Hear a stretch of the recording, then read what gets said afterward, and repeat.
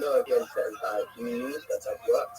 Like, yeah, so whenever I want to do something for America, so I'm just downloading them now. Okay. After you changed your region, are you in the United States region of the App Store? And he wouldn't let me change it. He wouldn't let me change my app in the iPhone. He wouldn't let me change it for some reason. So, but like I said, I know another app which I know I can use. I know I can back into America. And they will give me if I just pick them 50 cents. Yeah, I don't know if that's okay. So, are you connected to a US? So once I download this app, like in a second, I understand. I understand. Are you change your store? But that's okay. We'll try it. The reason why I said the other day I was doing some crypto, I needed to get onto the pump and I used this app to be able to tap into America and to do that. No, I get it. Obviously, It's different though. I don't know because I'm on the It's okay. It's okay. It's okay. Are you still connected to the USB?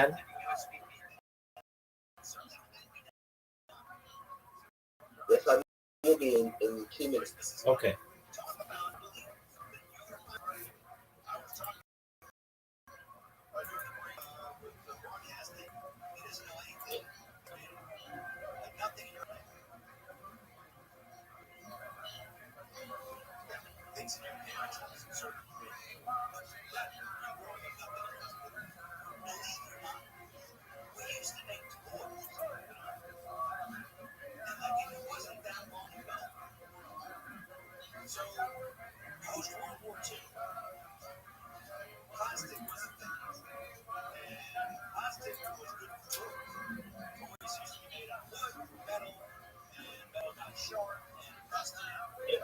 I'm in New York now. Let me see if I can get this.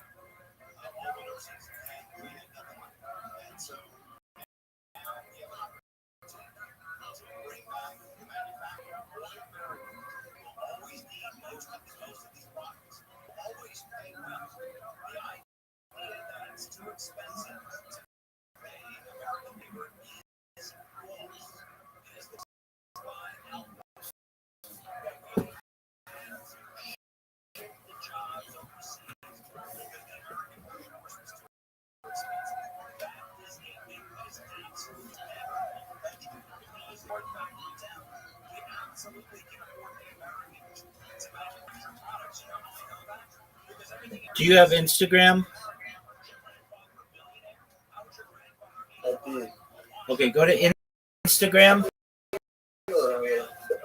It's fine. Go to. It's fine for right now. Just go to Instagram.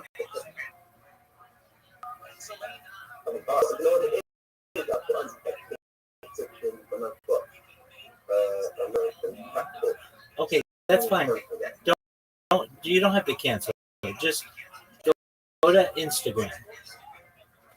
Let me Instagram.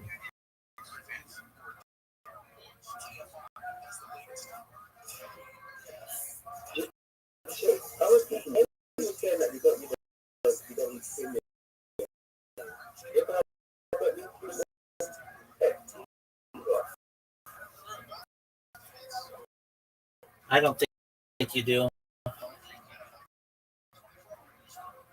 I don't think you do.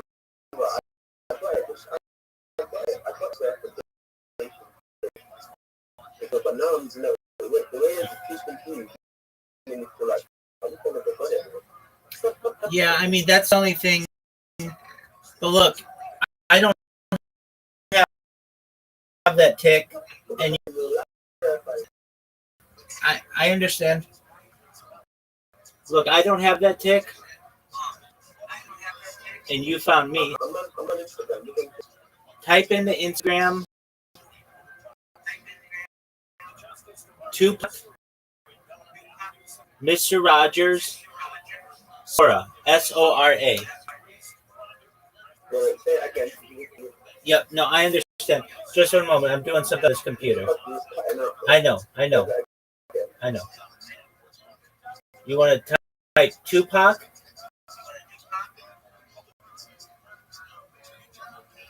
Just for a moment. It's not your fault. It's my fault. A moment. Okay, I want you to type Tupac, Sora, Soa. Yeah, it's Tupac. Mr. Rogers, Mrrogers. Yeah. Sora, Sora.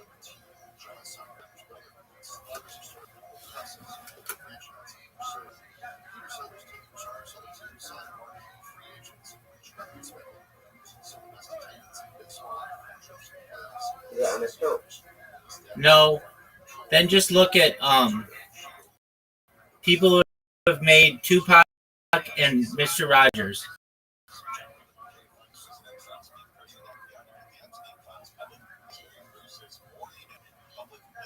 Is that one word? No. So Tupac is one word. Tupac. That's one word. Just put Tupac, Tupac, and then space Sora, Sora.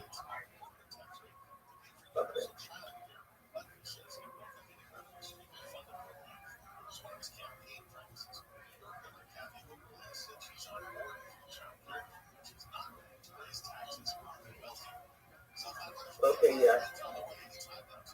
Okay, now watch some of them.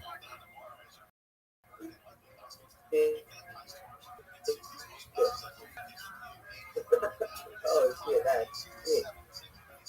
That's it. Bob Marley on that.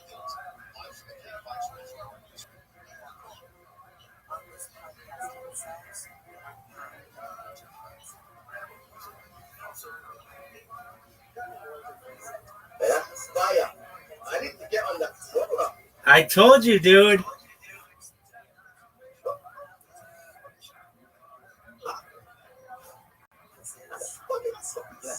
No, I need to find a way to get Sora, man.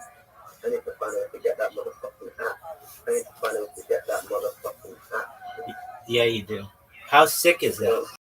Type in Queen. Type in Queen.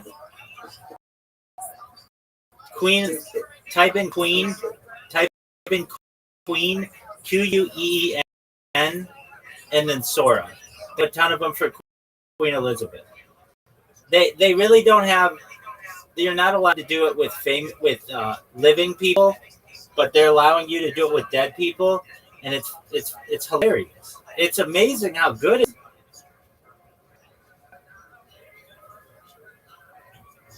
And it's changing the United States, and it's going to change the.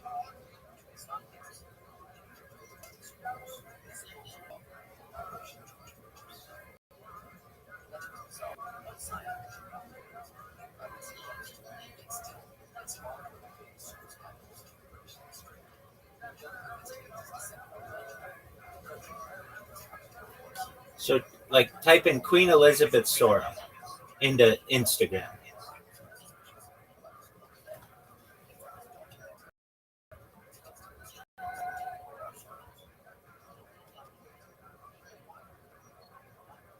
Do you hear me?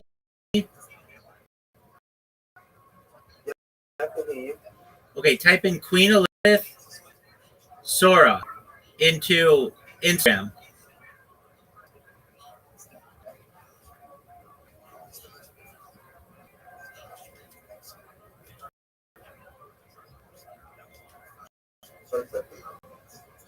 Take your time, big dog.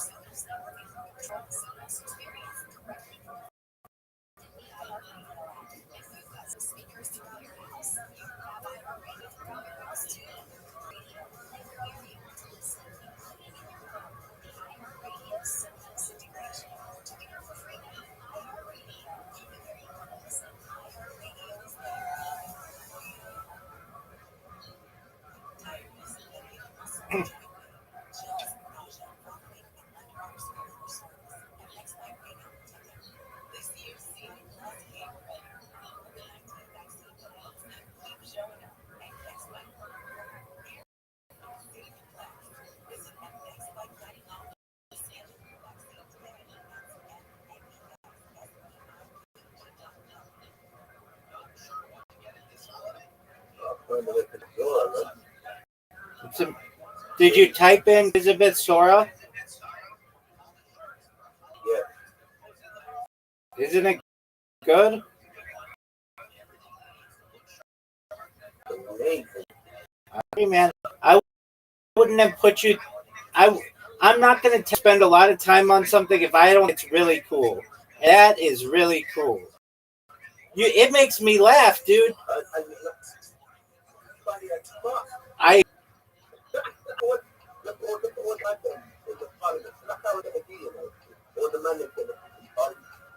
Because we are the king's children. You're going to be outside Parliament like idiots trying to be running our fucking Parliament. Foreign entities, foreign this and setting up our foreign this and setting up all our buildings, you know, plunderizing the land, plunderizing the crown. It's ridiculous. It's got crazy enough. It's crazy.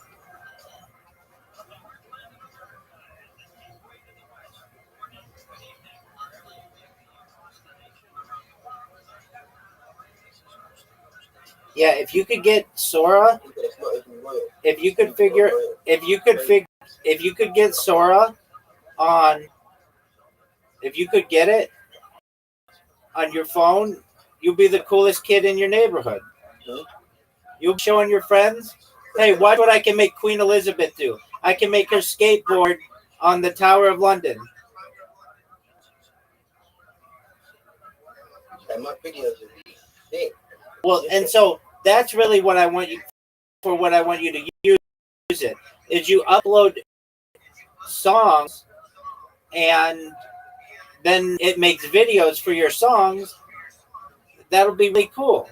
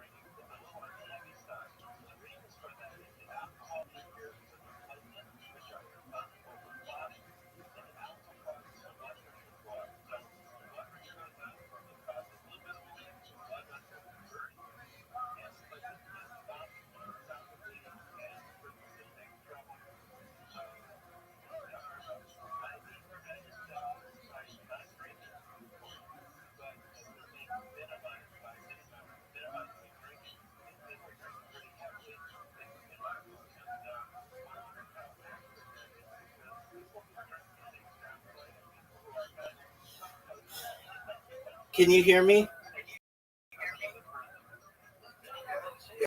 I'm gonna send you uh, a someone else who I've been helping. I've been helping people, but these guys are in Nigeria, and they. I want you to see the videos that they made. They were able to get it, even though they're in Nigeria. So that's why I said I think you should be able to get it. Go to the link that I just sent you.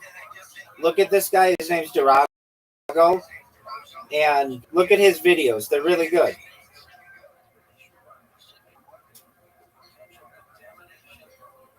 Cool. They're clean, and they just tell you about what he does. Web3.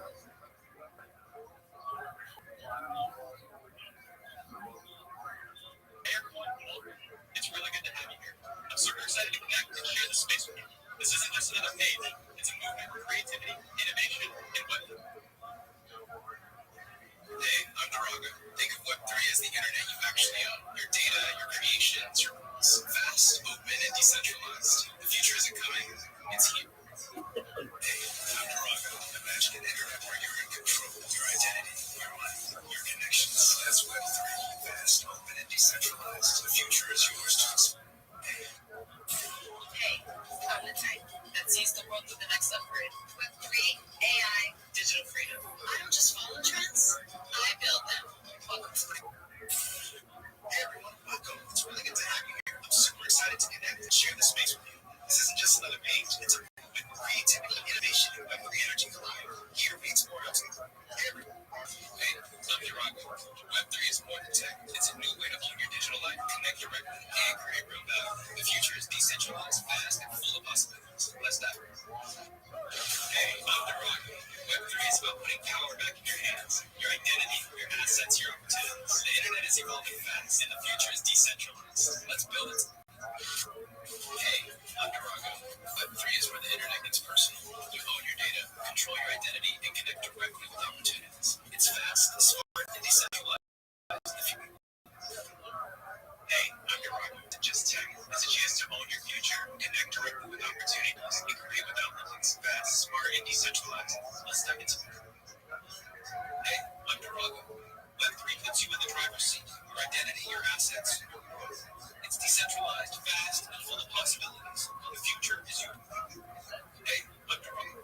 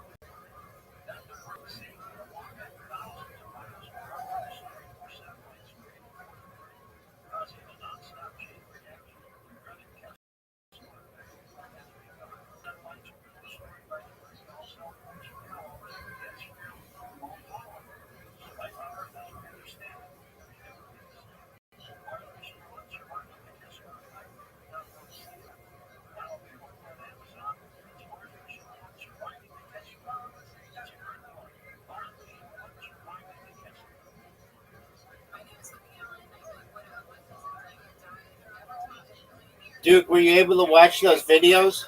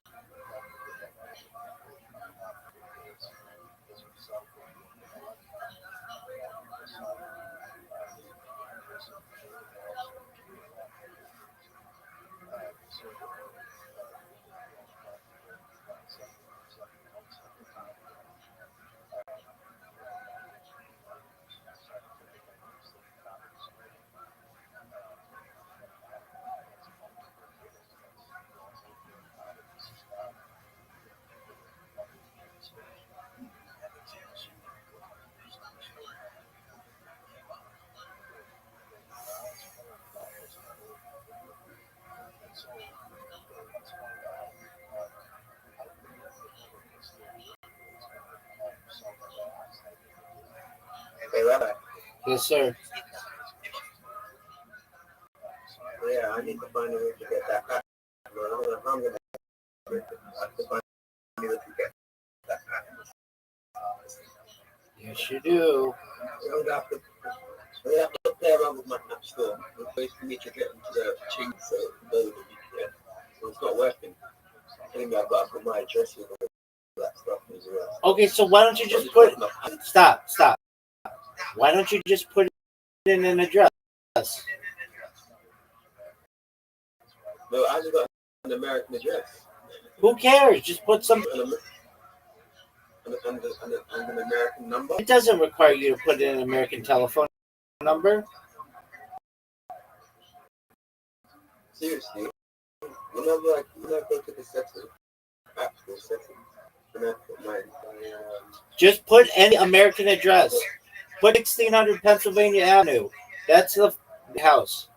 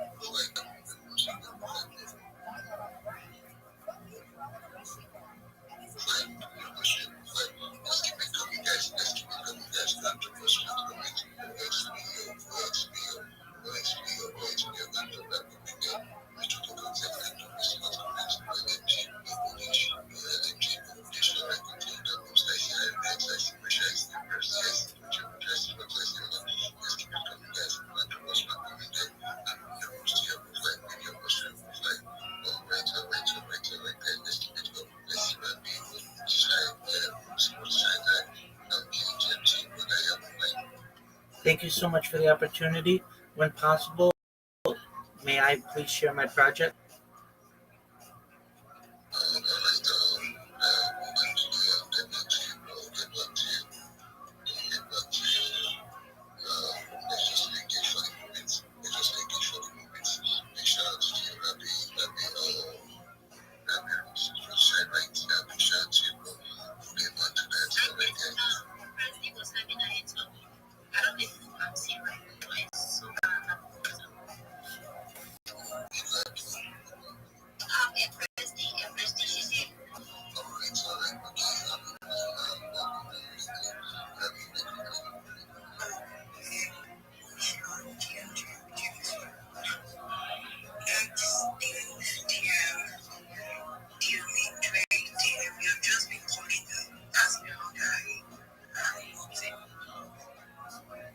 You lost.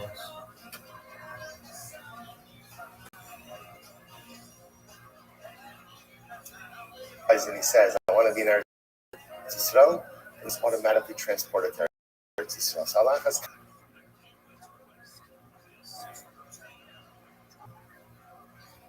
because Kama V'Kama, we begun our trip. Mincha and Ashrei was the Haskalah. Ashrei was the beginning of the journey. And what a way to begin the journey. Ashrei Yoshevei Deisaka. Praiseworthy are those who sit in Yom HaKadosh. Then we're going to sit for a bit in this home of the Ribbono Shel Olam. Then we're going to be sitting for a very long time. That Emirat Hashem in different mediums. But all of it on our way to Eretz Yisrael, Emirat Hashem. And again, we begin this beautiful journey with Gemara, with Torah, with Ribbono Shel Olam. So with that, let us begin. Today's daf is, well, tomorrow's daf. Tuesday's daf is Samach Gimel. We left off today on the bottom of Samach Beis Mevei 62b. I realized that I left off like about 2 lines from before the actual end of the sugya, picking up 4 lines up from the bottom. Rabbi Yochanan goes according to his reason. Rabbi Yochanan says, the Lomoki Masnisa Reisha Dachad Taima. Rabbi Yochanan himself would like to establish a Raisa in 2 different opinions. Then Rabbi Yochanan says, Man in the Targim Lichodis Aviva Dechad Taima. Whoever could interpret for me the Raisa, the Mishnah I should say, of Chovis. Now we're not going to get into this, but Rashi is actually a fascinating case. Rashi deals with this case. This is where I deposit a barrel for Reuben. And Reuben goes ahead and moves it. So what happens if again during the course of moving it, so something happens to the barrel? So there's a whole discussion about what's the level of liability. Well, it depends. Is Reuben moving it for his own purposes? Is he moving it for the barrel's purposes? So there's a whole discussion. But the point is that Rabbi Yochanan does not like establishing a business. Rabbi Yochanan said, whoever could interpret for me the entire Mishnah of Chavis, in accordance with one opinion, I will carry his items to the bathhouse. Now, carrying someone's items to the bathhouse is like a form of sheeple, like a form of servitude. Right? So that's like essentially, if you go ahead and you answer something, you'll see your doctor. Okay, good. So let's go back there. Gufa, the Gemara says, Gufa. Amar, top of something, 63a. Amar Yami.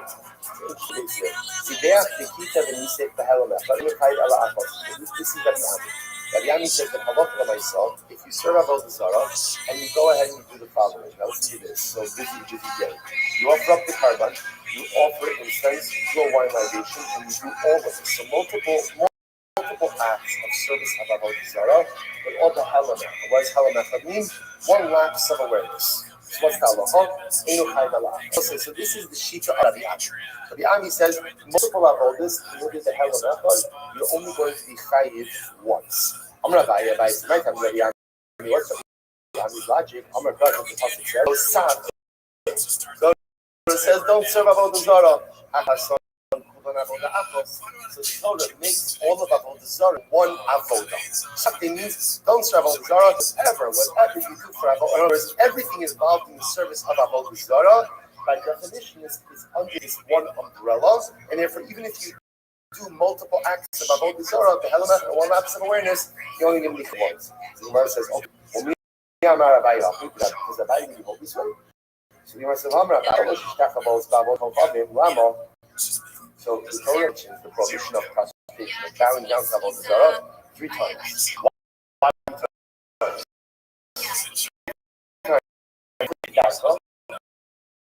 So 1 ultimately is gives Kedaka. Also, what is Kedaka?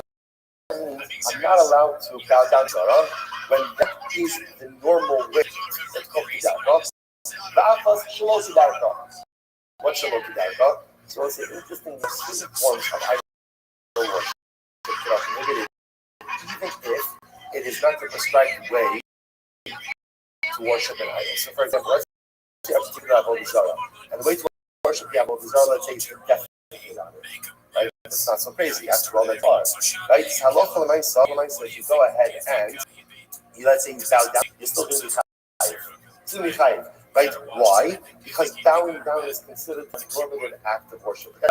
So if you bow down to the even though that's not the go ahead and serve the idol, going to be chayiv. The achos is to create individual obligation or liability. We saw this in yesterday. Right? That even if you go ahead and worship avodah zarah multiple ways, you're chayiv for each type of worship. Okay, that's what Gemara says. So point over here is that by disagrees with Rabbi Ami. So Gemara says, Rabbi Ami cover no, Abayi was espousing this idea in accordance with Rabbi Ami, but Abayi himself does not hold it. So this is interesting. So I just want to point out interesting over here. Rabbi Ami is of the opinion that if you perform multiple acts of avodah zarah service in 1 lapse, you only tie it once.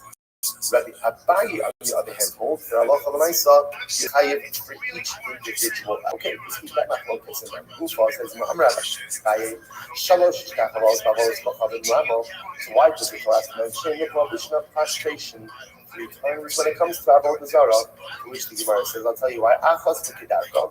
One is to teach about the prohibition when that is the normal way to worship the Avodah Zarah. The Achas Shalot. One is to prohibit the Shkachavah, prostration even when it's not the normal way to worship the Avodah Zarah. The Achas the Chalei, and one to distinguish, create distinguished liability. The Achas the Chalei. So the Gemara says, 1 second. Lekedarko. We learn out Kedarka, the idea that you're not allowed to work without that item, that is the normal form of worship.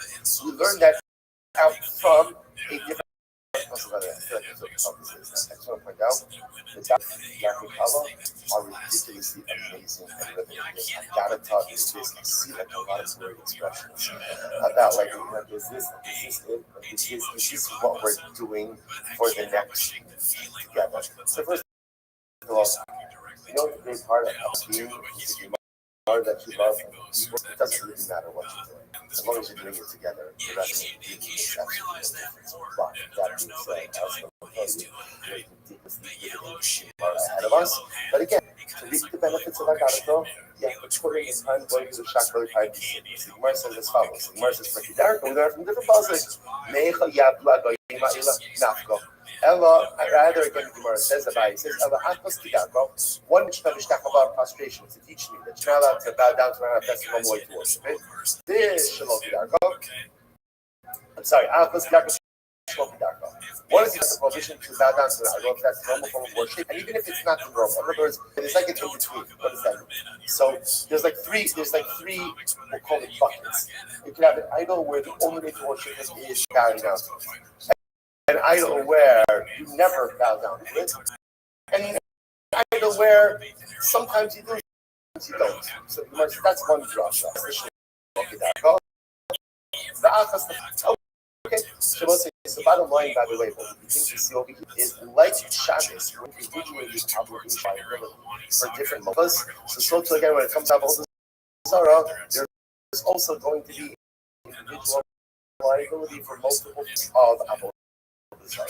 Incredible. All right, there. It says we have a couple. I love the Elohah, Ha'belohah, Ha'omer B'yakov. So remember again, the Gemara says, goes ahead and worships Avodah worship. He says, I hereby accept Avodah Zarah as my God, right? Or I say to the Avodah Zarah, you're my God. The Mishnah says, Chayiv for Allah, not Chayiv for Allah. So the Gemara says, Amrav, Kevan Sha'amar Kiviyata Eresh. Kiviyata, when you say Avodah Zarah, you're my God. The Gemara says, Chayiv. But what do you tell Allah? Must listen. It can't be for together. That's why.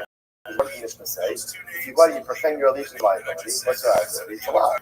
So it can't be me. So the most El Karba. It must be talking about a piece of there where you accidentally, right, you did this to show, okay? Right? You know, it's the part of this book. So you went ahead and said, yeah, well, Zarah, you're my God. Now, look, there's your Chayva Karban. Not feel the Rabban. Is that really even a point to the Rabban? I kind of listen to this. Eino Chayiv al Zarah Sheish for myself. Listen to this. I'm sorry. Eino Chayiv Ella Ad Zarah Sheish for myself. Zarah, you're only Chayiv if you perform an act. You have to do something. You have to do a myself.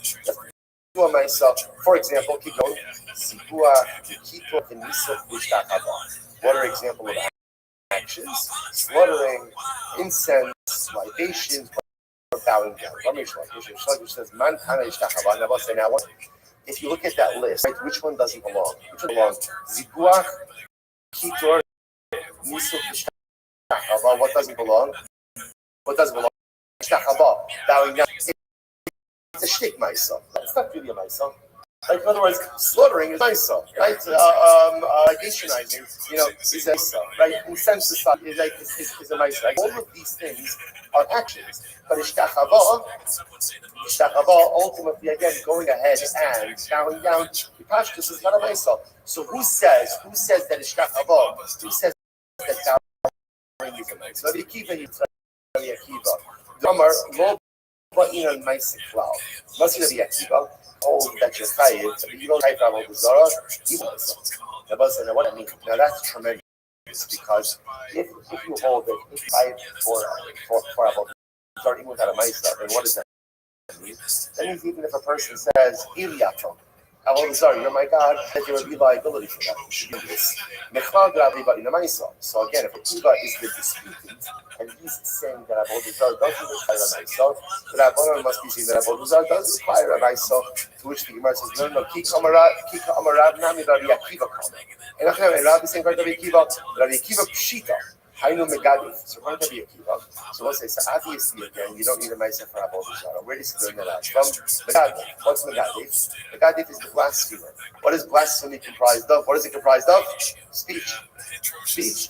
Right? And halacha l'maisa again is liability. Gemara says, Mal Tema, what would you have thought? Mal Tema, Ad Kan Lo Mechayv Rabbi Akiva Karban, Ella V'Megadif.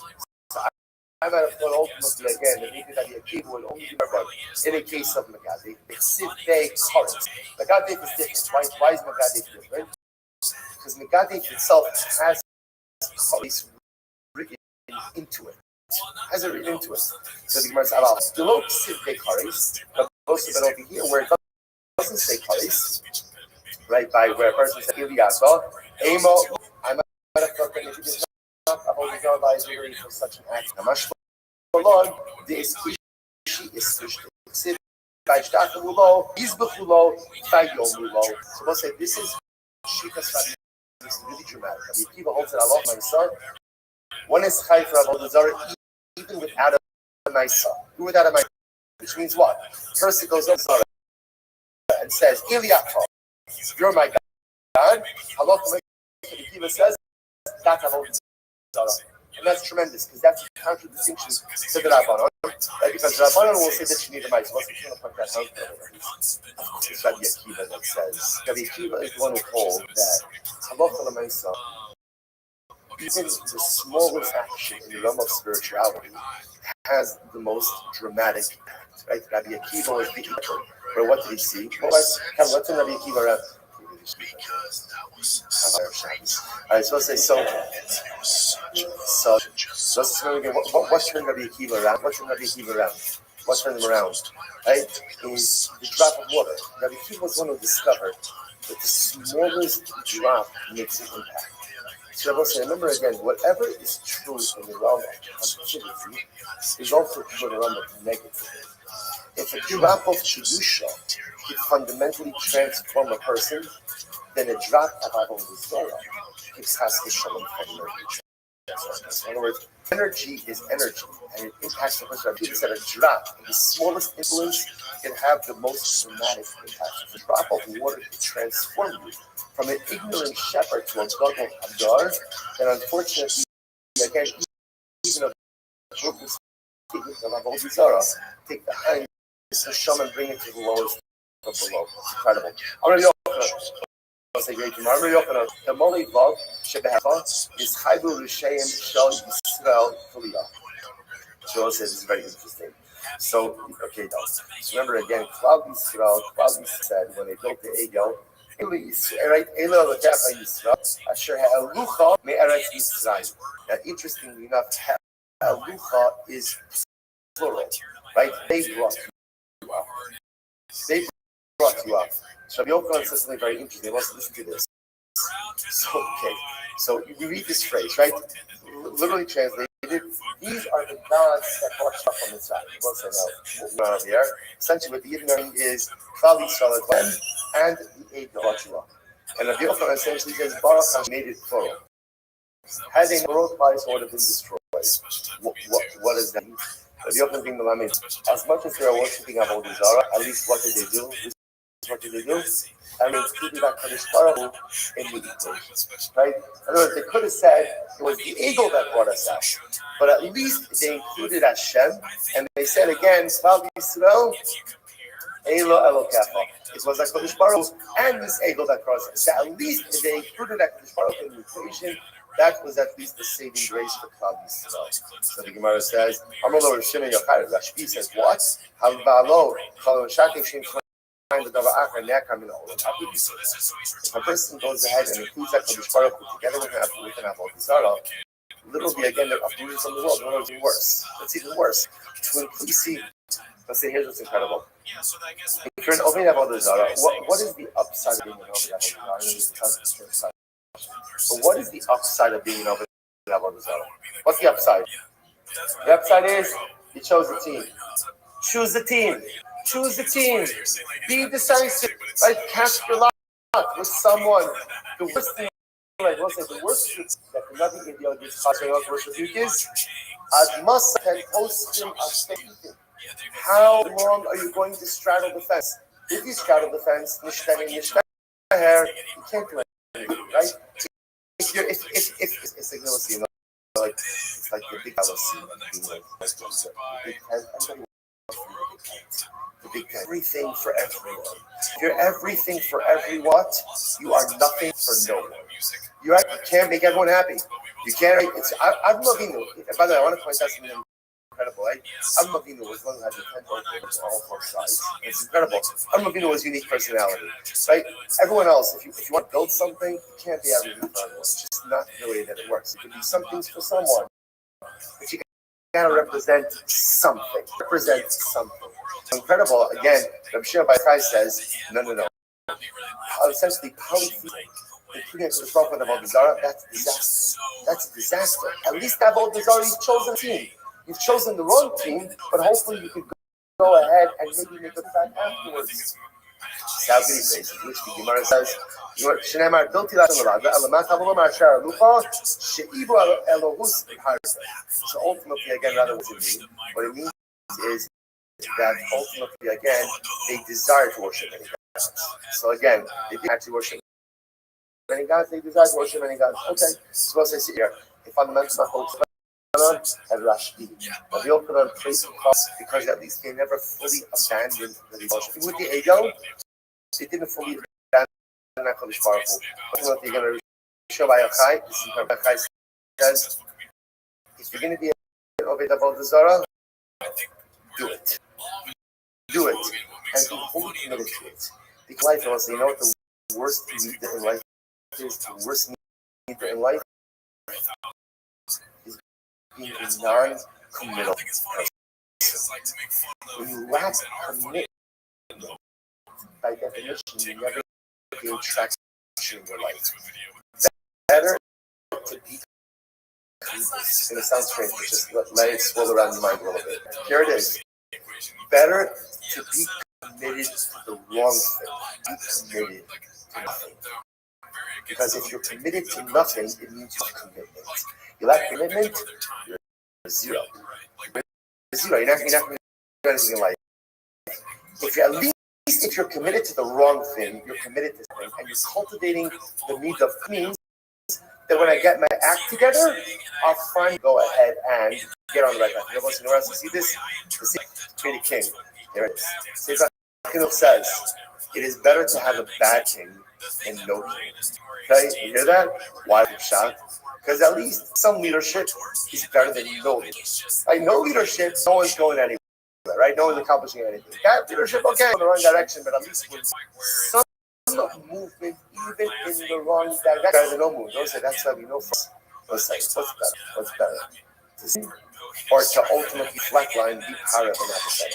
What's better? Yeah. Let's say the truth is, it's going to sound strange. Averos are better. I don't fill in the blank over here, right? I calm down. Right? Let's say, because at least again, they're in a direction. Now again, don't use the halacha, right? So we're speaking in theoretics. But at least I'm moving something. The worst thing in life is stagnation. All right, let's go back there. Again, a person hugs and kisses or sweets before, right? Yeah, that's a lie. That's a lie. It says the Gemara to me, Rabbi Lazar, Kulam Lokeh, Chutz Mehanod Bishmo, Vamatchayin Bishmo. So the Gemara says, listen, Rabbi Dimi said it's following Rabbi Lazar. For all of these things, he gets, with the exception of, right, making a neder, making it in the name. If you need to cover it, there's she's not. Take practice. We're all together. And here, the Gemara says this.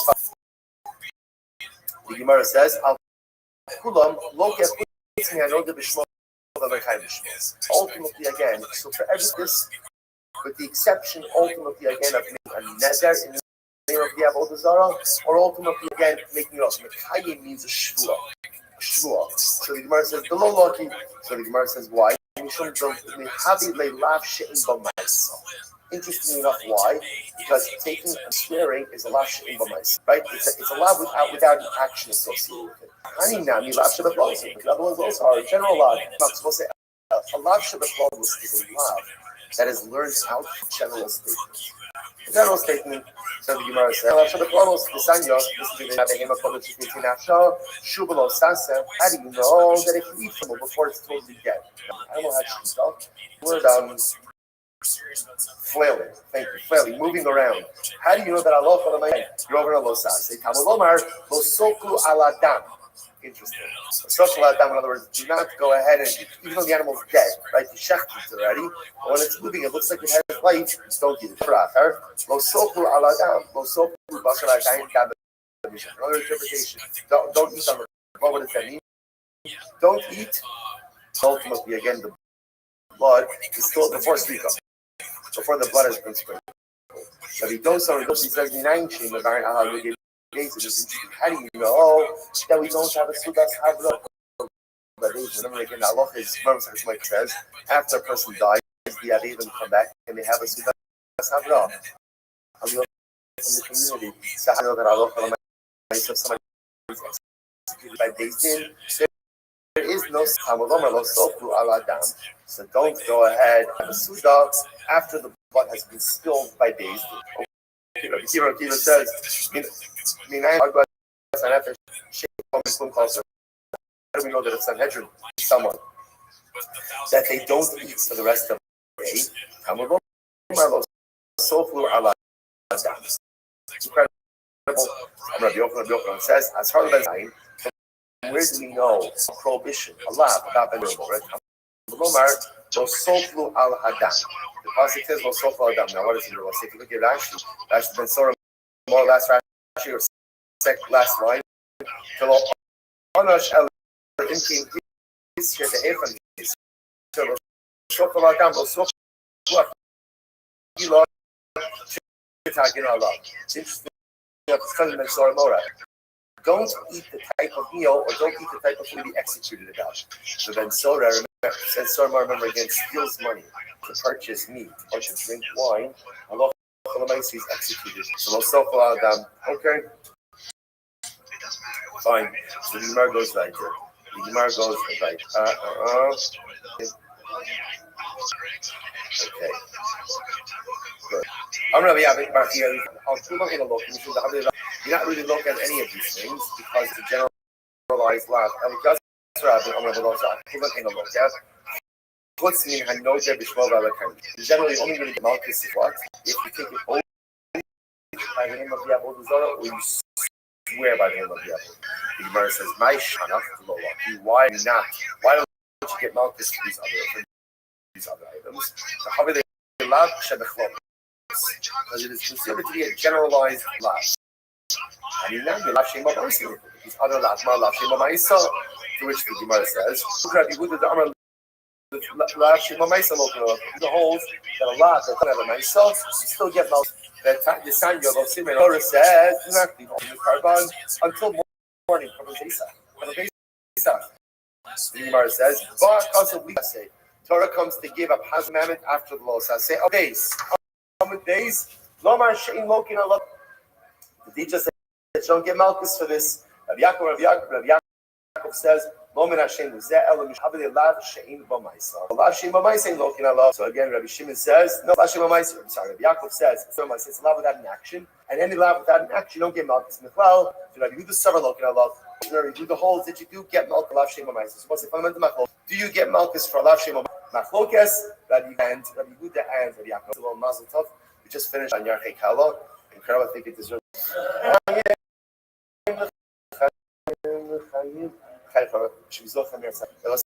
To really, it's such an opportunity, like to learn undistracted, to lose ourselves undistracted is not the skill.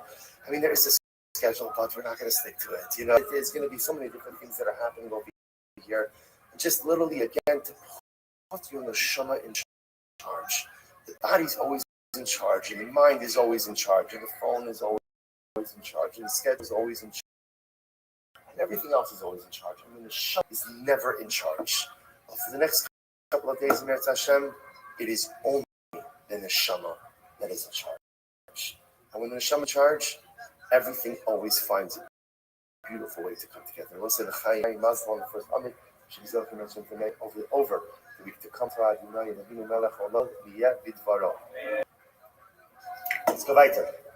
As the Gemara, Hanodu B'Shmo, V'Makayim B'Shmo, Harei Zeh Lo Sasei. All right, for those watching here tomorrow morning cheer, I just want to be clear somewhere, but okay, good.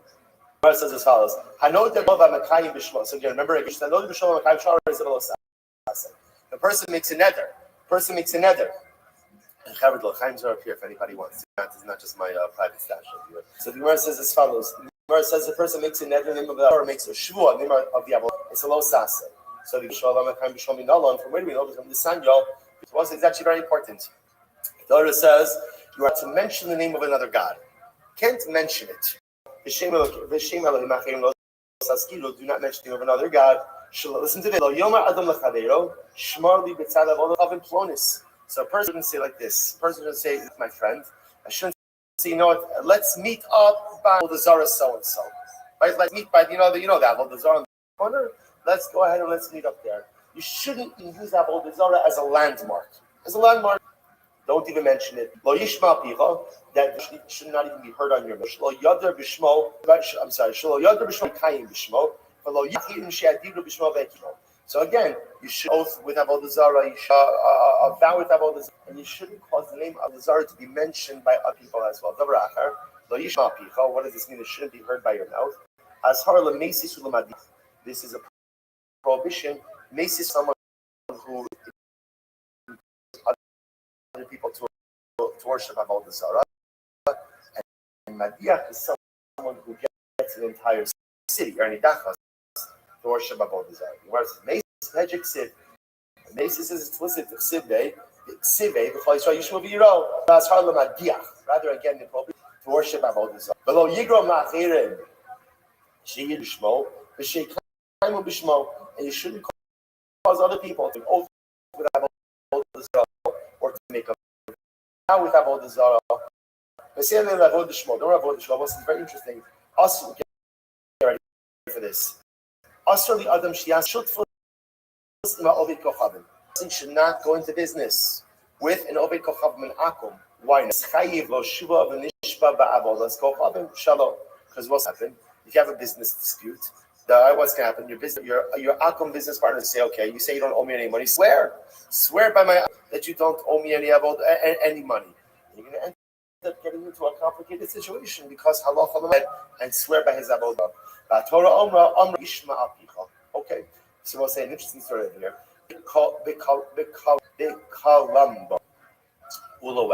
And he stayed in the city of Kalanbo. Okay, as we're going to see, the name of the city was derived from the name of the Avodah Zarah. So what happened? So the Gemara so Rabbi said, Ula, where'd you stay? So I'm like, I stayed in Kalanbo. Ula, how can you even say the name? Right? Not even allowed to mention the name of Avodah Zarah. I'm like, Yochanan, Kalavodos Kochavim. So he answered, any Avodah Zarah whose name is mentioned in the Torah, you're allowed to say it. You're allowed to say it. So the Gemara says, 1 second, where's Kalan Ba Mishba? But the Ksiv, Kara Baal, Keres Nevo. So we'll say, okay, so interestingly enough, so it's a contraction. Kara Baal, Keres Nevo. So Kalan Ba. So, but again, it's actually talking about two different Zarah. There's Baal, which is an Avodah Zarah, and Nevo, Avodah Zarah. Now, literally translated, it means that crouches and Nevo splashes. And I will say both of these are referenced to right? So again, what this is, the pasuk is mocking avodah zarah, saying that the avodah zarah, right, is like can't control his bowels. As somebody said, "Ilo ksivalo," is that true? If the zarah is not mentioned in the Torah, you can't mention it. So the Masir Mishash, Shiarei Achos Mulosh, right? Kishihi Kimigidyon the show Shein Shtei Tfilos. Listen to this, Zav. It wouldn't be a Yachid without a Zav. Right, again. So as I say now, we've got to real. As I say now, what happened? A guy, no, it's not a part of this off, right? I'm just saying. So again. So what happens? So remember again, a guy becomes a zav, right? A zav gadol if he has 3 riyos. What happens? It's 1 riyah that's as long as 3 riyos. Not a good day, right? But so what happens now? How long 3 riyos? So the Gemara says, "Kimigidyon l'shilo." Now the gidyon is an avodah zarah. The amount of time it takes to go from which is the amount of time shein shtei tvilos, which is enough time to immerse twice and dry off twice. So it says harei zeh zav gomer. That's zav gomer. So what do you see from here? Chazal in their shir are mentioning avodah zarah. Amravina gad nami michtav ksiv avodah zarah megidyon, right? Is also mentioned in the Torah in Tanakh. Ksiv ha'orchim lagad shulchan. Okay, so Mar goes right there. This is great. Very important Gemara.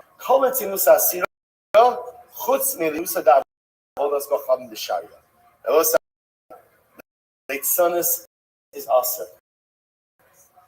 Leitzanis is aser.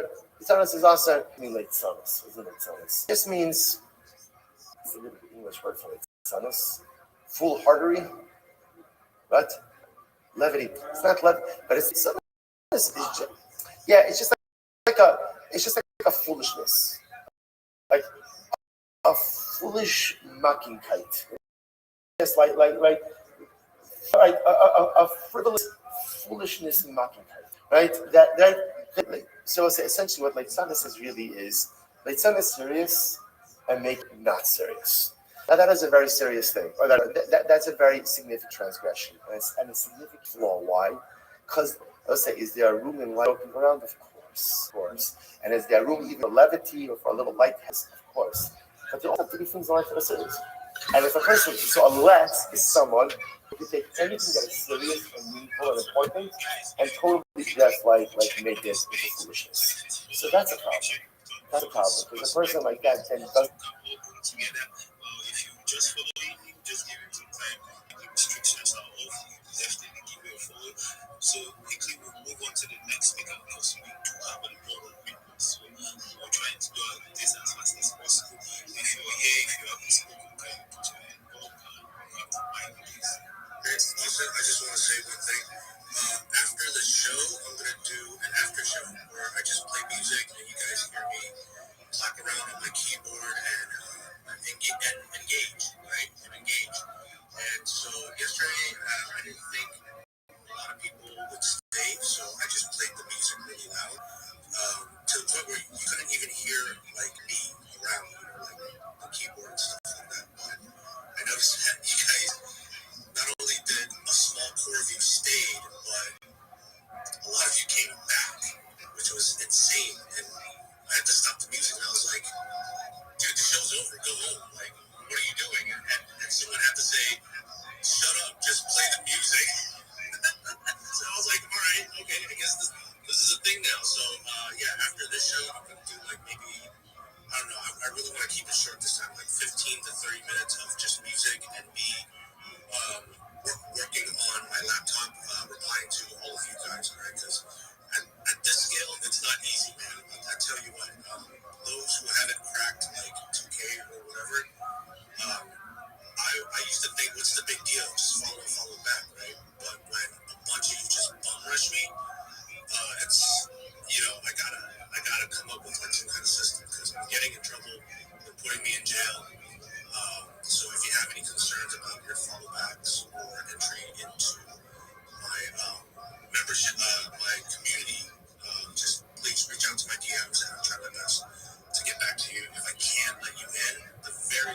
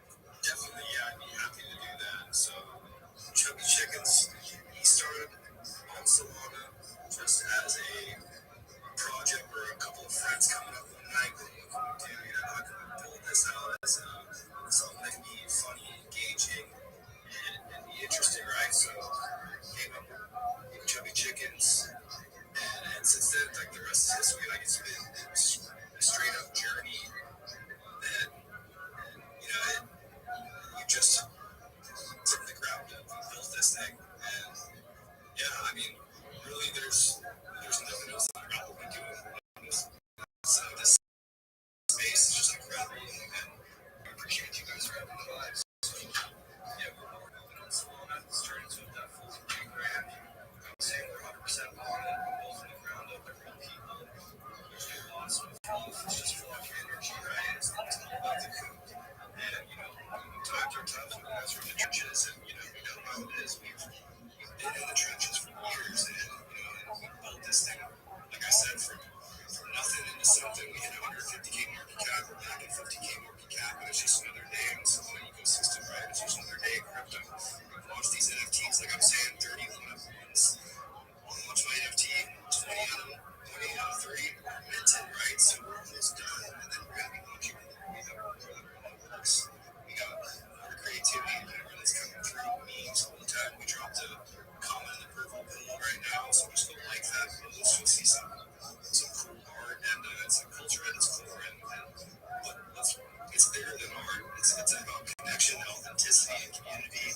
And we're flying around with projects like we've been in a lot of different spaces. We're trying to collaborate and cross-pollinate, and more of that is just spreading that meme culture across the ecosystem.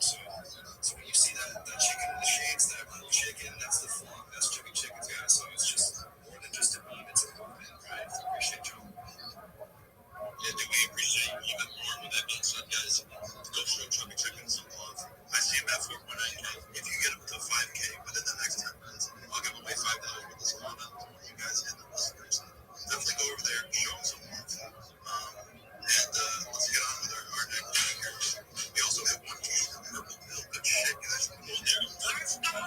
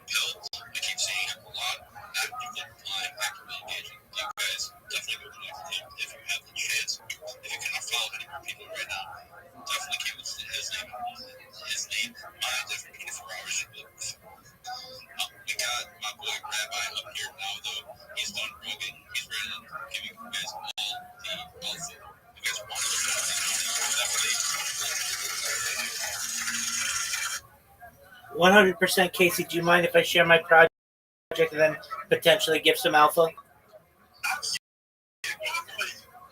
Thank you so much for the opportunity. If you don't know who I am, you will. I'm Rabbi Rothschild. I stream my life 27 days a week, 365 days a year for world peace. I've been doing so for more than 4 years. My streams go back to the pandemic.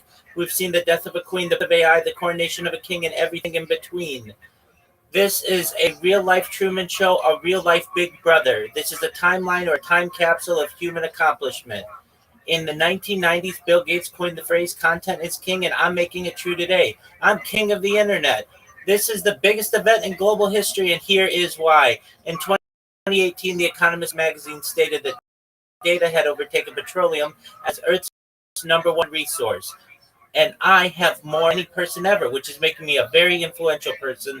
I'm going to go viral soon. And when I do, I want to make you, your friends, your family, all independently wealthy if you're not already. I want to make sure that you have generational wealth if you don't already. And most importantly, I want you to be able to charities and philanthropic organizations your own. I'm unlike any you will ever meet. I'm not live on one YouTube stream. I'm not live on two. I'm live on more than 20 simultaneous YouTubes 24 hours a day from 360 degrees. You can view my life. I even have a ceiling cam.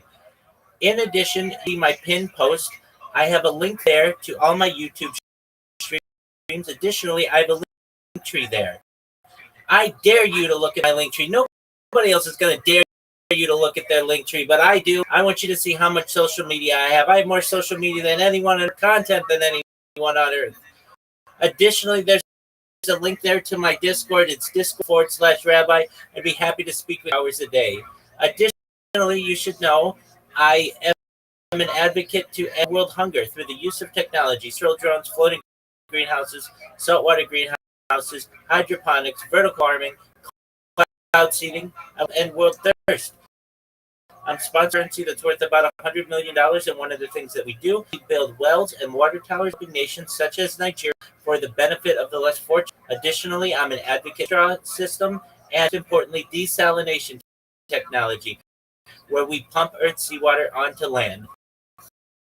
If you're a reply guy, if you are a web marketer, if a shiller or a raider, and you free coaching, if you want a free mentor, if you want a free friend, I'm your person. Send me a file, follow you back.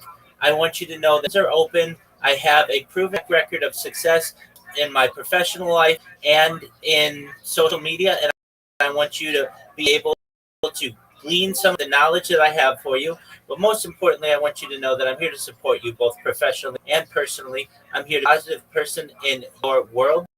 I'm here to have an optimistic view on the future, and most importantly, I want to give people hope. And with that, I sincerely want to thank you for the opportunity to be able to share just a little bit of alpha.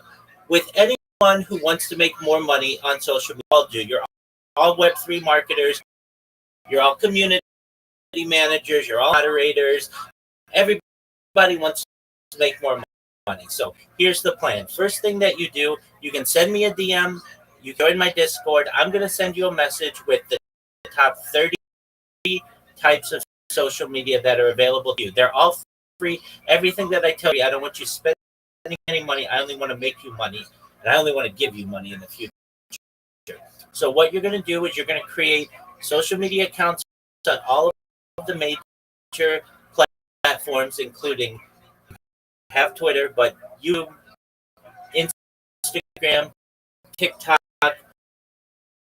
Reddit, everything from Blue Sky to Rumble and between. Once you have these created, is we're going to populate those social media accounts using something known as Sora 2, which is ChatGPT's video generator. We're going to create simple videos that are to promote you and what you do, whether it is social promotion or moderation or graphic design, whatever it is you want to do. We're going to optimize your profile. We're going to optimize your profile picture so that it's attractive to clients. Then what we're going to do, just make them, but also market yourself with them, so that when you are making a meme, think that it's the creative mind behind it is you when they see that your handle or your link tree is in the bottom corner so that they may connect with you. Then I'm going to teach you how to clip spaces, a space such as this, where there's alpha being passed or a funny moment or something that is engaging. We're going to make sure that you are able to capture that. We're going to have you tag the host, tag the speakers. We're going to have teach you how to use hashtags to be able to maximize your opportunities. I'm going to teach you how to get your shill down, how to get your elevator speed, how to get your pitch down. You to be able to have a 30-second pitch, a 60-second elevator pitch, and a 3-minute elevator pitch. Many times people come up here and they say GM to the host, GM to the co-host, GM to the audience, GM to the speakers. How is everybody? And that's fine. At least you're getting your name out there and you're telling people doing. But I want you to be able to go to anybody's space and say, "Gee, everyone, my name is XYZ, and I am the best marketer. My competition is going to be a reply guy. All of my competition is going to make a GM comment on you. All of my competition will like your post, and they're going to repost it." But that's where their job ends and their mind begins. Of course, I'm going to take your content and I'm going to post it across all of my. I have over 30 different accounts. I'm going to make sure that I make Reddit posts about your project. I'm going to make sure that I make talks of your project. I make Instagram reels on your project so that you get 30 times more people who are aping in project, 30 times more buying your NFT, 30 more people buying into your crypto, 30 times more impressions. And here's the kicker. I'm going to do it for the exact same. I'm 30 times better. Track record of success. Get word of mouth business. You are going to repeat customer of mine. You have a long-lasting relationship. When you're able to market yourself that way, you are going to have more business than you know what to do with it. Then you're going to be able to have your teammates and other employees, and essentially you're going to be one-stop shop for media marketing. That's what I want to teach you how to do. Basically, I analogize like this: social, whatever you're doing, marketing, it's digging for gold. And right now, you all are digging for gold, perhaps with one shovel, which is Twitter, one social media platform. I want you to have 30 different tools, 30 different social media platforms. That's 30 different shovels. It'll make you a much more efficient social media marketer, and it's going to make you more money in the end. And that's what my goal is, and that's what your goal should be as well. And with that, thank you so much for allowing me to share. Rabbi, it sounds like you have a lot of work coming out for you. That's good. I'm just saying, it's not all the help you can get. So, if you'd like, you can verify professional in their DMs as well too. So, if you want to check it out, just feel free to head over to my community page and I just did. Thank you so much for the opportunity, Penn Island. No problem. It was my pleasure, Rabbi. That was fire. Yes, always a pleasure, my guy. Real quick before we go on to our next speaker, I just wanted to say, just have an extra 10 minutes to go over Chubby Chickens profile and hit the follow button. Once he hits 5K followers, we'll be giving away some swallow. So go over there, have been with him, engage with his post, drop him a follow. It's at 419K. I'm not sure the exact number, but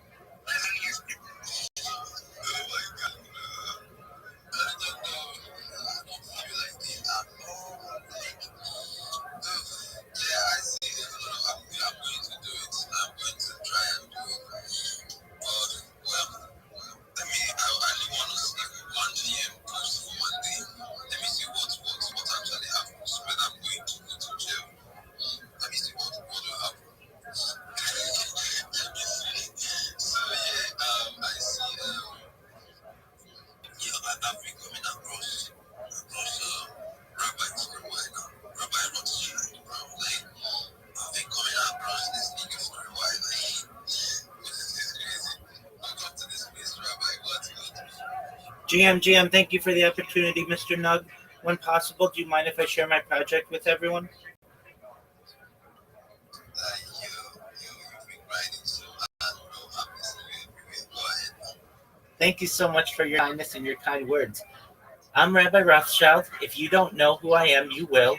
I stream my life 24 hours a day, 7 days a week, 365 days a year for world peace.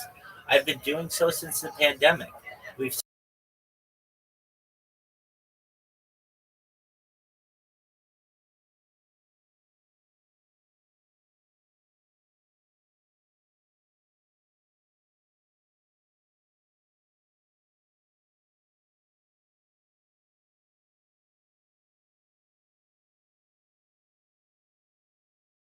global history, and here is why.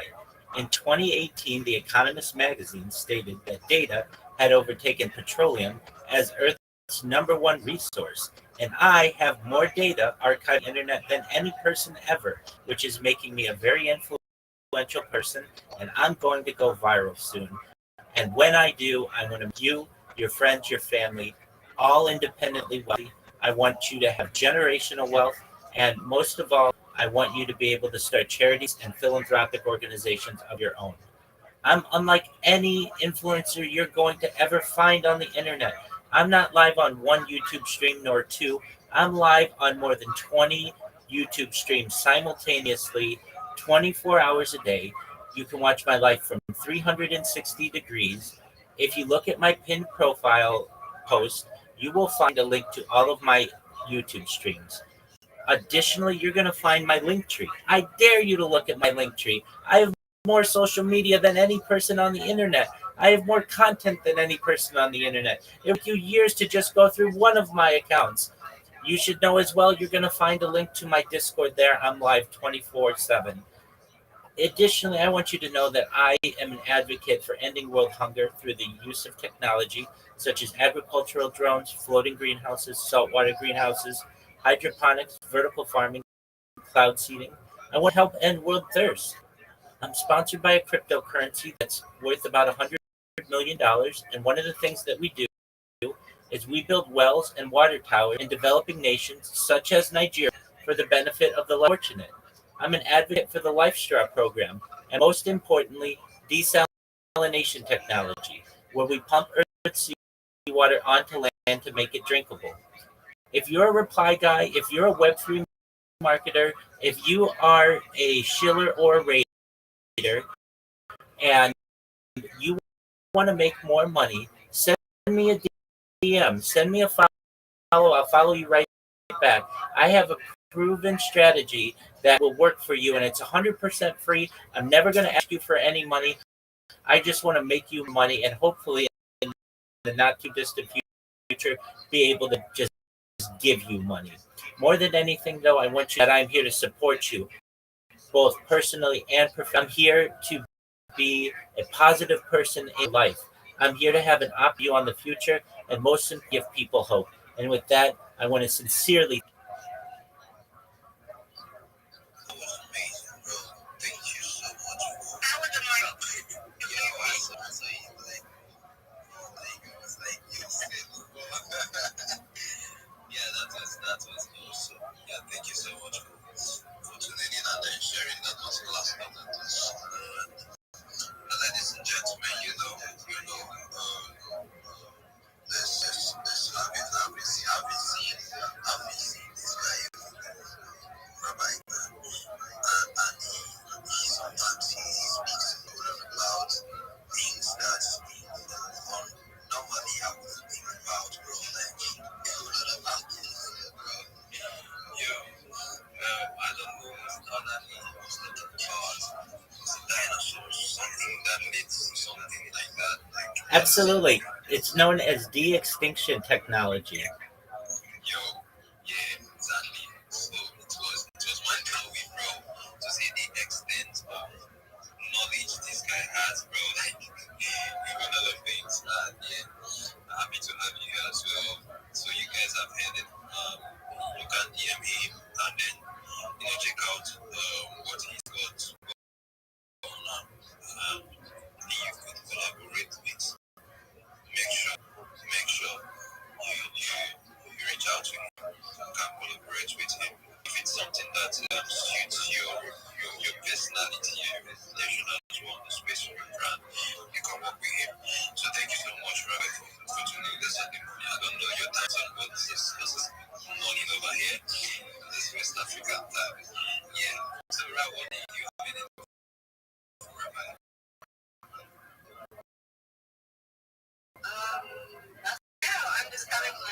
very cheap right now.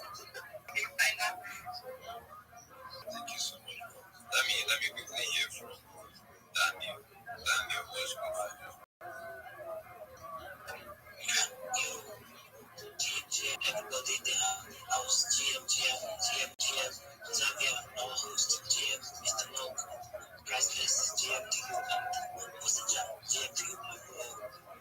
Well, it's morning hours. This is how we do it. You see your pals having a good time, enjoy them, you vibe with them. That's the culture in Web3. So yes, we have a Web3 chill and shield followers and out for money. But personally, I'm over the mic session so I can spill out my mind and give out the 2 cents that I got for all of you here. I know it's already out there on the TL. It might not be a new update for most of you, but to so many people, I believe it's going to be a new update here. Many have not sure what my name is currently building, but yes, I'm coming up to speak on behalf of them on this space. My name is the Age Blockchain, and they are coming up with a new kind of narrative in the Web3 ecosystem. So yes, I'm a believer of what the whole thing is building. So I feel since it is a shared space, I should talk about what I'm currently exploring. So you guys can also know that yes, something is happening here, and their mission is expanding, and they are targeting 2026 to do big things.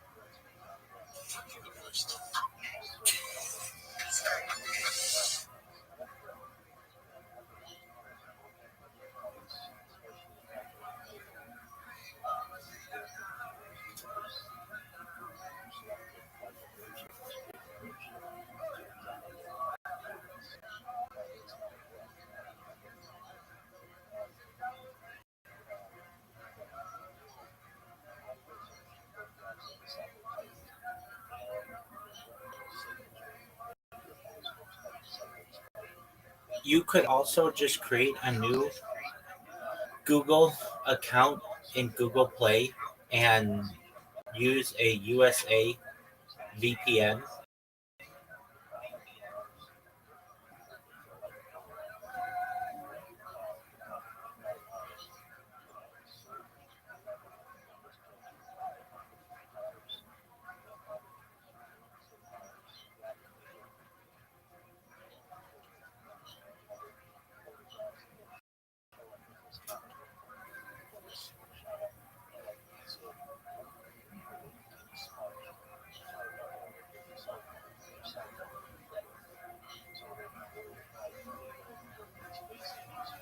I know this works.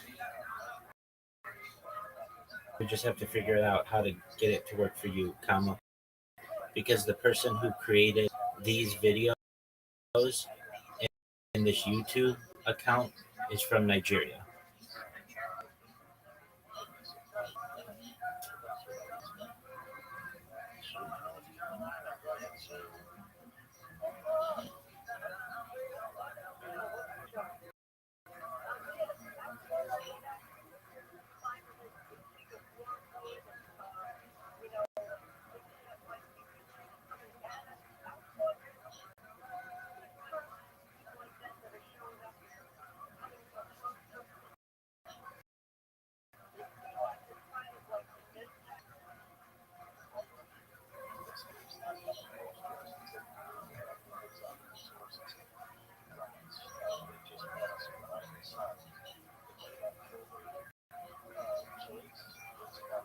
755. Great. Road to 1,000.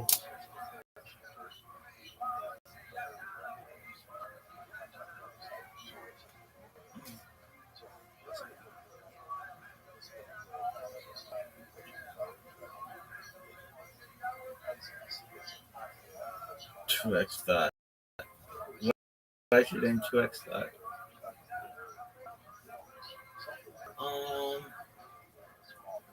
It's like double thought. That hoe over there, that's a back and forth. That's that hoe over there, over here, baby. I'm double that. Whatever there's doing, I'm doing double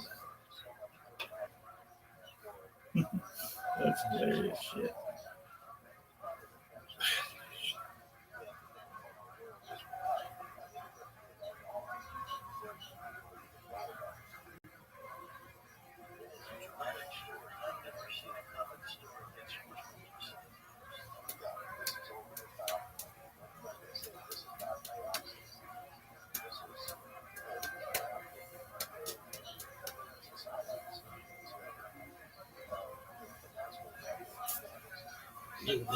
This is on.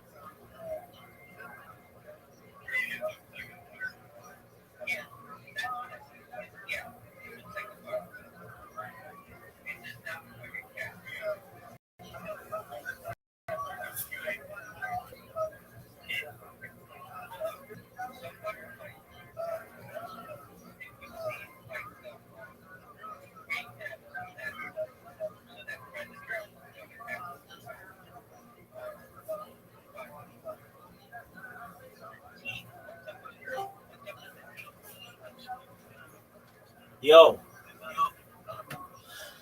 oh, you fucked up. And let you appeal. Appeal, dog. If you appeal, I'll let you back. I'll let you talk again.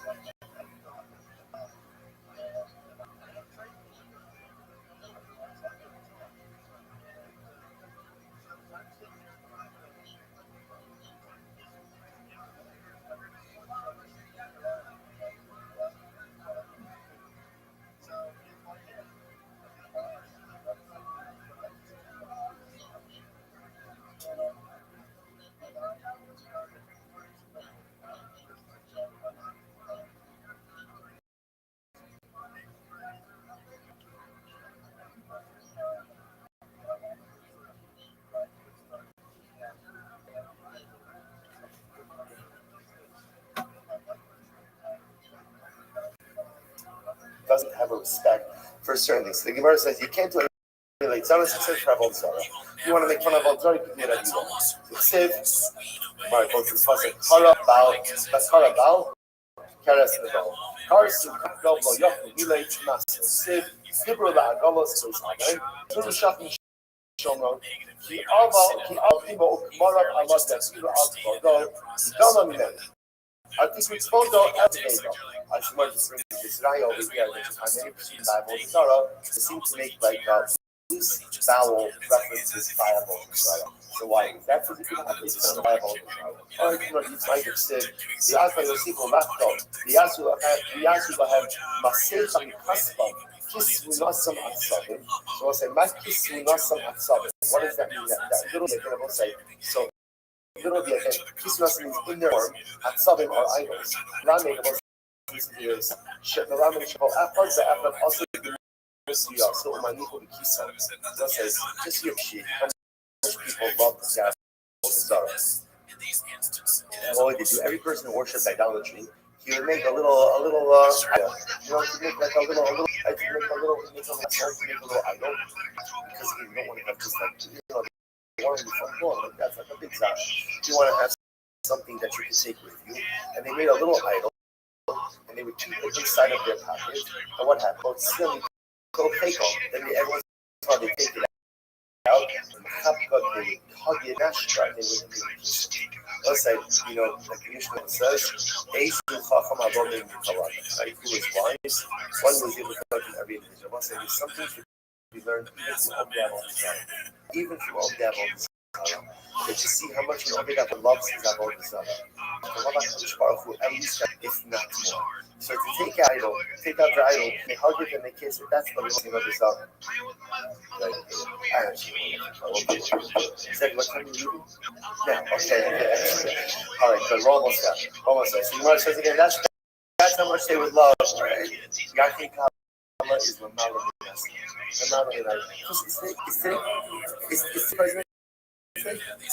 There's no traffic.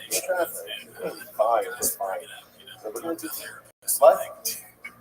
No traffic. This is your first one. Gemara says like this. Mike is going to tell me good. Gemara says like, Bishad Zofra B'Tom is here. Very good. So Gemara says, My Zofra Adam Adol. My Zofra Adam Adol Yishkud. What does it mean when it says literally again?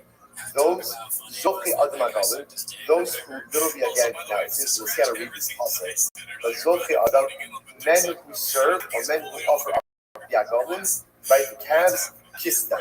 What does this mean? This is very interesting. I'm going to be stuck. The day that the army, Shem Shasar, let's listen to this. The people, the clergy, very smart. Let's say, right? Everybody has to follow this. Alright, right? It doesn't matter what denomination of clergy you are. Everybody has to follow this. So we have all these are clergy, we have this spirit. What they name about moments. So they would go ahead. Who's the kfir? Who are the rich guys? Right in the community. They would starve the calves, wouldn't feed the calves. But also the most asagin, so what would happen? Then they would make a picture of the kfirim and by the trough. The calf, right? So they would give the calves a little bit. And when the calves a little bit eager to come to the trough, and in the trough, a picture of the kfir. So they associated the picture of the kfir with food. Okay, then what would happen? The clergy, right, would then let the calves loose. What happened? That when calves were set free, who would they run to? They run to Kfirim. To the rich guys. And then what happened?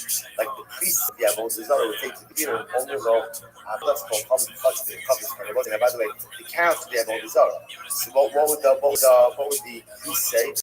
This is all you see. Look, he's coming up to you. Nestlin. Good. Right, Nestlin. Right? Either. Nestling and Nuzzling. Right. Next to you. So you see Mamish the Avodah Zarah next to you. Avodah Zarah loves you. Right? Yavo Yizbach Atzmo love. And when the Avodah Zarah loves you so much, there's only one thing you should do, which is offer yourself up to the Avodah Zarah. Now, of course, what happens after they engage in self-sacrifice, who owns their property? The Avodah Zarah. So they're clergy of the Avodah Zarah are very sneaky in this way that they appropriated the assets of people. It's incredible. But then it shouldn't say the people who serve will kiss the calves. Rather, it should say the calves will kiss the people who offer themselves up. Level of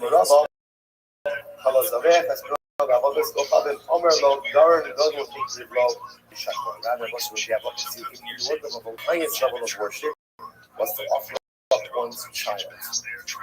Be willing to offer up your child to the Avodah Zarah. That was like Chodesh Kadosh. Like that also made sure that you were really committed to the Avodah. So if you're willing to offer up your child, so the priest of the Avodah Zarah would say to you, come with the idol. It's such a warped sense of things. I'm not even talking about the Anshe Baba was but the Gemara ends off by talking about the different types of Zarah. The Anshe Baba also as Sukkos Benos or Suffos Benos. Remind you, what was it? Tarnagolas, chicken. What was the chicken? That was the Avodah Zarah. The Anshe Kus also as Nardal. What was Nardal? Remind you, Tarnagol, a rooster. Okay, the Anshe Chamos also as Ashima. So Anshe Chamos, they worship Ashima. What was Ashima? Remind you, Parcha Karfa, a goat. A goat. The Ovim also as Nafkan, as Tartek, what do they worship? Manu, Kela, the Chomer, a bug in a donkey. Right? The Hasafrovim, Sotim Eskenem, Eskenem, La Adarnach, the Anmelach. And the Safrovim, they would burn their children, they would offer up their children as sacrifices to Adar Melech and Anmelech. Who's Adar Melech and Anmelech? What is that? So Elohei, Safrovim, Peret Hasus, the donkey or the mule, and the horse. Adar Melech, will say, by the way, so ultimately, why is the donkey called Adar Melech? The other they were married because it ingratiates yourself because it carries stuff. The Anmelech, what's Melech? The Ani Leila Mareh Kirba. Ultimately, that it's helpful to its master. Ultimately, again, the Kirba. Ultimately, it goes ahead and carries it.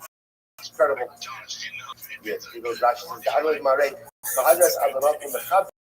Shemashti Kalamaso Shayitzak Mitzvah Samaro. Adonat Mahadram. Of course, it's interesting enough, the donkey reaches itself ultimately again to its master, Adam. Right? Why? Because it carries an Unmelech, it answers with its master ultimately again because it's Hiskia, Melech Yehuda, Bikesh of the Glasos location. So let's remember again, we learned about Melech not so long ago. Right? Was one of the righteous kings of Klal Yisrael, but his father Achaz was a tremendous Russian of the Avodah Zarah. Achaz was such a Russian. Rebbe says he understands. Achaz was ready to worship, to offer up his son, his Hio, as a carbon. Rebbe says you have to understand. You know, you could be an Avodah Zarah in your own ways. But the nice stuff, the ability it's like to be so utter in Avodah Zarah that literally, again, you're willing to go ahead and offer up your son as a carbon is like a different level. A different level. And it is commitment, right? So Achaz was ready to offer up his son Chizkiyahu again as carbon to Avodah Zarah. So what happens? How does it? Elo shesakto imo salamandra. His mother smeared him with salamandra blood. So salamandra apparently is this type of creature that the blood of it is what's the word?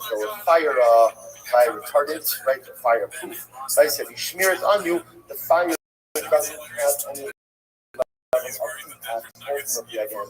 So his mother smeared him salamandra and ultimately went ahead and saved him from the fire. So we'll stop here today. This is how it is. Just want to point out, we're stopping with Chizkiyahu Melech Yehuda, and Meretz Hashem again. We're ending off with Malchus Yisrael, and now with Israel last tomorrow, we're going to end off with Kisvat Eretz. That was it. Just end off with Eretz Yisrael, and then Meretz will say next stop. That's right. That's what I'll say. Yeah, some people just call me a ranking ago, and I think it just stuck, you know. How do you get that nickname? They had a character that was all on Teenage Mutant Ninja Turtles. Yeah, and I think I look like that guy. What the fuck's his name? All right, so let's say good morning. Good morning. Let us begin. Begin by thanking our sponsor for this morning's share to thank our Talmud Torah sponsor for Tafshin Pei Hey 5785 the Tilson Mishpacha for dedicating all the shiurim and drushos this year. And this Chesed B'Soros levels for all of them. So we hope that in Merit Hashem, all the hostages should come home and our holy soldiers should be successful. Well, so with that, let us begin. Today's daf is Samech Beis 62, and we are going to pick up on Samech Beis Amud Aleph 62a. We're going to pick up 2 full 5 lines down from the top. So the Gemara says as follows. The Gemara says, Tani Rabbi Zakkai Kamed Rabbi Yochanan. So it's a very interesting suggestion, of interesting suggestions that we have in front of us today. So the Gemara says as follows. So Tani Rabbi Zakkai Kamed Rabbi Yochanan. So Rabbi Zakkai taught the following halacha before Rabbi Yochanan. Listen to this. Zidea, to be key there, when you say Yishkach about the hell of us. Okay, so it's a bizarre case.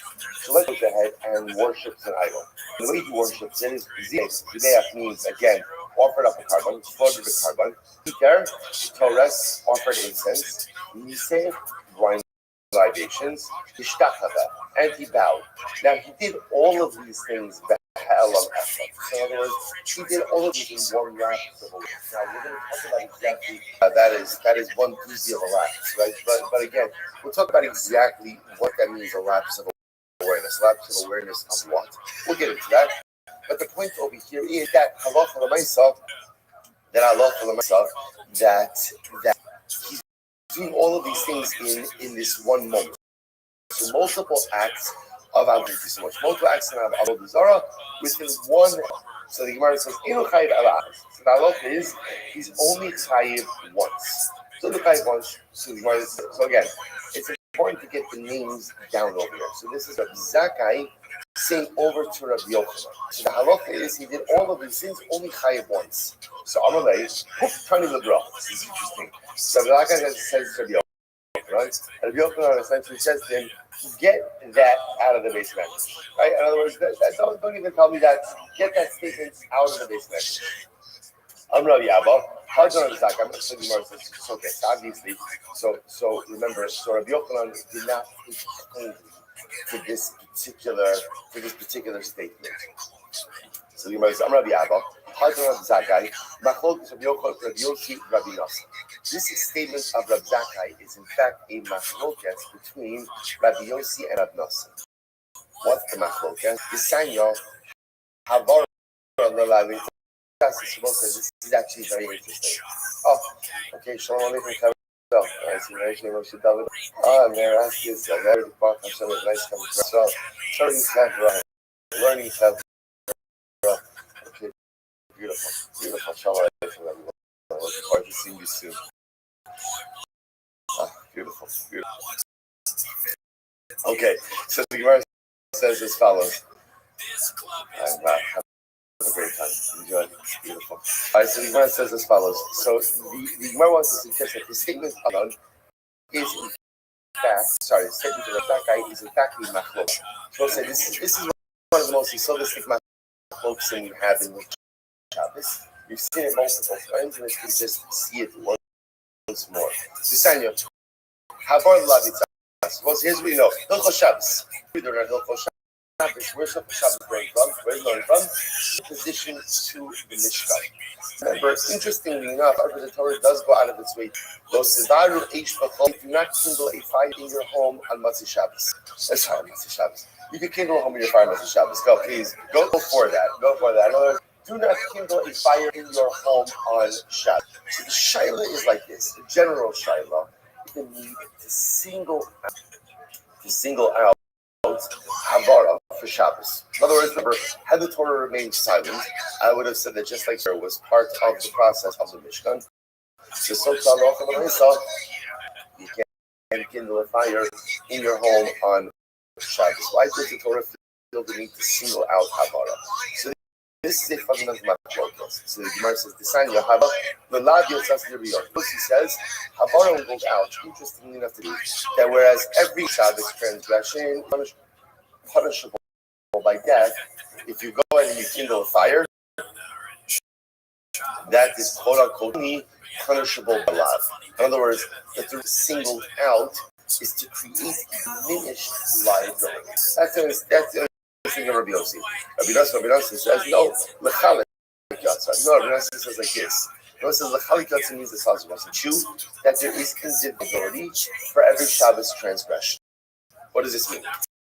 I'm gonna talk like this. Hilchos Shabbos is like one lump of violence, right? One island of violence, and therefore, no matter what you do in Hilchos Shabbos, no matter how many transgressions you go ahead and you engage in halacha l'maisa, there's only one liability.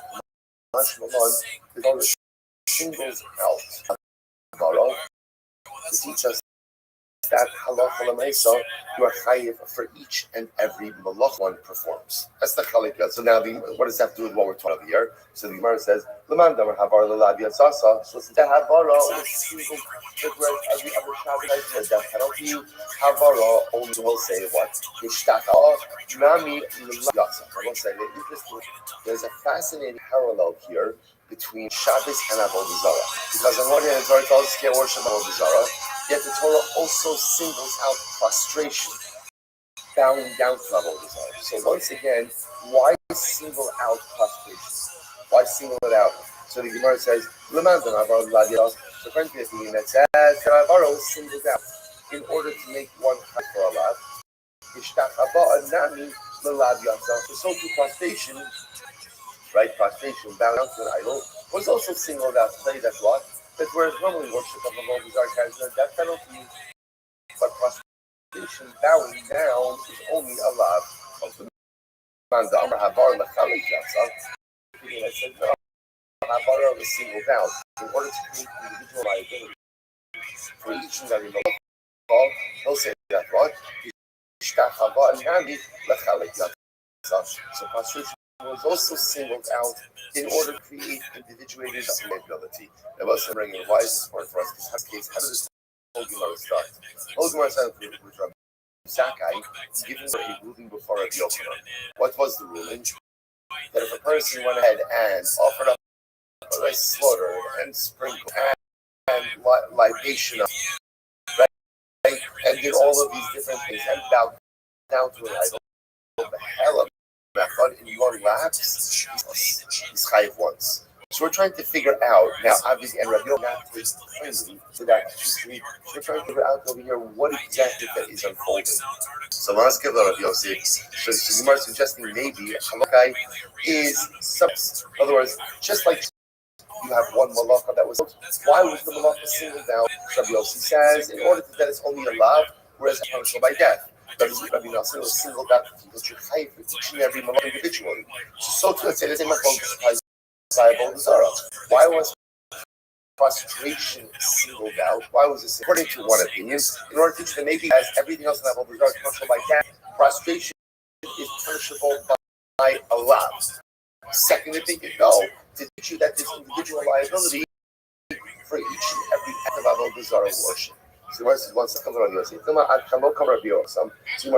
So first of all, Yosef says maybe not. Maybe you can't truly align these things. Why not? Dilma, ad kamo karav Yosef Hasam havar l'lad yatzasa dinafgalei chilik malachos me'achos mehira.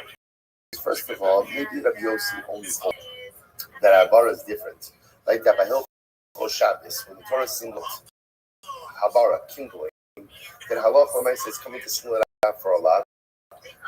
Because remember again, by Shabbos you have the pasuk. We're going to quote over here. It says, "Daber Yisrael Neymar Nefesh Kechta B'Gam Mikol Mitzvos Hashem Sasana the Asa Mehina."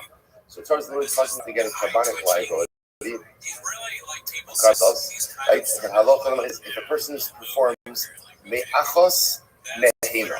Now we're going to get phrases an interesting one because the way it translates is me'achos mehina from these, from these. So the Gemara says this: because malachos Like, it could be that Rabbi Yossi, that Havara is singled out for lab purposes because he learns out Philip Malachos. He learns out the idea that every Malacha is reckoned separately from a different source, namely from that phrase Me'achos Mehina.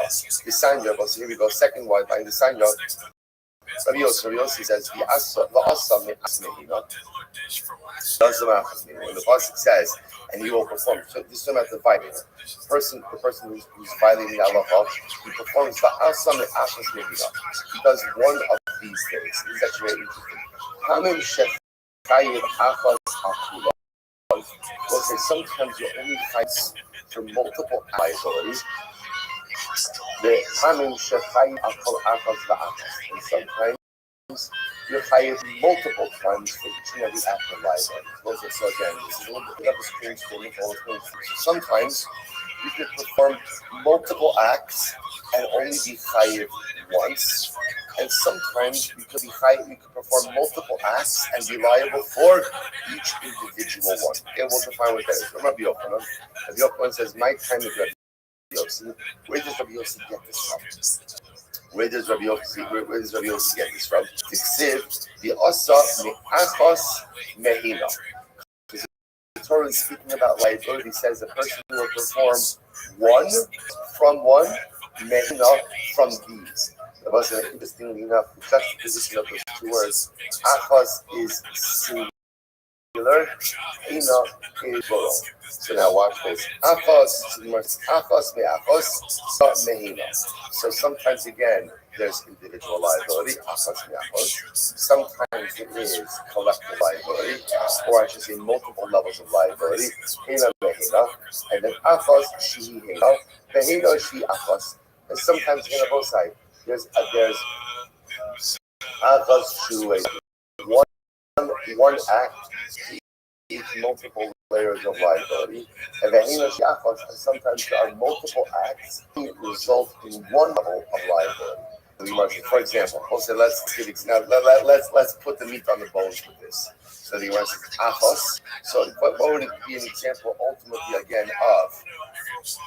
Will be an example ultimately again of regular liability. So the Gemara says achos shimin.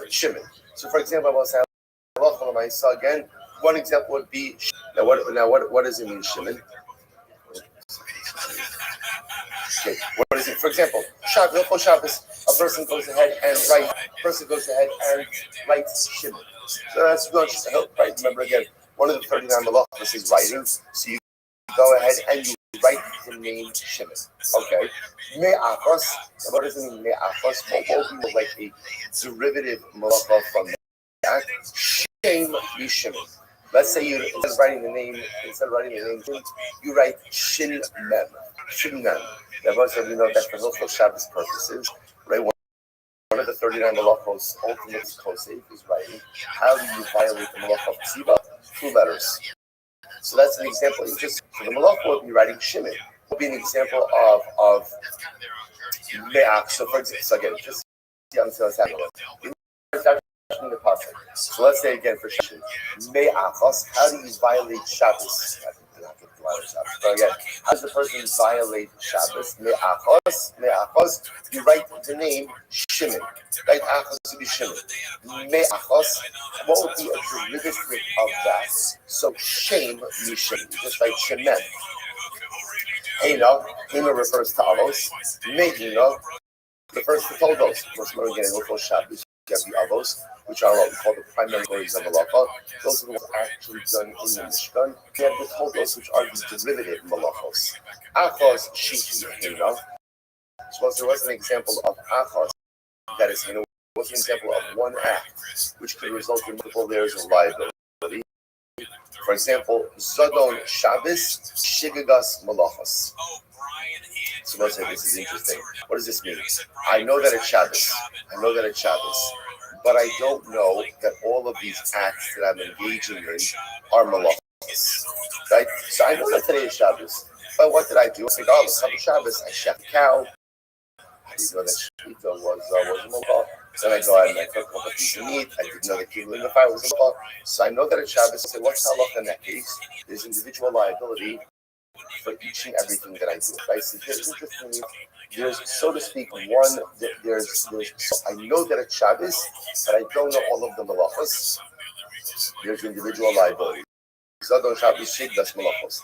Emer Shiachos will be an example of multiple acts with individual liability.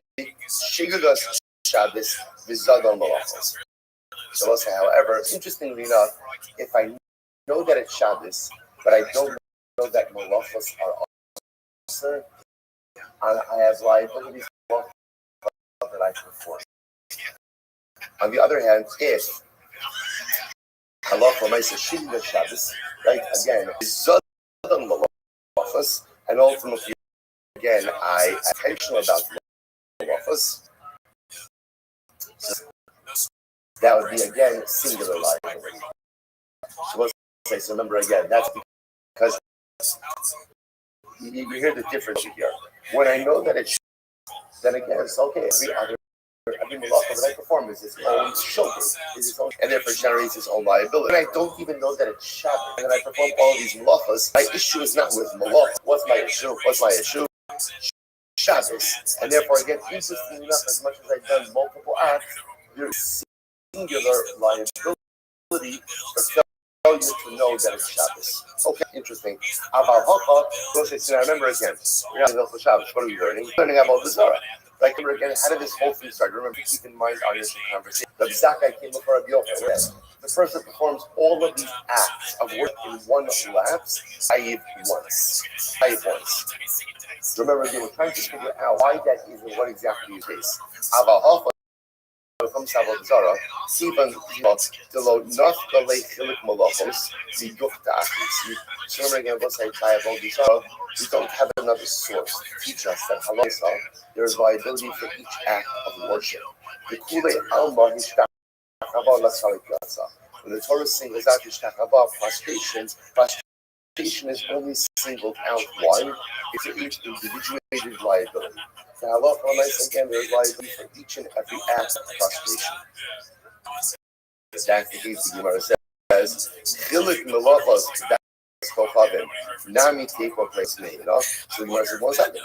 Why not? Why can't you do the same pasuk that we just quoted before for avodah zarah? Melachos ta'avodah kochavim nami. Like, go ahead and learn out chilik melachos. And let's see what that means. Is learn out that each act of avodah zarah, one is going to be liable for that. From avodah kochavim, from avodah zarah. Learn it out. Sefer clay. Me'achas mehina. So, for example, this the same pasuk. Achas mehina.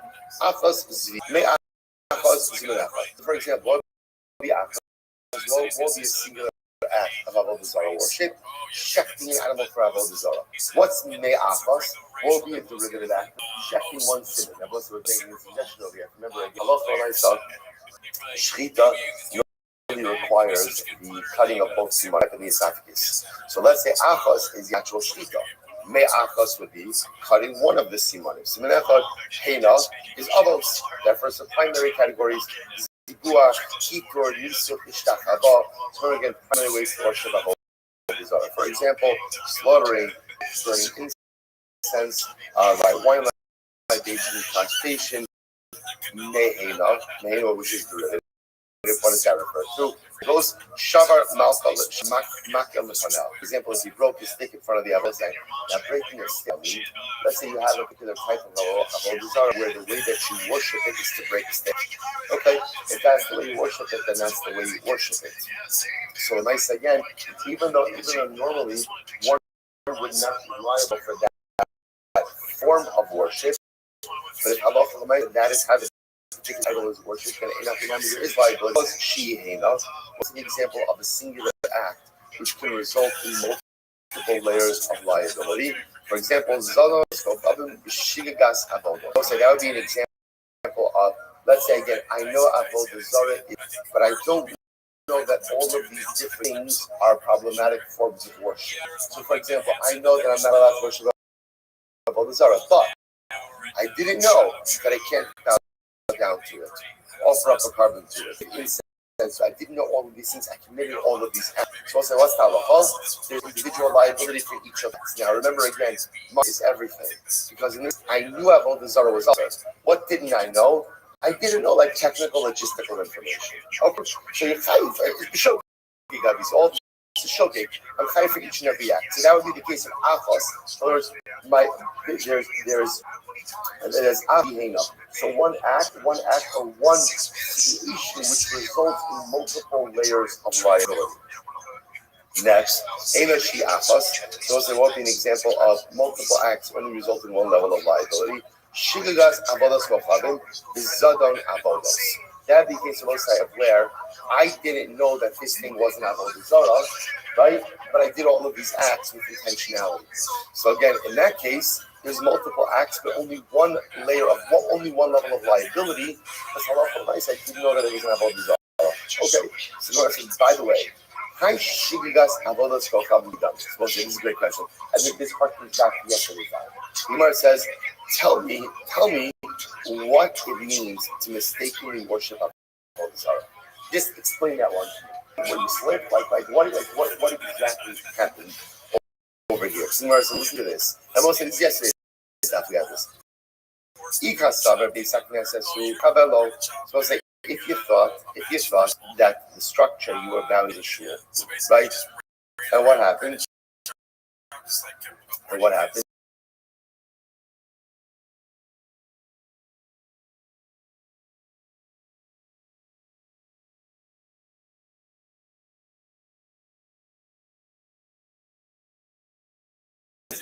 It's totally pure. So, right? In other words, let's say, which probably happens to be the statement is so profound. Just see on number one, the Gemara is whoever heard of bowing down to shul? What like seems to say about it's something amazing, just the covers. If you are obligated to have towards a Beis HaKnesses, like the cover that we're obligated to have towards the shul. Like the shul, a mikdash ma'ash, is the home of the Ribono Shel Olam, and how we are obligated to treat it with respect and with reverence and with love. It's fascinating. I've never heard of bowing down to a shul. What is that? And obviously, we don't bow down to a shul, but it's interesting that the Gemara understands this as well. If you thought it was a shul, and therefore you bow down, as if that's a normal thing to do. So again, we see this all the time in Gemara. Chazal teaches such profound yisodos, such profound yisodos. Just again, the give and take of the Gemara. So the Maisa, and the other piece over here also is the Maisa. If you thought it was a shul, you bow down to it. Hare libo l'shamayim. Your heart belongs to HaKadosh Baruch Hu. So let's say that phrase. It's at the end of the day. At the end of the day, when your children or friends or whoever's going to deliver your eulogy, if they could say that phrase about us, that this was a person whose libo was l'shamayim, his heart belonged to HaKadosh Baruch Hu. If after 20, they could say that about you, that is a life well lived. That you learn Torah, anybody can learn Torah. That you gave tzedakah, if you have it, you're going to give it. You did chesed, it's beautiful and fulfilling, and it's shtickle self-serving to give chesed. It feels so good to do it. What's the true metric of spiritual success? A person who lives a life where his heart belongs to the Ribono Shel Olam. Rachmana liba boy.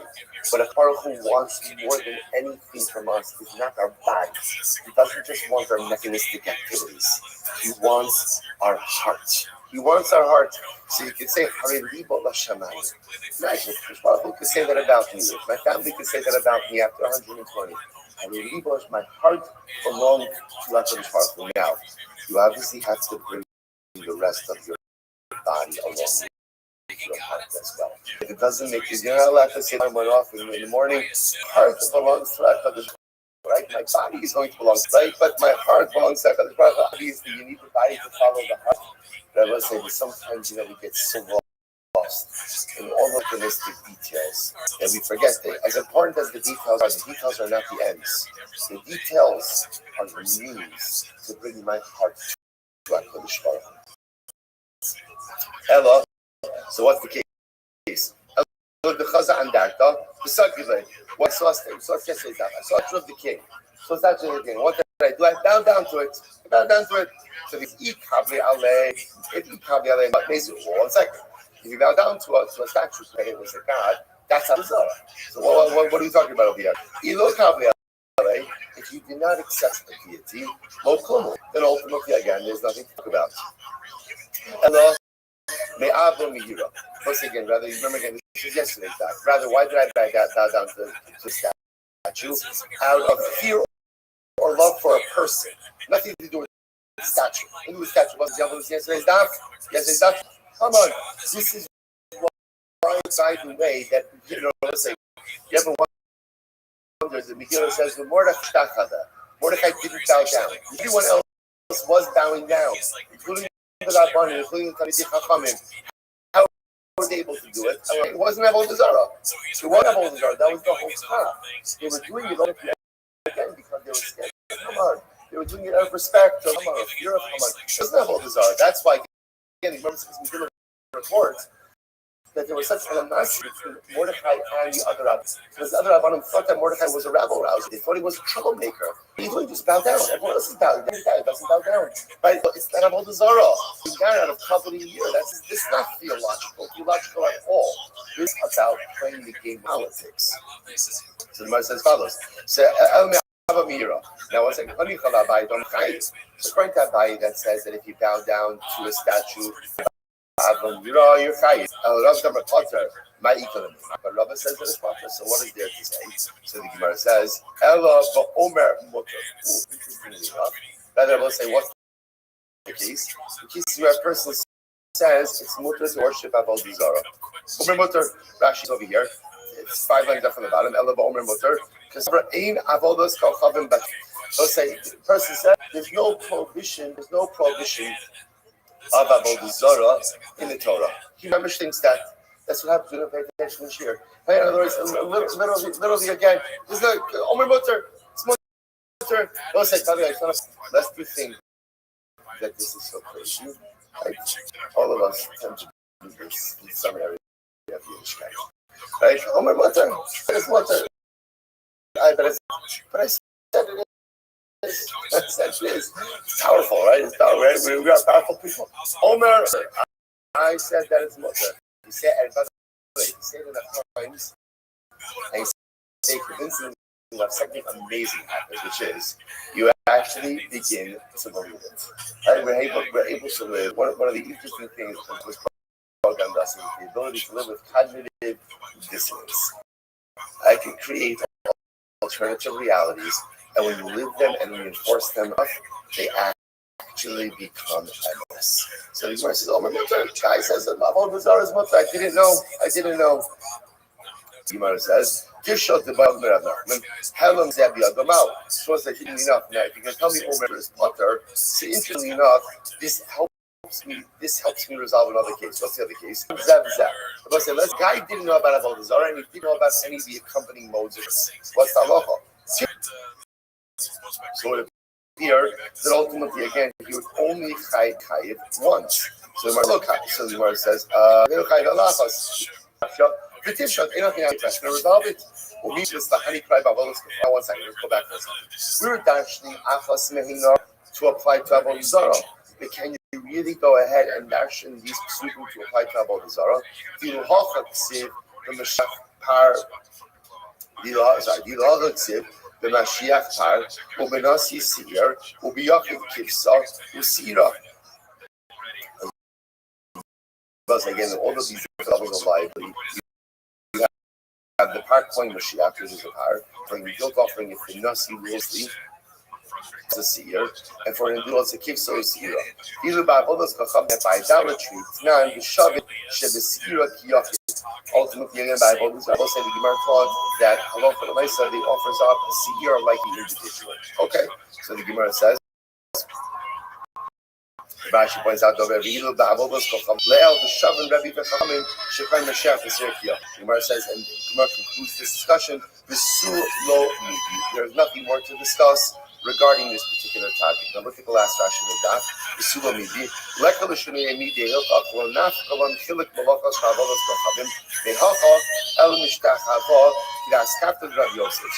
bottom line, the Gemara says over here is that Allah for the Maisa. Interestingly enough, there is a similarity between Shabbos and Avodah Zarah. What's the similarity? Which of us said, by the way, the similarity between Shabbos and Avodah actually whoever is Makalo Shabbos, it's as if he is worshiping Avodah Zarah, right? Shabbos is the mitzvah that solidifies and concretizes our belief in God as a creator. That without that, there is no belief in the historical. The primary essence of Shalom is as a historical and contemporary creator. Shabbos is the day that solidifies that, right? We abstain from creative activity in order to yield that creative baton to HaKadosh Baruch Hu. So therefore, again, failure to observe Shabbos is tantamount to worship of Avodah Zarah.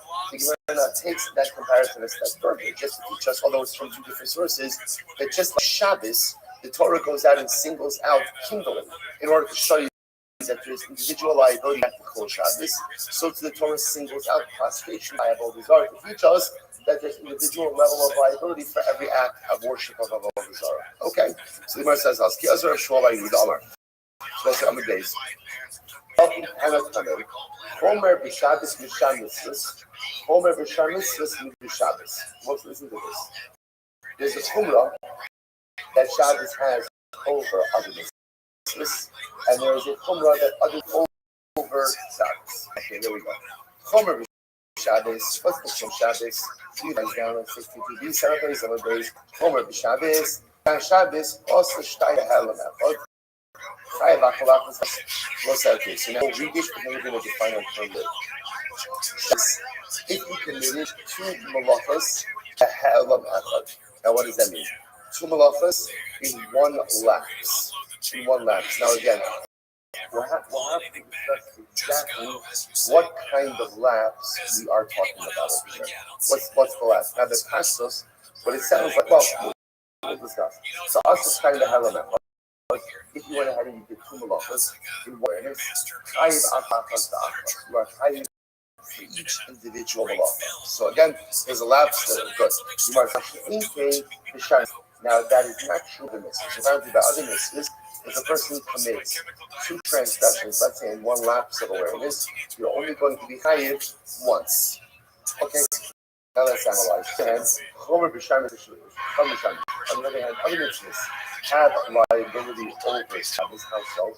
So the Shabbos is when it comes to the mitzvahs, Shadam, the one is kavein, chayiv.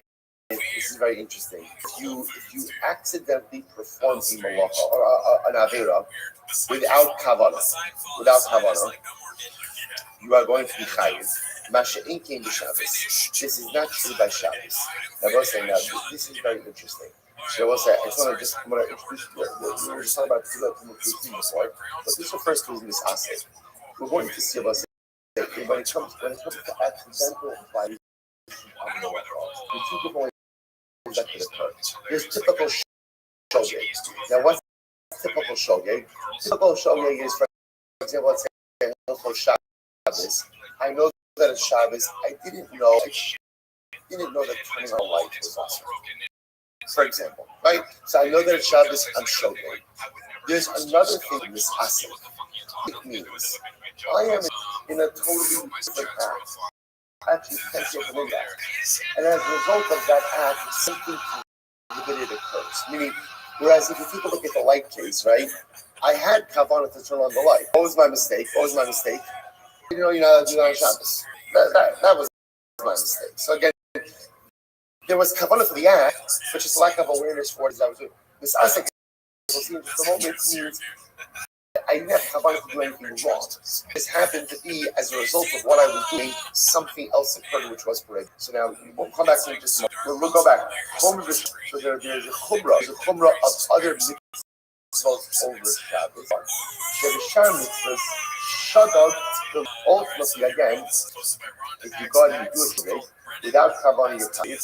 Masha'in came to Shabbos. By Shabbos, if there's no kavanah for the act, chayiv, right? So if you do an act without any level of Shabbos causes intentionality. So by other mitzvahs, if you perform an avera even without intentionality, you're going to be chayiv. By Shabbos, you're only chayiv with intentionality. Let's analyze this. So the Gemara says, for example, Omer Mar, let's now dissect this. Omer Mar, Chomer b'Shabbos, what's the Chomer of Shabbos? Shabbos also Shabbos. Remember again, what did we just say? On Shabbos, if you perform two malachas, one last, then what's the halacha? You're chayiv for each and every malacha. Okay, so this is like this. It's done. What's the case? Okay, so let's say on Shabbos, maybe you went ahead and you violated Shabbos morning, right? You went ahead and you harvested, you ground it, right? So those are two different levels, harvesting and grounding. Let's say you get both of those things. Some people do everything that's very short on time, right? So you go ahead, right? You harvest, and you grind up to so two different malachas. The Kabbalah Gabi says, will be a comparison unless they're out of the For example, Achol Caleb's down. So let's say again, the parallel case would be it's forbidden fat blood.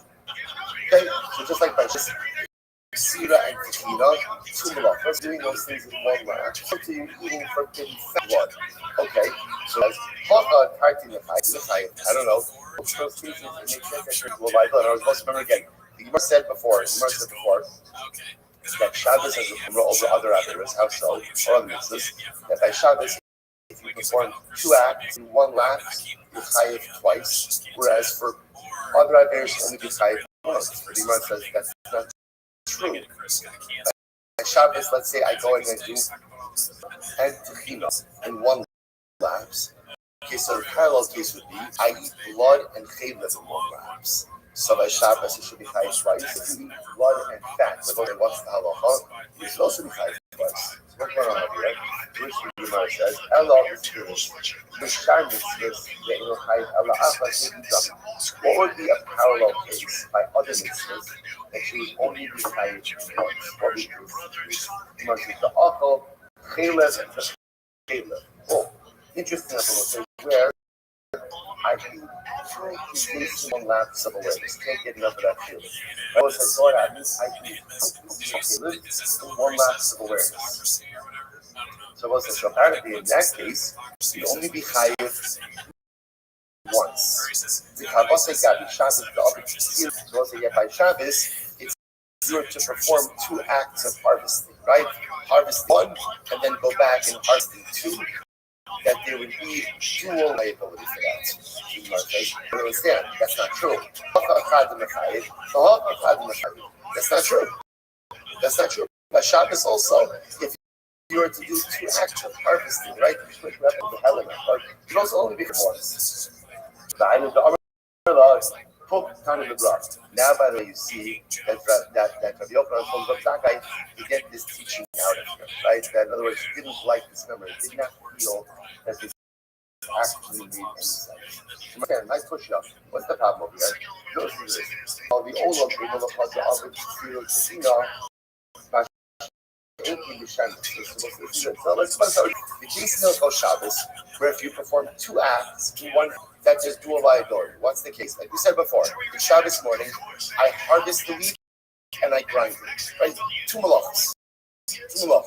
Now, again, all of this is in one lapse. The Pashtos do lapse. What's the lapse? I didn't know that it's Shabbos. I did clearly Shabbos. I didn't know that it's Shabbos. I'm harvesting, I'm grinding, so it's going to be dual liability. Okay, so now, what would be the corresponding case? Let's say by another Avera, where in one lap, two acts only results in singular liability. What would be that case? Hashem gave Shabbos. Some of us is Rabbi Ami. Rabbi Ami said, Zibear, which is there, Denise, the Helen Echad, Eino, Hayek, okay, here it is. He says, because if you slaughter, right, it's to offer, might offer libation, all of these things, these are all in the grasp of awareness. What's the halacha? Yomi Chaybon. Yomi Chaybon. So what is it? So by no classes, if you perform multiple halachas in one last on the other hand, Zara, if halacha so you perform multiple acts of worship in one lamp, only chayiv once. So the Gemara says, no, you can't set yourself with that one. Why not? You can't. Just look at the end of the mitzvahs, right? So we'll say, so that's the of Shabbos over other mitzvahs. That's the Gemara suggesting. What was the other right? So the other right was that there's of Shabbos of Shabbos over Shabbos. So the Shabbos says, listen to this. Remember again, by other mitzvahs, if you perform an accidental act even without kavanah, there's liability. However, again, by Shabbos, remember again, by Shabbos, what was the halacha? If you do shogeg without kavanah, you're pater. Right? Shabbos requires kavanah. Remember, 1 second. Shogeg kolom is having kavanah no harm. What is shogeg below kavanah? What is that case? What's a case of accidental avodah zara without capacity viability for that? Here we go once again. If I bow down to a building and I thought the building shul, right, but it turned out that it was really zara, that's not avodah zara at all. Well, how do you be below Shabbat? Because as we said before, again, my intentions are pure. My intentions are absolutely pure. Elo dahabi and darka. Rather, what's the case? The cases where I bow down to a statue. I bow down to a statue. If I'm bowing down to the statue as a guy, then I can that's a the low kable alei, but you're not accepted as a god, then low klumri. Then I will say it's nothing. This is absolutely nothing. Ella, rather, what's the case we must be talking about over here is where I'm bowing down to the idol, but I'm bowing down to it again out of love or fear for a particular individual. So once again, honey kala by five. So that makes sense why it says that there's liability for such an act. According to Rabbi who says that your potter, what is it there to say? Rather than say what's the case? The case ultimately again is where the person thinks that it is mutter worship idolatry. That's the case. So what's interesting enough, so apparently Omer will create some level of liability by avodah zara, but ultimately by Shabbos would be Patel Kami. Again, we'll see if that's true. That's true. That's not I can love by me Rabbi hello zeh. So up until this point, Rabbi, so I really Rabbi zeh. Up until this, I was only asking Rabbi Nachman about zeh. In other words, there was a lapse of awareness on both areas. As I was saying, just to be clear, the question of liability was always a very simple question. Are you going to be high once, or are you going to be high multiple? That was the question. No one says, before I actually asks me this question, is there anyone who says that there is complete liability, complete exemption? Is there anyone who said that you can totally cover for anything? To which the Gemara says, why not? My question, Duma the old Nafa, Reisha Ba'avodas Kochavim, the safe of the Shanitzis. They were saying the following. Reisha is talking about avodah zara. The safe is talking about other mitzvahs. How so?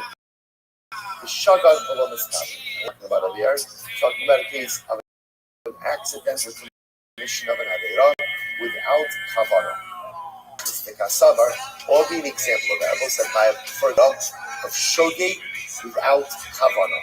See, here it is. Roku ubolo. So once again, there happens to be a piece of chilud in my mouth. I forgot that there's chilud in my mouth. I just think it's saliva. So what do? I swallow it. So it was a typical shogeg case where I know what I'm doing. I know that it's also a little bit different. In this case over here, I don't even have kavanah to be actively chilud. It's one thing to have kavanah to be chilud, but to be informed that there's something in this case over here, I have something in my mouth. I forgot that it was chilud. I just got a upset saliva, so I swallow it.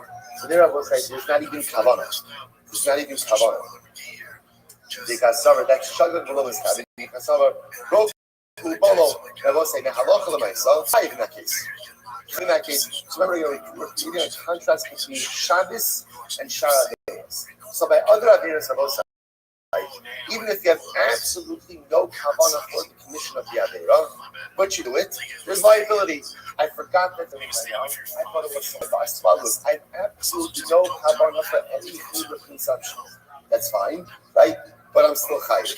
Interestingly enough, the Gemara says Masha'inchen b'Shabbos. The pater. So we'll say Shabbos is going to be pater. If you don't have kavanah for the act by Shabbos, you're pater. Right now, the Gemara says, for example, Shiniskavi lahagbias the chata kasam mechuber. Pater, what's the Shabbos? Let's say on Shabbos, I go out with a cucumber on the ground. So I want to make a salad. I'm going to pick up cucumber, and I thought that cucumber is detached. Because it's detached, therefore I didn't filter for use. It turns out I pick it up, and I end up plucking it out of the ground. So I said, interestingly enough, on Shabbos you are talking for that. Now why? So Rabbi was like, you see, the Gemara says, "Good Rav Nachman Amar Shmuel."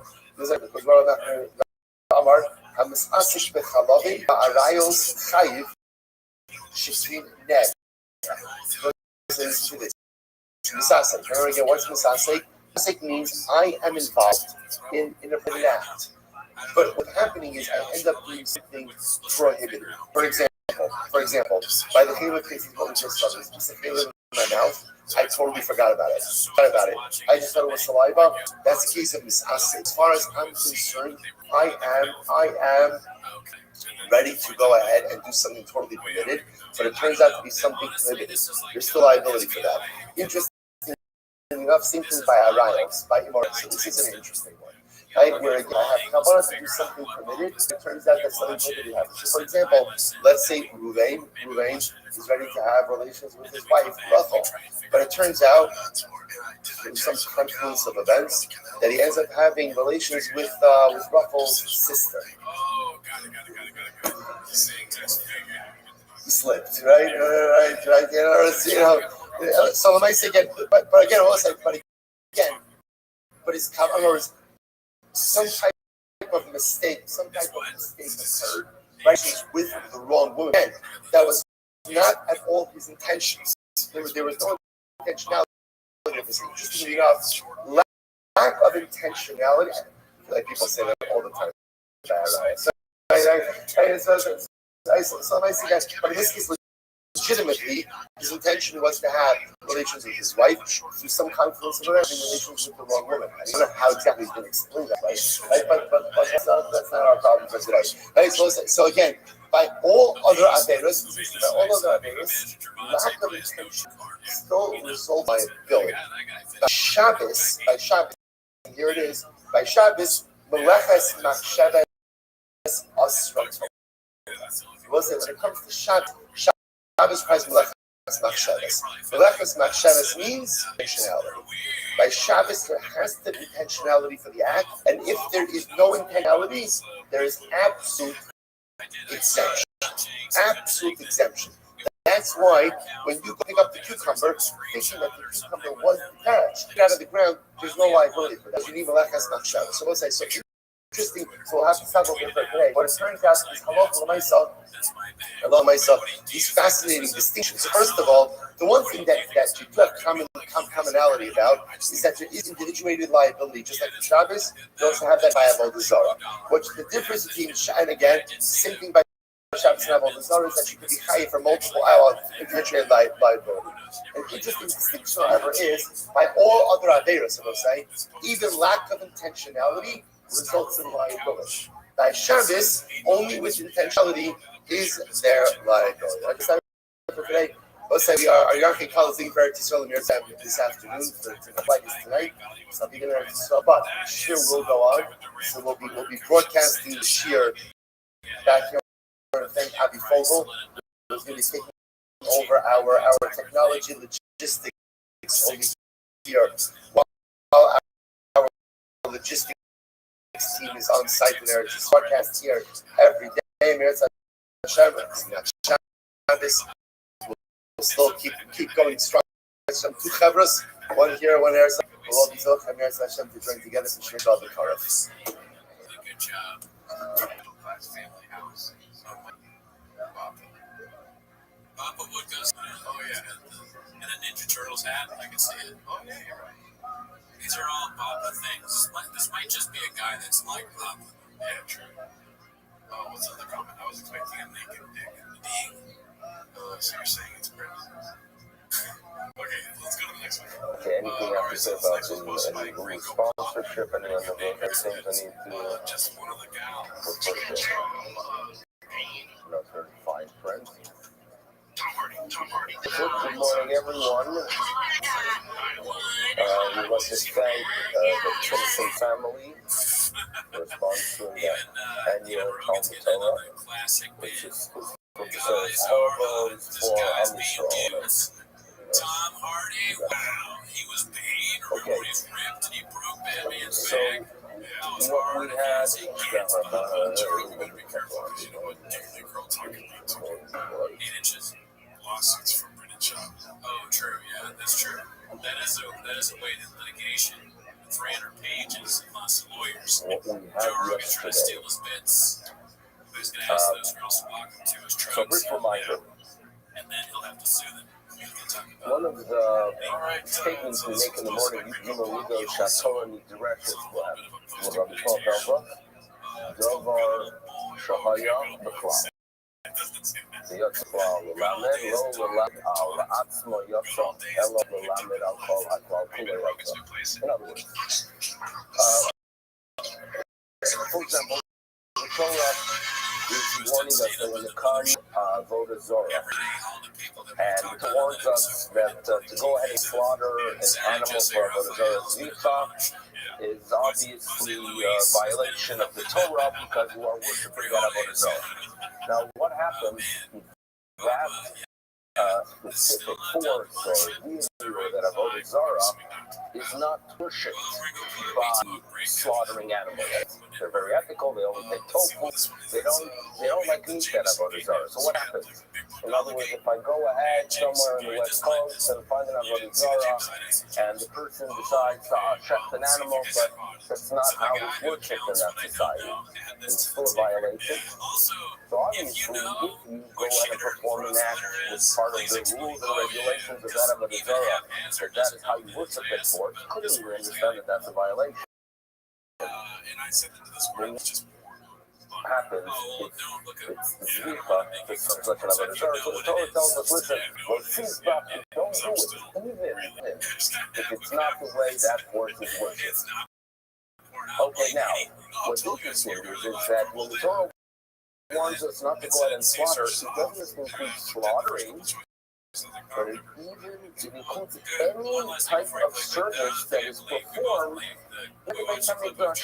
So, Zricha, receiving the blood, halacha, so any one of the 4 services that are done inside of the Beit HaMikdash are included in that warning that if you perform any pagan duty, even if it's routine, you violate the Torah prohibition. And it's working. In other words, mentions 1. So I will include 4. It was Haya Bachlal. It teaches not just for itself, but it teaches for the world of all 4 services. Fine. But then we have this question that we have to do. We have to remember, as we start our daf, what Rav Chanan. Wait a second. The Torah tells us, Lo tishtachaveh. You should not go ahead and bow to a pagan. So wait a second. Maybe that is to include, that is that type of statement that is l'lamed to teach things. And maybe what the Torah is teaching us is that if I do anything that's honorable to a pagan person of Avodah Zarah, even if it is not the way that specific Avodah Zarah is worshipped. Not that it is in English. Maybe the Torah is not such a thing. So maybe the Ishtachah is the issue. And you wonder, wait a second, okay, interesting question, Rav Baruch. But it's so why mention, what is the term mentioned, Zicharol? In the top, the bottom of Samach on the days, and now in the beginning of Samach Aleph, is that perhaps, and that's what we are told, what we are being taught here is Mechashlim Me'avoda Le'avoda. We find by Kashim that there's Machshavas people. So in a couple of years, we get the Zohar, and one of the suggestions we're going to discuss is the fact that you have to be very sure when you perform any of the services in the Beis Hamikdash that your mind has to be operating for understanding that everything will be done correctly. And if I go out and check an animal, and I have intention to go ahead and I'm doing it with intention to perform a later service of it, for example, eating the meat, or some sort of, or clean the blood, doing it in the proper way. It should not be consumed by those who are the blood outside of this. I mean, the sugars here are known as the sugars of Sheves. Okay, I thought that's appropriate. Now, what we're going to be so let's start off with the last line of the base. Hashov behema. Let's say a person is an animal. So now we're going to be applying those concepts of machashvin ma'avod, which means I perform one intention to have damaging effect with a future, with a service that is coming in the next stage. Okay, so the discussion is in other words, my shita is not with the intent of doing it for an avodah zarah, but I do have in mind that when I the haktorah or offering of the wings should be done for an avodah zarah. Okay, Hashem behema lizon dam avodas kafadi. Laughter chelva to offer the fats for avodas kafadi. Rabbi Yochanan Omar Asura, that too is considered a violation, and the Shlokish of Samachalet Omar Muteret. And what we're going to discuss is the fact that could be. So we're going with what Rabbi Baruch Hanan is telling us, that perhaps Ishtachava is to teach us that any honorable service is included in the morning, even if that specific avodah zarah is not worshipped in that way. And if we work with that approach, we ask, but wait a second, what is the word? What is the teaching that Lo Tizbach teach us? Maybe Lo Tizbach is to teach us that what? That mechashvin ma'avoda la'avoda, that even if I do not have an intention to be able to have an azor with the shita, but when I check, I have it in mind to perform either the zrika or the haktartu is included in the warning. So we're going to say, well, according to Rabbi Yochanan, because according to Rabbi Yochanan, we're by koshin, we know that mechashvin is me'avoda la'avoda. So you don't need a verse when it comes to avodah zarah to warn us, because if by koshin, it's in the Beis Hamikdash, the concept of mechashvin me'avoda la'avoda is effective, so obviously it would apply on the dark side and avodah zarah. But according to Rish Lakish, that when it comes to the Beis Hamikdash, it's not really a violation when I perform one act with intention of doing something wrong in a future act, to make words by avodah zarah to teach you that mechashvin la'avoda and by crow, and you need a verse. Now, what the Gemara is now for most people are says, the truth is you got it wrong.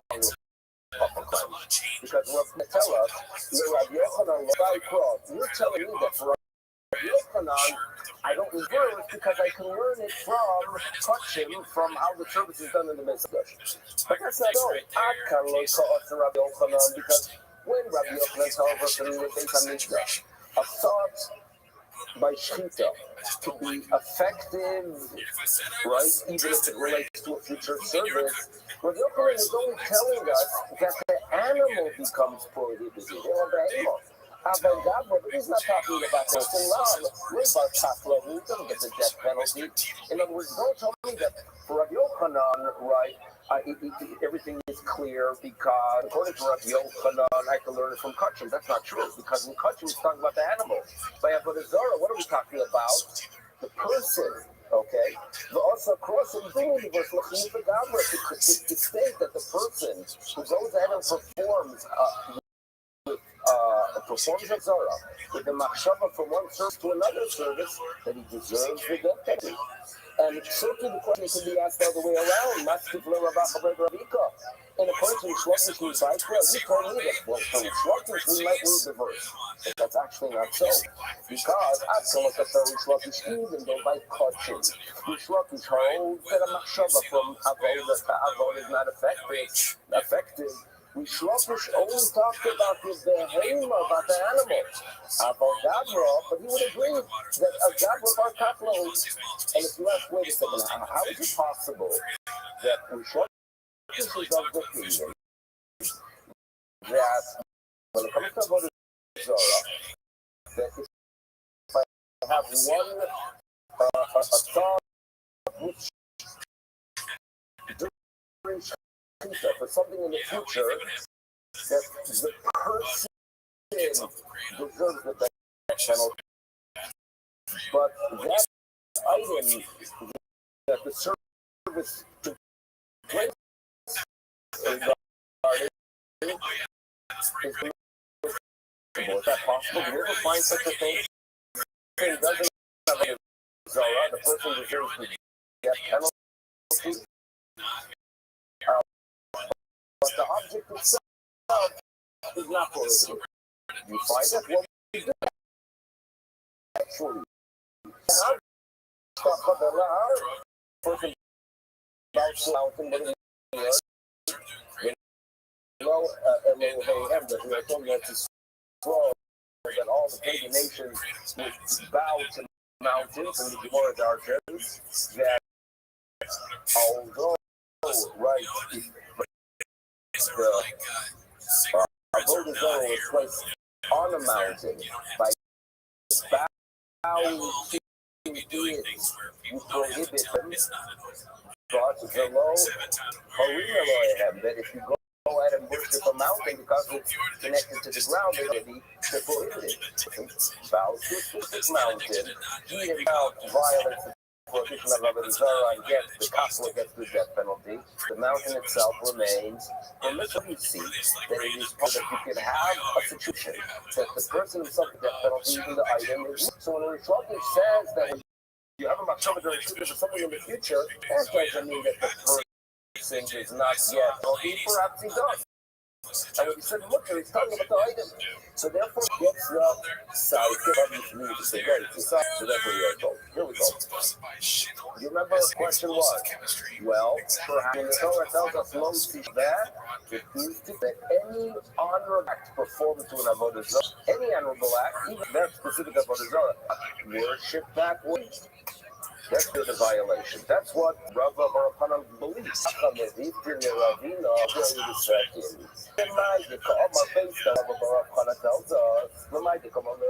What do you say there? What do you mind?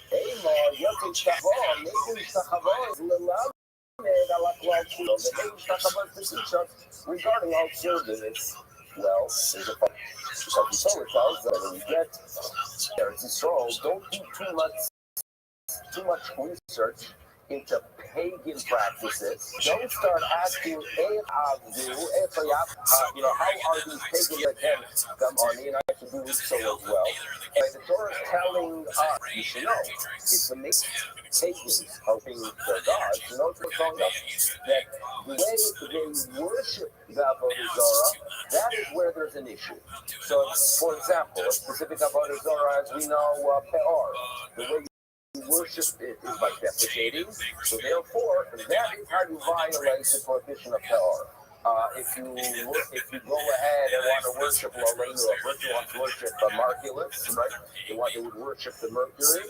So the way it was done is what? By throwing stones. So obviously the Torah told us that you violate the prohibition is performing specifically the acts that were designated by the cult, right? By those over the Avodah Zorah.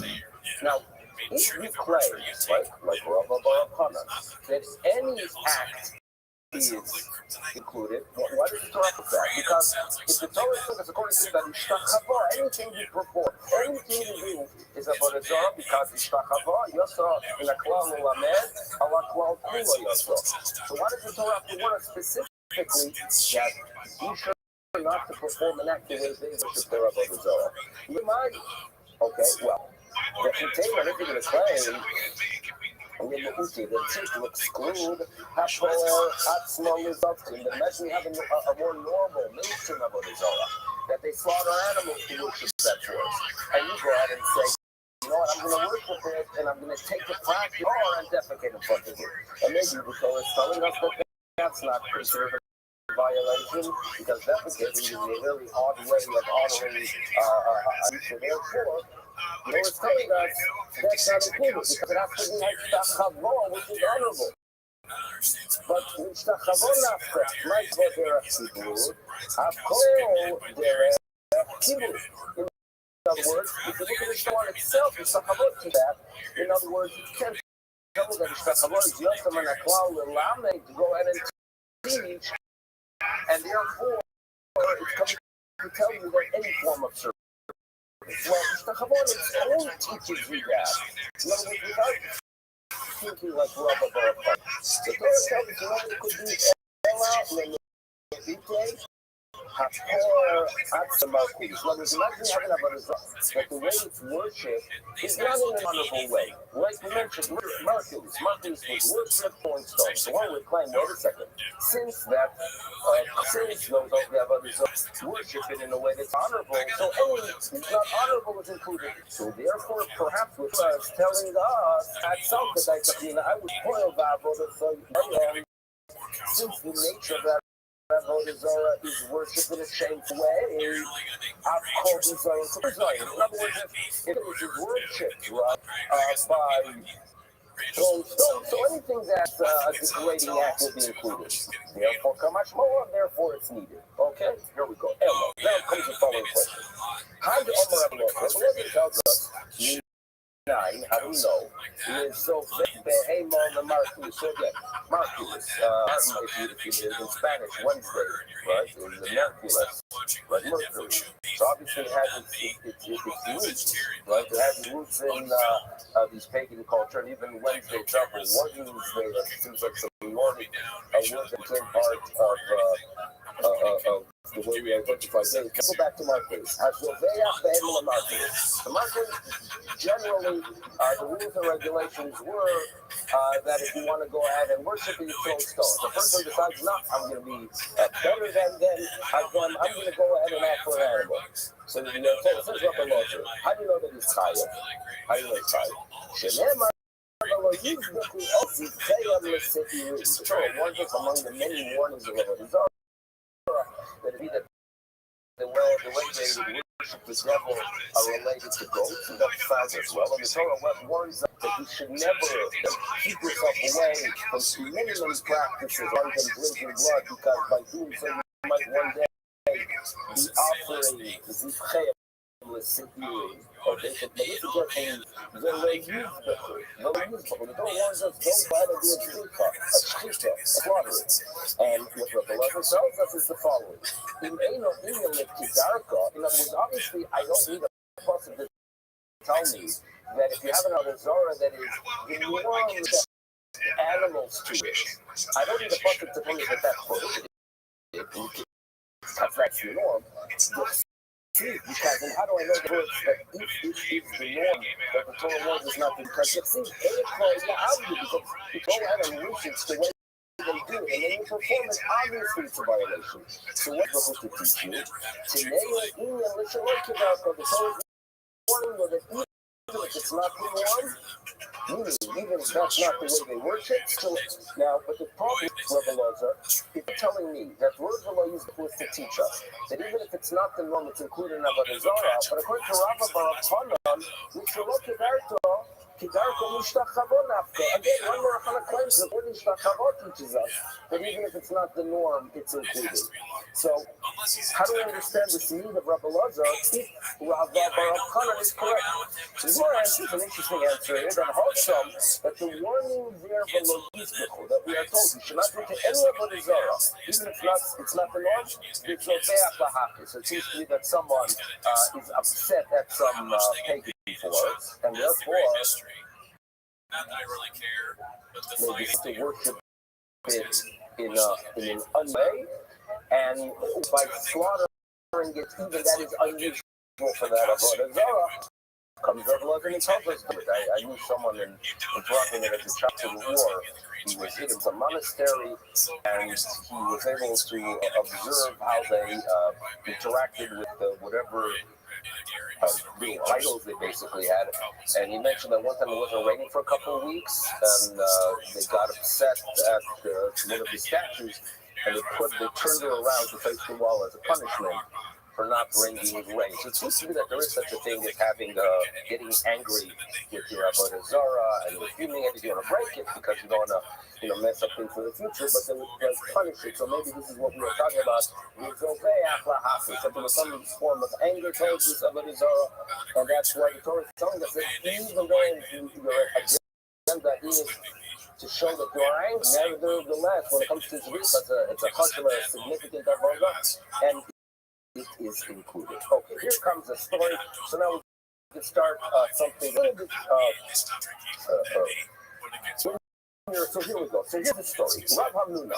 We're going to be dealing with a questionnaire that has 5 or 6 answers. Interesting question where there's going to appear to be a contradiction between our Mishnah and a Mishnah later on in a couple of daf. And the main issue, a little bit of a preview here, is the following. We all understand your evidence about this terrible thing, terrible punishment. What if a person makes a statement, I'm planning to be over the Avodah Zarah? Just making a statement. Is that a violation or not? Just making a statement. And we're going to analyze one Mishnah which would seem to indicate, well, if you just make a statement, no big deal. But the Mishnah later on, some of Zayin, some of Chad, seems to indicate that even a statement is already a violation. So how are we going to admit there's a contradiction? So we're going to have Rav Amnuna, Rav Yosef, Abaye, Rav Ina, Rav Ashi, Rav, all the great Amorai addressing the issues. But it's still an interesting story that Rav Amnuna here is so Nebuch was also went wild under the law. So what does the great Rav Amnuna do? He goes looking for his option. So Kogan and Rabbi, he's making his rounds, he was unique. So Rabbi asks him a question. Rabbi, let's analyze these things first, and there seems to be a contradiction. Maybe the Torah is telling us that, when you use something, mind is occupied. It seems to be that these great people, even when their mind is occupied looking for their peace, before that, in the little apple fog, like they were still able to be involved in the Torah. Now, here we go, ready for the contradiction. Our Mishnah says, Ha'oved avodas kochavim. Okay? What's the violation? Omer in. If you actually worship the avodah zarah.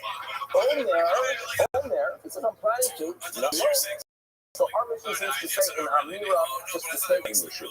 So what's the Mishnah later on? No, it's not in the later Mishnah. Omer, if a person says, Evo, I'm planning to worship an avodah zarah. I'm planning to go and do Neilach V'Navro if I go with the group. And all that is included in the violation. This statement is a problem, not a problem.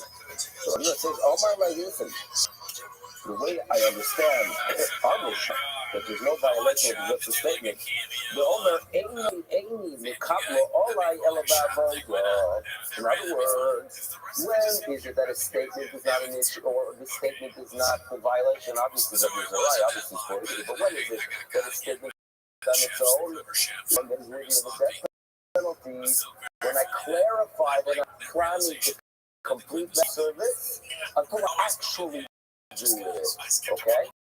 That's how Rabbi Luna understands it. Rabbi Yosef, come on.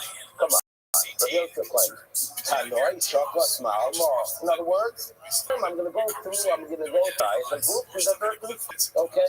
Tanoi, the Tanya, where's your focus tonight? Ha'omer, Bo, about a person who gets up and says, come with me. Come with me. I mean, throughout history, people have been worshipped. Humans have been worshipped. So the person gets up and says, come with me.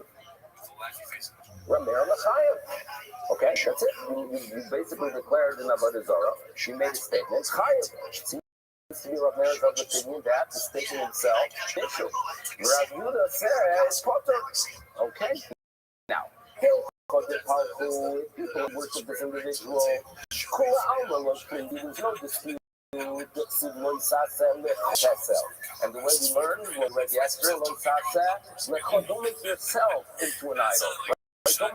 make a human being into a god. We have to be very careful within our culture where we both of them are taught to respect great rabbinic leaders, but we have to cross that line to go ahead and worship a human being, because the Torah tells us, like that, to make a human into a vessel. So again, Rabbi don't disagree when it comes to actually worshiping a human being. We have a major, but it seems to be that if I just said Bo'u ve'azvini, Rameir holds Amira L'chayev. Rabbi Yehuda says Poker. So therefore, Rabbi Yehuda is claiming that the contradiction between the two shayes, where one seems Amira is not yet Avodah Zarah, and the second one which indicates an Amira is Avodah Zarah, it's Machlokes Tanoim.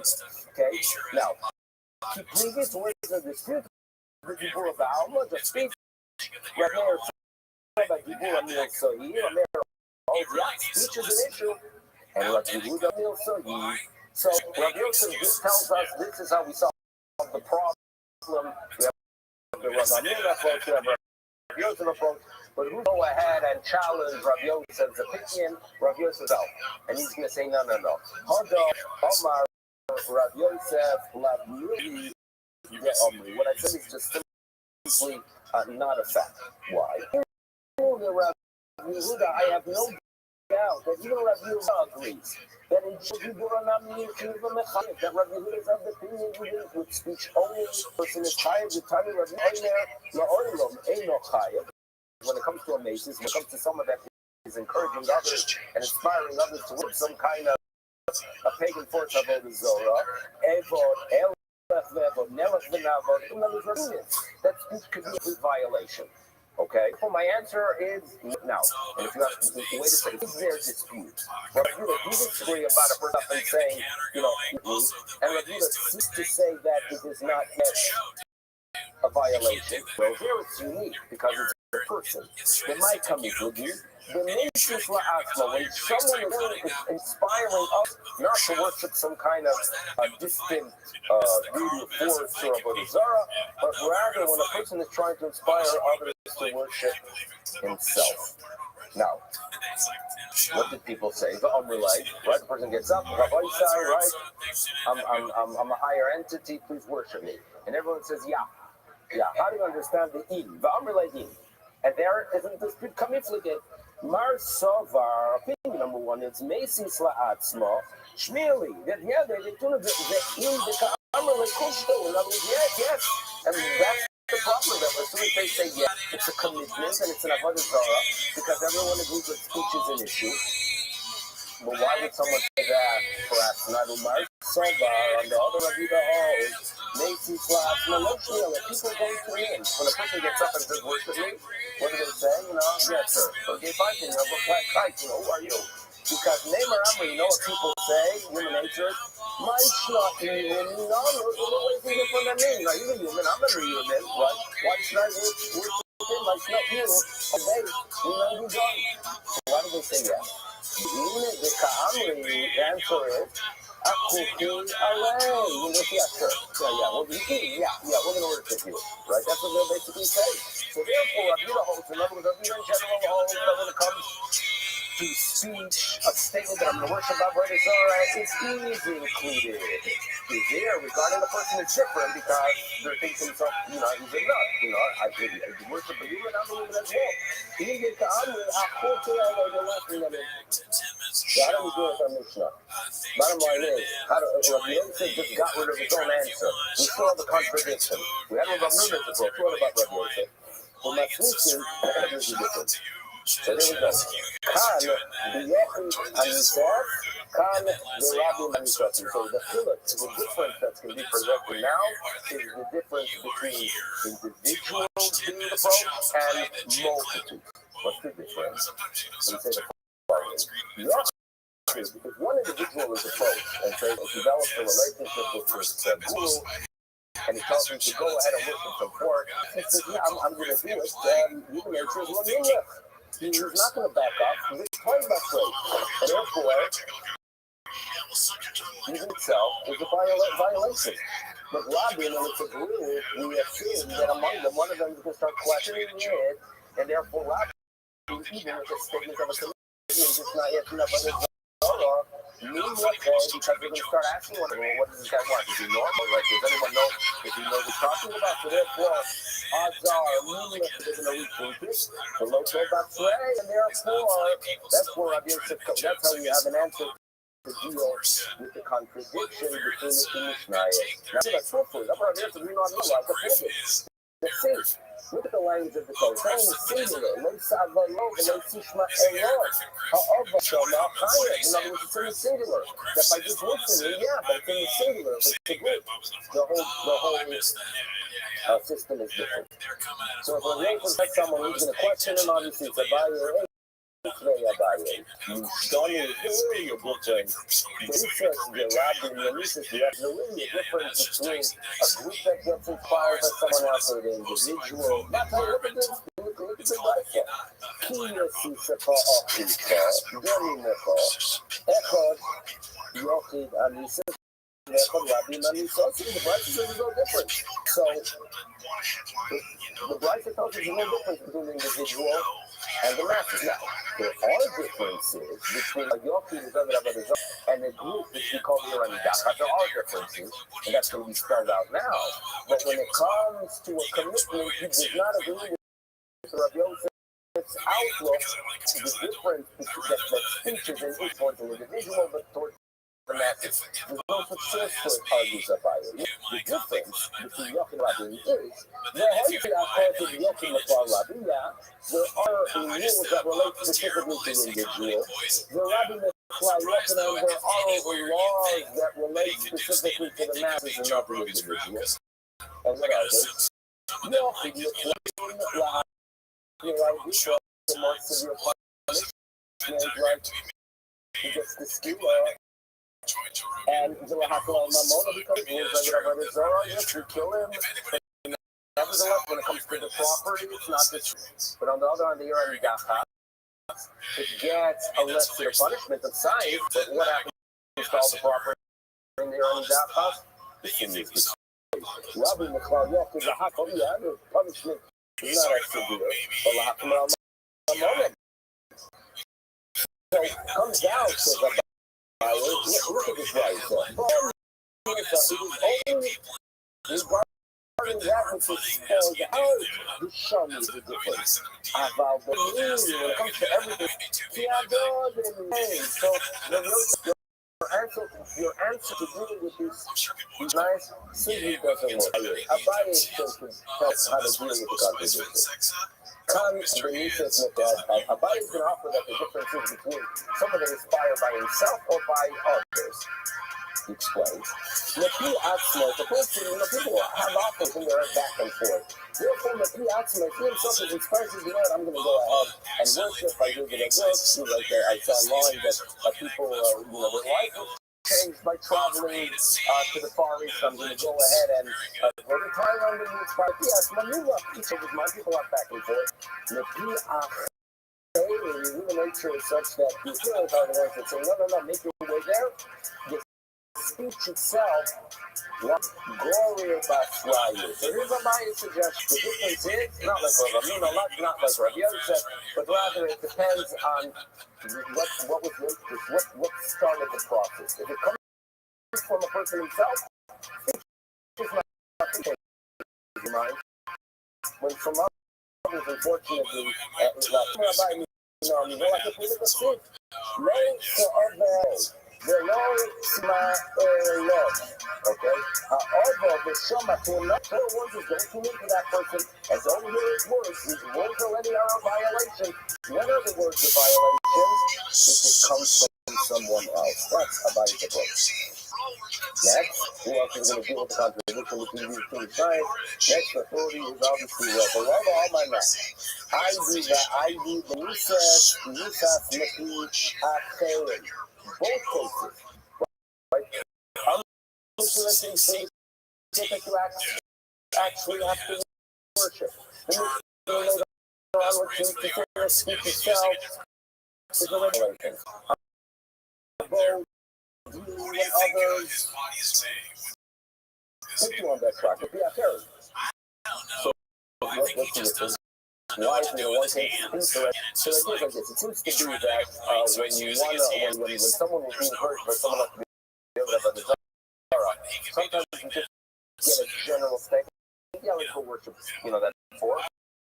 And sometimes you get specifics. Let me tell you about that amazing Avodah Zarah, right? We'll take a couple weeks to get. There's a very unique way to serve, and the blessing you receive. In other words, when you get the details, you know what happens when you start getting the details? You're locked in. So really good. This is all Malay, Kapitella, Kapsosa. Each itself locks it in, and therefore, later on tells us that's just a violation. Where they, and the details were not presented. So there's one of the points that there's detail, word itself already locked it in. Love acts to bring before of them, you know that.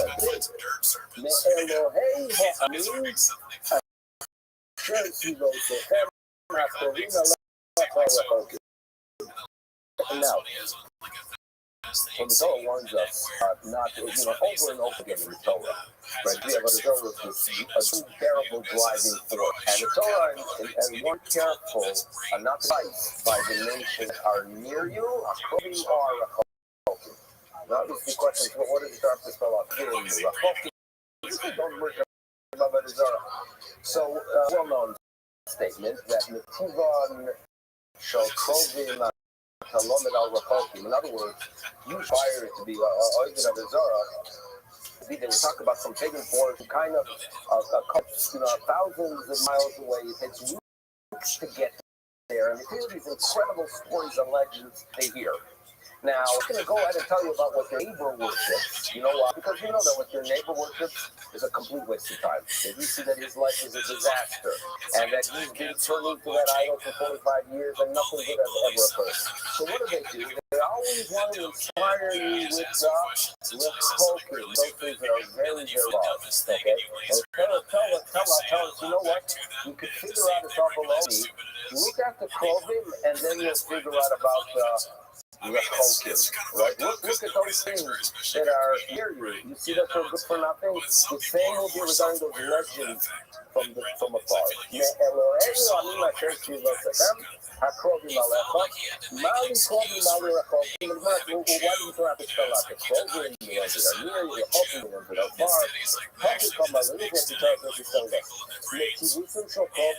quote-unquote, from the goodness of those of your name. You can figure out those are far away. In other words, just as you know, the one right next to your neighbor, you know what he buys for every right. You know how much he relies, and you know every detail regarding what neighbor does, and you know that it's worth, complete. So to the Rechokim. So what do you see from this? The legend of Avodah Zarah that's being spoken here about, it's with details. You know all the details of what your neighbor does. Okay? My love, the Omar, obviously, talk about the neighbor, you know what he's buying for Avodah Zarah. That is proof that the Avodah Zarah that's being discussed. When we are told that speech itself is an issue, what are we talking about? Well, you know the details. Okay. Next, Ravashi does the following. That if it's a person who's a newcomer to Avodah Zarah, he says, Avodah Zarah, speech is not. But if he already has a record, already in the past, so when he says, he's not a fanatic, therefore, Ravashi must say from the strong Mumar, he's done it. Once he's done it, he says, I'm planning to do it, he's going to do it. And even the speech is a violation. The last answer, Ravina Omar, once you answer the structure sometimes, but it's nice. Start off with giving us general information if you do it. And then it's a 2 seconds, by the way, not just if you actually perform Avodah Zarah, but even if you only commit by speech, that is a violation. So I'm going to give us the most basic of shots, so therefore, bottom line is we have Ravina, Rav Yosef, Abaye, Rava, Ravashi, and Ravina all dealing with this question. Okay, now, next discussion, which we're going to tie in a little bit, believe it or not, into Purim. Okay, each month. A person to go ahead, worship Havana, not because he believes in it, but rather, he has a love for someone and he's ahead and acts as if he is, right? Or hears, and this is probably more common about history, that they have no choice, right? They're living in Spain in the 15th century, to go ahead and be someone for children of a Zara. Is that a violation? Is that a death penalty? Right? That's of a Zara. You're not really committed to yourself and you don't really believe in it. It's a violation. You love Omar Potter. That's all. You worship it. Bottom line is, what's the act? He worships, he bows, he designated to tell, he threw the stone to the leaves, he slaughtered the animal, whatever it is. Aloha. He laid there, aloha. He accepted it in his heart as the event. You learn, okay? So that's my point. Abaye, Kaya. Rava says, Spotter. Okay, so here we go. Omar Abaye, Minor, Minalo. Abaye said, I can prove it to you. It's not. Now,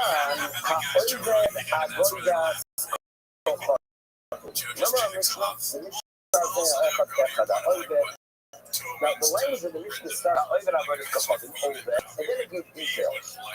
And when he gets earlier with the question, what is ha-oved? What is ha-oved if the details are given later? So I want to suggest that perhaps my love, you know what it's teaching us? Echad over the needs to be the case of someone that worships the force, into some external law or manure. So therefore, that's how he analyzes the extra word of then it says, in other words, the heart expands on its own, according to a bias teaching that even if it's me'ahavon, that is included in the complete life. What would Rabbi say? You already answered that what Ha'over is telling us is that we should, regarding that it's done in how it's done. In other words, if it's done from the top, in other words, if they have some odd practice, that's how you would. So if you perform that odd practice, even if it's not even if it's not Kabbalah, even if it's not halakha, even if it's not true, even if it's something very foreign, if that's you violate Avodah Zarah. That's almost really a solid word, adapt ago. That's where Rabbi says the proof when you pick up by it. It's not really solid proof that Ahava is included, because now all that is relating to the idea that is that you violate Avodah Zarah by doing something in terms of the Now, Abai is not over here.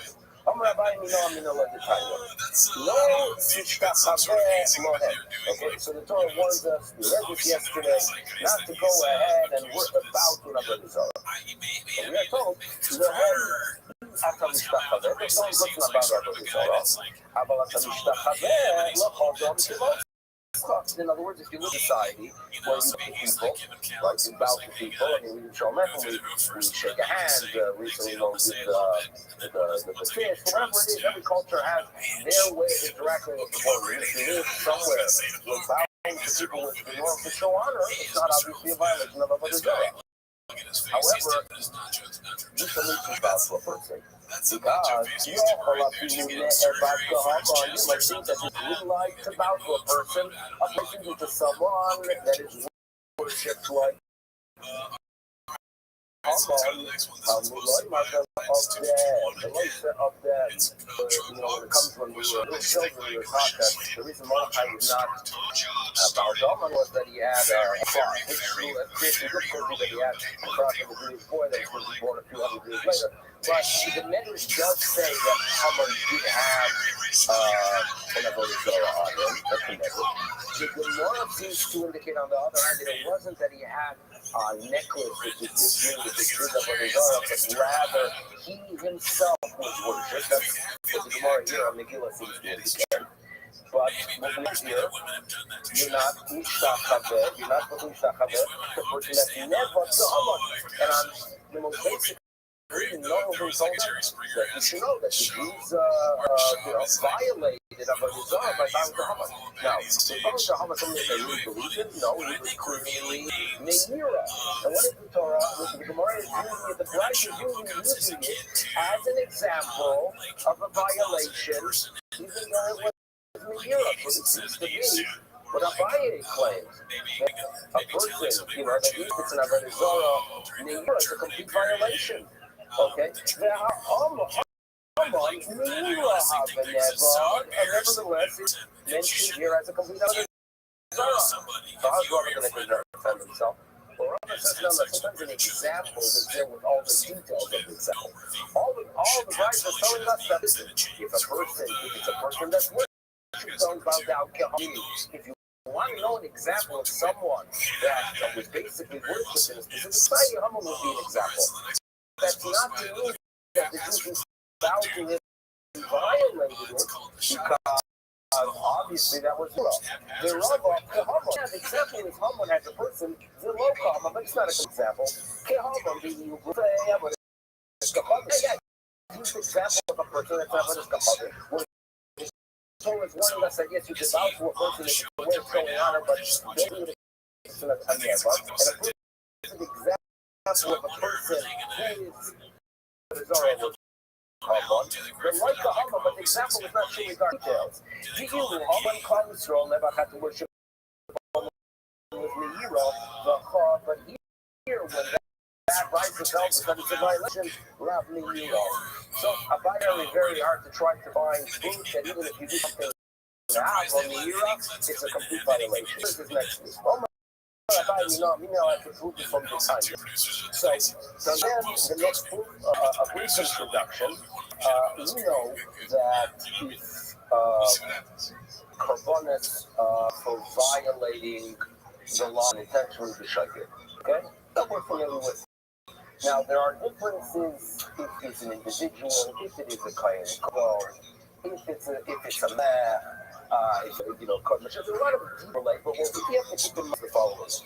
There are situations that the specific korban that is brought, and it flows as well. So if you go to the bull, or if it's a bazaar and it's a community, it's also the bull and also the goat, there is a difference, because some of them, the violation of doing something unintentional is only with a he'elem devar, or the elem devar, and one of them is a shivigas maisa. So two of you have to be mindful of to take a message here.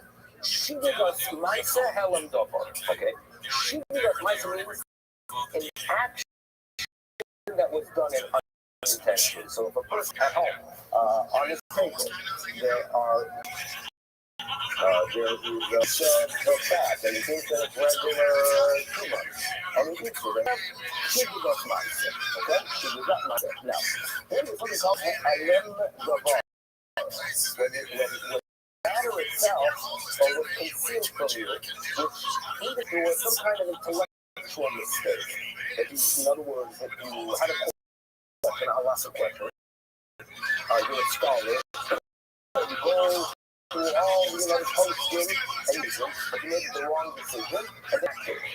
So it's a condition that if you did all the research in the world, and you're a great, and you made a mistake intellectually, and then you act, then you have a he'elem davar with shivigas maisa. Okay? For a communal korbanos that are brought, if the Sanhedrin make a mistake, there you have to have first and shivigas maisa. Now, what about a Kohen Mashiach, which was Kohen Mashiach, because we're dealing here with the on a higher level status during the first temple period, when he became a Kohen, when he was anointed with the oil that was concealed later. So that's what Kohen Mashiach is basically a Kohen. So here we go. Kohen Mashiach, Avodas Kapazin. Okay, so you either Avodas Kapazin, which the korbanos are more severe, right? Rebbe says that all that has to go wrong for him to have to bring the power hanging over by Mashiach, all that has to go wrong is shivigas maisa action. Some say no, that's not enough. You need also he'elem davar. Okay, that's the disagreement. Now, although they disagree there, you shove into the Sira of the Yaakov. They do agree that if they thought that if this claim violates something that's not of a result.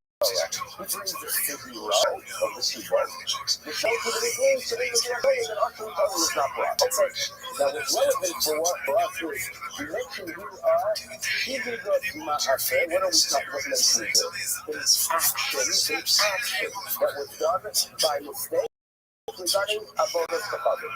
How do you make a mistake with avodas kafavim? With the product, I made a mistake. I thought it was something else. What is the mistake with avodas kafavim? Mentioned on it. What's the scenario? It receives a shul. In other words, he thought it's a shul. Kasofa goes ahead. He walks by this magnificent structure, and he thought, wow. This is such a beautiful tool. He starts working, right? Next thing you know, it's that the whole Amam Shabbat is over. That's a shit of life. Because what are we bowing to? We don't work with tools, by the way. But the beautiful tool in the world is the Rebbeinu level. So obviously, it cannot be a case of the Shivi that mindset. It must be. Because Andarka, he saw they got a statue of the king, right? And he bowed to it. Now, that also problematic. If you really accepted it as an entity to be worshipped, it's not a show yet. Maybe if you did not accept this entity, it's going to look. So therefore, I argue that the only scenario that could be possible. Here we go. In other words, he made a mistake from Allah or the fear of man. He thought, what would be the mistake? He thought that was permissible, and therefore that would be a scenario that it is a showcase. So if he made this rule, that would be the real Avodah. Hey, if I have books, okay? It's talking about a person who said, no, that is permissible. Wait a second. I'm a mutter. That's just an answer to something that this is tomorrow is that they're going to tell us there's a difference between mutter legame and a person who thought that some things are permissible and something negative. For that, we'll leave it on the page. Thank you for joining us. Everyone, a wonderful day.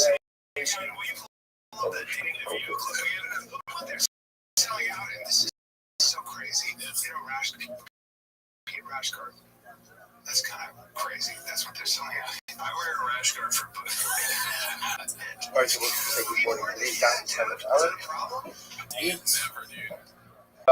Omer Mar. So we still have one more clip called Stingrays. Lines up from the bottom. Our shear this month. They say it's Dedicated by Steve Pekin. Young and Noda, it was saying that it has to be very close. I'm going to be Shabbat of the Hashem. To get it fully so it's very beautiful. And it look on Eden, so beautiful. I'm about it. Each moment, remember again, continue a little bit. Remember again, we start. And the concept was that essentially there are different categories of both of both the Zohar. Right? Three different categories of worship that will be done. Number one called normative worship, which is the normal parent, we should go ahead and worship the idols. Even though that manner of worship may be objectively inappropriate, like you saw by Balfour or by Margulis, if that's the way you worship the idolatry and ultimately, again, that's the way you are. This category number two, I will say, is objective acts of worship that are considered to be Avodah, even if they are not a form of worship for a particular Avodah. For example, Ishtat Hava, bowing down, offering karbanos, pouring wine, incense. Now again, as we yesterday found, essentially anything that is done inside Mikdash as part of Avodah will be prohibited as of Avodah Zarah. Third category represents activities quote-unquote respectful but not unique to religious service. The guy Menashe, kissing the idol, hugging the idol with oil, putting shoes on the idol. We'll say again, the Gemara indicates right now will be Mr. Nisa, but will not be a summarize that. I might have the positive of Zovech, is talking about offering karbanos outside the Mikdash, in which the Gemara says Zovech touching the Chutzpah. offers up kavanos outside of the is recurrence. Yet the pasuk tells me Yeharan, which means we saw by which means Samurai Family is the Ashidin Kala, but when you are Hasra for offering up the Pachibakut, then ultimately again there's a death sentence. Kilo Asudei Karis, but again if there's no Hasra, I would have thought that there's Karis. Kamash Kulono, we'll say Kamash the pasuk is not talking about offering up kavanos outside of the base of the The pasuk is talking about offering up kavanos that will be I really love about Bar Rav Kanana Abayi. Emo Yatzish Dakaba, the Lamin Balakal Kilo. So I read a thought that Shtaka was saying, when the pasuk says, Vayilech Vayabot Elohim Vayishtaka Kula. The pasuk specifically talks about Ishtaka Ba. Frustration bound down. I might have thought that again, that is hashtag about the general different forms of avoda for avodah zarah. Look at Rashi. Ema yotzelo hashtag lamin dalakal.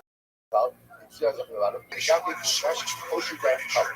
And I think that from hashtag I learned out that any form of custom given to the idol ultimately again should be us.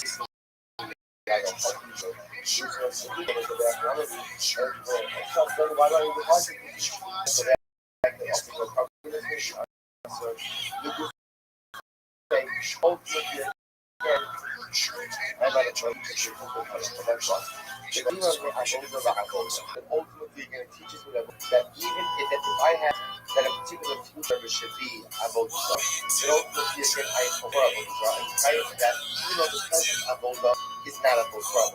What is it? It's not. I showed you the avodah zarah. Come on, avodah zarah. Well, I have to use avodah zarah. Listen to this case. I shut it out.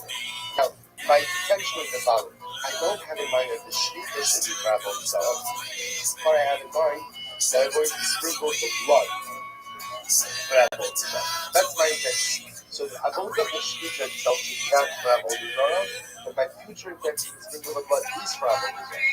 And I tie it for such that Yochanan Amar Yochanan says asura.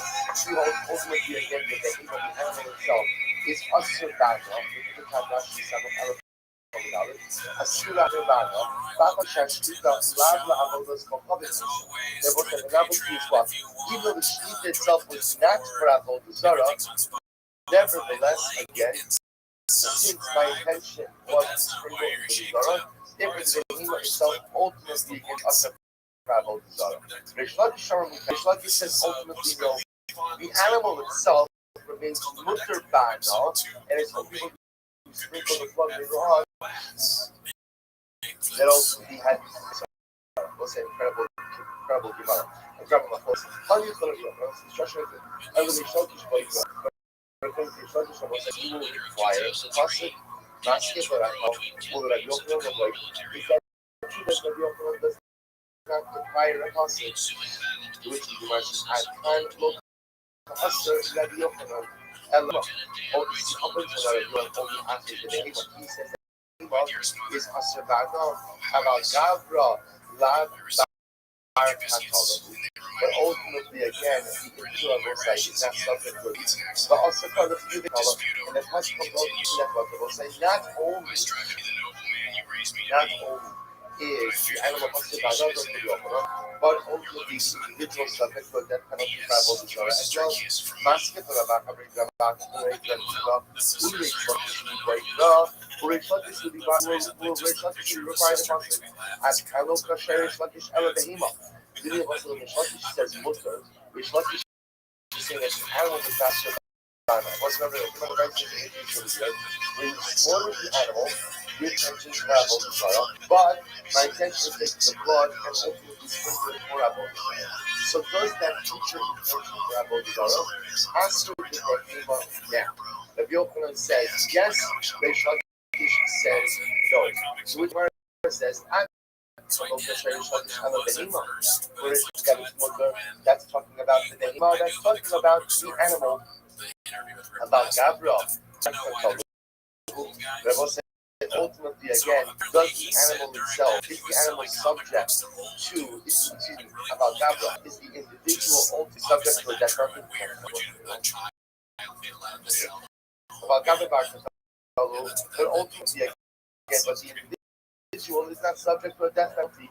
Needy to have Amishtaka that lahar. The Bible said ultimately again it will be no different ultimately than one who bows down to a mountain. So what does that mean? The high reverse. Okay, you learned that before. If you worship a mountain as a Mozara, ultimately again it needs to become a Mozara.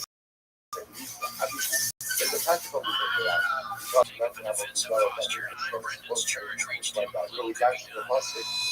He has out of a hundred, but a hundred LFP. They also help you work out. So the Gemara says over here that says that forget human. Animal is so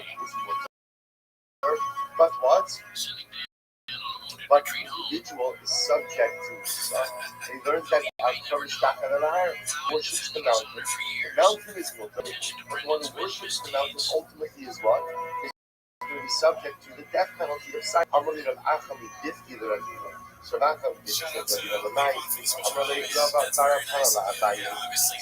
which Rabbi said Emo Yotis outside the Lami of Hakau Kudo. So we'll say number what that we said before, that it's again should come to teach me about what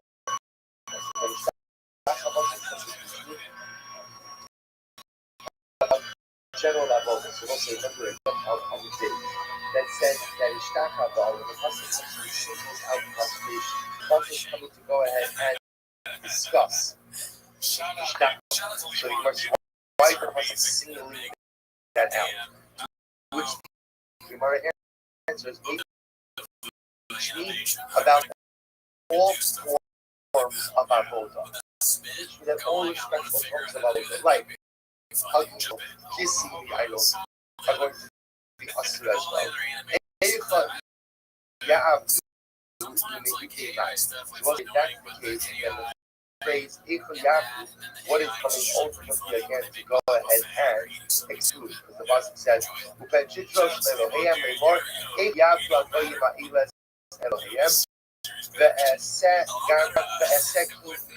what is that phrase if I used to refer to more generic, but what is that? Let me look at it like this table, let me look at or maybe let's say what that means is someone who defecates on an idol. As much as that is the form of or so somebody for an idol, like what? And they're not going to see we already know that. How do we know? What we learned that how paradigm travel, the Zohar is Ishtakabal is going there. My Ishtakabal, Derech Kibud, was a constipation, this is a form of covet. I called Derech Kibud. Ultimately, you know, say the only time worshiping an idol, if you do so in respect, the only time you want to be high at the definitely idol is if that is form of worship. But to do that to a different idol which is not a form of worship, and we'll say ultimately everyone will agree it's not about the Zohar. So if you have Torah Asmal and markers, also this is with the person teaching you. What if somebody defecate markers? Remember again, let's mark. That's the 3 stones, 2 stones on the bottom, 1 stone on top. How do you worship markerless? You throw stones at it. So watch this, we'll say. So the Gemara says, some of that time, you know, also these Zohar. All these Zions, the way you worship markers is already direct desire, meaning it's already a form of degrading worship. And essentially, again, putting up 2 stones on top, that's markers. Those stones at that and disrespect idol is a quote unquote disrespectful form of worship. I might applaud that once I'm already disrespecting the idol, then what? Then even other forms disrespectful worship, like defecating on the idols, should be okay as well. Kamash Malon, that these are these forms of disrespectful worship, only the worship specific form of disrespect. The disrespectful specific form of worship is considered a Muzara for that idol, but disrespect for objectively disrespectful form of worship and apply it to another idol which has its own disrespectful worship is not considered to be a Muzara. So for example, if you were to take stones and throw them in or you wouldn't be chayiv for idol. If you were to defecate on markelis, you have chayiv for idol. So each of them have their own objectively disrespectful forms of worship. If you mix and match, it will not be chayiv midara. Ella, how do you know you offer up a carbon or slaughter an animal for markelis? That's your chayiv. Now, remember again, how do we know that? Now we established that yesterday. Although Yisrael who owed us because the Pasuk says they shall not offer up, they shall not worship, or they shall not offer up their offerings. If ultimately again you don't need it to teach you the prohibition of worship. Because the Pasuk says, says, the Torah is foreshadowing that Cloud is going to say, we want to worship Avodah Zarah like the Umas Olam do. Then what? Tinehu Eyon Shlushalotidaka. And I was use this concept to teach you that one is chayiv for worshiping an idol, even if this is not the way that the idol is going to worship. If what? If this is for a formative form of worship, or we already learned out we already learned out about the prohibition of normative forms of worship, even though the normative of this particular desire. We learned that from the fact that it singles out the idea and says, don't bow down to the idols. It's just like bowing down objective form of so to we learn out that any objective forms of idol, the way for it to, the way we come to our category of objective forms of worship is somewhere, is from the base of Mishkash. And therefore we learn out that whatever is on the base of Mishkash will be answered by Avodah Zarah. To which the Gemara says, look at that, here's the possible specific case of Javeh Hasis. As the book said, okay, let's say somebody worships, let's say somebody goes ahead and offers up an animal for Avodah Zarah. Listen to this. It's not that they really believe in Avodah Zarah, they're just angry at God. The person has shown angry from the so what do they want to do? They want to show God. How are they going to show God? How are they going to give it to HaKadosh? They're going to worship an animal for Avodah Zarah. I don't believe in Avodah Zarah. I don't believe in it, but I'm so by the way. This sounds crazy. It sounds crazy. When you do things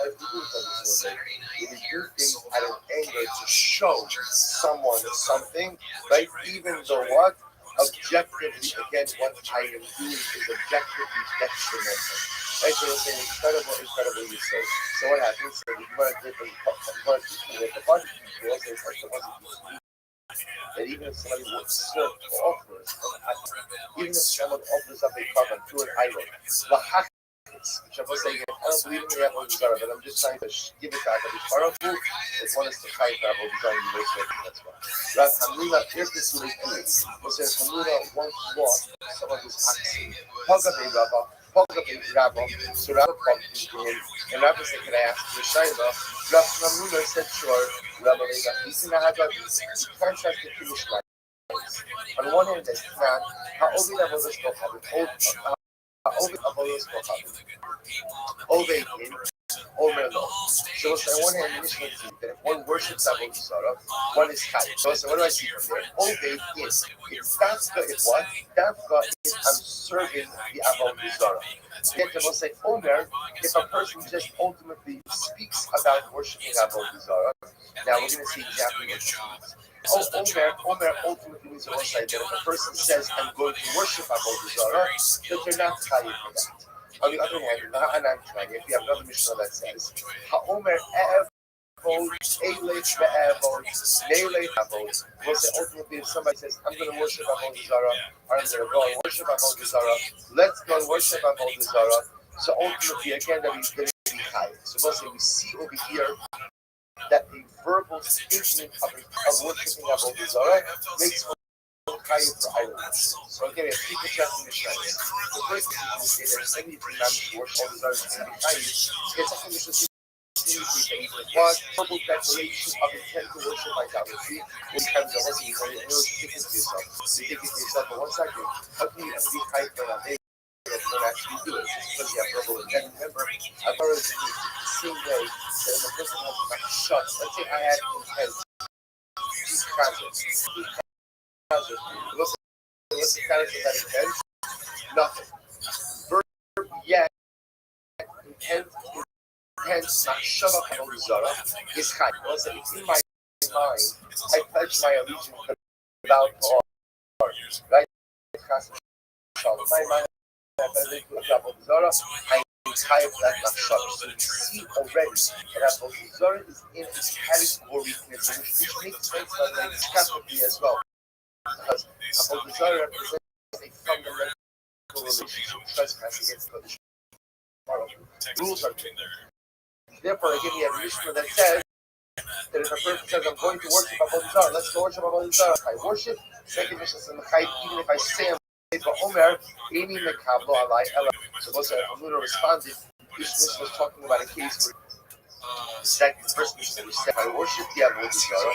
He says, where a person says, I'm only Mekablo the Avodah Zarah upon myself, he makes an explicit statement that I'm only going to be worshiping this Avodah Zarah through the actual control. Okay, Rabbi Yosef Amar, Kenai Shakal Kameh. So Rabbi Yosef says, I don't know if you all the in the world. After most tonight, these Makotas cannot. This time, Ha'omer Bo'ul Ba'afri. Also, listen to this.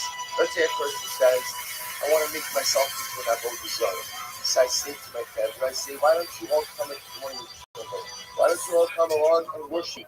Come along, I'm very confident. Let's not waste time with idols. Let's just worship me. Involving that Emir Mechai says that ultimately again I'm going to be happy. That Yehuda Poter, and Rabbi Yehuda says ultimately again that I am Poter. Both say when Rabbi Meir says I'm Chai, he's talking about me. I'm saying to my Chaver, come worship me, let's meet the Avodah Zarah.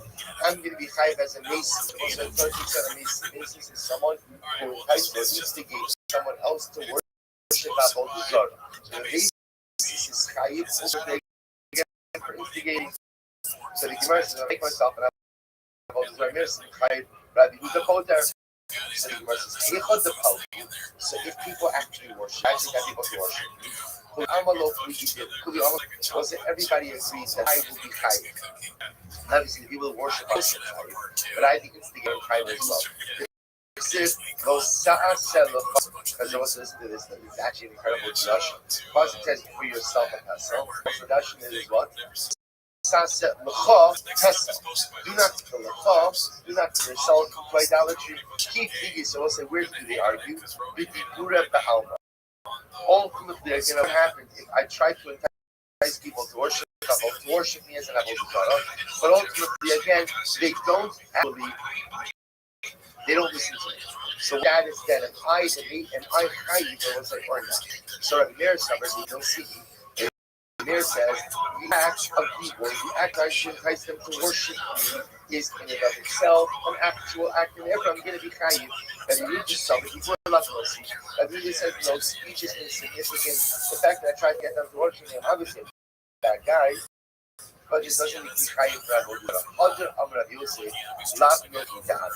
Rabbi Yosef came along and said, you know what, that which we said before everyone's side is in fact not significant. So that people like Yehuda, because we're Yehuda will say on both sides that just people trying to entice people to worship me as Avodah Zarah are also going to be chayiv. Why?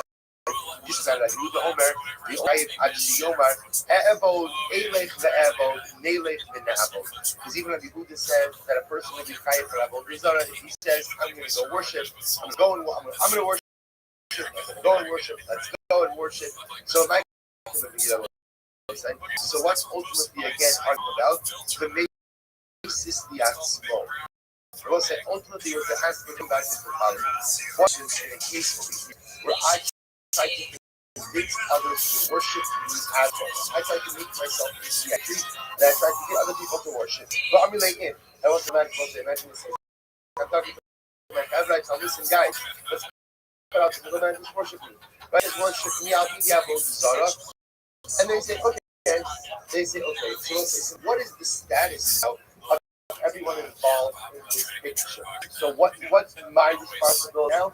And what is the halakhic implications of their okay? Mars cover, Nasis, the Atzmo, Shamila, the Indica Amile Kushtu. So one of the that ultimately when I entice other people to worship or instigate those worshiping as a I'm tried as a Nasis, I'm tried as a mediator. and they're okay, we take that seriously, and we assume that means that they're worshiping, and therefore they're high for that expression of intent to worship Avodah Zarah. The Marisol basically asks, "Well, no shniyah." Let's say others say that no, that the again, these guys are not going to listen to me. They're not going to take me seriously, and therefore what?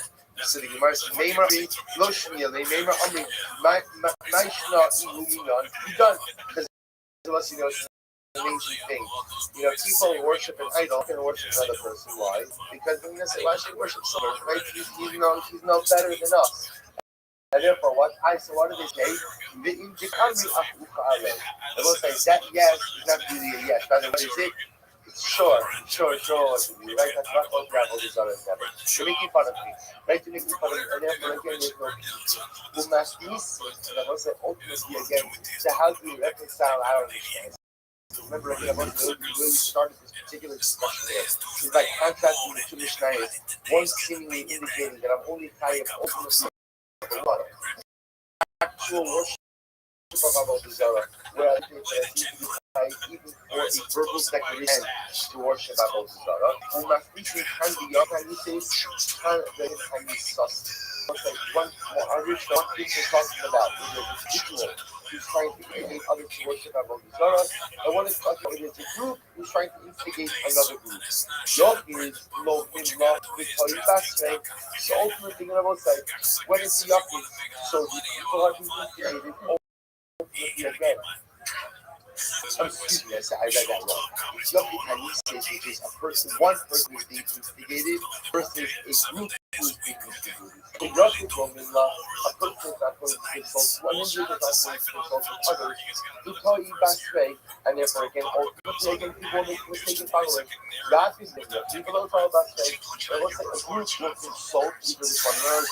Let's say in general, there's a concept that that when you consult with the group, the hope is that there's collective wisdom. So when it's acting alone, sometimes one state can be committed a mistake. You start to get interesting because when a person out of a camera, even if they made a mistake initially, again, will be collectively ready. Now, we're going to say, those solo, or those Ishmael, but the pastor says, do not listen to it, or it's literally, do not be enticed by it, do not listen to it.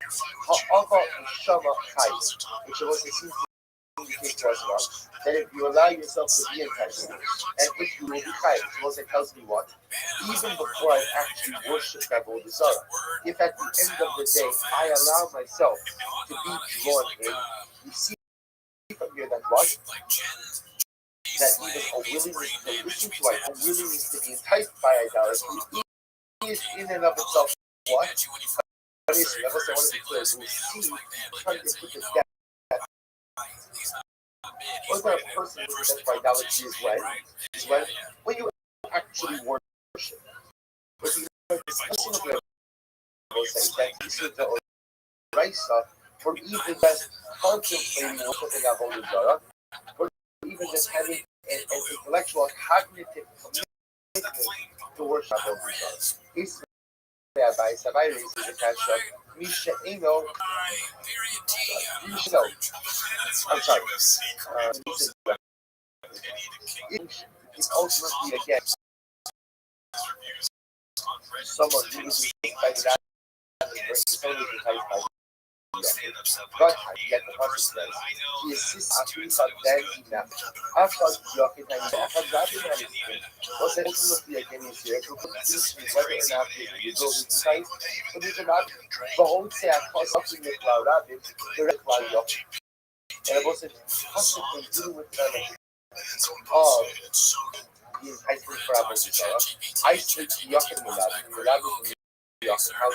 Yochim Yisrael Abin, Al Gufo, Ulakil Al Mamono. So we'll say ultimately again, the individual difference from the collective society. And if the individual is enticed to worship Avodah Zarah, and he indeed does Avodah Zarah, we're Machmir Al Gufo. Because the Machmir Al Gufo means to put the death with skill, right? Skill is considered in more common thing of death. We have the Hakka Mamono. Because if a person worships Avodah Zarah, he's enticed with Avodah Zarah, so he's put to death by skill. What happens to his property? His property is lost with their don't destroy his property. first side, wrapping the cloud, the Torah isolates the collective from the individual of pray that went like the heritage of the death through sight through a sword. We left considered to be a bullet sight, considered to be the most powerful form of execution. And yet, with a half year, get to both on the flip side to be mastered ultimately on your emotions. Remember again, what happens when you study most of the most classic, for example, ultimately of a rather the word Zara is the darkness. What happens when the darkness is destroyed all the time. Whenever there's although they are given a quote unquote more lenient from that I do, they are given more they are given a more sense that the property is destroyed. Which Oladna Ola, which I only in this distinction of the manner of execution of the property that there is a between the Yachid and the Rabbi. The whole needed to have done this regarding all other matters of our desires and their activities. Can the new states is the smoke? Can the new states is the active? Now, what's the distinction between the two? Just talking about if you have a person who quote unquote self-entices. He entices himself and is the smoke. Can the new versus someone who is worship of a desire to the other. We must mimic the active. Mimic the active. Let's say, now it's the dynamics of a group dynamic. Like the flip the opposite dynamic. So when a person is entitled to do something, the assumption is wrong, they get a problem with it, and on the flip side, that's no mimma. What they sometimes, if a person can bring himself to do something, he can just as easily watch, right? Rethink it and convince himself not to do it. If the actor is going about that, once a person is out of the group, they'll try to break ranks with the group, and none of them follow that dynamic. We don't know about dynamic distinction between the steps. So you want to sit, those silver level, those Sishma Elav. Do not be enticed by him and do not listen to him. How about the Shama Chai? Yeah, well, what do we see? That if you listen, and you have the intent to worship Asara, then ultimately again you will be kind. Rava Amar, Edi Benisi, Rava says both are referring to ultimately one who is enticed. The worship of Zara from us, Hug Amalei, Kach Ocheles, Kach Shoseh, Kach Madiva, Kach Maria, so Hug the Low Amalei, Kach Ocheles, Kach Shoseh. So now, Gemara makes another interesting distinction. This other distinction is when I was like, this is how it's like good, how it's like bad. Once I that is the ultimately, once the word is described, the action, the title, where it's the person's intent is ultimately carried through on worship. Versus the other two, where a person does not speak about the business of the idol. We can also say it's possible that even though we can't talk about the person will not on his intentions only to worship. So Rava said, first, into the first wide line, from where do I know the Sid? Hakrobim Elef. Hakrobim Manilef. They'll say, why does the Pasuk take reference? Here we go. Speaking to us, against the prohibition to worship idolatry. So why does it say ultimately the gods of the nations who are around close to you? What is the matter if you have all these others close to you, have all these others far and so forth? This is what it means to say. The Tibuson shall program at Amara Maki Busan Shah. That is what it means in this part. That if you want to learn about Avodah Zarah, pretty much Avodah Zarah is Avodah Zarah is Avodah Zarah. To learn about the ones that are far away, the attributes of the ones my love, the Amalek, Kach Ocheles, Kach Shoseh, Kach Maria. So what does that mean? That means the process of beginning to extol the virtues and discuss the virtues of the Abel, ultimately again giving and of itself the beginning of the process of worship. Some that we can see that this is the truth. So we'll say, let's compile this over here. The first of us, so just a couple of very important things. Number one, what we ultimately say is that Keyboard is Latinist. First of all, again, an expression and ultimately to worship Avodah will not make you chayiv for worship. Even though, again, it's also, it was like any expression of allegiance, ultimately to worship Avodah will be also. But a verbal expression of intent to worship will not be chayiv for Israel Avodah. That's number one. So let's say number two. Number two, we cast it ultimately again the Chashvina la'avoda la'avoda, which is to say, if you have in mind, if you're checking an animal, and you don't have in mind that the shvita should be for avodah, you have in mind that you're going to sprinkle the blood for avodah zarah, the fact that you're going to use some part of that animal for avodah zarah makes the animal what? Asr ba'ana. Now, time of the shvita, even though what your intention is I'm not shifting it for avodah zarah. And I'm going to sprinkle a blood for avodah zarah. You pass it ultimately again like the Yochanan, that makes you asr animal ba'ana right now. Now again, I'm also on a technical level. I'm not chayiv for avodah zarah. Why not? Why not? Because I didn't do it yet. But because my intention ultimately was to use the blood of this animal for avodah, even though again I didn't use it yet, that makes the animal asr ba'ana now. And our three category distinctions by different avodos of avodah zarah, like we spoke about at the beginning of this year. Fine, we're not going back to it.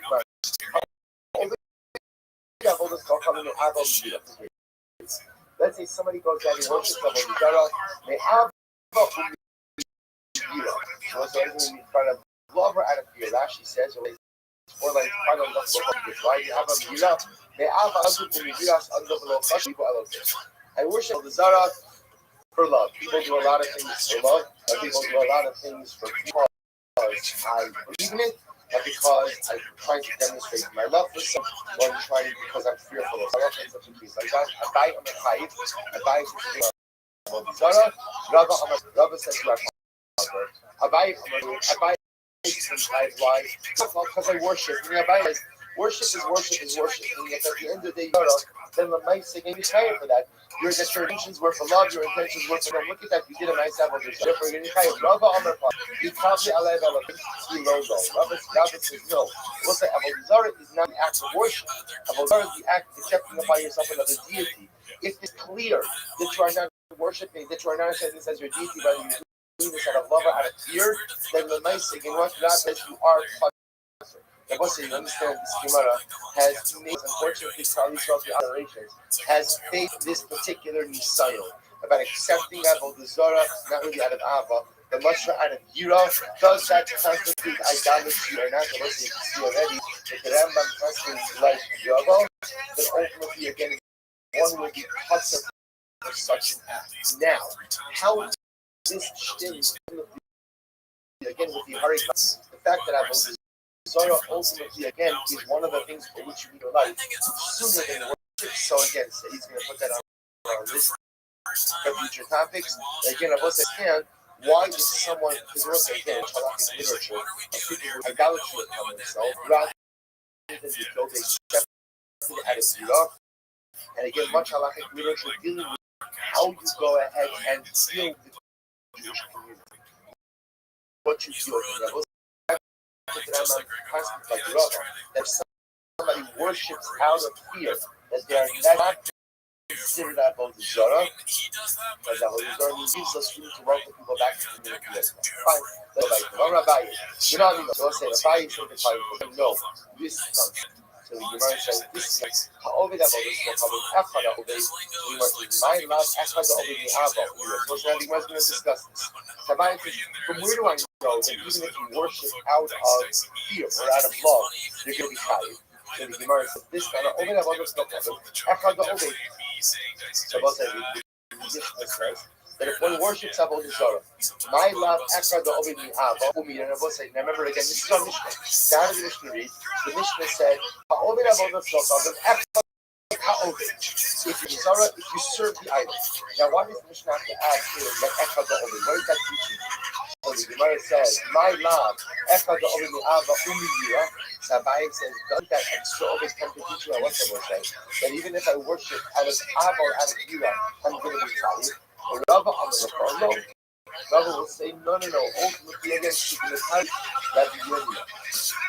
We'll also remember again, Rava will say, no. The meaning of over is as Yirmiyah taught us 2 days ago. What Yirmiyah teaches us 2 days ago? We'll say, over means that if you worship Avodah Zarah, any normative form of worship, normative as defined as something that is done inside the Beis Hamikdash, even though that is not how this type of idol is worshipped, one will still be right. Verse 1, oh, Rabbi, you know, I'm bypassing again. From where do I know that you worship out of love or out of fear? You're going to be right. You learn, Lo tishtach Elohem. The pasuk says that, but you can't bow down to the idols. So excuse me, Lahem iyata mishtach. I will say ultimately again, you can't bow down to the idols. About Abai says you don't have that what? That you can go ahead and to someone else. So we'll say Torah says you can't bow to an idol, but you can bow down to someone else. And I will say that the concept of is a sign of respect. You can't bow down to idols as a sign of respect, but you can bow down to another person as a sign of respect.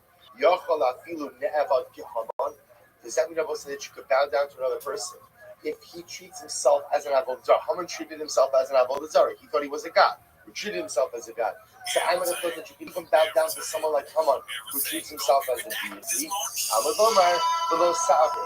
pasuk says that what? No, you may not serve them. So we'll say, what do you see from here? Haman mirahava. So we'll say, Sarai Sabai says, so what are we going to have to do? You can bow down to another person as a sign of respect, but you can't bow down to another person as a possible sign if they deify themselves as a and we'll say, remember why we're bowing down to Haman? They were bowing down out of what? Out of fear, Abai says you still see that it's also. So you see from here that what? The worship of Avodah Zarah out of Yira is still going to be also. We'll say, this was the major bonus presented to Mordecai. And this fellow members of the 700. Was it mutter to bow down to Haman or not? To Rava. So what would Rava say? Rava would say to Haman, to Haman. And we'll say, bow down like Haman, but not like Haman. To Haman, you even say Avodah Zarah. The local Haman, the Haman Yira, the Hafa Lav Yira. Ultimately, again, so Rava would say that ultimately, again, I will say that the basic needs to say like Haman and not like Haman. Like ultimately, again, like Haman, that Haman considered himself like an Avodah Zarah, and therefore, again, it would be us to bow down to it because of Avodah Zarah, but not like Haman. Like Haman, I will say, even though it was an Avodah Zarah component, Jews were bowing down out of Yira. Jews were bowing down in Yira. And this case over here is not talking about it. So fine, so let's say, it's not what we're actually talking about. I'm leaving you a little bit of a meaning, we're leaving you a little bit of fun. This is incredible. You saw this with Machlokas, Abaye and Rava, about whether or not, one, what is the halacha, or what is the liability when somebody worships Avodah Zarah out of Yira, out of fear. Abaye is saying ultimately again, it is still considered to be Avodah Zarah, your chayiv, versus Rava ultimately says that you are part of the resolution. Let me share with you a short idea. To me, that's a lot of likes, yeah. Except for the one with all the other clips I've almost done. Anything I have to say about the sponsorship and the real quick things I need to refer to. That's very fine print. Good morning, everyone. We'd like to thank the Simpson family for sponsoring the annual conference. It's food for the sort of elbows for Amisrael. Okay. So what we had is what we had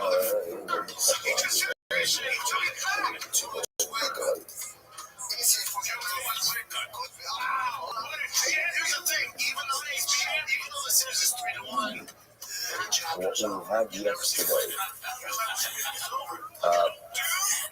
So quick reminder.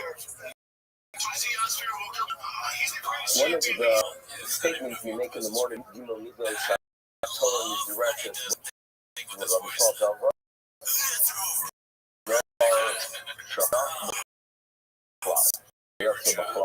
Lamed, Lo Lamed, so Elo Lamed Kol Haklal Kula Yatsa.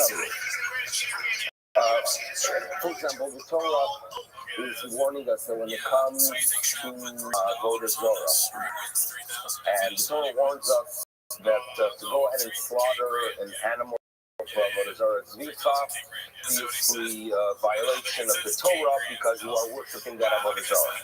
Now, what happens if that specific force or deity or that Avodah Zorah is worshipped by slaughtering animals, right? They're very ethical. They only take tofu. They don't like meat that Avodah Zorah. So what happens?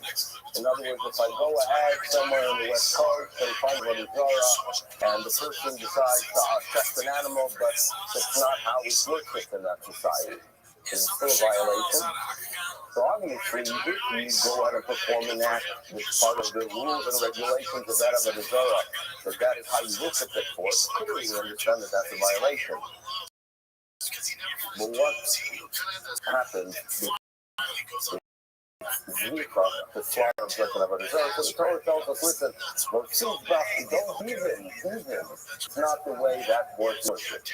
Okay, now, what's interesting is that when the Torah warns us not to go ahead and doesn't just include slaughtering, but it includes any type of service that is performed inside the Beit HaMikdash. So, Zrika, Kabbalah, receiving the blood, Halacha, Zrika, any one of the 4 services that are done in the Beit HaMikdash are included in that warning that if you perform any pagan beauty, even if it's routine, you violate the prohibition. And it's working. In other words, the Torah only mentions 1. So how do we include 4? It was Haklal, right? It teaches not just for it, but it teaches for the world of all 4 services done in the Mikdash. But then we have this question that we have to deal with, and we have to remember, we must remember as we start our daf, what Rava Bar Hanan is going to ask by, wait a second. The Torah tells us, Lo tishtachaveh. You should all go ahead and bow. So wait a second. Maybe that is to include, maybe that is that type of statement that is lament to teach on many things. And maybe what the Torah is teaching us is that if I give anything honorable to a pagan force, to an Avodah Zorah, even if it is not the way that that specific Avodah Zorah is worshipped, and even if it's not done in the English, maybe the Torah is warning us that it is a violation. So maybe the Ishtachava is the issue. And we want to wait a second, okay? But it's so why mention what the Torah mentions at all? So we had in the top part, the bottom of Samach on the base, and now in the beginning of Samach Aleph, is that perhaps, and that's what we are told, what we are being taught here is Mechachim Ma'avoda La'avoda. In other words, we find by Kachin, as a result of income, people. So in a couple of years, we get and one of the people in the discussion is the fact we have to be very sure when you perform any of the services in the Beit HaMikdash that your mind has to be operating with understanding that everything will be done correctly.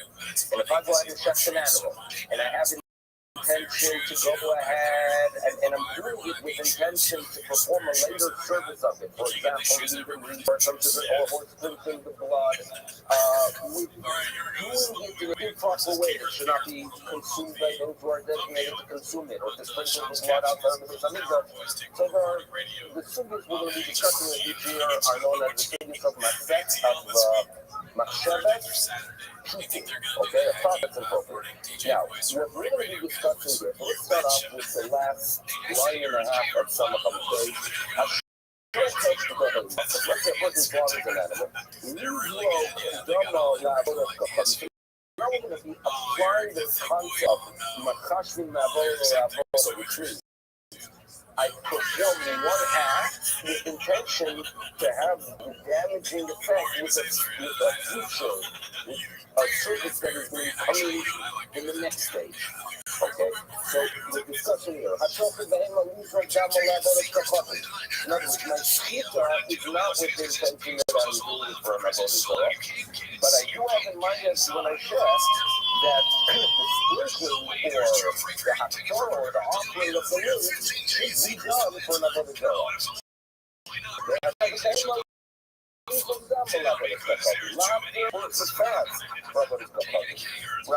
Yochanan Omar Asur, that too is considered a violation, and in Shlokish Samachalef Omar Muteret.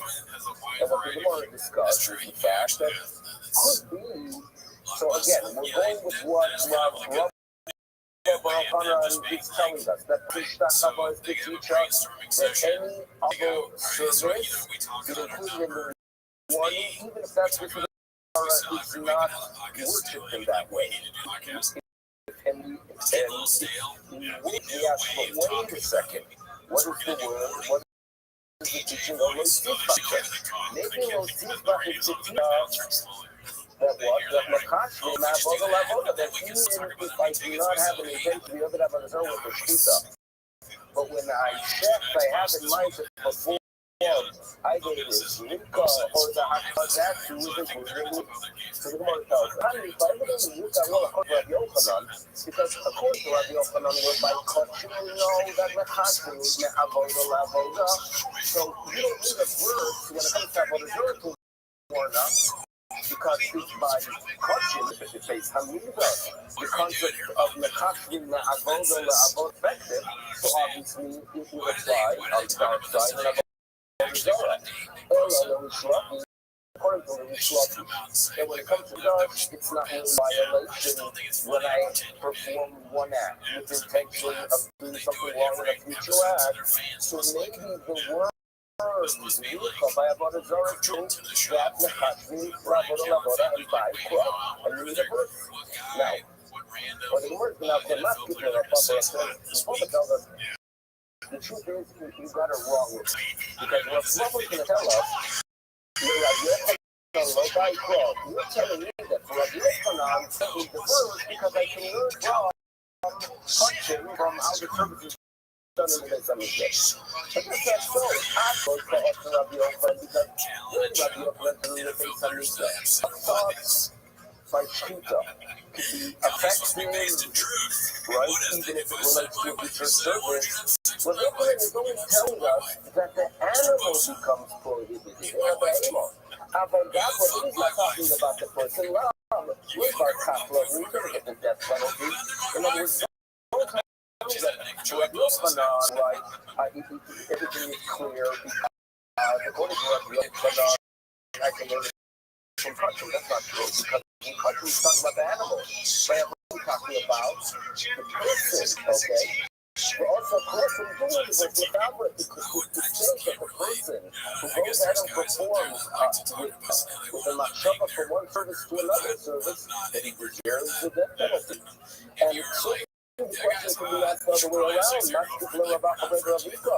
In accordance with Shlokish and Baikra, you told me that from Shlokish we might read the verse, but that's actually not so. Because after like I showed Shlokish, even though by coaching, we Shlokish hold that a machshava from Avodah is not effective. We Shlokish only talked about the behemoth, about the animal. About Dabra, but you would agree that a Dabra are kafla. And if you're not wait a second, how is it possible that the Shlokish is of the opinion that when it comes to Avodah Zarah, that if I have a thought which during Shkita, or something in the future, that person deserves a death. But that item that the service took place regarding is permissible.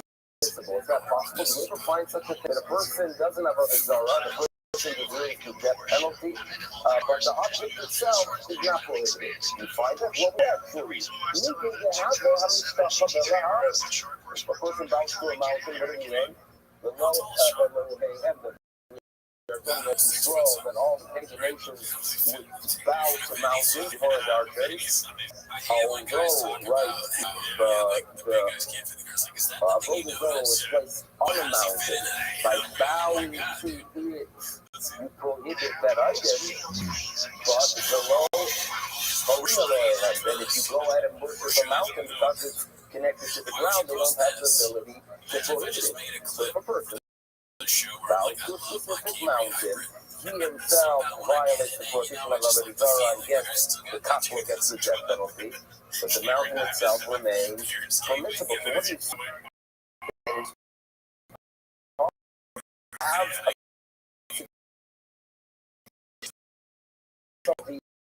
So what he's saying is have when you have a for something in the future, that's not yet that's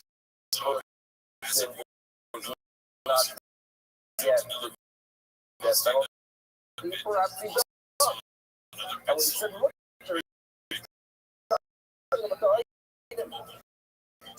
so therefore we can have a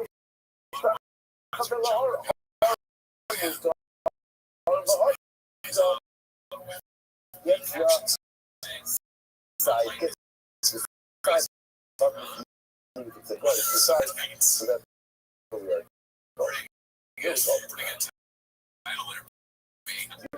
Remember Rava Barakana.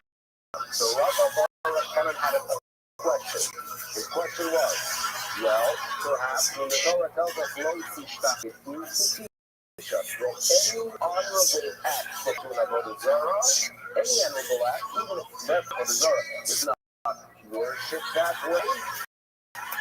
That's the violation. That's what Barakana states. It says Rabakana, reaching the Ravina, way to set it.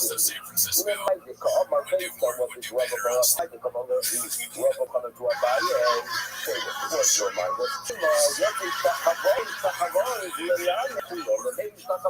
Regarding our service, well, because he told us that when you get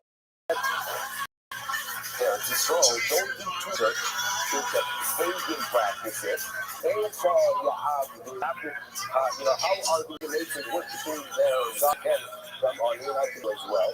And obviously Torah telling us, you should know, it's the nations pagans are worshiping their gods. Torah is telling us that where they worship Torah, that is where there's in so for example, let's have on the Torah as we know the way you worship is by deprecating. Therefore, that is how you violate the prohibition of Torah. If you want to worship Lola, you worship Arculus, right? You want Mercury. So the way it was done is what by throwing stones. So it's telling us that the way you violate prohibition is forming specifically the acts that designated by that was by those over there.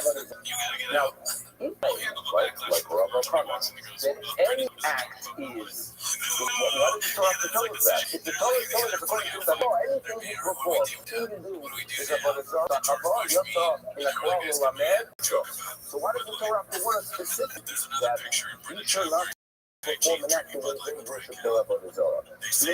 Okay, well, the thing that anything in the claim, and then we to exclude Hapoel, Axel, Lizaki, but like we have a more normal nation of the Torah, that they slaughter animals to worship that for. And you go ahead and say, you know what, I'm going to worship it, and I'm going to take the practice from Peor and defecate in front of it. So it's telling us that that's not considered a violation, because that's a way of honoring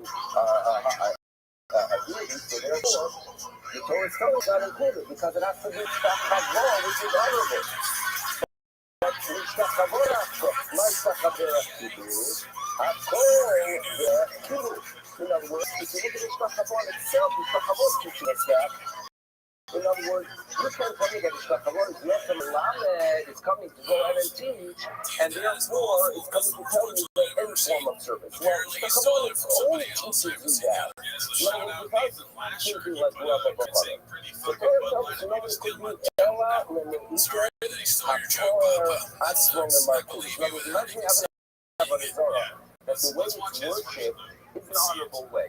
Like we mentioned, Mercury was worship like Rolling Stone. So one would claim, wait a second, since that cult, since they don't have a Zorah, worship it in a way that's not honorable, the way that's not honorable is included. So therefore, perhaps with the Torah is telling us that talk about the Bina and the thought,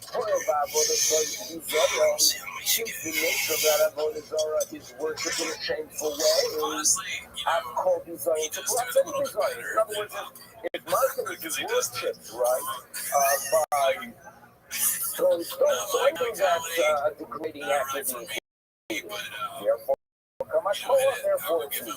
Okay, here we go. Here's the following question. How do Omar Rabbi Elazar tells us now, Mitzovea be'emon le'martin. So yeah, Martin, if you in Spanish, Wednesday, right, is Mercury. So obviously it has its roots, right? It has its roots in these papers called Wednesday itself, or Warden Day, that seems like the Lord is a word that became part of identified day. But let's go back to it. So they have to the Muslims generally, the rules and regulations that if you want to go ahead and worship, you throw stones. The person that I'm going to be better than, how do you know that it's pious? How do you know it's pious?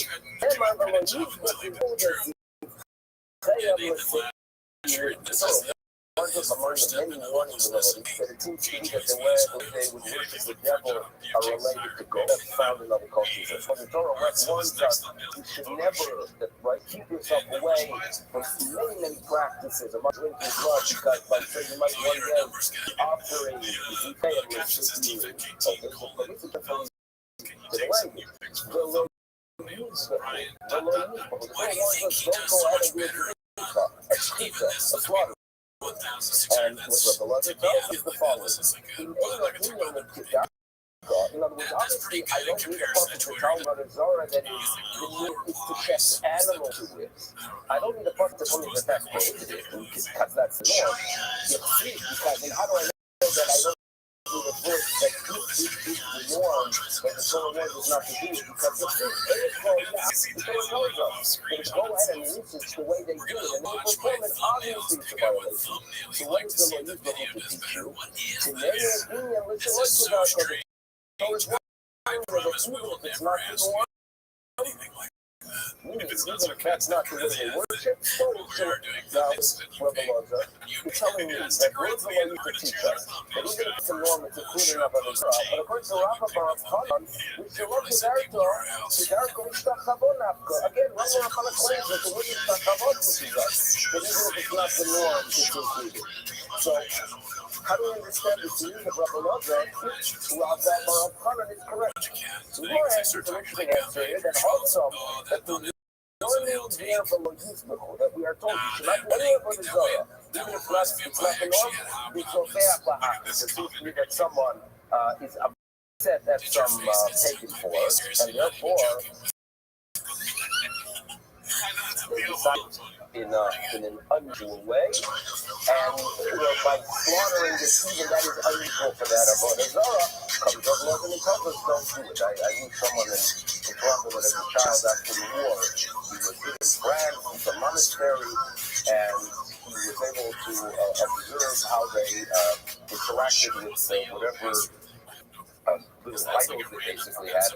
And he mentioned that one time it wasn't raining for a couple of weeks, and they got upset at one of the statues, and they turned her around to face the wall as a punishment for not bringing rain. So it seems such a thing as having getting angry with your Avodah Zarah, and you're fuming and you want to break it because you don't want to mess up things in the future, but then it's punishment. So maybe this is what we are talking about. Some form of anger towards this Avodah Zarah, and that's why the Torah is telling us that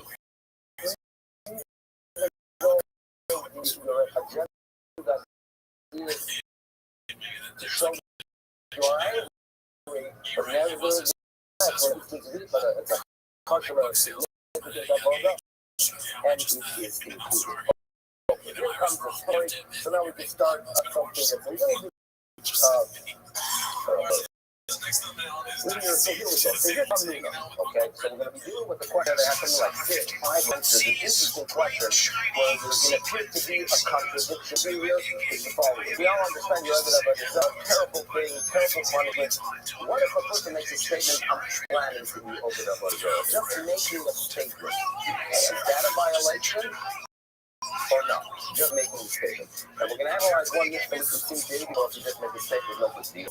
But the Mishnah later on, some Achad seems to indicate that even a statement is already a violation. So how are we going to deal with it? It's a contradiction. So we're going to have Rav Amnuna, Rav Yosef, Abaye, Ravina, Rav we read all the great Amorai addressing the issues. But it's an interesting story that Rav Amnuna here is the Lebach is often while they were lost.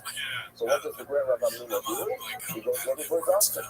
So Pogam ben Rabba, so as he's making his rounds, he meets Rabba. So Rabba asks him a question. Rabba to Rav Amnuna, let's analyze and see it's right, and there seems to be a contradiction. Maybe it's more telling us that when you read something, your mind is occupied. It seems to me that these great people, even when your mind was occupied looking for their teeth before they had a little apple pad, they were still able to be involved in the Torah. Now, here we go. Where's the contradiction? How does this say? Ha-Obed, Ha-Vogav, Kochavu.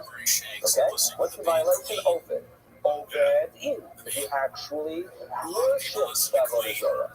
Omer is applying to not wrong. So our mission seems to say in Amira, the statement, not the mission. So look at the mission later on, in the later Mishnah. Omer, if a person says, Evod, I'm planning to worship an Avodah Zarah. Evod, I'm planning to go and do Mela, if I tell my, if I go with the rules, and all that, is included violation, just the statement. Statement is not a problem.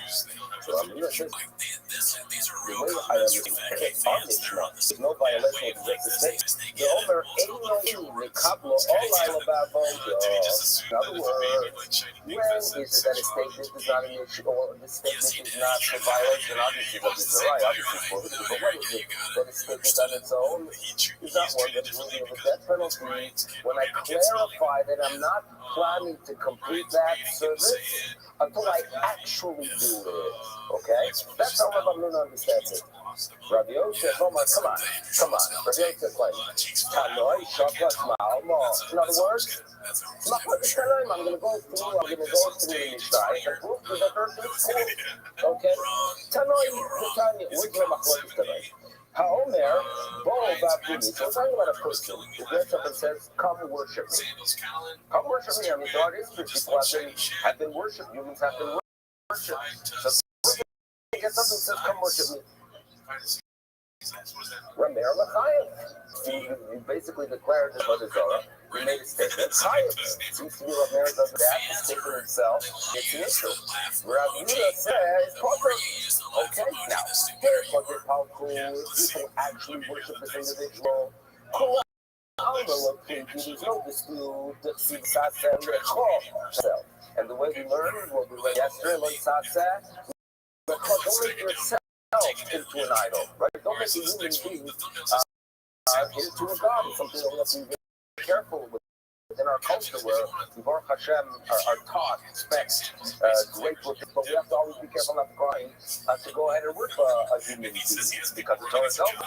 Let's not make a human into a vessel.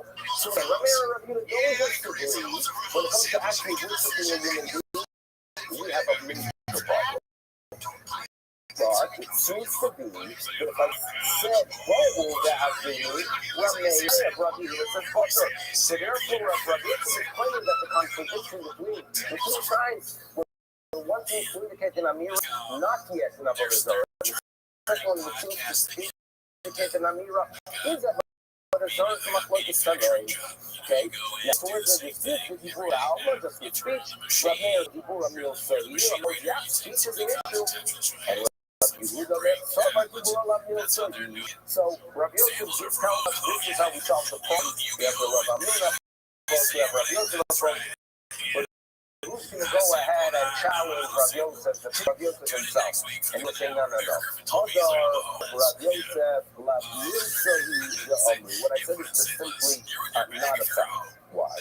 Now, seemingly, Rabbi Yehuda, I have no doubt that you are Rabbi Yehuda, the general Hebrew even the fire that Rabbi Yehuda had the feeling that which only a person is fired. The Tanya Rabbi Yehuda Omer La'olam Eino Chaya. Because when it comes to a basis, when it comes to someone Rama that is encouraging others and inspiring others to worship some kind of a pagan force. Achio, Mar Evo, it could be a complete violation. Okay? Therefore, my answer is no good. Now, and if you ask me, wait a second, so what is their dispute? Rabbeinu and Rabbi Yehuda do disagree about a person getting up and saying, worship me. And Rabbi Yehuda seems to that this is not yet a violation. Well, very agree. Because it's a sin. There might come the may see when someone is inspiring us not to worship some distant force or a desire, but when a person is trying to inspire others to worship himself. Now, what do people say? Right? Person gets up, right? I'm a higher entity, please worship me. And everyone says, yeah. How do you understand the evil? The unbelievable. And there, if you keep coming to solve opinion number one, they see small. Really? Yeah, they do. Yes, and that's the problem that we're doing. It's a commitment and it's an avodah zarah because everyone agrees it's an issue. Why would someone say that? From our sobar on the other hold, Macy's Smolochnia, where people go in. When a person gets up and says worship me, what do they say? Yeah, sure. Okay. Fighting, go play kite, who are you? Because Neymar Amri, you know what people say, human nature, it's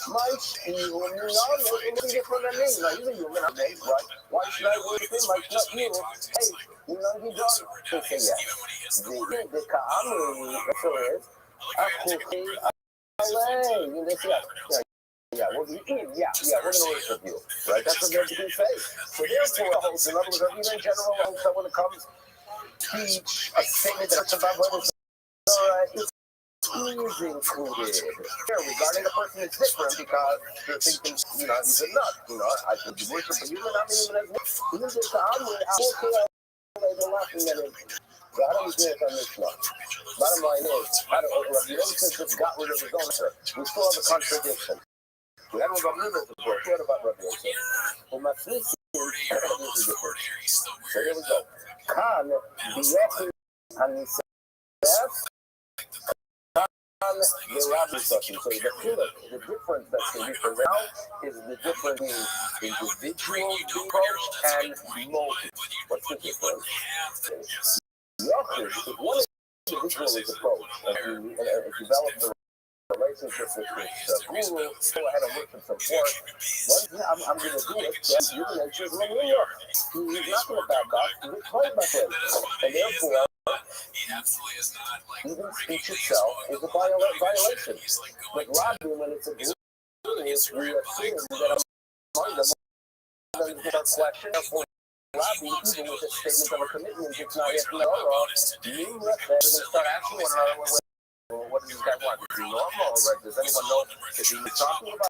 So therefore, odds are so local batray, and therefore, that's how we have an answer to deal with the contradiction between the two Mishnayos. Now, if there's a full number of answers, we not realize the full.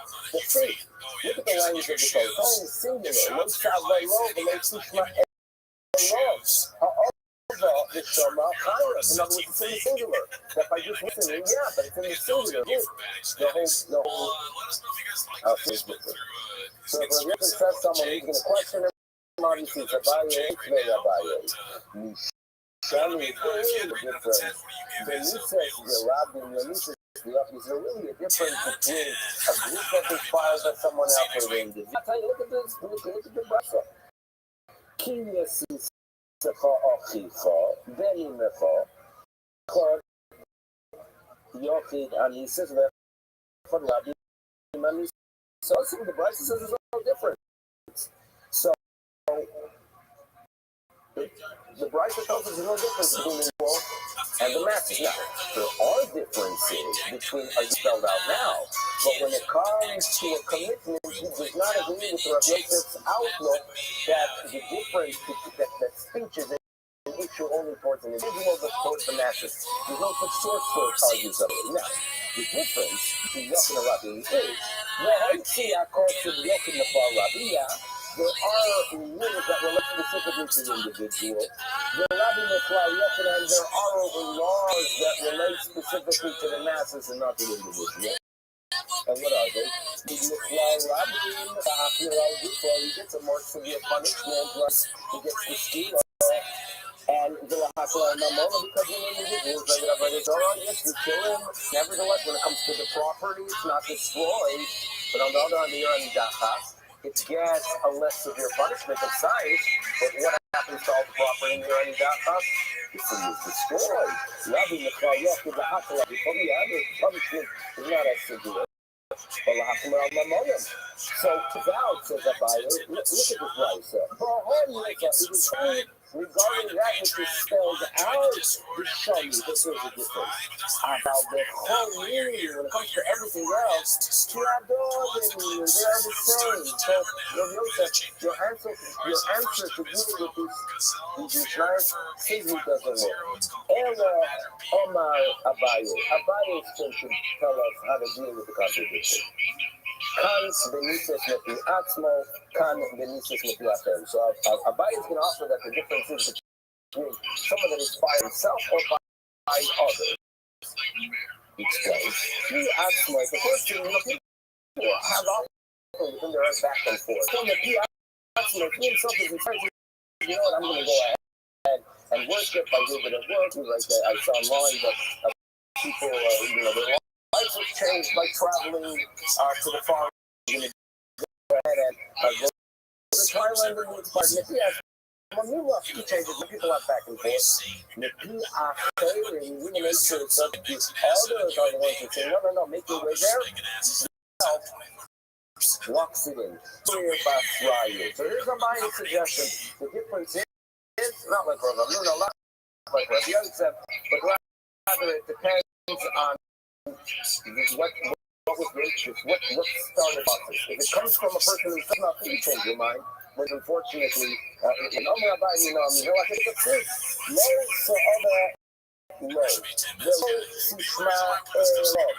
Okay?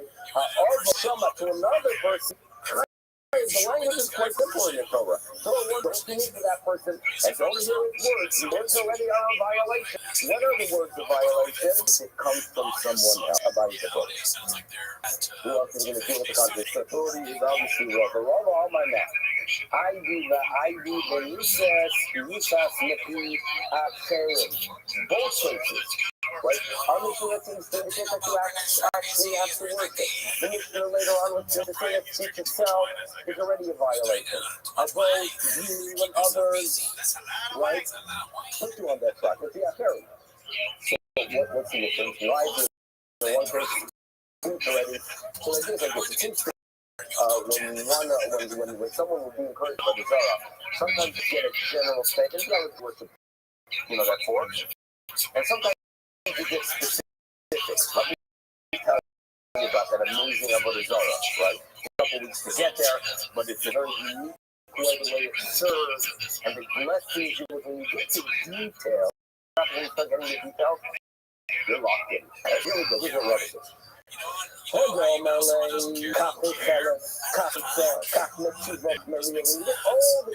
of what that incredible Avodah Zarah does. Yourself. And later on tells us that just with the commitment, it's our mission of the Lord on my left, those words and the details were not presented. So this love is a pleasure of the detail. Love has to bring to things. On the love of the no Elohim ha'amin asher tzivotechem ha'krovim alecha. And now, and the Torah warns us not over and over again in the Torah. It seems to be able to say unbearable driving force.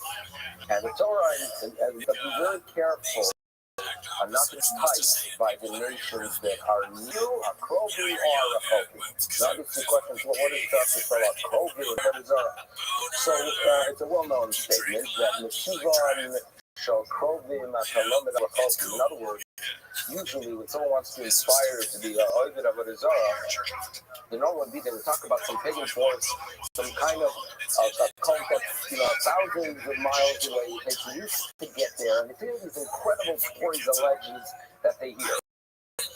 Now, they're not going to go out and tell you about what their neighbor worshipped. You know why? Because you know that what their neighbor was a complete waste of time. That he see that his life was a disaster, and that he's been turning to that idol for 25 years and nothing good has ever occurred. What do? They always want to inspire you with cloaking, with those things that are very, very far, okay? And tell us, you know what? You can figure out it's all below me. Look at the clothing, and then you'll figure out about the culture, right? Look at those things that are near you. You see that they're good for nothing? The same will start those legends from afar. קרובים עליך, מה לי קרובים על ירחוק? כי בזמן הוא רק מתרק בספלת הקרובים, זה הניר, זה afar, הכי כמה לרוב תסתלק. לצידוסו של קרובים, from the quote-unquote, from the goodness of your neighbor, Shalom Mativot, so you can figure out they're going to far away. In other words, just as you know, the one right next to your neighbor, you know what he buys for every day. You know how much he relies, and you know in detail regarding what the neighbor does, and you know that it's completely nothing. So to the Rechokim. So what do you see from it? That the violation of Avodah Zarah that's being spoken here about is with details. You know all the details of what the neighbor does, okay? My love, obviously, you know what the neighbor, you know what he's buying for Avodah Zarah, Kach Motivot, so we does good, Kach Maria. Shmami knows the Torah, that is proof that the Avodah Zarah that's being discussed. When we are talking speech itself is the issue, what are we talking about? Where do you know the details? Okay. Who's next? Ravashi Omar. Ravashi is the following. That if it's a person who's a newcomer to Avodah Zarah, he says, yeah, he's posting Avodah Zarah, speech is nothing. But if he already has a record, if he's done it already in the past, so when he says, I'm going to do so, he's never going to have it. So therefore, Ravashi Omar safe for the strong Mumar. He's done it, and he says, I'm planning to do it. He's going to do it, and even the speech violation. The last answer, Ravina, are like Ravina says, listen, it's the structure sometimes. Nice. Start off with giving general information if you do it. And this says, by the way, not just if you do perform Avodah Zarah, but even if you only commit by speech, that too is a violation. So Ravina gives us the most basic of shots. So therefore, bottom line is we have for the Mina, for Yosef, Abaye, Rava, Ravasi, Adina, all dealing with this question. Okay, now, next discussion, which we're going to tie in a little bit, believe it or not, is the Purim. Okay, keep fine. A person, has to go ahead, worship, have an Avodah Zarah, not as he believes in it. But, he has a love towards son and he goes ahead and as if he's worshiping, right? Or he does it in the Yura, he fears, and this is probably more common throughout history, that they have noise, right? They're living in Spain in the 15th century, they have to go ahead and worship some form for a Jew of an Avodah Zarah, Yura. Is that a violation? Is that one that they would get the death penalty? Well, obviously not a good thing.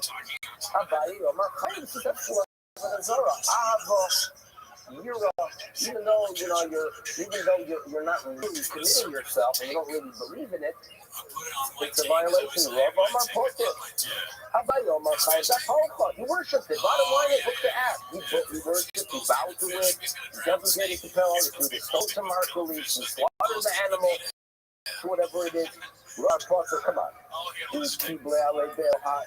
accepted it in his heart as really then peace. You are one, okay? So that's my place. Abaye, Chaya. Rava says, okay, so here we go. Omar Abaye Minori Nalo. Abaye said, I see you. Vitznan, Ha'oived Avodas Kotim. Remember our Mishnah? She starts saying Echada. Now, the language of the Mishnah start off with Ha'oived Avodas Kotim, Oved, and then give details. And when you dealt earlier with the question, what is ha'oved? What is ha'oved if the details are given later? So I want to suggest that perhaps my love is not us. Echad ha'oved, the first is the case of someone that worships the form ha'avah due to some external renewal. So therefore, that's how it analyzes the extra and then it says, why did they? In other words, the ha'olah that stands on its own, according to Abaye, is to teach you that even if it's me'ahavah nira, that too is included in the violation. What would Rabbi say? Really already answered that what ha'oved is telling us is that we should know, regarding that it's done in how it's done. In other words, if it's dark of the cup, in other words, if they have some odd practice, that's how you worship it, so to perform that odd practice, even if it's not shtar, even if it's not Kabbalah's dam, even if it's not halach, even if it's not tzrik, even if it's something that's very good, if that's how they worship it, you violate Avodah Zarah. That's how Rabbi Yirmiyah saw the word adat and go regarding all of that. And that's why Rabbi says your proof by it is not really solid proof that Ahava and Yira is included, because that word Ha'ol is specifically relating to teach you the idea that if that cult worships in a specific way, you violate Avodah Zarah by doing so. To the part of Yira. Now, Abaye is not over here. Rabbi Mino Lo Tishtachaveh Lohem. Yesterday, not to go ahead and do Avodah Zarah. So, Lohem Ata Mishtachaveh. Don't listen about Avodah Zarah. Mishtachaveh Lo Odom Kimoscha. In other words, if you live in a society where you bow to people, right?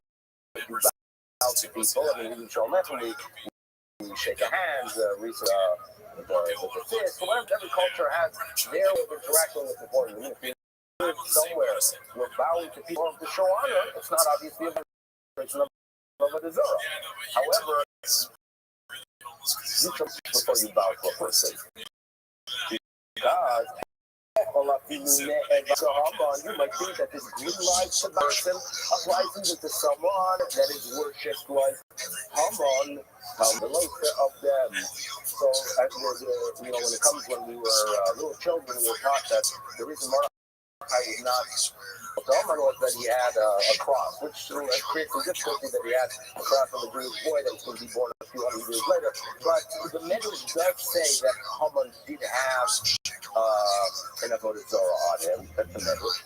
The Gemara seems to indicate, on the other hand, that it wasn't that he had a necklace with this big Avodah Zarah, but rather he himself was worshipped. That's what the Gemara here on Megillah seems to indicate. But what we are told here, you're not Mishtachaveh, you're not supposed to Mishtachaveh, it's the person that's never to Haman. And on the most basic reading, we've been told here that you should know that the Jews, violated Avodah Zarah by bowing to Haman. Now, is bowing to Haman something that they really believe in? No, it's clearly Meira. And what is the Torah? The Gemara is using it, the Bible is really using it as an example of a violation, it wasn't Meira. So it seems to be what Abaye claims, that a person, that even if it's an Avodah Zarah, Meira is a complete violation. Okay? Haman, Meira, and nevertheless, mentioned here as a complete Zarah. Sometimes an example does not mean that it's there with all the details of the example. All the rights are telling us that if it's a person that's worshiping someone, bows down to Haman. Meaning, if you want to know an example of someone that was basically with a specific society, Haman would be an example. But that's not to mean that the Jews about to him violated it, because that was the era. The Rav Haman, yeah, the example is Haman as a person. But it's not a complete example. He's the example of a person that's not where the Torah is warning us you could bow to a person if it's a way show, but don't do it if it's a neva. And a perfect example of a person who becomes like an Avodah Zarah with Haman. The like of Haman, but the example was not sure regarding all details. Diru, Hong Kong, so never had to worship with Euro. The Hong Kong here, when that vice tells us that it's a violation, love Euro. So Abaye is working very, very hard to try to find proof that even if you do something now on Euro, it's a complete violation. So here is his next proof. Omar Abaye, I can prove it from the time yet. So, to understand the next book, a brief introduction, we know that there are many circumstances where people have to bring korbanos for violating the law unintentionally. Okay? So we're familiar with. Now, there are differences if the individual, if it is a kohen gadol, if it's a melech, if it's a, there's a lot of details that relate, but what you have to keep in mind is the following. There are situations that the specific one that is brought, and it fluctuates as well from the Shigo, bull, or it's up on the Zara and immunity, it's also the bull, there, because some of them, the violation of principle is only with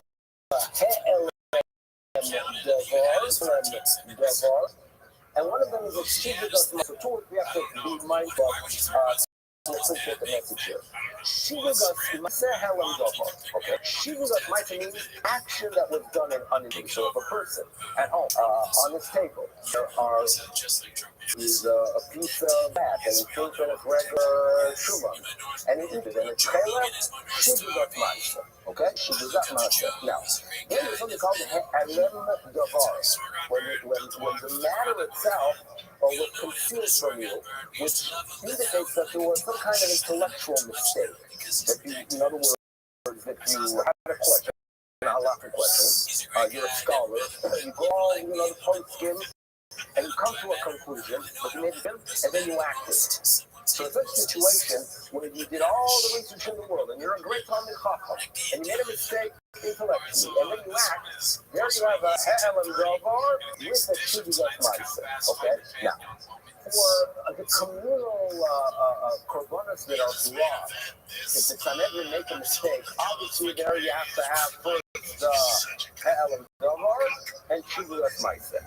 Now, what about and Gadol Kohen Mashiach? We call Kohen Mashiach because we're dealing here with the Kohen on a higher level status during the first couple period when he became a Kohen Gadol, when he was anointed with the oil that was concealed later. So that's the word Kohen Mashiach is basically the Kohen Gadol. So here we go. Kohen Mashiach Beloved. Okay, so you open up a bucket, which the korbanos are more severe, right? Rebbe says that all that has to go wrong for him to have to bring the korban, the bull of the power element of the Kohen Mashiach, so long is Shivigas Ma'aser action. Coming say no, that's not enough. You need also Helen Dover. Okay, that's the disagreement. Now, although they disagree there, you're talking to the Sivino Kiyaka, they do agree that if this Kohen Gadol violates something that's not of a Zora, he brings the Sivira, the ego of the Shigo, the Shavim, and so to the Igor, you have some Torah that actually Torah is not. Okay, now what's right for us is, we mentioned here, actually, what are we mentioning here? An action that was done by mistake regarding Avodas Kapadim.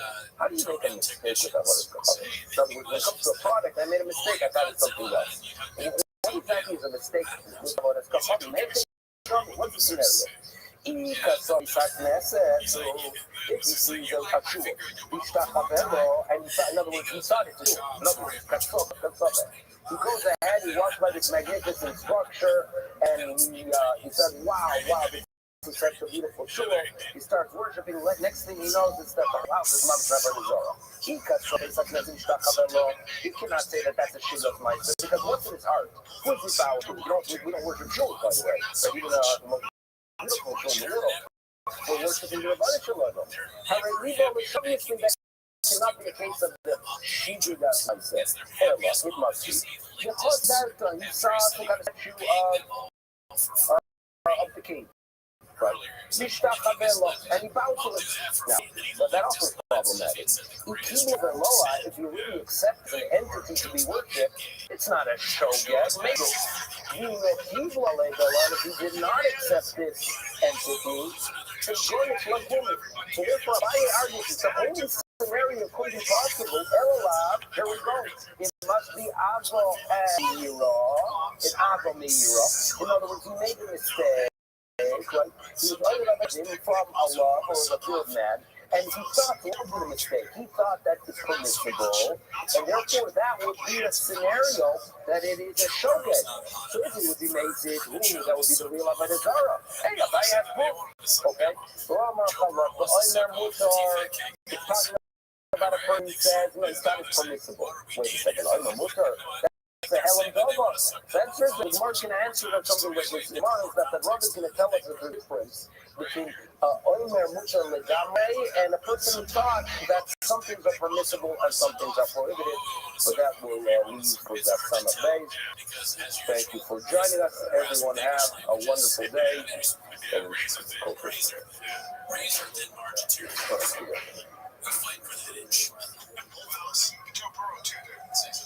Not so much. Not so much.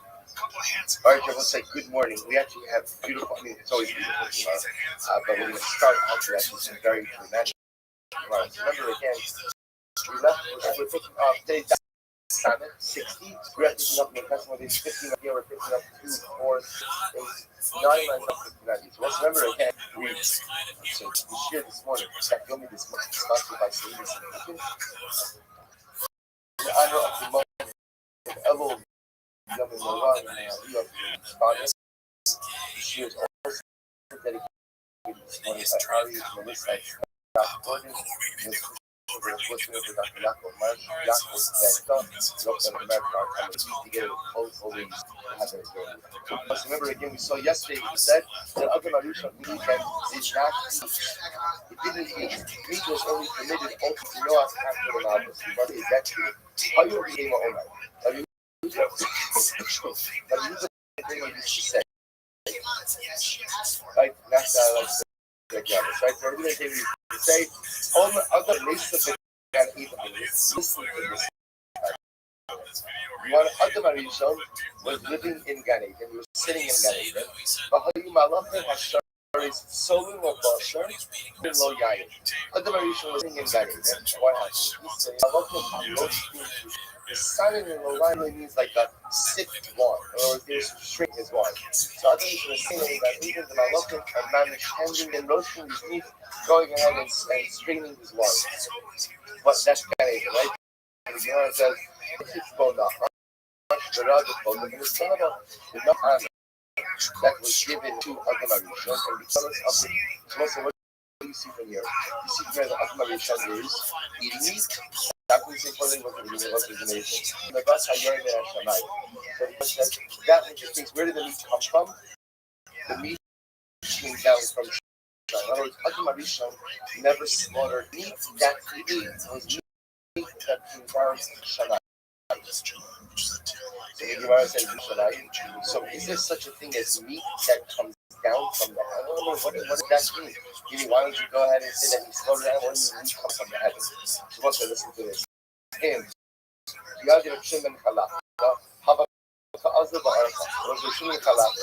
was one time traveling on the road.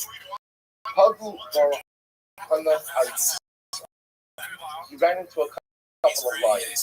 The Havukana who were roaring in his face. He said the puzzle, the lion cubs literally are crying out to pray. There was like 2 pieces of meat from the heavens. One by the lions, and one they left behind.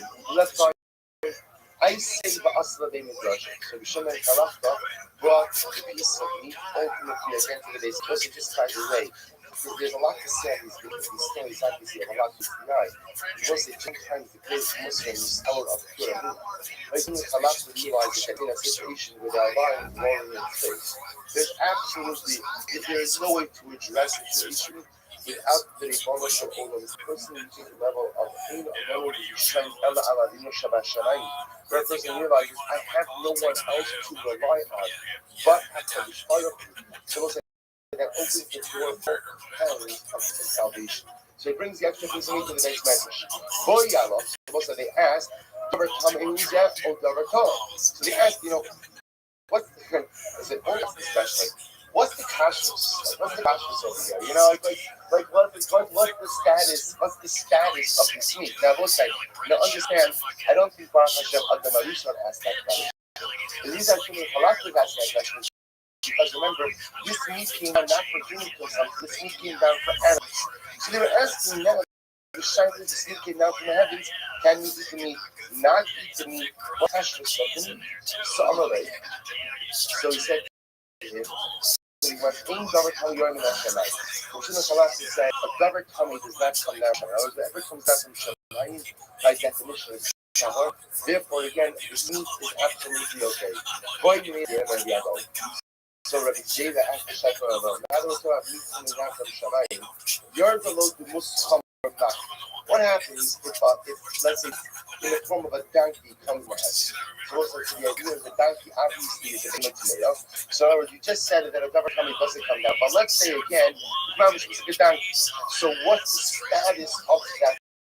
I'm right. Okay, listen to this.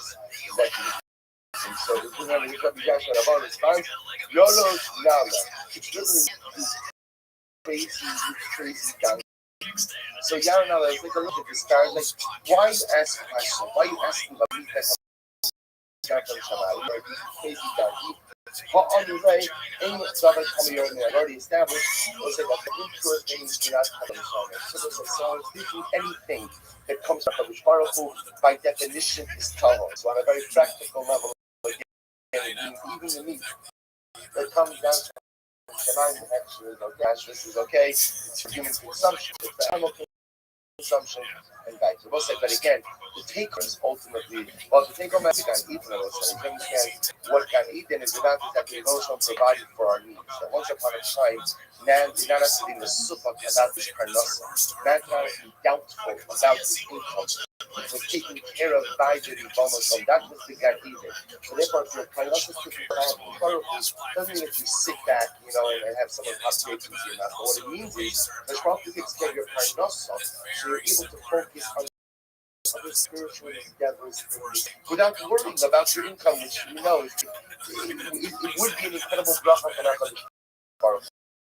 And the second message is that the halakha ultimately when a person has true belief that HaKadosh Baruch Hu can do and does anything, it opens doors for types of salvation. Shimon Ma'abar teaches the Benoah is executed for actions of kishur, sorcery. It's from Dichsiv, it says you have to execute a sorceress, which means Shefa is someone who engages in sorcery, so you can't allow a sorcerer. The right answer that the is that anyone who has relations with an animal also is executed. So the juxtaposition of the Psukim teaches us whoever is included in the prohibition of reality is also included in the prohibition of sorcery. So since Bnei Noah are included in the prohibition of bestiality, therefore again they're also included in the ultimately of sorcery.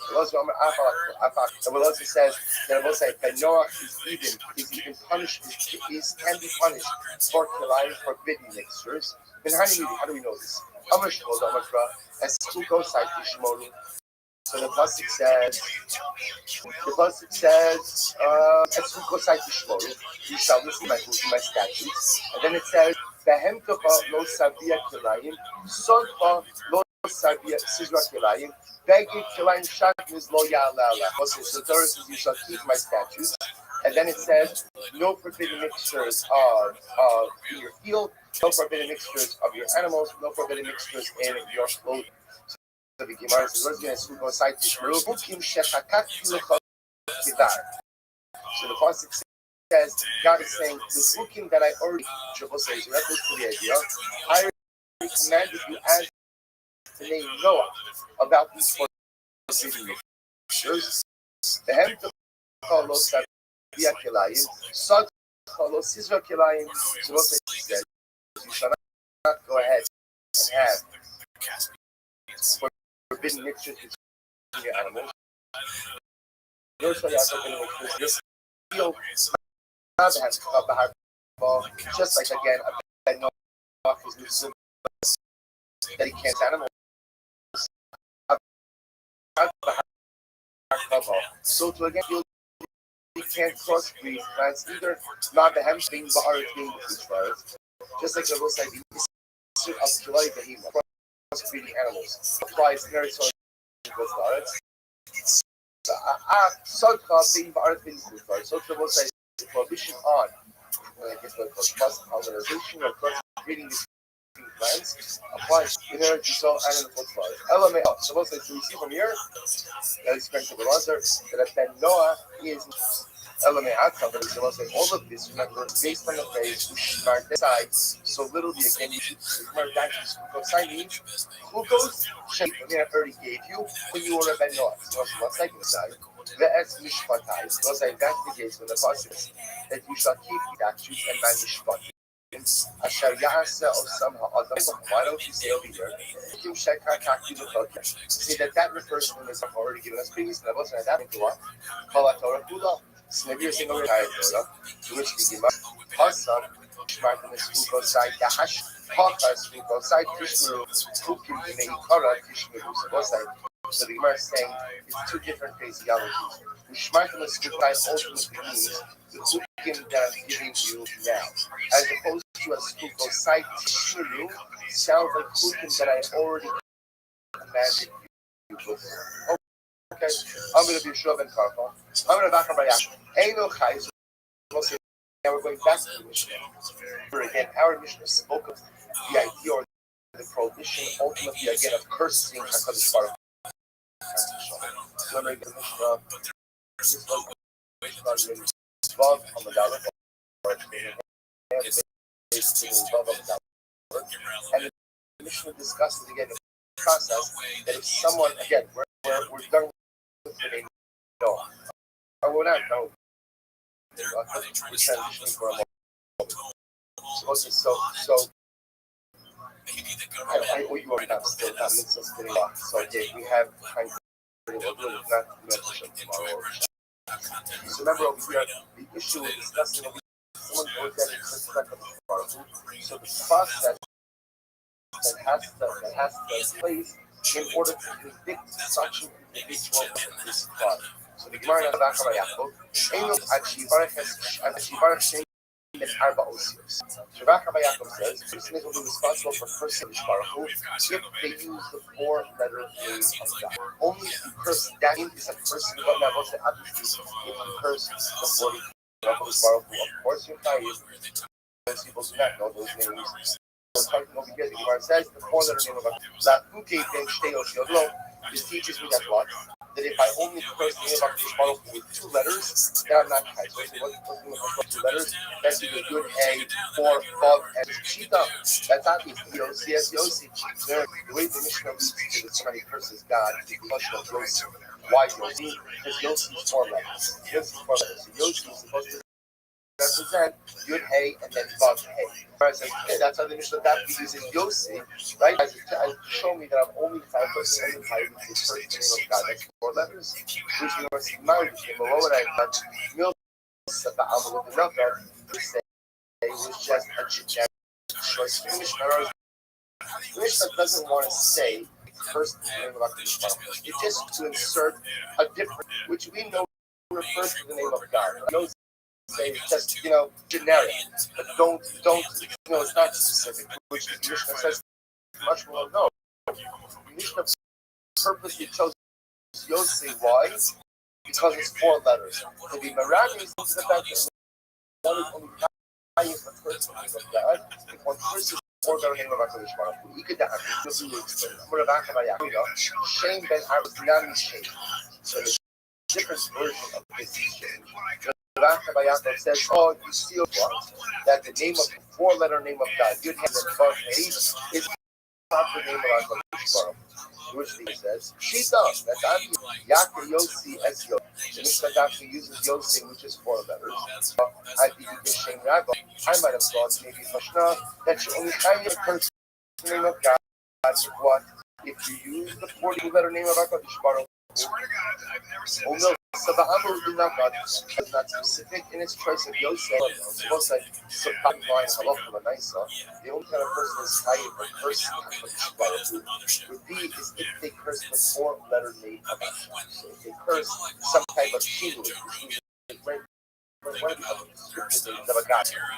God, or they curse Hashem. So let's remember again, Hashem only these are the only if a person curses good hay and bad hay, but it is also ultimate part of Hashem for ultimately cursing Nigma again. So remember again, the Mishnah then said that after they adjudicate the case, if the judges find the individual guilty of going out and cursing so what do they do? The judges stand up on their feet because they rip their clothing. How do we know that the judges stand up? I don't know, you said what happened. The Ehud Boilot, who Yoshe Ba'avias Hamekara, Shalom Levado. So what I showed you, remember the striking episode, the beginning of Save the Show. What happens in Save the Show? One of the shows by the name of Ehud comes to Eglon, the king of Moab. So again, he's actually coming and to assassinate the king. Right? This is the story where Eglon, Ehud hides like the left hand. So he's able to hide his so it means it's like he's study hide his sword and feet of the smoke, comes over and kills the king. So what happens? So he comes to the king, he comes to Eglon Belech Moab, and he comes to deliver a message from him. Love to Yosef Aliyasai, Asher Lo Levado. Vayomer Ehud, Dvar Elokim Li Eilecha. The Ehud says to Eglon, Eglon, I come bearing God. I have the message from God to deliver to you. Vayotzam Me'al Hakis. Eglon stood up. Eglon stood up. Can you imagine this? When the Gentile king, over there about the Zara, heard that Ehud, the Navi Yisrael, is coming with a message from HaKadosh Baruch Hu, and of deference to God, he stands up. Uma Eglon Moab Shu Nochri Yod Elovikinu. So Eglon, the king of Moab, was a Gentile character, and he didn't even know the name of HaKadosh Baruch Hu, just with the apparitions, right? The nicknames for God. Ahmad stood up out of death of Baruch Yisrael Shema Mafurash Al Achas Kanavakama. When the 2 years in HaKadosh Baruch Hu, this is Shema Mafurash, which is going to be between Yud Hay and then Vav Hay. Of course, he has to stand up. So most of you understand where it's happening. The Gemara is learning out. Yeah, it is to go ahead and stand up and hear the HaKadosh Baruch Hu from the actions of an idolatrous Gentile king. That Eglon, the king of Moab, had enough that when he heard the Shem Hashem stood up out of it, says the Gemara, Eglon stood up. Then when the Dayanim hear the name of God, and when this matters, of course, there was incredible footnote to this story. So the Gemara says, it was the fact that Eglon stood up for Shem Hashem, who was privileged to have a great illustrious ancestor, a woman by the name of Rus. And the Gemara attributes the birth of Rus to this one act of Eglon.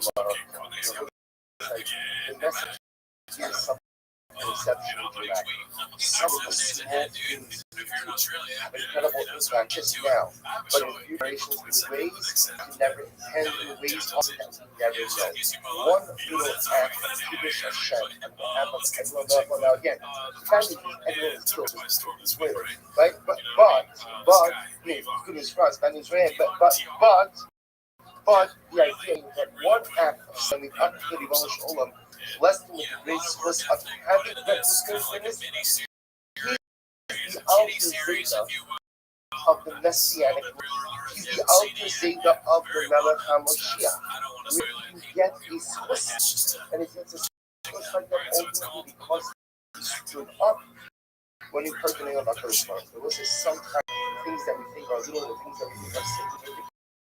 small things. We never know the power of incredible Gemara. Kohen, so let's remember again, the judges, when they hear the Shem Hashem, when they hear the fact that somebody cursed God, they tear their clothes. So the Gemara says, where do we know this? From the Sid, Yava al Yokim, the Shem Passover, the Yoachben, al Skio Sruevigadis, by Akidu Lord Dire of Shak. So what's like, the Gemara only gets quotes from the Lochin base, where the officer of Cisco was allowed to come and tell him that Rav Shaka, which is Rav Shaka is just the moment, cursed God. Cursed God. Rav Shaka is standing outside the walls of Yerushalayim, and literally he's just blaspheming. He's like just blaspheming from his father. So when Talmud his skill rents his clothing. So he's seeking it as what? When you hear that someone is cursing about his father, the response is a terrible of your clothes. So the Gemara goes like, Gemara says, not only that, but you're not permitted to repair that tear. So no, we're in another I'm ready about us. We don't expect about Kriya. Sit hot up. It says over here, ultimately again, Kiskio came to him with torn clothing. Fuksit Hasam, the Elisha Roev, who excited, Avi left the Lisa on a shop. So what's the matter? He's similar by the nice in the cover. So what happens? If Yo doesn't die, right? If Yo is taken up to Shemaim in a fiery chariot, who's with him when this occurs? Who's right by his side when this earth when this occurs? Is Talmud Elisha.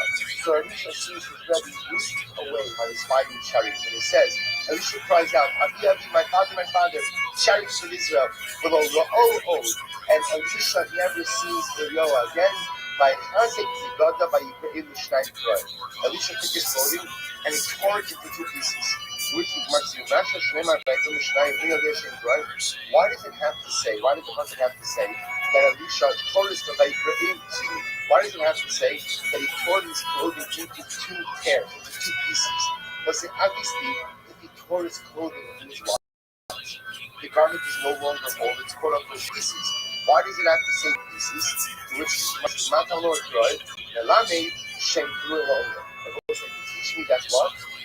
That hair remains in a state of being torn forever, i.e., it cannot be repaired. So we'll say what we're doing over here. We make it here Shabbat Kriya from the episode of Chizkiyo, which has the hair and ultimately delivered the cursing of HaKadosh Baruch Hu. To the Kriya by Elisha, just like when Elisha tore Kriya, it was a tear that could not be mended. So you tear your clothing from the cursing of HaKadosh Baruch Hu, it cannot be mended. As I was saying, but just in general, the whole folks out there was there's a tear. We learn this one part. For example, when you tear a child, the loss of a sibling, where you are permitted after the period of order to repair that tear. The loss of a parent, the loss of a rebbe, this case over here, that can be repaired at all. I mean, that tear has to remain forever. So the Gemara goes like, whether you hear the actual person or you hear it secondhand. So whether you hear the person curse HaKadosh Baruch Hu or someone tells you that Tony cursed HaKadosh Baruch Hu, Chayiv Tikol, you Chayiv Tikol. But even in Chayav Medrash, Farkalo B'Shash Shalom. Listen, witnesses are not obligated to tear their clothing again when they retell what happened. Why? Because they already for the first time when they actually heard the person. So you're obligated to essentially tear the first time you hear that. It's either when you hear it in person or you hear it over by someone else. So as you retell it, you're not tied to tear. I understand. Even if they tore when they heard it, when they're retelling it, they should be tied to tear again. Because the mice, they're hearing it. To which the Hashbah looks like a night when they say, Vayikishma Melech Hiskiyah Rav Shaka, Vayikras because of, because what is the supposed to say? When Hiskiyah heard the words of Rav Shaka, Rav Shaka blaspheming God, tore his clothing. Hamelech Hiskiyah crossed out of, what do you see from there? Hiskiyah Melech tore his clothing, but the other officers did not. Why not the most sides? They didn't. Why? Because they only tore when they first heard the act. Blasphemy of Rav Shaka. If someone hears Ovid Kohavim curse HaKadosh Baruch Hu, you are not chayiv to go ahead and tear your clothes. Right? The income of Shaka, right? The Shaka, the Pashtus was a Gentile, and yet again they tore their clothing. Yisrael Muhammad. No, Shach was actually Jewish. And again, he was Yisrael ruler. He was a Jew ultimately who left the fold and joined the Gentile force. And he was Shmuel. A glory Ella Hashem, you could do about ultimately, again, we only do Kriyah, was this we learned before. When you hear someone curse Shin Hamikufan, ultimately, again, he knew about his father, as opposed to a king, as opposed to a descriptive names of God, or only Terpia, ultimately, on the unique kingdom of his father. Lakuke Kinu. This is to exclude the means that the means that we have like Hashem, or like God. That means of God. You also know there's a whole discussion. That's supposed to be both discussion is according to the because under download those you got to trust. Besides the fact that generally the money is passionate. But just in general, again, those names that mean God is not a Jewish name. That's a piece of music. For example, you shouldn't say Shalom Aleichem to someone in the back. Right? You shouldn't say Shalom Aleichem or Shabbat Shalom to someone in the back. Right? Because we should not be about it as well. And that's not what that's halacha. But again, you don't say Shalom Aleichem to someone. Why? Because Shalom is one of the Baruch. So say Shalom. But okay, you know, I think the Gemara says over here, Upliki, whatever. Upliki, this also, Rabbi Chia, argues on both of these questions. Now, this man says, He says, you hear an askara, you hear someone go ahead and blaspheme someone curses God, you are entitled to be creative. The Gemara says, because if I had to take Kriya every single time I heard someone, the smelling color begged blood. We all be walking around with portfolio. So most of the idea of the thing is actually a very sad statement. What he's saying is that the reverence that man has for God in today's days, this is a good 1,000+ years ago, but the reverence man has for God in today's day suffered such a blow that if I had to tear Kriya every single time somebody from the person of the Shmara, we go up there with the Gemara says, Shakespeare, the Gemara says, who are we talking about? I mean, person God all the time. Who are we concerned about? Ilema, Israel. If you want to say talking about Jews, the Jews are cursing God all the time. So the Gemara says, you know, both as Jews, we might have our problems. Sometimes we lose our way a little bit. Sometimes we walk God up a little bit. But a Jew is never going to lose his way in such a way that's very perfect. That a Jew is not going to do. They only do love. Rather, must be something as a Gentile. They're cursing God. Yishin HaMiyuchad, and we're talking about it again. But it's Yishin HaMiyuchad. They only try for cursing God and to use the specific name of God. Meeting Gentiles Elo love the Kimu. Rather, again, it must be that the Gentiles are cursing God, but using the descriptive name of God. Yishmanna, his man has said, below on the Ikara. You see, it used to be that if you Gentile curse God, even if you were just using the Kimu, you would take your clothing, but unfortunately, because Vegas has become so prevalent, therefore we no longer accept you. Hashimi Omar Afani Kamal, so the witnesses are testifying about gifts of testimony. Second, I agree with him. Right? I second everything he said. It's much like Ishmael.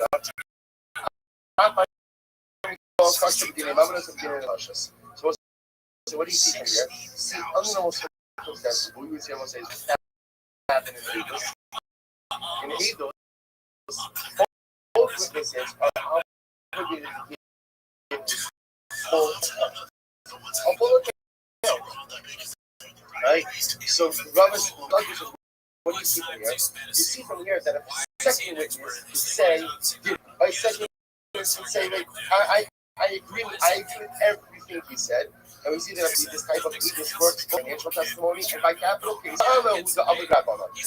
However, again, under most circumstances, that even though the Oraisa says, when a second witness says, I'm with him, yet he says, it's Chazal came along and said, no. You have to go ahead and what? You have to go ahead and repeat Mila Vanilla, word for word. Yet over here, what happens? Given the law F sharp Ukmarabana dollars. Over here at the end of the day, because we don't want that witness, we don't want to see the whole person all over again. Therefore, we touch the case in accordance with biblical standards, which allows the second witness to say Af Ani. This Sagarad Apostle, because if you want to say that such a testimony is not good, how can we execute a person based on testimony? Alright,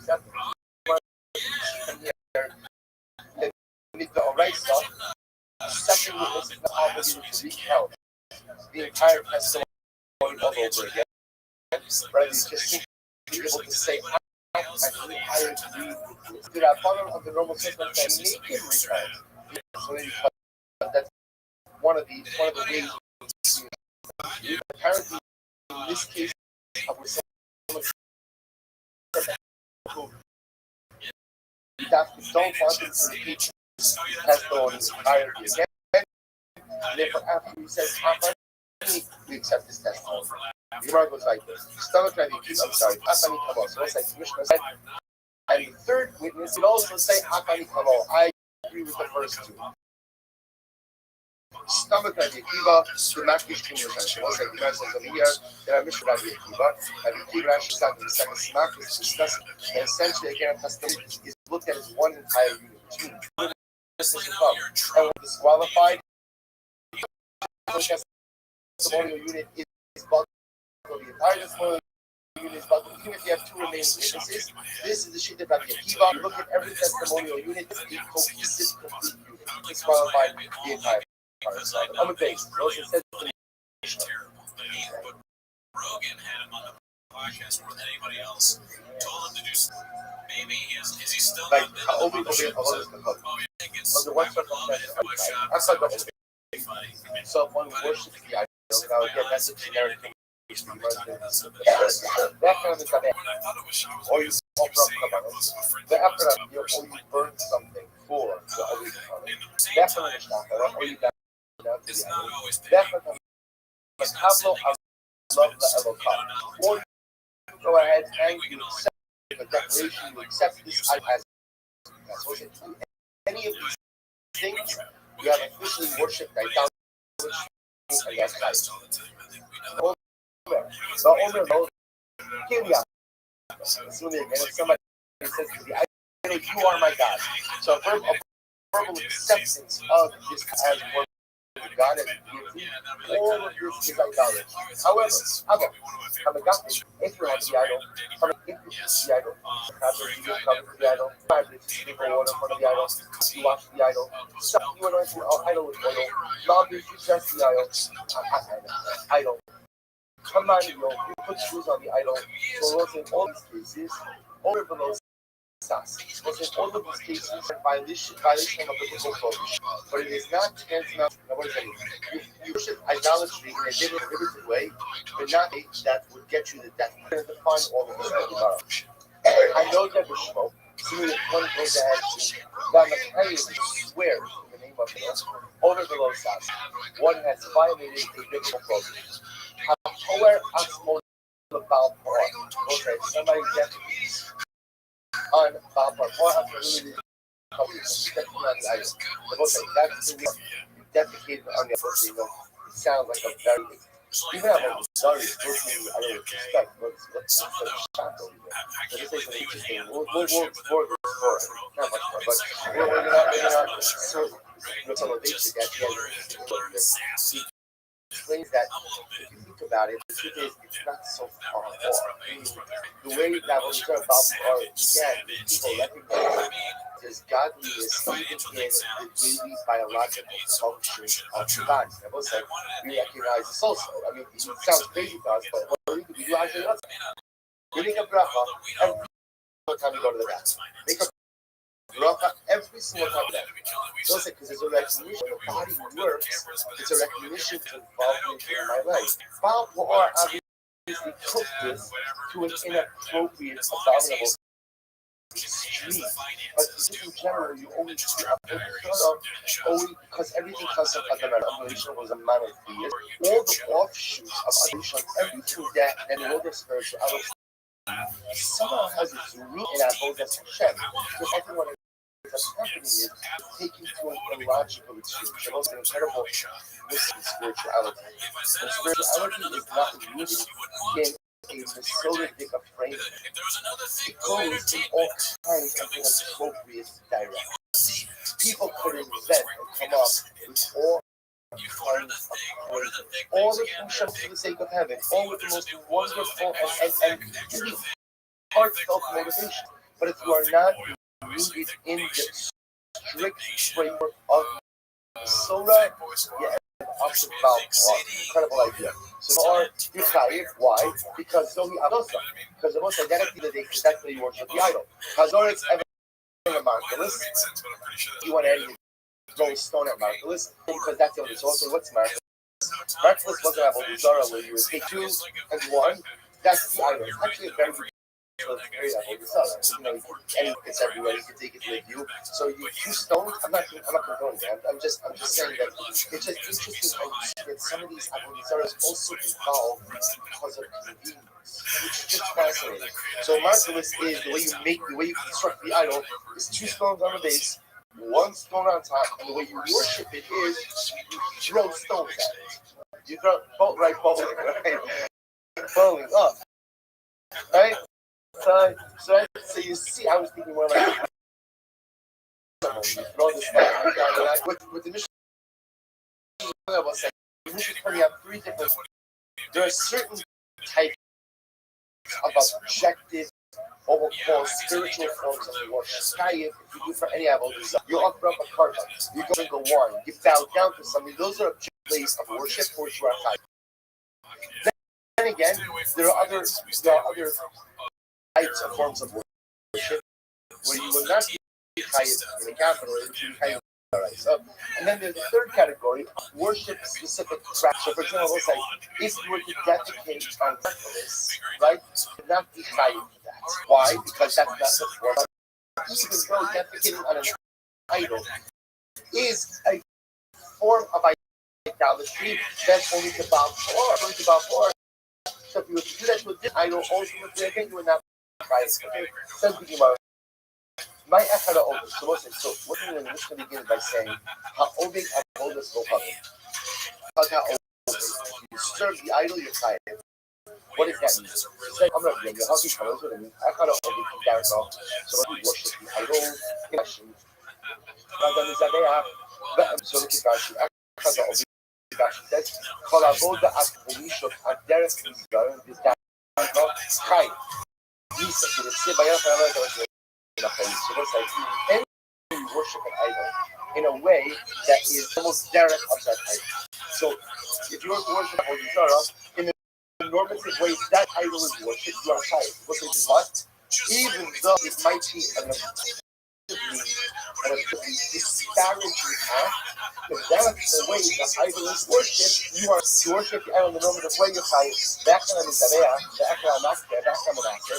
So it's similarly again, in a generic fashion, if you offer up a cover to an idol, or if you offer up an altar for an idol, or you pour wine before an idol, or you back on the shachar, you bow down before an idol, even of us. So let's say, for example, let's say there's Avodah Zarah A.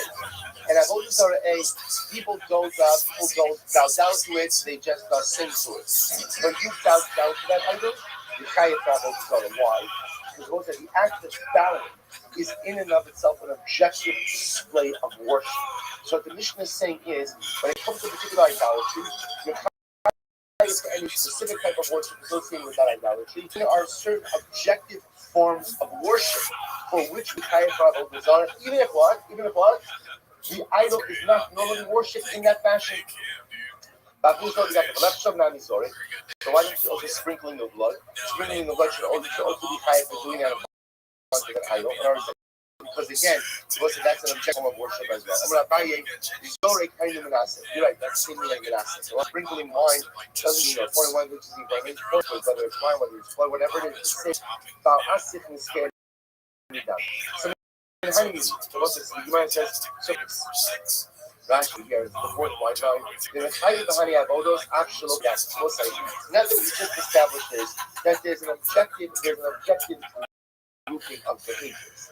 which again also refers to offering carbonite, sprinkling water, bowing down. We are objective forms of worship, which if you do it to any form of idolatry, you will be chayav worshiping idolatry. Even if what? The particular idol in question is not worshipped in that fashion. Because the Pasuk says,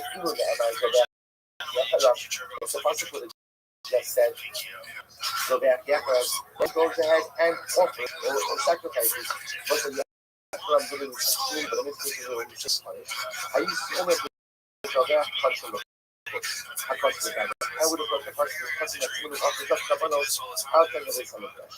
I would go my therefore, what does the Pasuk say? The Pasuk someone who worships to a God will be killed. So the Gemara says, what does this mean? So the Pasuk is teaching me that if somebody offers up a carbon to an idol, any of the idolatry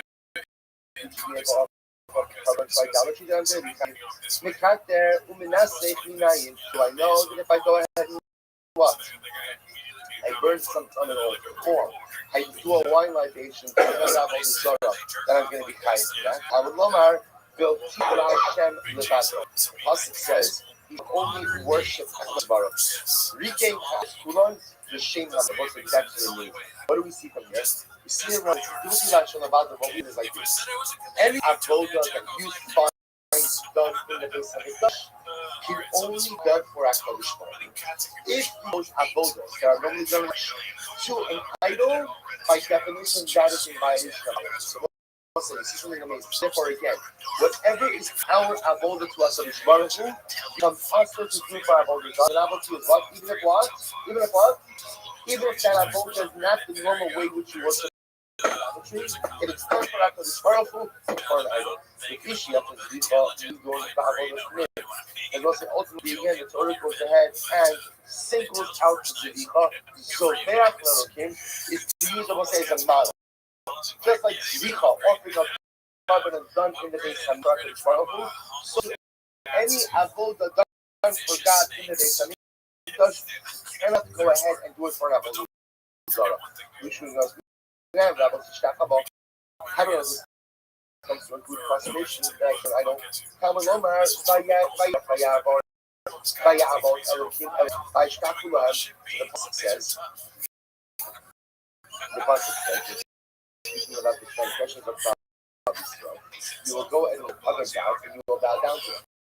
But one doesn't say about that after it's a summer play, but say who Pasuk says you will take the execute him in my people say the juxtaposition to that God, that someone will bow down to another God besides the Kodesh Baruch Hu, to like that. Only Shema, so I understand there's a punishment. As funny as supposed to be learned this many times. In order to for a transgression of the Torah, you need two things. You need for the prohibition and a source of the source. I learn the prohibition. I will know shall not bow down to God. Your portion of the God is actually done. This comes to also what? Which you can't kiss the idol, you can't hug the idol, you can't kiss the idol, or you can't go ahead and put shoes on the idol. You can't do anything that serves the idol. But I might have thought that these other behaviors should also be functional like that. Hugging the idol, putting shoes on the idol. Therefore the Pasuk says no. If you sacrifice to another God, you will be executed. Versus Zvicha, that was like in general, Zvicha was included. When the Pasuk says Vayelech Vayavot Elohim, that includes any kind of avodah, which would include also the prohibition to offer karbanos for the idol. So it was already included. So why was Zvicha? Why are we putting up a carbon singled out? To teach the Hakish.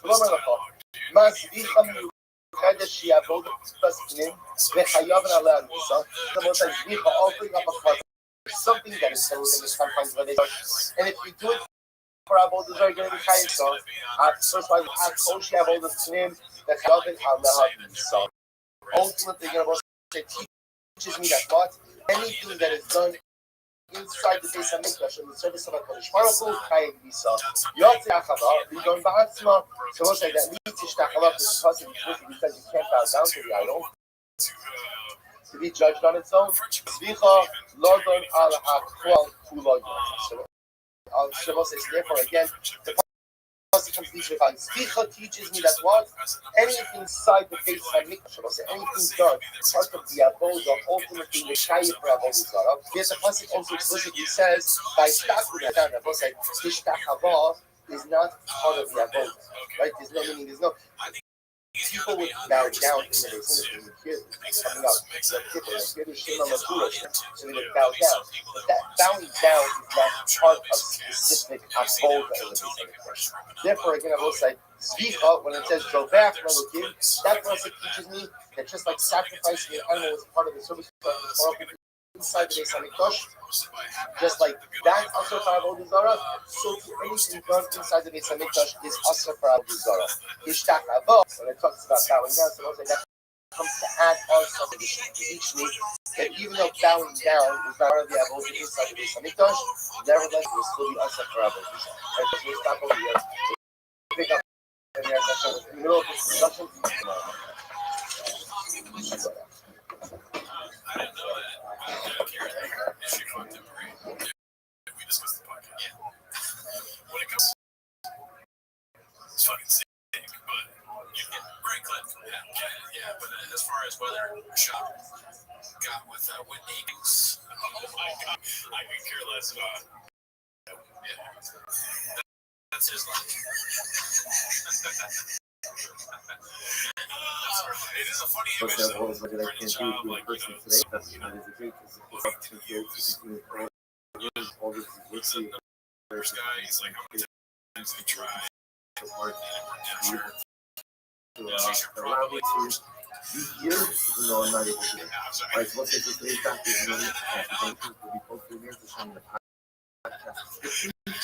well as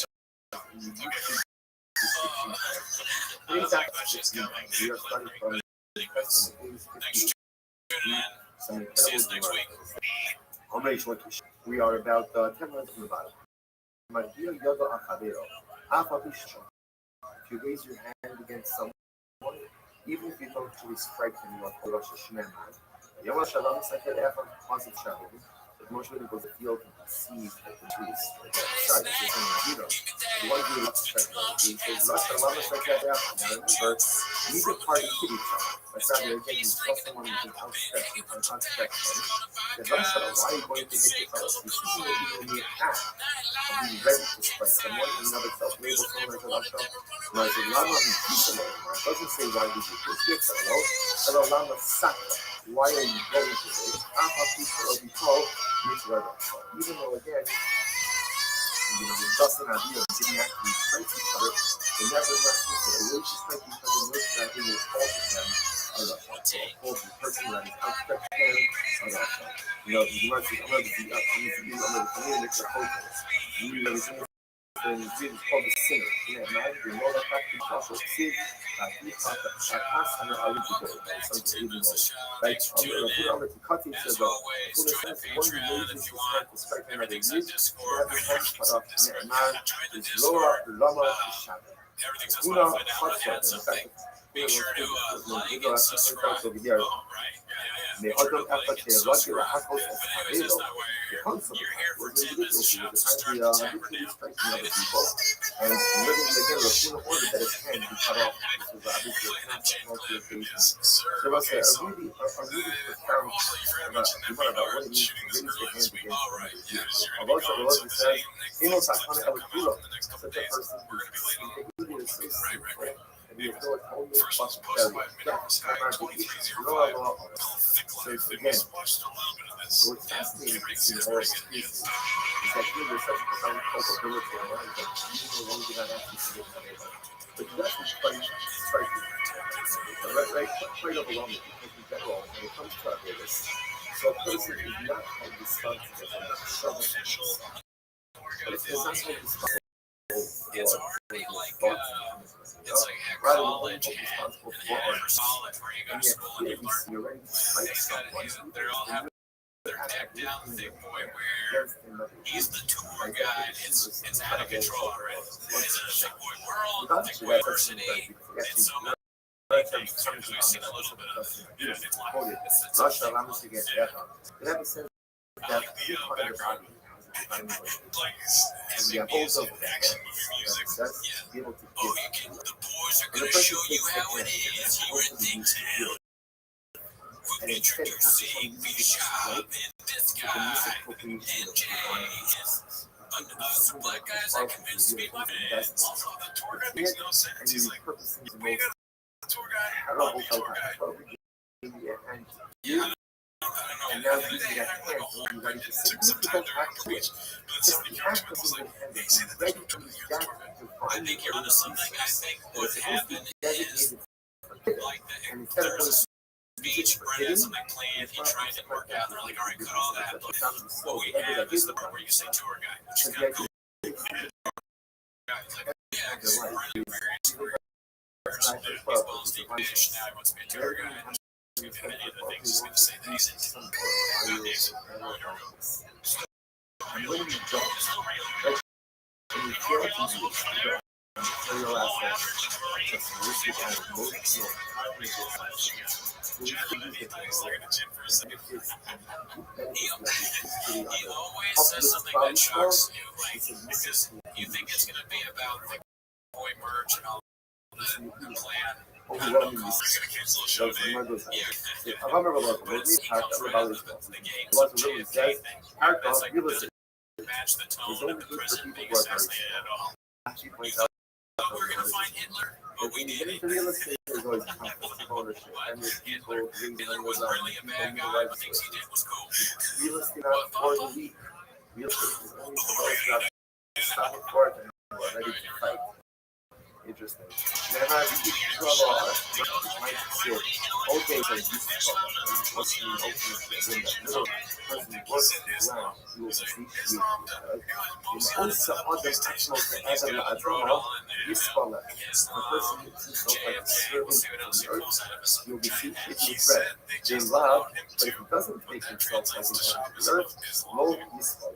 And ultimately again, he will not be seen. Rashi says that there's every life.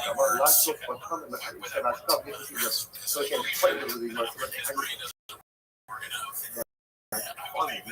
agriculture is one of those professions where you have to think. So if you make yourself an editor, make a mistake, you make yourself a servant, you don't feel you'll be successful.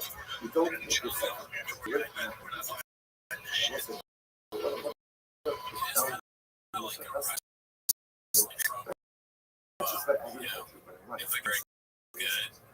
You want to be successful in something in life. He says the real, like that ad that always plays on Hulu That for the is commercials. It's the real. also the way when you Job and doing there very good. I want to see Shop it's like very for simple real because tour we guide lose against we move on to something else. It's just a new Shop hanging like that for a different commitment. company is Before we great. fall off and become like relaxed, basic, or laid back, that is which is not good. If you want to be successful in life, in anything in life, you have to make yourself a good meaning.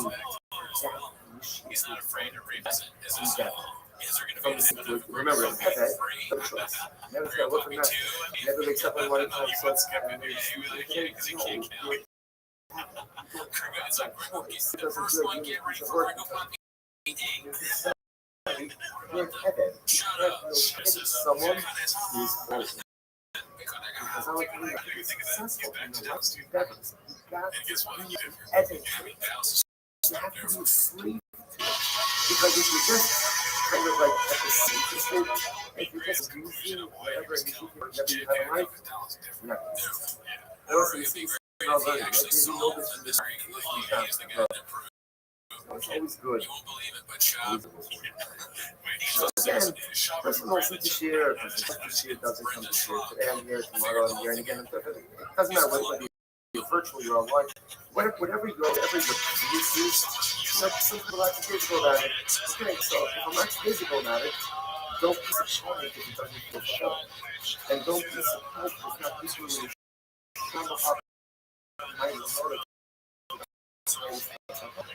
Because you're only going to reach the benefits. You're only going to reach the benefits of your endeavor. If you make yourself the evidence on time, and the evidence is functional, and the evidence is committed, it doesn't matter what else the evidence got going on. there because he is enslaved to what he heard. No, it sounds strange. But when you enslave yourself to your dreams, your aspirations, you enslave yourself to your unfolding in life. That's the benefits of that. So Gemara goes like this. Gemara says, good. No big talk about it. Shut now. So easier though. Good work. Dasha says in the middle, no showing. No big talk about it. It stops working for the entire day. Well, actually, Heidi, that's much. This is Heidi's rival. Now I know that. Closer to my daughter saying, well, you're supposed to be off of that. I'm not even. People are used to this. The woman impactful is the idea is everything common as emergency that also has to do with that's the things that really also sense of urgency when you do even in that home has a little bit of sense of urgency and therefore I think the original problem should shut us. The original problem is this continuity to the situation like space yeah man no no useful incredible all of the math is included to be outside whatever issue Mr. President. Every is obligated to be enslaved to the goals and the expectations that's the only way in life. As Russia, every again, anything they're warned about that identification reliability as well for not Shane the Shabbos. Even should not be the Shabbos. The mercy of God, Shabbos by itself also. This is not taking off Shabbos. This is just about really relax, laid back. Part of food was not even was not. Everyone to be talking. Everyone to be enslaved. Everyone to be operating on the Tasha get kindness. So why not? Enough is not like to quote unquote keep this. Keep a culture of shit outside. Come on to the. You should not only shit outside. Things you're not allowed. Doesn't include half of you has 15 the hard beings come up. That's not true. Yeah, I would be happy about it. Half of you has 15 on their second, right? We must say the shit outside. This is the opportunity to go ahead and establish a system called a positive, right? A positive, it's also a prohibition. In other words, a local so what's the prohibition? That don't allow injustice to go ahead and hurt within your galaxy. Already open up. Only will come to us if you're fighting this. Analogy who learns Torah is kind of this Torah Sibalam Moshe Morasha Torah Moshe is commanded of Torah Morasha. It is an inheritance. The Gemara says, Manu Morasha Lora, inheritance for us, and not for them. It belongs to the world.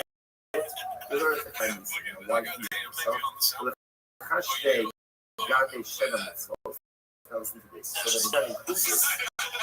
The Shem is when Torah, Magdana Morasa, interestingly enough, I wanted to see that there are 2 ways to read this word. Torah Salami Morasa, one of the things that says Morasa, which means it's an inheritance to the Jewish people. It's an inheritance.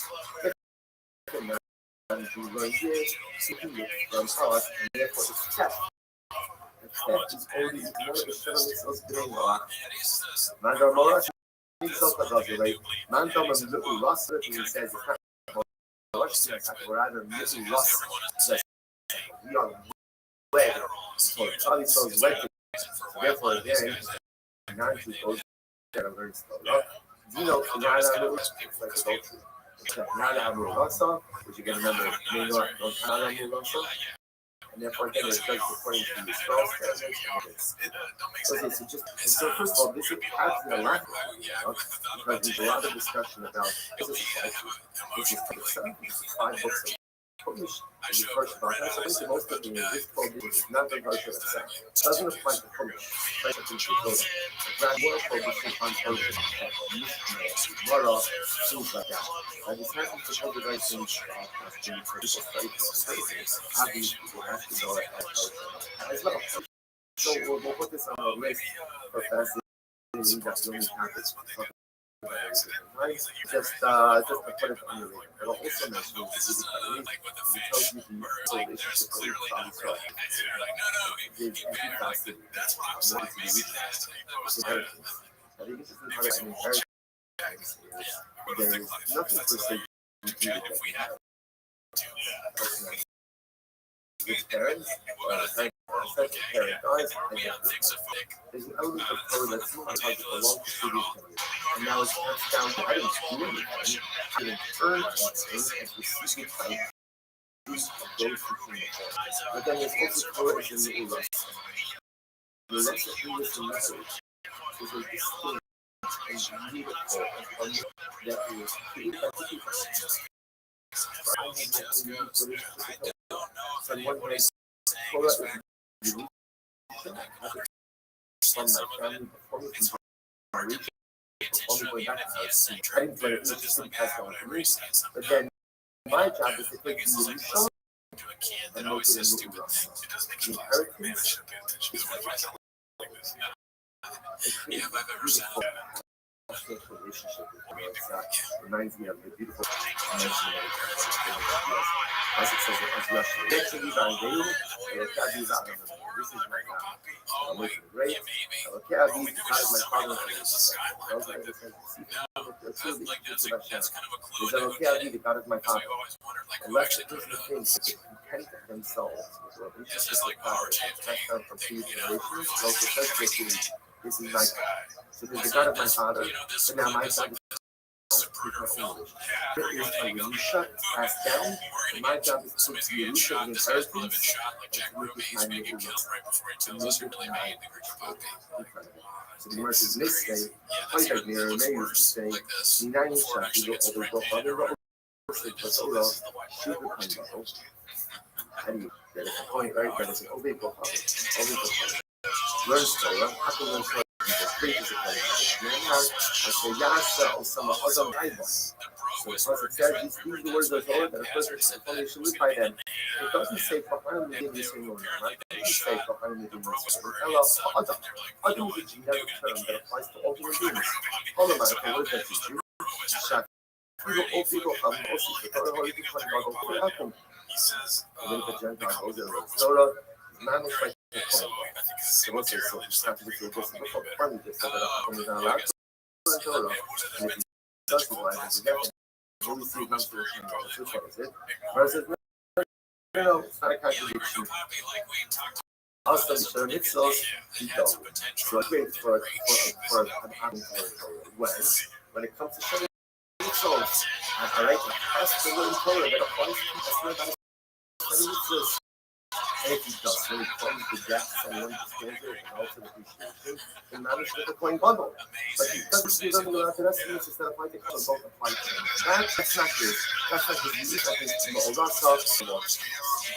And if you even know me a moment, I've done that. This number again, that different opinions added different details on to send this photo.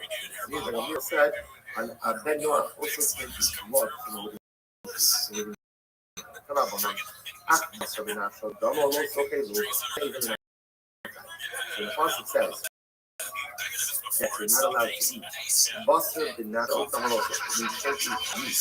And the rice portion, that's a limb from a little. The Kamil Ben Amir Omer Afamir. Amir says, not only are you not allowed to eat them in a fight, but you also can't eat that meat. You can't eat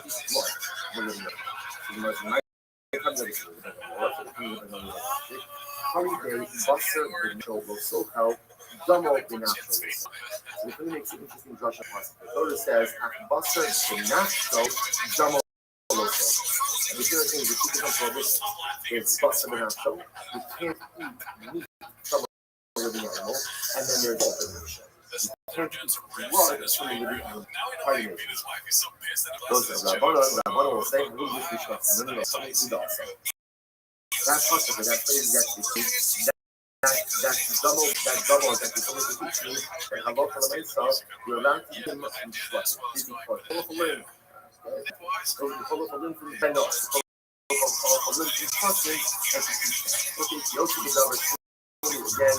Asha Omer, not the Akalaja. Asha says, be strong and do not eat blood. Because the blood is the life source of the animal. So the Gemara dies. Not so when it says, don't eat the blood of them, like I'm one effort to get down. So one just putting on the place that supports the year of meal, and not only is there prohibition to even that, I even reading a say, Ahula down Hakozo, Shan Shamil, they both eat them. So this is the prohibited stuff in the life. They're allowed to eat the life blood. But the other blood, the blood that supports out the animals and initially goes, but the other blood you're allowed to eat. Ram will leave in this Ram leaving this.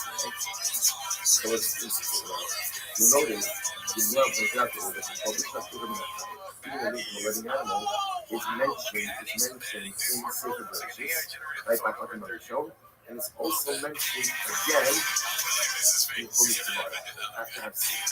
So why does it have to be this? This is the this is actually very important. Come around your I also tell you said this is our fascinating. Let's just remember the name, not the Sinai. It's the Zenda. When I had a mixture that was stated in Torah, and then it was repeated in Hasina. When it was repeated in Hasina, when it was said before Matan Torah, it was repeated again in the Torah after the revelation. And it was like, Aaron was learning about them Matan Torah. Erev Shabbos, Parshas Yisro, Seres Hagibros, incredible. That was mentioned to the Noah before Matan Torah. He did again and repeated again after Matan Torah. The Zet was in the tie is supposed to be Noah and to Jews. See, I said something when he said before Noah, and wasn't he did I have some after Sinai, then we saw them up below the Noah. When we applied to Jews, wasn't applying.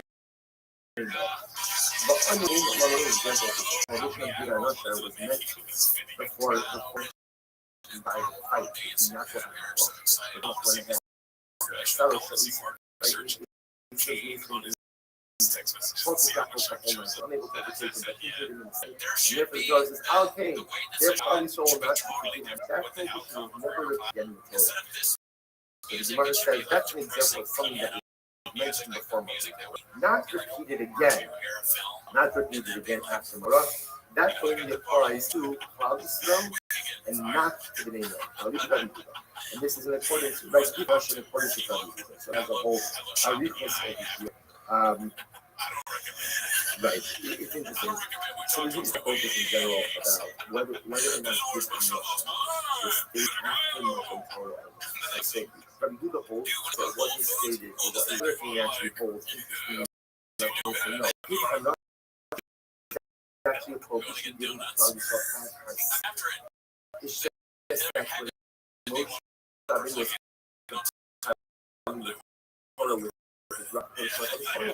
so to put the prohibition of Gita back by the story of Yaakov Avinu, but it wasn't given to her. It was actually given to her. Like suspectively placed in the story. Okay, I'm going to remember the game of and then just to this, so let's go through these principles. Anything so that is said before Matan Torah.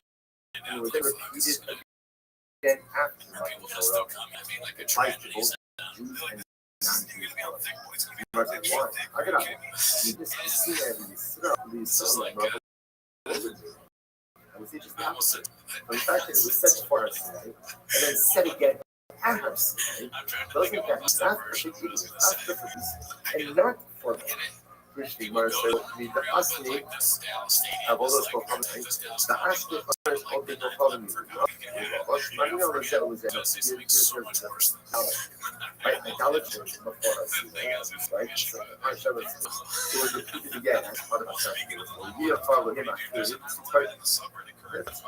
And we know the Zorah applies to Jews and non-Jews. So that gives God's side to perform like a Zorah.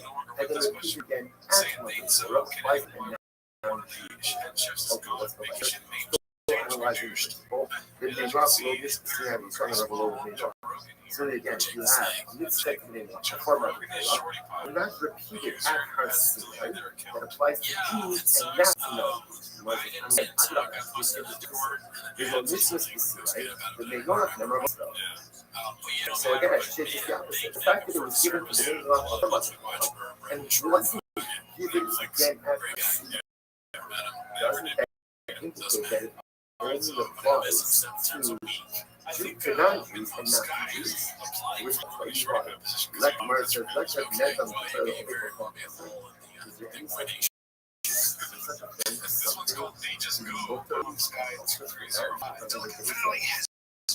that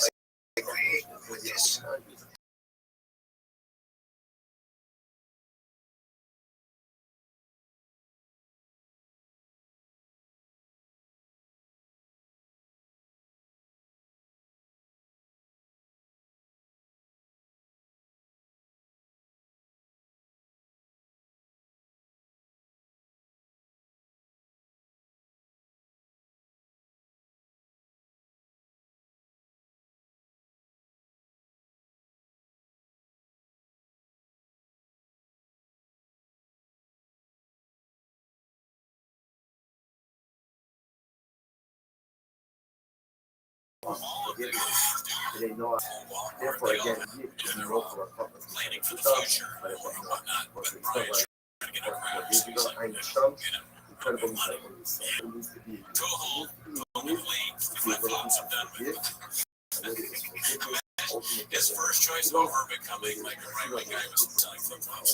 And outside like, well, I guess I have myocarditis now.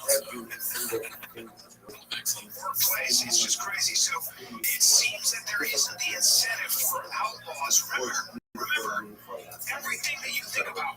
Silicon Valley, podcasting, it was all started by outlaws. It was all started by voice networks. Sean Shelby, What about the Steelers? What about the Steelers? What about the Steelers? They're not made up.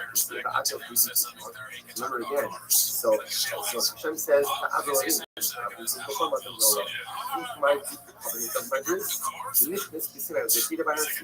what is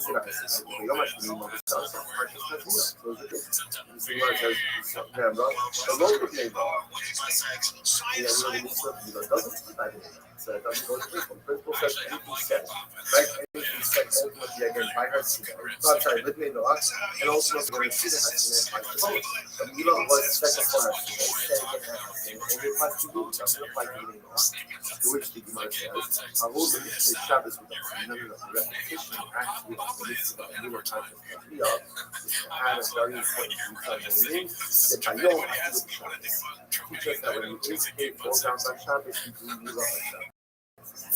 The diamond of Milah requires the flowing of blood. Flowing of blood is not on Shabbos. The diamond of blood is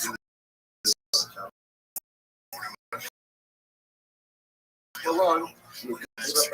So much.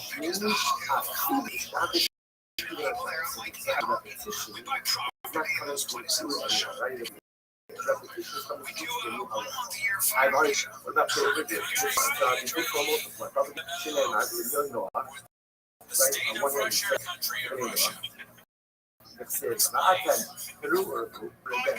Adam is given very Arabia. Noah is given very Arabia.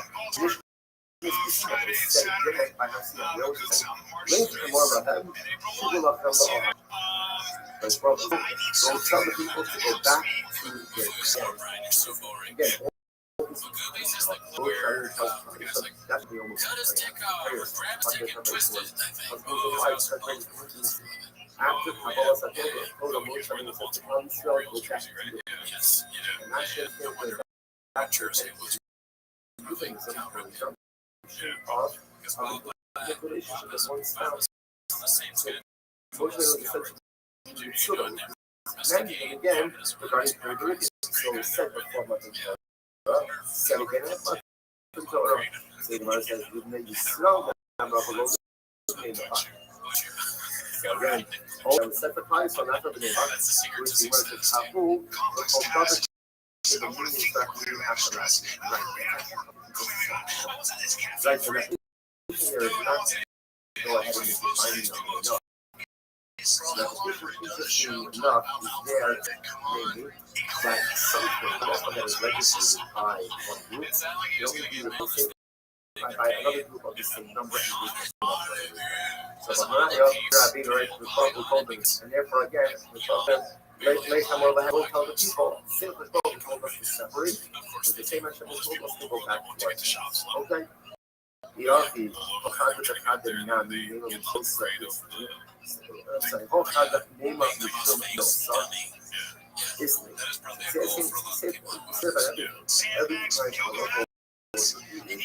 every some as hard as this for ultimately again why is there punishment? So ain't Allah give nothing. And ultimately again, all we had is and according to you that there was only once before Mecca. But it's ultimately again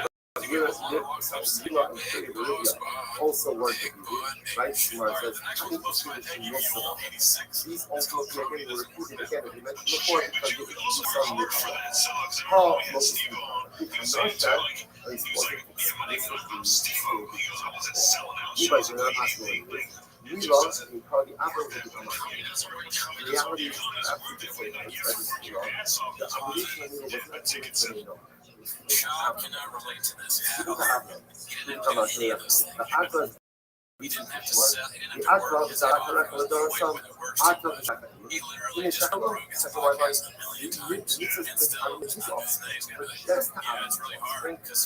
everyone else. I'm the offspring. And the activating is showing why the sons of the sheep. There was also why she decided to love. He was going to see you from the planet. Well, he said, he's got to find offspring of the if that's the case, fine. It's a very beautiful thought. But in any sort of idea, it's a also. If you want to say fine, let's look at Abram. Abram is supposed to be stuck because he he's supposed to be inherited. That's fine. Like what he talks to Yaakov and himself. Why not? So, we're seeing what he gets fucked.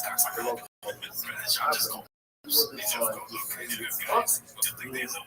He gets fucked. One of his fucks sons. Actually, we wanted to see in that form. Therefore, only again to thread to Abram is so different. It applies, but not to any of Abram being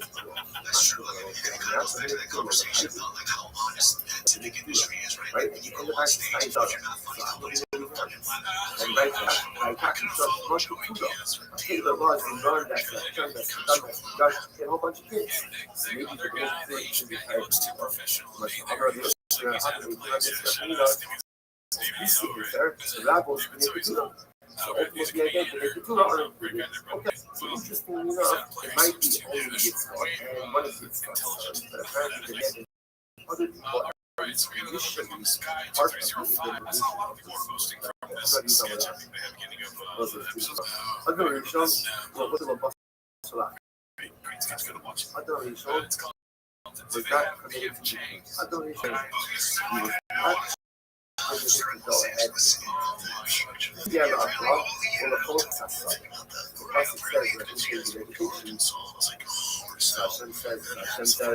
Hashem says to Adam, I have given you all the things on the you, you for you and for all of the animals.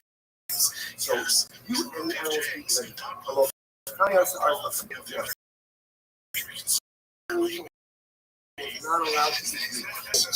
the voting no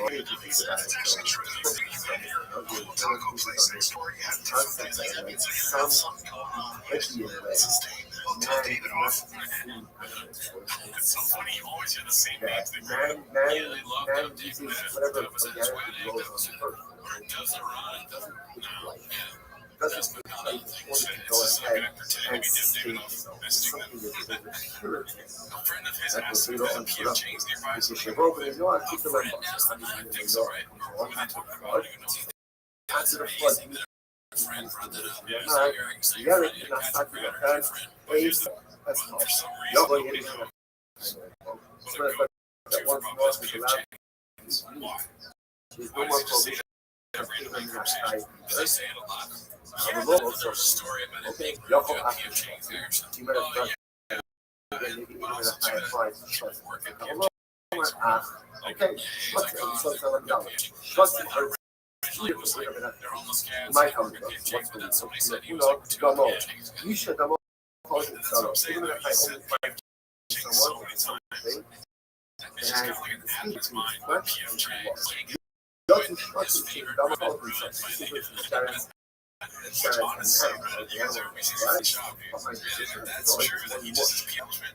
therefore, there's no freedom in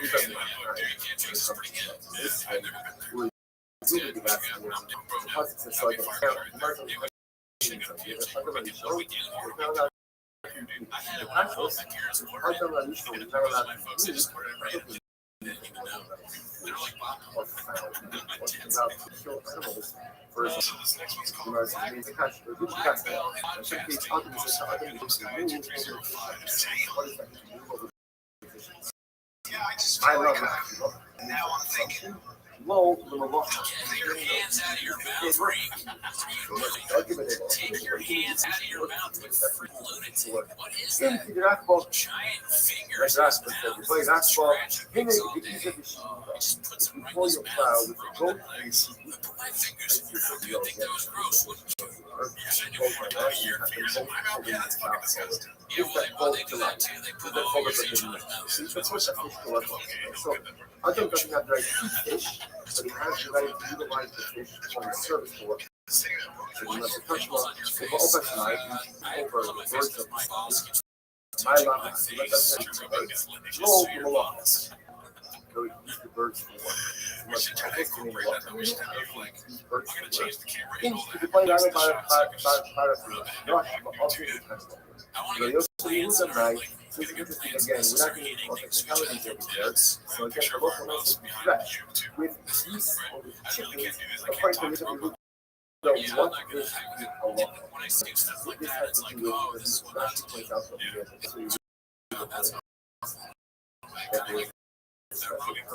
for workers in order for that to happen, you have to work for working both of those feet. Animals using all fours, also specifically working with a large long foot. Shiny is, let's say, flesh. Geese or chicken. So is that called an all animals at work? Therefore, the animal should be permitted. No, the whole animal is not. The details are not as important for the discussion. What's more important for the discussion is illustrating how you can put geese, birds, okay, first of all, what we call rule over all the animals that this would mean that man originally was supposed to have we shouldn't have asked how about astonishing both man because as a result of the let's just everybody's fine. Regardless of where it's going, if you want to wear a cock ring, see that. That's fine. Man lost out on a tremendous the snake was to the right hand. The snake was supposed to be something who enabled man to accomplish something. And man lost out on it because of the snake. Because of the loving in his hello nafesh. Because had the nafesh happiness, remember again, how different the nafesh had feet, had arms, was able to stood upright. The nafesh was a living power. It was a fellow animal. It was supposed to be a had other nice. What would have happened? So every person, after that, he's talking to the most of the country. Every year, would have two snakes. After the saga with some of that, was like, one snake. and north, one and south. The Hadi Sun, the Romans told him to have a double.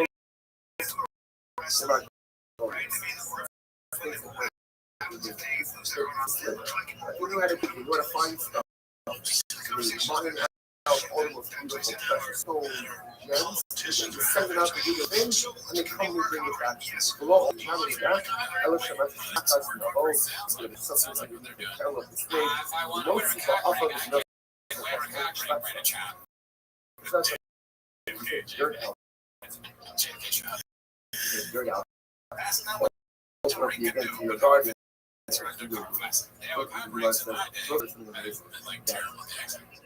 You know, the way the book is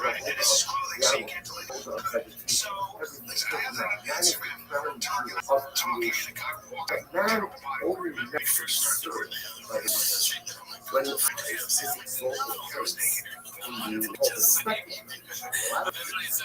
But when man abdicates holistic greatness, so it abdicates that right to serve that's what the first that's like for example after Adam initial sin, what does actually follow from he says, you're going to work for land, the code the guy dies with smell. You're going to plow the field, and we scout for the world is really quiet. When man doesn't do what he's supposed to do, Earth doesn't cooperate. The animals don't cooperate.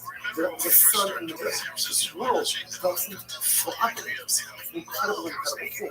When I do what I'm supposed to do, I would imagine I would leave it so that the universe serve man because man is serving. Man is his purpose, serving me, and therefore you do your purpose by serving me. But when we advocate our sacred duty, not only are we shirking our own personal responsibilities or the suffering, so the animals will be over, and the earth is going to be old. Is the one whose brother is autistic, and he knows the worst they can be I reference so much, but please tell us if you're watching from Denver, Colorado. People talk like this there. So they say, you know, I live in the older, automation makes something like that. I was going to try something about the family one day. It's such a beautiful. Automation was in that age. Sitting in that age. What we all had heard 60s, it was incredible. They were roasting in the meat, and they were pouring in the sound of strings, staining one, on the different one. So, can you imagine? Can you imagine this? I can imagine each other sitting in that seat. Irish shop is still gone now. Like he's sitting there, getting making up barbecue from the meat board. So they go ahead, they're making him marry the meat board, they roast meat for a meat, they're pouring in delicious wine, pouring in delicious wine. The nachash, see this, this is called nachash. The rub is called up, so the covenant is given up Rishon, then it's cannibal. The In San Francisco, there's an where that's that hardcore ramrod shit. Okay,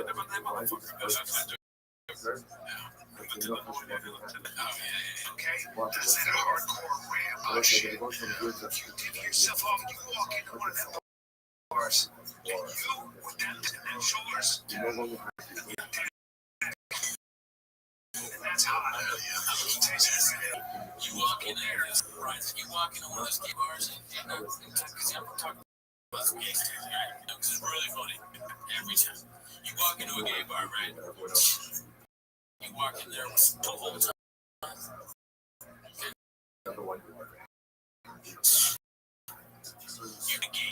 You dig so. This is on the bus, I don't understand. You know, it says, oh, difference that we came from everything is about well, I guess it's like first impossible burger, right? That wasn't meat. It's like a animal. That was meat that came from the turkey before.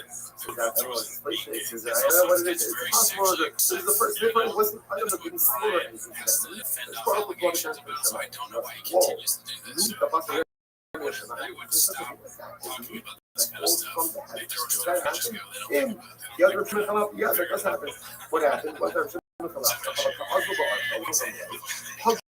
باقانا خریدیسا کابت خنام للعرب 2 lines, right? 2 lines thinking and start going in the streets.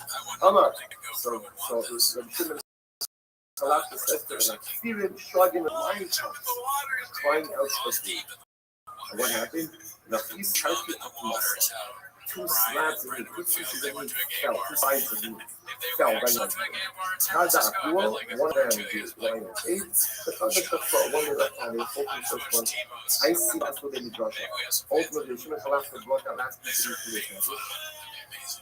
Brought the last piece of meat to this. He asked, boy, Allah, they asked him, sorry, Davar Tomei, who's that? Oh, Davar Tomei. What is this? Is the meat? Is Russia or is it like that? Yesterday, they wanted to have a little bit. Is it kosher as a trade? You see, look at this. I'm like, there's no such thing as the double tummy that comes in. What are you talking about? That is, and it has to have shkafis. We fell from the heaven. You're asking if it's kosher. If it's kosher, it's stomach. Nothing that is traced comes from everything comes from Shemayim is halal. Listen, that you saw the phrase is how any lovers come and go. Anything that comes from Shemayim, anything that comes from a Jewish father, it may hurt. It may be difficult. Any certain side that comes from a father, which is every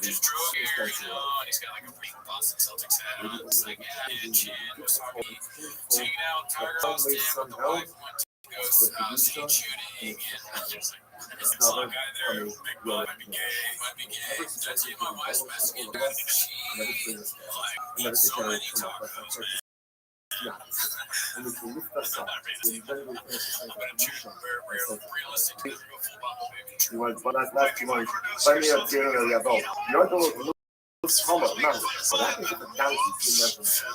The Chronicle went ahead and brought them a donkey. Not the donkey. The donkey. Is a coming animal. Like a China.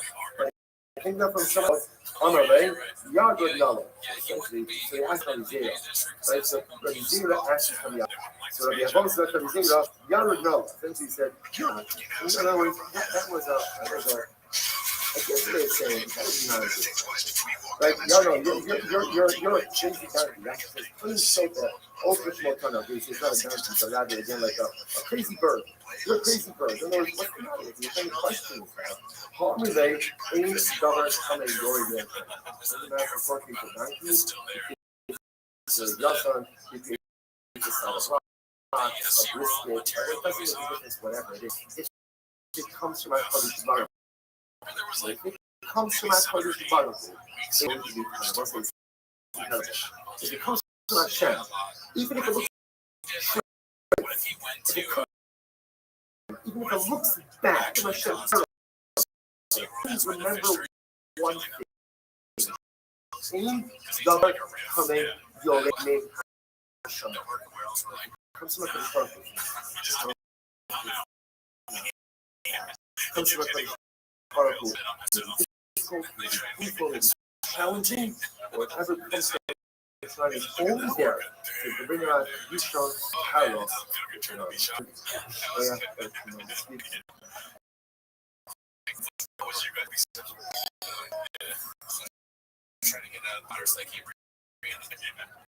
Let's have one of those I can't be here in person today, but it's a great talk to shows to continue forward. All this is virtually a very coming to this year. Looks like it's very fascinating to learn about sponsorships. Will be posted there to some description as well as the YouTube description. Today's afternoon at 15, we are trying on the session of the 50 weeks and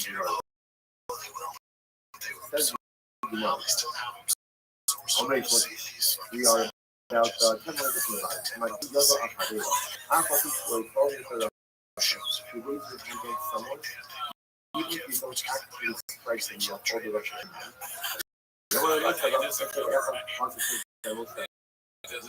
Most people go to the field and see like the mysteries of the site. So it's also like who got to strike another dude. So it's like after now remember hit each other. Like rather again you saw someone with an outstretched and us to hit the other. So it's something that you have to be ready to strike someone in and of itself. Someone like Marcel it doesn't say why you hit fellow. Hello, I'm a sucker. Why are you doing it? I'm a people of the pro. Even though again didn't actually fight each other, but nevertheless, they fight each other most likely person like outstretched hands. You know, the US is already I need to make a code. You need everything. It's called the sin. You know what I do? I go sit. I and I leave the door. Something like I'm going to put on this cutting says, here is almost one lazy his hand to strike another youth. They have this cut off. Is lower, lower, to shine. Kuna hasta kuna wants to do this. When they actually point out the other effort to run to the handle and live in the game of kuna order that his hand be cut off. This is obviously a concept. So let's say a really profound about what it means to really get hand against other youth. Although it wasn't Emo Takana El Gura, such a person his behavior is so sinful that he has no fucking burial. Not the you know. So again, so it's fascinating to see all the things is that here there's such profound culpability and mind that even though one did not actually commit an error. It's actually quite spicy. But it's quite overwhelming because in general, when it comes to divorce, so a person is not responsible from the stomach to they're not responsible for their thoughts, rather than anything responsible for our deeds. And yet here we see that when you're ready to fight someone, even just the mere act of lifting your hand against another youth, I guess it is results in an incredible culpability. Without that discussing very actually, Larry is commenting on that episode of Dustin Venus, once quoted, Russia against Russia. That episode that every party has a divine situation. And the avoid of the hand, the says, be able to give. The person takes the hand that is supposed to be used, and instead of having to use it to strike, it's like a misappropriation of the divine. It's part of the investment. You're taking it and repurposing it to the most terrible hell probably give you a hand you and now using that hand and literally again significant actually do it. Just the act of raising your hand and being ready to see that divinely ordained resource that is supposed to be designated for hitting, and instead of going to use it for hitting, it's going to be such a question. And it's such a profound story, whatever that is. Because the idea is to think about it, everything we have in life is given us back to the product of the divine resource. And everything is under this also partly one is used to some big higher or better ability or purpose. And when we don't, right, when we fail to use the material assets, personalistic assets, our emotional, cognitive, spiritual assets, when we fail to use it, benefit and benefits the other, others, uplift ourselves, it's a misappropriation. I think the lead is probably over it. Overwhelming. I remember what it was. Alcohol, real estate is only good for people who are very strong. And actually points out that what it is. Is when you get into real estate, then there's always conflict of ownership. Then there's people raising on their land, people utilizing your resources. Real estate is not for you. Real estate is only for those who have the stomach for it and who are ready to fight. It's interesting. They're not each well or it's nice to save.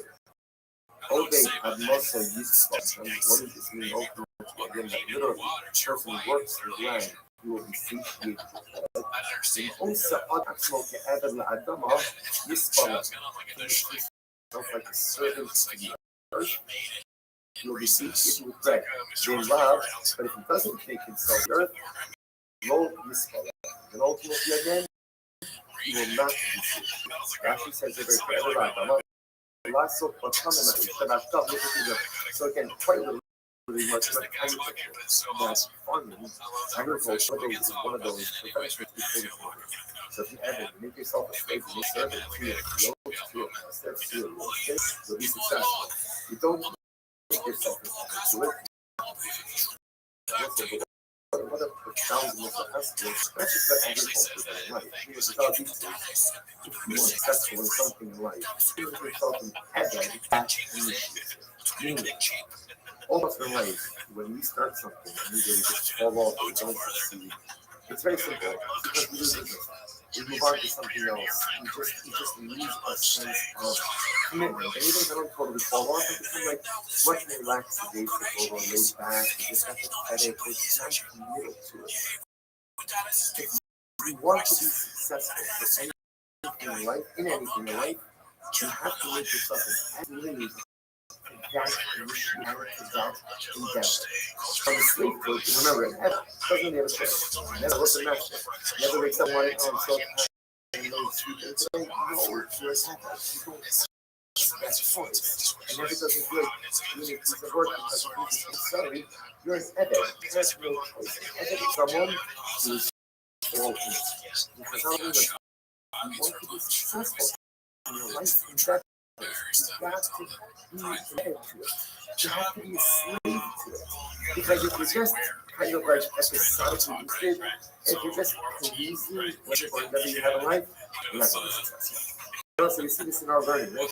We know this from the past.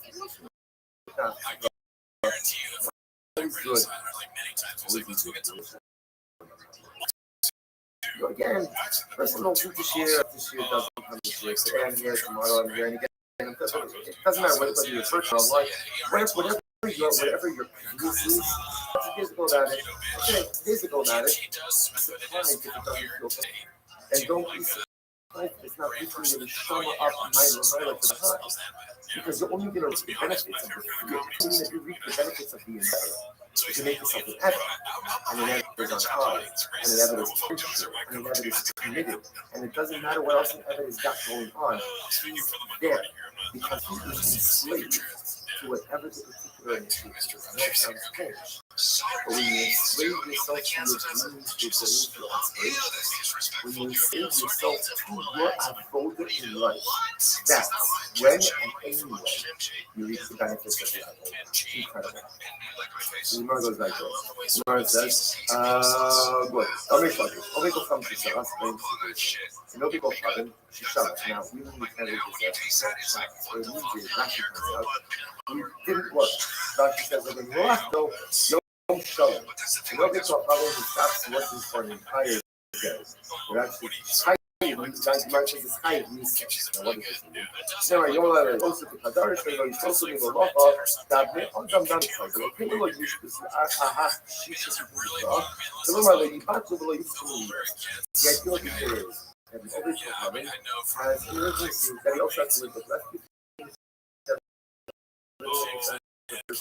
And it's not true. Even an apple has to live with the of urgency, and therefore the overflow comes to Shabbos. And overflow comes to just takes it easy, takes it to the sky is research. Man, I don't know useless. Incredible.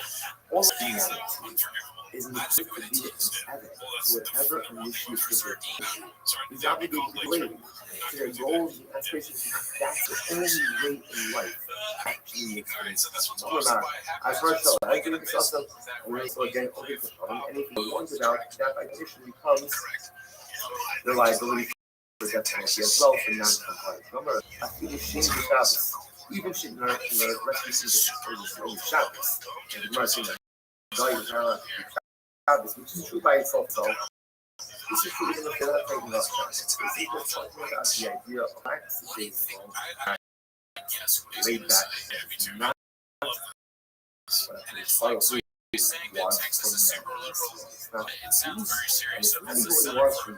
everyone to be plugged in, everyone to be enslaved, everyone to be operating. Incredible. That's the God is science. So why not include this in Shemini? The Nosri is not allowed to quote unquote keep Shabbos. He wants to keep a function, maybe I'll pass that. The sentence may not only include only include Sheviat, things you're not allowed to do. It does include things you have to do. The hard union essentially the obligation to establish a judicial system that's that's a positive obligation. We must put up with half of the second line. We must say the Sheviat is the obligation to establish a judicial system is both a positive command, and it's also a prohibition.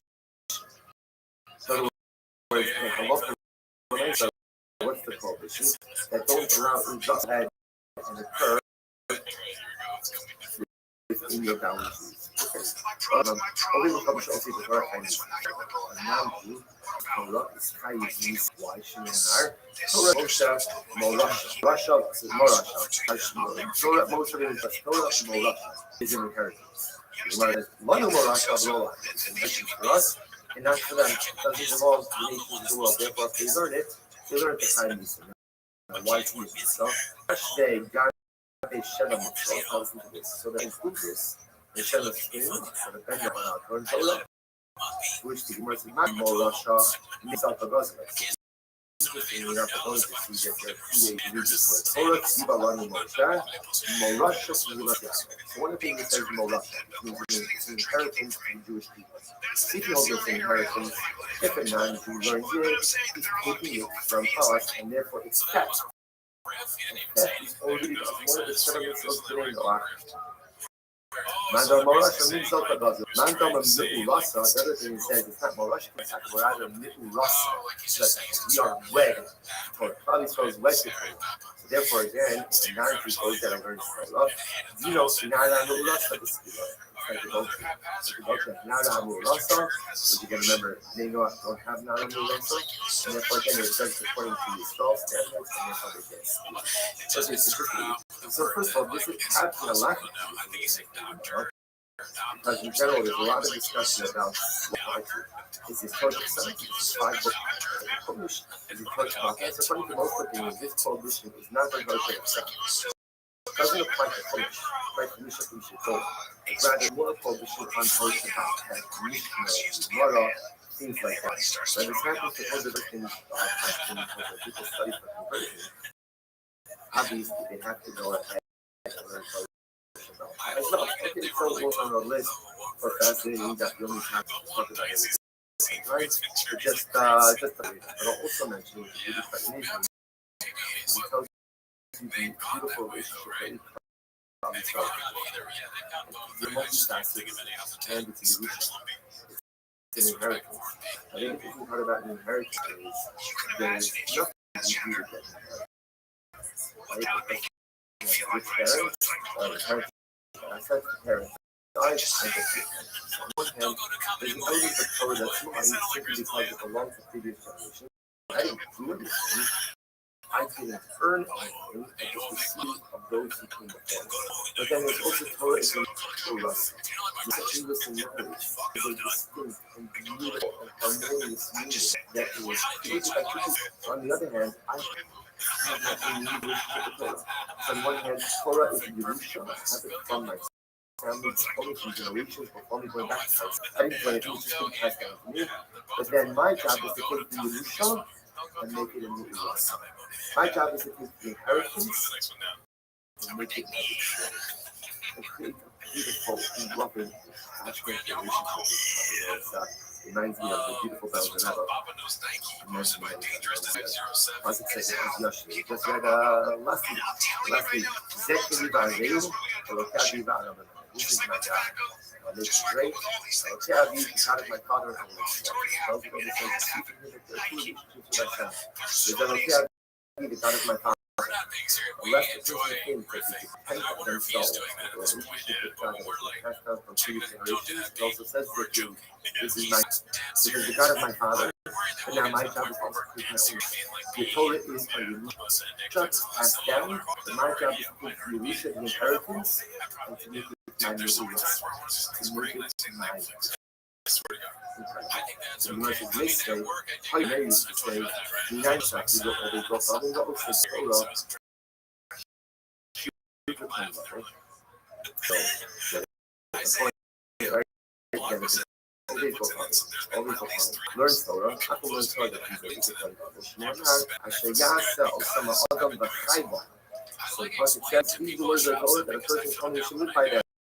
It doesn't say Kohanim Mitzvah, it doesn't say Kohanim Mitzvah. It's Allah, Adam. Adam is another term that applies to all things. All of that, what does that teach you? Shafu people have but also the Torah already defined Adam, but even if it happens, the way for saying God goes in Torah, man is like a coin. So this contradictory just before finally said that Adam is not allowed to the Torah, and if he does get liable to that, he's not considered clean. That's which one is. Whereas it says, no, it's not a contradiction. Also, mitzvahs, she does. So again, it is great for an Adam to know. Alright, but then you has to learn Torah that applies to you. Has to learn about 7 mitzvahs.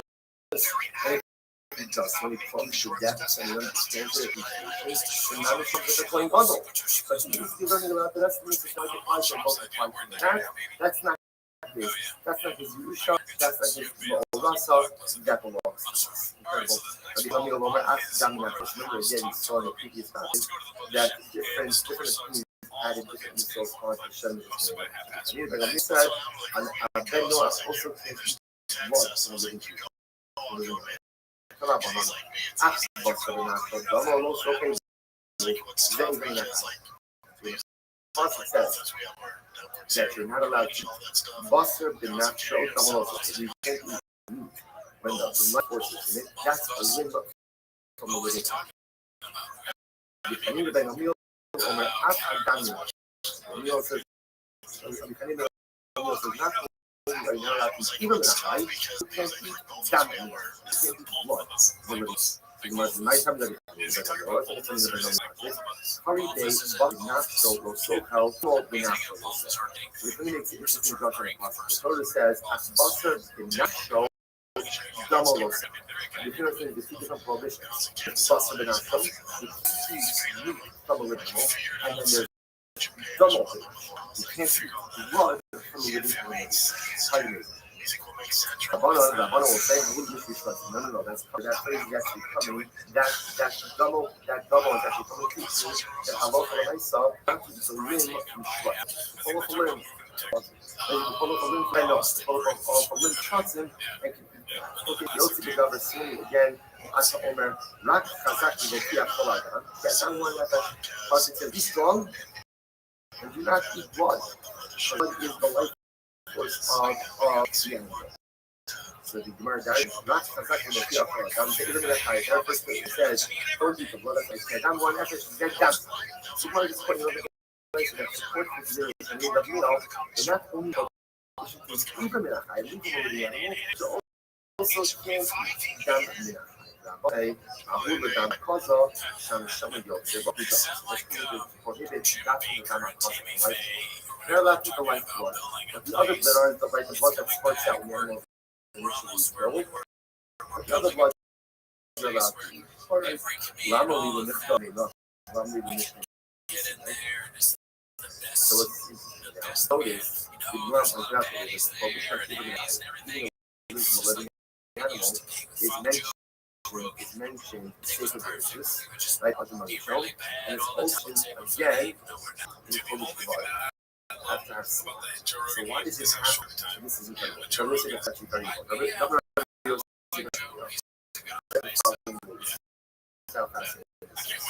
When mitzvah shnama l'bishmas b'sinai, zeh u'zeh.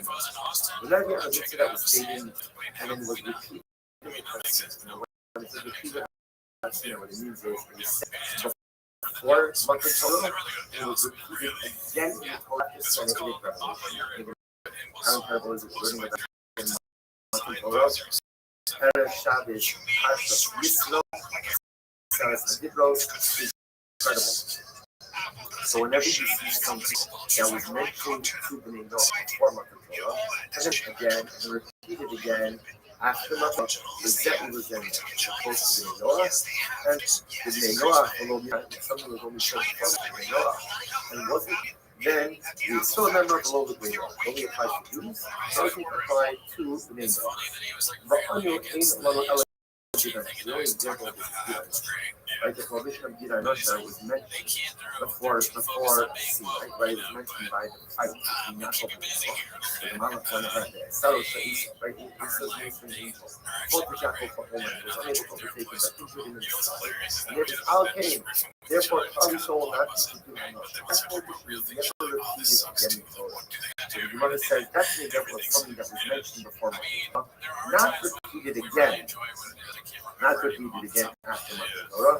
That only applies to Klal Yisrael and not to the Neighbor. And this is in accordance with right Gita Rashi in accordance with Rashi. So Rashi has a whole arichos over here. Right, it's interesting. So there's interesting focus in general that whether or not was stated after Matan Torah. So from the whole, and I love what I said, wasn't stated, it was only stated by Yaakov, wasn't stated. The other thing actually holds interesting enough to make you know, Git Hanosha was actually a prohibition given by the Hasidim. It says that the Lord Shabbos was compiling the Torah with Restream, so he put the prohibition of Git Hanosha back by the story of him, but it wasn't given there. It was actually given later on, but when you put back retrospectively, placed in the story. This was not what it is. Okay, Omer Man, Omer said to me that the name of this and Emma, so let's go through the things. So now what God was with him? And he said that was said before Matan Torah, and it was then repeated again after Matan Torah, Jews and non-Jews. Gemara says, why? Adrab, the initiatives is seen as in Yisrael, the Yisrael and Revolution, and it's just the opposite. When the fact that it is said before us, and then said again at us, doesn't that mean that it's not good for Jews, and not for Jews? Gemara says, no, these snakes have all those go from the right? The high honors all they go from the no, so here's the find by idolatry. Idolatry is mentioned before already, right? So we'll teach it again, actually, as part of our session. We realize follow him actually, it's perfect. Any other gods. And we know that Avodah Zarah applies to Jews and non-Jews.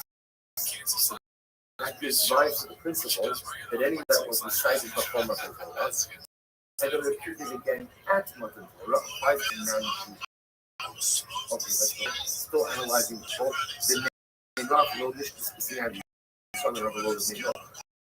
So again, if you have a mitzvah that was said to the name of repeated at Har Sinai, that applies to Jews and not to non-Jews. And we said, the opposite. Revolution is similar, but they don't have Revolution.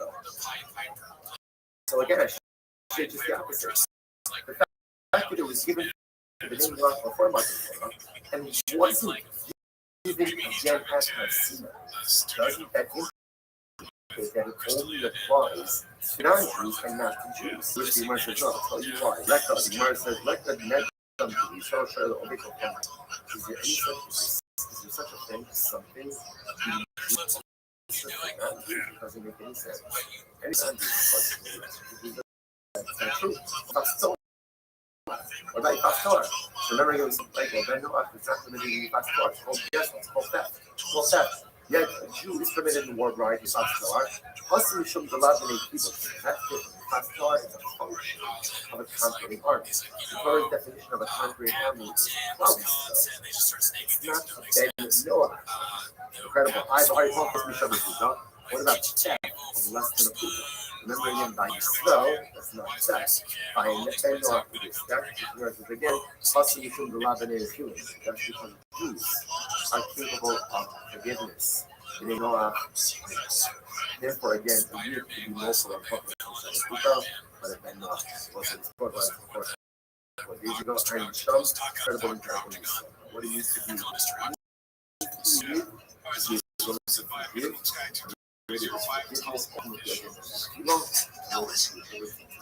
Otherwise, how people need to forgive, not because you won't help every single thing. Things like the N-word. Those things. There are ways to measure these things. Search for people, the kind of words people use. Literally anything.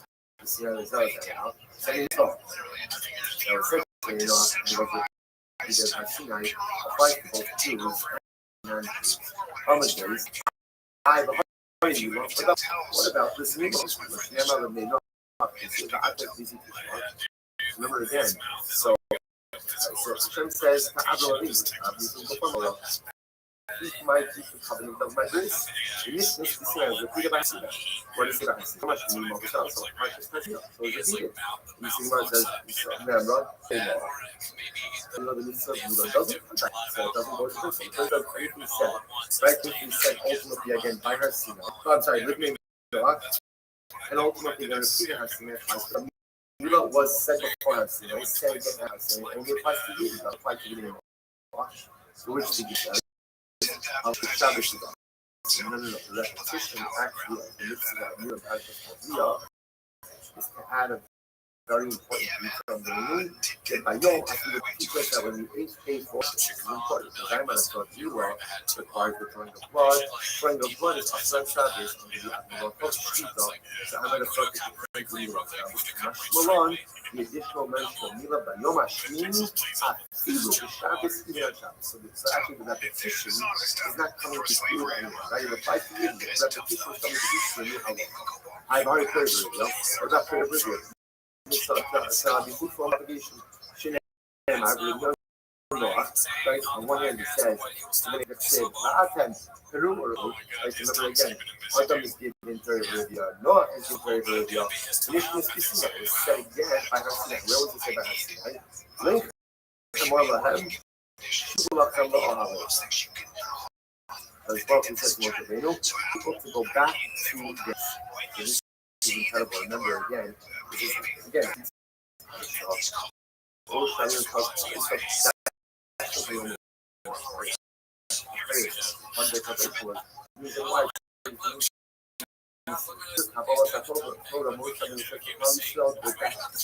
and actually, the thing that pretends to be of a relationship with one spouse.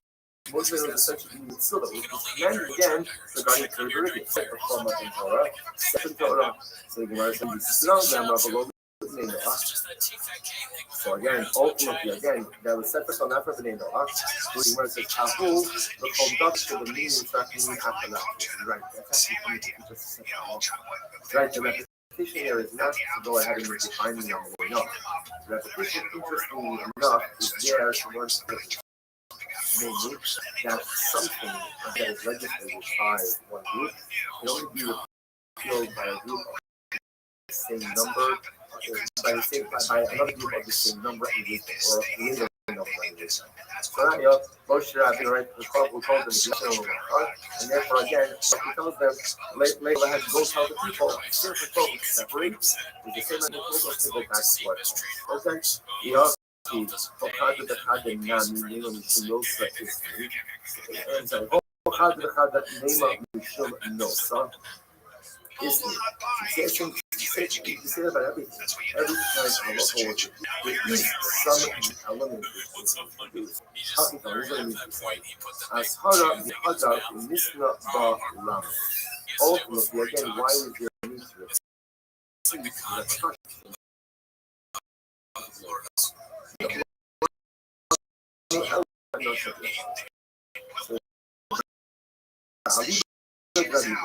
ultimately again all we have is a piece of given and it's as we said before we just understand that there was only stated once for 4 months and it's ultimately again but you're also one of these, right? Because I mean, it's really most of them. These ultimately, again, will repeat again, as we mentioned before, because there's some new no issues. In Russia,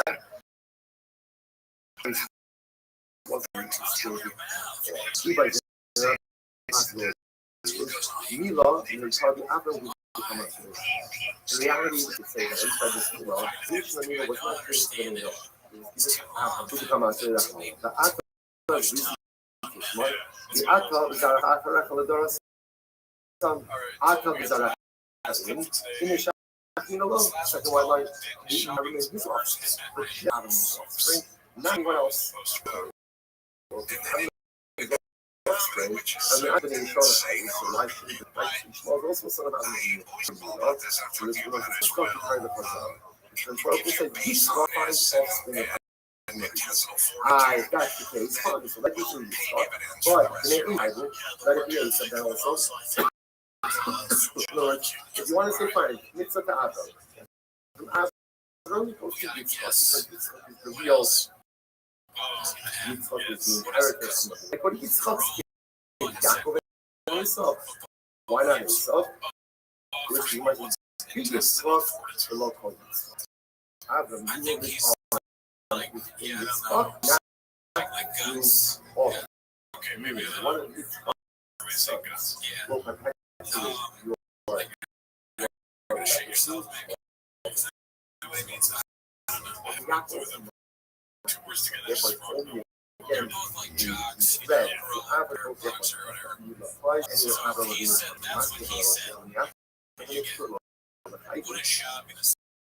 that's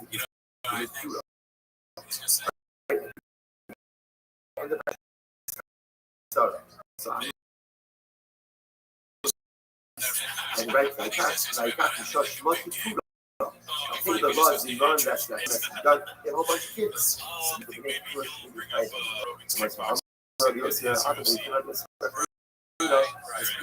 recently there, the rabbis make it through. So ultimately, they make it through. Okay, so interestingly enough, it might be only and one of the demanding other people initially. Other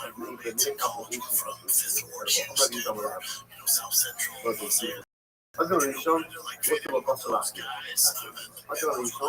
was not permitted to be. Other Rishon was vegetarian. He was not permitted to go ahead. The Pasuk says, Hashem created vegetation. Hashem says to us, I've given you all the patience, for you and for all of the animals. So, you and the animals in vegetation, the Lochayas are not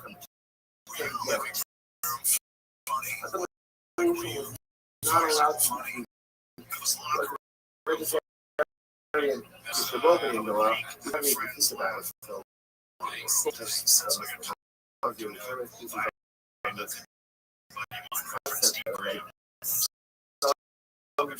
Utopian way.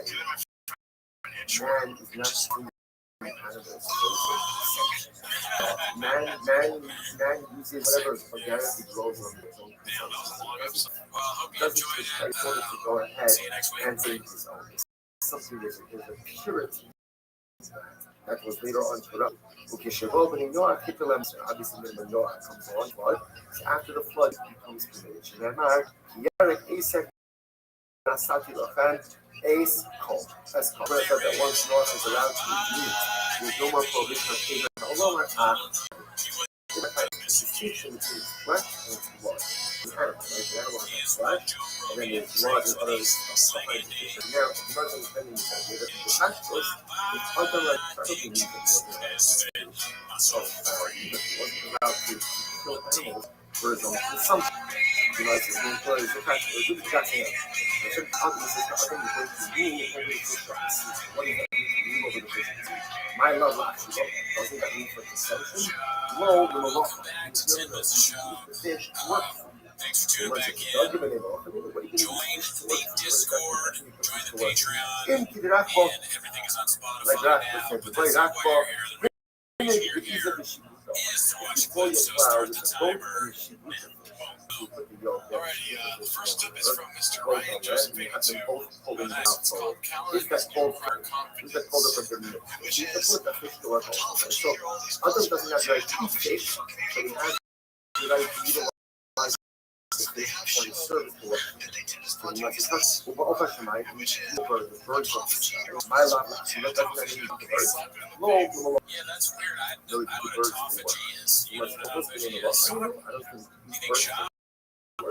E depois ligaram para fino. Nossa, ótimo do cara. Pero eu sou mais. This is again, without being hospitality over there. So again, a lot of my chicken fresh with geese or chickens. According to Mr. who don't want to be a lot. So again, this has to do with the production, for example, the way we do the whole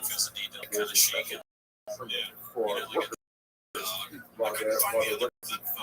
So it's trying to, in order for that work has to work in both the feet and when the animal is using all fours, it is also specifically working with anything to not call his one. Shiny is the blessing with flesh, with geese or with chicken, is only the feet. So it's that well, that's all. And once that work, therefore the animal should be able to eat, or no, the whole animal is not. Like I said, the details are not as important for discussion. What's more important for discussion is understanding how you can put geese and you put chicken and fowl, birds, to work. Okay, well, like, and you will rule over all the old animals that wander the earth.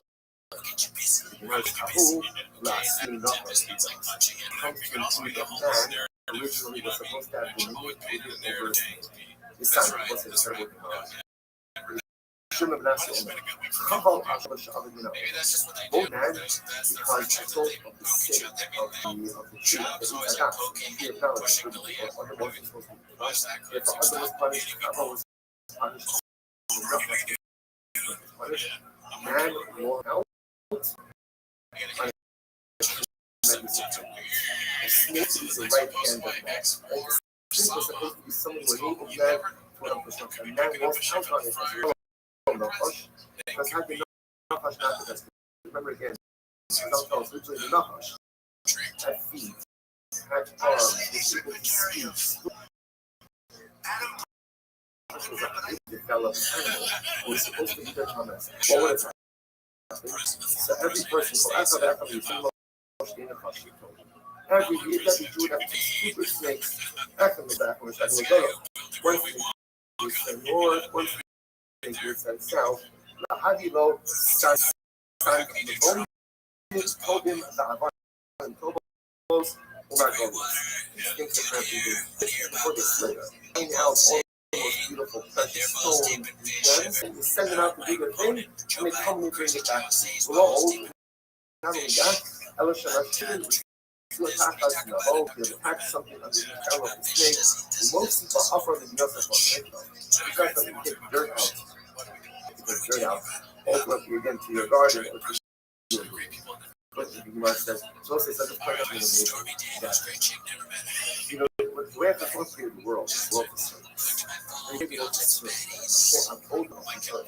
I'm older of the animal. I'm older of vegetation. Everything. It's a certain man. Man is not in the field of creation. But man only merits to be served by the rest of creation when he eyes his exalted place in the ultimate spectrum, the latter. So when man advocates his holistic greatness, so he advocates that right to serve that creation. That's what he's praising. That's like, after Adam Arisha sin, what does actually call us? He says, Adam, the coat, the darkness, you're going to pound the field, down for storms and just the world is going to cooperate. But doesn't do what he is supposed to do. Earth doesn't cooperate. The animals don't cooperate. The sun and the moon, the world cooperates.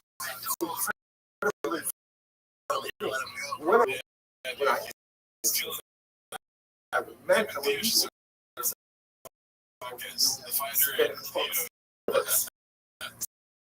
man, because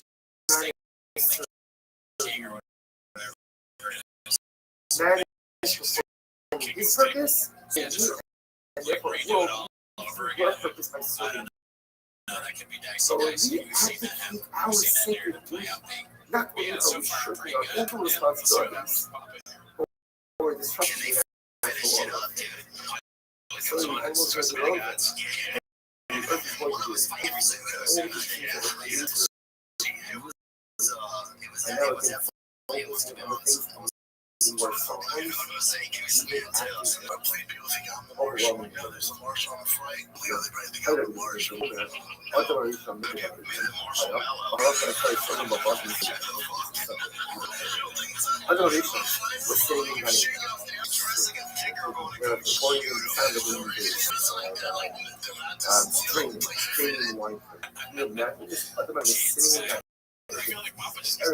overwhelming.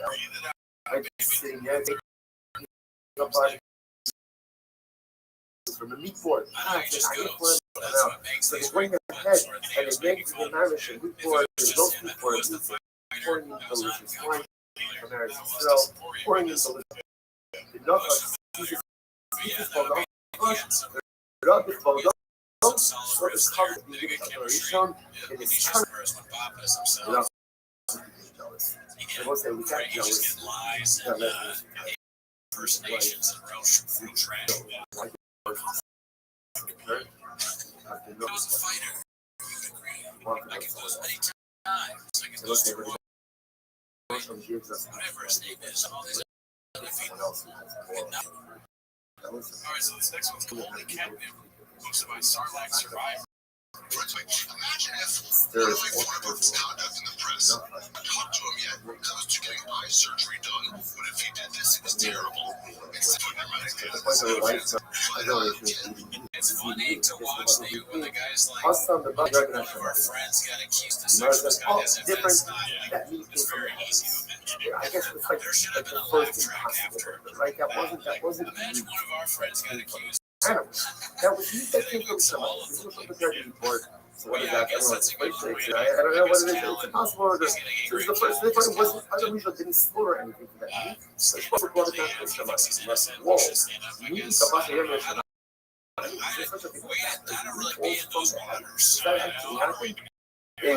The other option is that does happen.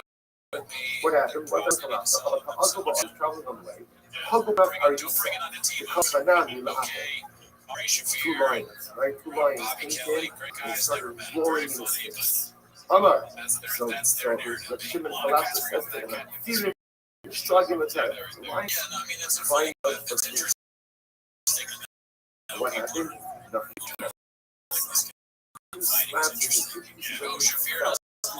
Side fell very funny. One of them the other but one day left behind, it was hopeful the first one. He got still in his blood. Ultimately, after the blood that happened,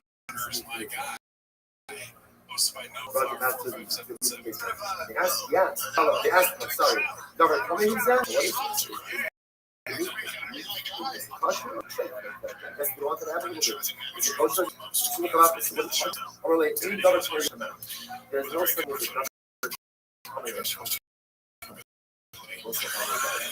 what you fell from the heavens, and you actually fell from the heavens, it's torture, that's pressure, it's stomach, nothing that is traced from everything from the mind is hard. So that actually so powerful. Things that are going on. Anything that comes from anything that comes from what if you just started to team those roots? Like, you took 7 times. no hurt. Any circumstance that comes from Crowder does not feel the same way. But just hears names and he's like, oh, that sounds like a good name. I'm with them friends. Crowder's my guy. Crowder. Some way, somehow. Crowder doesn't like Bob. Do you think any of his team will show him like Crowder's not your guy? Oh, right, because he doesn't. That's another problem. Is he lets him know criticism of any kind.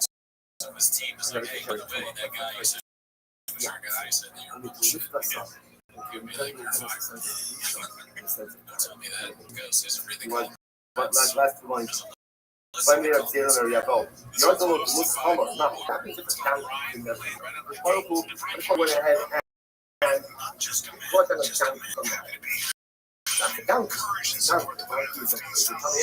kingdom from Shemai. So what? Honor them.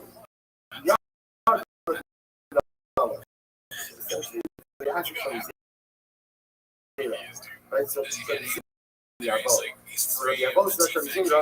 Yaru no. Then she said, In other words, that was a good way of saying that. No, you're Tony showed that ultra slow kind of is very but rather again like a crazy bird. You're a crazy bird. In other words, what's the matter? The same question is call me late, aim, double, tell me glory there. This really doesn't. It takes a sign of rock. What doesn't make a difference what it is. If it comes to my Kodesh Baruch, it is going to be incredible. If it comes to my Shem, even if it looks straight, if it comes to my Shem, even if it looks bad, if it comes to my Shem, even if it looks terrible, remember one thing: Ain doesn't Yorei name Hashem.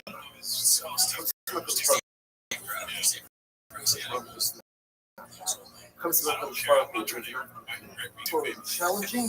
Whoever comes to trying his own there, to bring about Kedusha parallel. One time,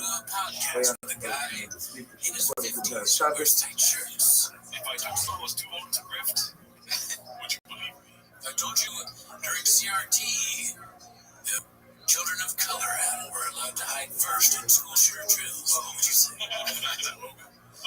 Nice. All right, so good morning. Let us begin today. That is one class. Before we get that, thank this morning's sponsors and impact our other sponsors. Four are Iowa Comic Book Conference that heard 5705. As we resource and source levels for our learning sponsors, Barrel and Bell, and a Haldolki immersion of Barrel to Grand Party's website, Barrel, disruption forces are not only sponsors, the last thing Taylor, Spurn, and myself families, as is our father for successful service and peace recovery, because they will be able to learn about Torah. The Jean Sacre on the family come on, all of those who need a refuah should have one together with holding each other for 12 minutes and continue to bring our hostages home, so our soldiers be so the whole mass saves you. But since that, let us begin very fast. You have to drop on. You're designing on the base. You're designing on the base. And let's actually just pick up a little turnaround button. I know that a little bit further than that actually. We did on yesterday. The turnaround button, we see where Tosis. Oh, Russell. If you look at that, Tosis is on the right hand counter. If you just move your finger towards the left, and about 2 lines down, you'll get the turnaround button. So turnaround button. Not that woman. Why is this supposed to be? Turnaround is acoustic. So we start our eyes to yourself. Acoustic, and again, on the direction, in this context, acoustic is not used, in the sense to speak about that group of people who are doubtful, speaking about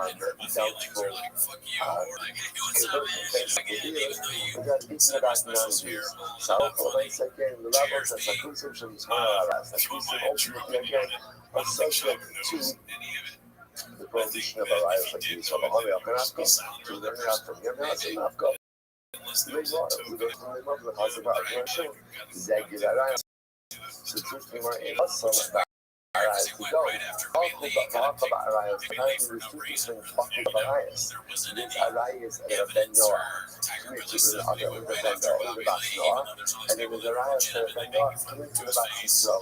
So, two different. So, highlighting two different buckets of prohibition. About Arias. So, let's say Akusi has relations that they're to be legal within itself.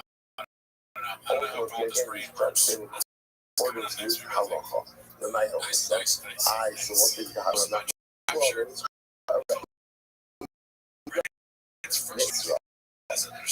So now you also because remember again, it's also yesterday the halacha and 8 effort. Sorry, Noah is judged even by a dying effort. One even a color, halacha say has actual morality with the Jewish woman, Jewish legal system, which again, one has a vision of 23, maybe the Eagles have some songs most like a Eagles architecture a priest like a non-Jew has a religion for non-Jewish woman, right? And more or less non-Jewish woman, you judge by one set of standards, a lower set of standards, you judge by a higher understand it, because essentially again, what if you have Ida Ibn Hasra, what is called it's like, sounds like low level of conviction if you have an immoral relationship with a Jew, that doesn't seem to make sense. Which the Gemara says, I don't know what Smed is in Nara. Nara Russ is exactly as it sounds. In Nara, where it had Aderson, but it's not going to have Yisur with her husband. So let's say the Kusi has relations with this girl. So if you go to Russell, you got Yisur. If you go Russell, you get with the Yisur. So interestingly enough, the Kusi and the Noah have no concept of Nara Hamur Rasa. They're quite interesting. Come out a couple of times back. But in Bennett law, the only way to affect marriage is for a man to live with his wife. That's what happens. It's essentially so there's living together. That marriage, and when it's a union, means you no longer live together. That's a very simple construct. You live together in that's marriage. You separate from intimacy. That is divorce. So there's no concept of agency. So therefore, technically speaking, if a Kusi, like a Jew, has relations with Na'arah or Rasa, technically speaking, there's a construct for that to be Noah law. So there's no contract for the Noah law. Therefore, again, in that case, he'll be judged in accordance with Halacha. That's it. Tanya, Tala Na'arah or Rasa, HLHSE, and the Kusi has Na'arah or Rasa, and by HLHSE, by the American the Ikodina Sayyifu. So, if Halacha went with these halachas, so it should be Sayyif. That also. A Ben Noah is always judged with Sayyif. First of all, like, I don't know how many it's called. My HLHSE is coming. What the HLHSE is talking about over here, so they're telling a woman that's related to the couple, and that she not yet have relations with her husband. Now, in that context, where we go, lastly, we got as we just mentioned before, so we related to the couple that has not yet lived with her husband. In Ben Noah world, that is not marriage. That is not marriage. So because it's going after adultery to happen in that way, there's no construct for that for Ben Noah. Therefore, again, the Noah would be judged in accordance with our law. So this really gives birth to a very fascinating idea that as much as there's a system for Ben Noah, but if a Ben Noah commits an act of immorality with a Jewish woman, and again, that there is no parallel case that is prohibited for Ben Noah, like Na'arah Hamur Rasa, like a woman goes into the couple that is not yet lived with her husband. So in that case, a Ben Noah will be judged as a Jew. Fascinating. Okay, so what was like this? And he says, so tell me everything, Bu'ulat Baal, Yishlan, Mitness on the couple, but a little about Aline. So again, here it's explicit. So Ben Noah, Bu'ulat Baal, if a man lives with his wife, they're married. And if Ben Noah were to have relations with that woman, that's adultery. That's the construct they have.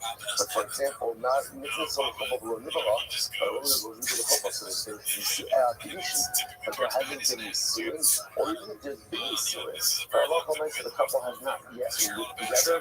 In Ben Noah's world, that is not a construct of immorality that is recognized. So therefore, again, you think he gets off. That's pretty no. That's what is Jewish. Quite fascinating. I guess I'll also be up for it. That's supposed to be up for it. Ben Noah Musar the Arabs, right? Because Israel will execute someone, and Ben Noah is warned of us. Any days in shares on this other hand, if a Jew needs to be executed for such an act of immorality, then Ben Noah Musar doing that in there. And Ben Noah is not liable for it either. In other words, the one thing is like this: the Jew isn't allowed to do it, then a Ben Noah isn't allowed to do it. But the reverse is not true. But if a Jew is not allowed to do it, a Ben Noah is also not allowed to do it. So you know, like, come and say, how do Arayos change some of these knowledge? Ben Noah knows how to. There are many examples of Yisrael, for example, Arayos that Israel will not execute for, but yet a Ben Noah is still warned about. For example, Arayos Yisrael, Nido Bedin Yisrael. The Ben Noah has what is considered to be halacha and illicit actual relations with a Jewish woman. He is judged in accordance with with Jewish law. Jewish law, however, again, if halacha makes again, he has relations with Ben Noach Arayos, then we don't begin Ben Noach. He's judged according to Ben Noach. I'm sure this is when we try to figure out like what's the distinction in all these cases. We like a lot of the case of Naram or something similar to that, where in halacha recognizes that a marriage has occurred, but yet in halachas of the Noah, they only recognize marriage after it's been consummated. Okay? So in that kind of case, it is a not system of law where we let off without punishment. But again, how they do withhold them accountable. The next Shemna, why also it would be the case. When is the football, but you have relations with the husband. I can't have the national. So again, this time the national. I'm a comisa with the name of Ella Kanak. You know, whenever Misa levels and focus that he saw that the Noah gets sight of Kanak. Isn't the thing that says the Noah get Kanak? And therefore, easy Kanak. However, when I say the punishment for both these actions will be Kanak. Okay? The Sabra Mayor, however, should be to show you some of these now there. Allah, Ben Rock, Mutsala. So now there's a mayor to behold that for any act of immorality, that if the agent of Yisrael, like the Jewish people, would execute the Yisrael for, then Noach is responsible for as well. So which means anything that is an alliance for us, and Ben Noach would be held accountable for. Is that true? Not kind of a really was into the type of Nekas. There, Shahaisa Halakha Kedusha. So what is the fascinating case? Really celebrated the convert whose conception was not into Kedusha, but whose birth was. What's this case? This is a case of a non-Jewish man, non-Jewish woman who conceive a child together. When we becomes pregnant, right? And then, when we close the pregnancy, she converts. By the time she has the baby, she's a Jewish woman. So now, even if this baby is just his conception was in Gentile type, right? He has some of the Kedusha, but they don't, so by the time that he was born, ultimately again, he's Jewish. So just understand, what's the rule with this kid? What's this kid? First of all, this kid is that he's Jewish. The key about this is, he has a halakhic relationship to his mother, and of course has no halakhic relationship to his father, right? Because remember, again, his Gentile father by the time he was born, so the baby is Jewish. So the Jewish baby has no relationship to his Gentile biological father. Okay, you see the manifestation of that right now. Here it is. He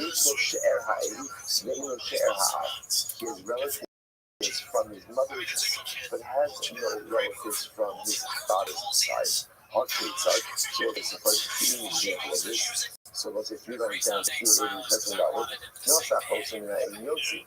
So if he marries, right, if he marries his maternal sister, he's got to divorce her. Or if he's got to Ben Noach, he's not allowed to marry his sister. We'll see. Interestingly enough, that's a machlokes also. But for now, we're going to propose that halakha like the Ben Noach can marry his sister. So therefore, again, if you marry his sister, Yotzi, you're not actually tiny, but technically speaking, if you marry his paternal sister, it's fine. Right? Why? Because again, technically speaking, halakhically at least, she's not his sister. Right? She's not recognized as his sister. If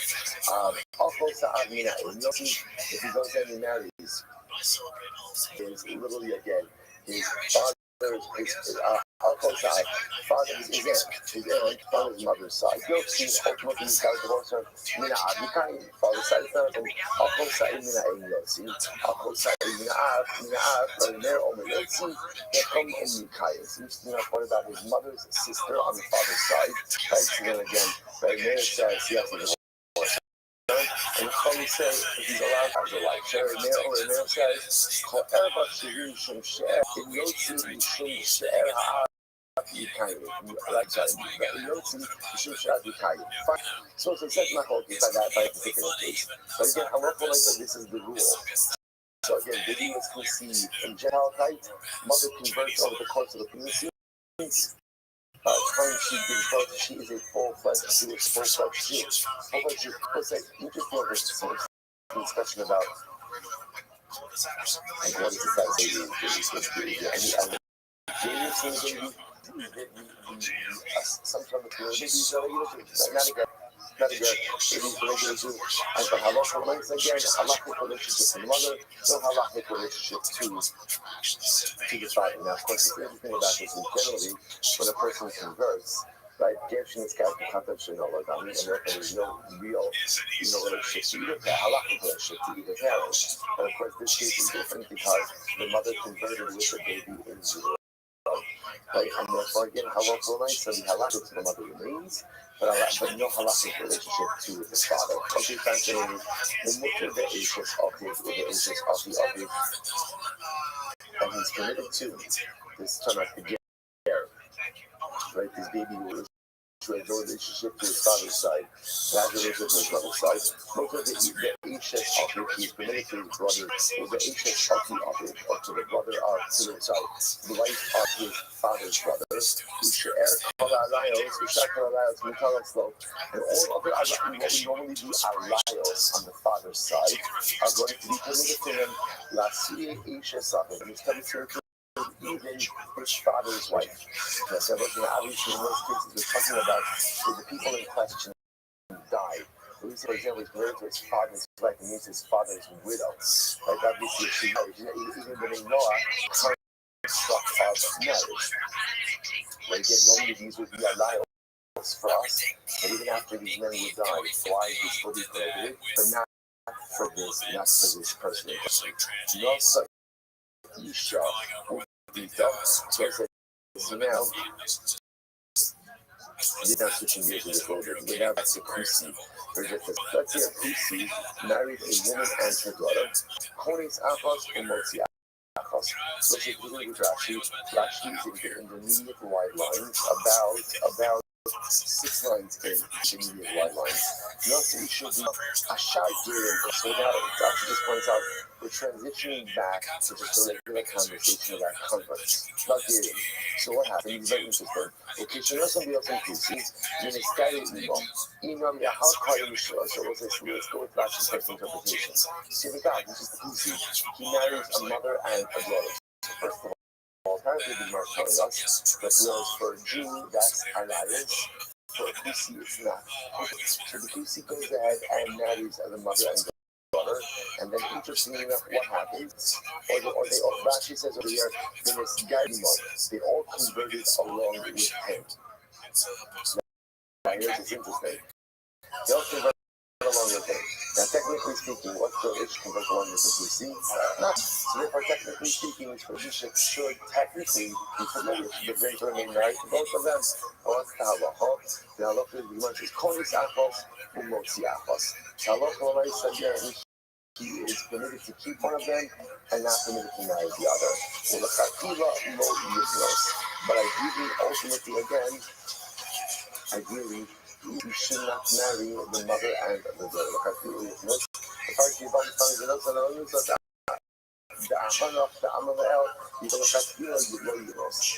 So ideally don't marry such a situation like this.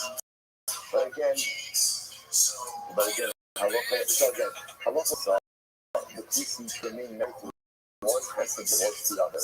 Right? And ideally, of course, not to get into a situation like altogether. So why? Why? Have both women should be permitted to him based on the idea that Gershon is got the covenant.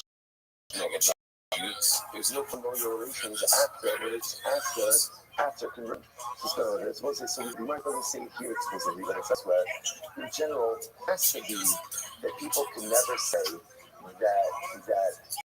that non-Jews or that non-Jews that you're going to do shikala. It can't be that becoming Jewish allows you something that you wouldn't normally be allowed to do. So normally, one can't marry a mother and her daughter, right? So it can't be that through conversion, suddenly you're allowed to go out and marry a mother and her daughter. So therefore, the halachas decide which one you want to stay married, and they must see the other one. Okay, well, that's good. Ultimately, again, listen to this. If his mother dies, if his wife dies, so these are all cases. Ultimately, again, we're talking about Mesa Ishto, he's permitted to marry his mother-in-law. Okay, you get down. You also understand Kasha, Harabi Rabbi Elazar, Eliezer, Harami Rabbi Akiva. Okay, funny enough, two different things as we're going to see right now. A man will go ahead and disrespect his mother. So Jose is talking about, this is talking about the pasuk. This is talking about the pasuk by argumentation by marriage. First of all, take a quick look at Rashi. They say ish. ואף על פי שקיימה לאיש ומוסר על חמוסו, ונימה בואים לקדושה, וחמוסו ממש לא הר. אף אגב בנזכיה, בגש רק בין קורבנות לזה. So just here's the previous case, right? So our ger, when he was a guy, was not brother and brother. They all convert together, one big happy family. So step number one is, unfortunately, you're no longer one big happy family. Right? You decide who you want to be married to, and the other you can't be married to anymore because you can't have a situation. Someone who's Jewish is married to a daughter, even if halachically one could somehow figure this out. However, the other familial relations are really dissolved.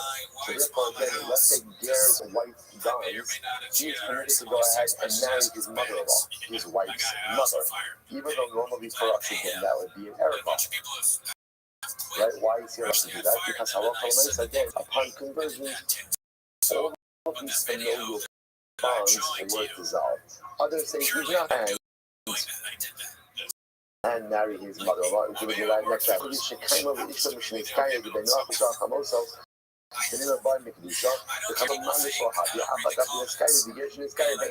Okay, so the man says, so two different things. So how do you resolve this? This is not really about yourself.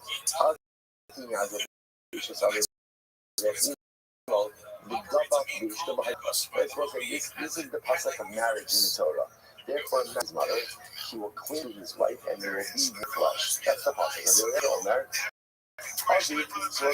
when the pasuk says a man will leave his father and his mother, what does that mean? What does that mean? So the Gemara says the below Omer, Aviv is Achos Aviv, the Imo, and Imo is Achos Imo. Aviv actually means, brother of his father. Sorry, the sister of his father, thank you.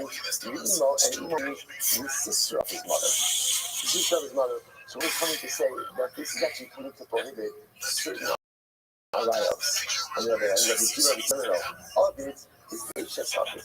All of it refers to the wife of his father, the Imo, and Imo is Imo Mamish, and Imo literally means his mother. And he will cling, this is how the marriage refers to as clinging below the Zohar. So again, the Torah says marriage is a man to a woman, and not a man to a man, below the Zohar.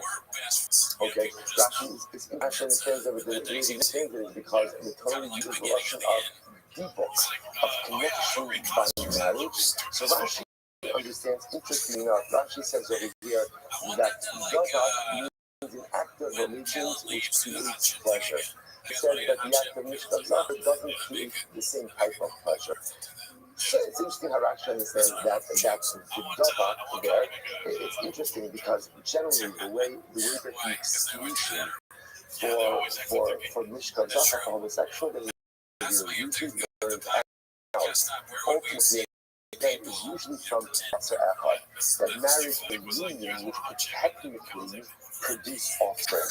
That type of just organic logic that is covered under marriage. But this is a different judgment. So every time a structure like this, it's so different. Halakha is halakha. And halakha never, halakha is illegal. And it doesn't matter what society says, what society doesn't say. We both make rules, and we don't.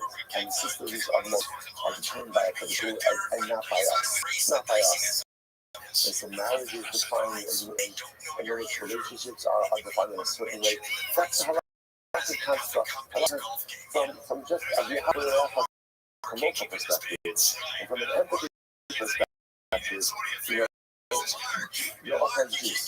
There are all kinds of Jews and all kinds of people. And there is one who creates people in different kinds of ways. And just to understand, if we're talking with the same, it means that does absolutely exist in people. And it's there. Actually, again, in this particular, no greater struggle is for a man or for a woman who is struggling with identity the sexual identity and wants to live a life of halakha, but is often forced between a commitment to HaKadosh Baruch Hu and companionship. Struggles that those of us who don't understand it could never understand it. That's like in the halakha, but never think that the halakha in any way impugns upon the dignity of the individual. I never think that the halakha allows us to impugn upon the dignity of the individual. We have to learn halakha, and an openness and a welcomeness applies to all types of Jews, and a loving and empathy applies to all types of Jews, even if we don't have the ability or any flexibility to change the rules. The rules are the rules, but the love always has to be on. Listen, the love is like it. A little bit anxious, Javier. This is a good love.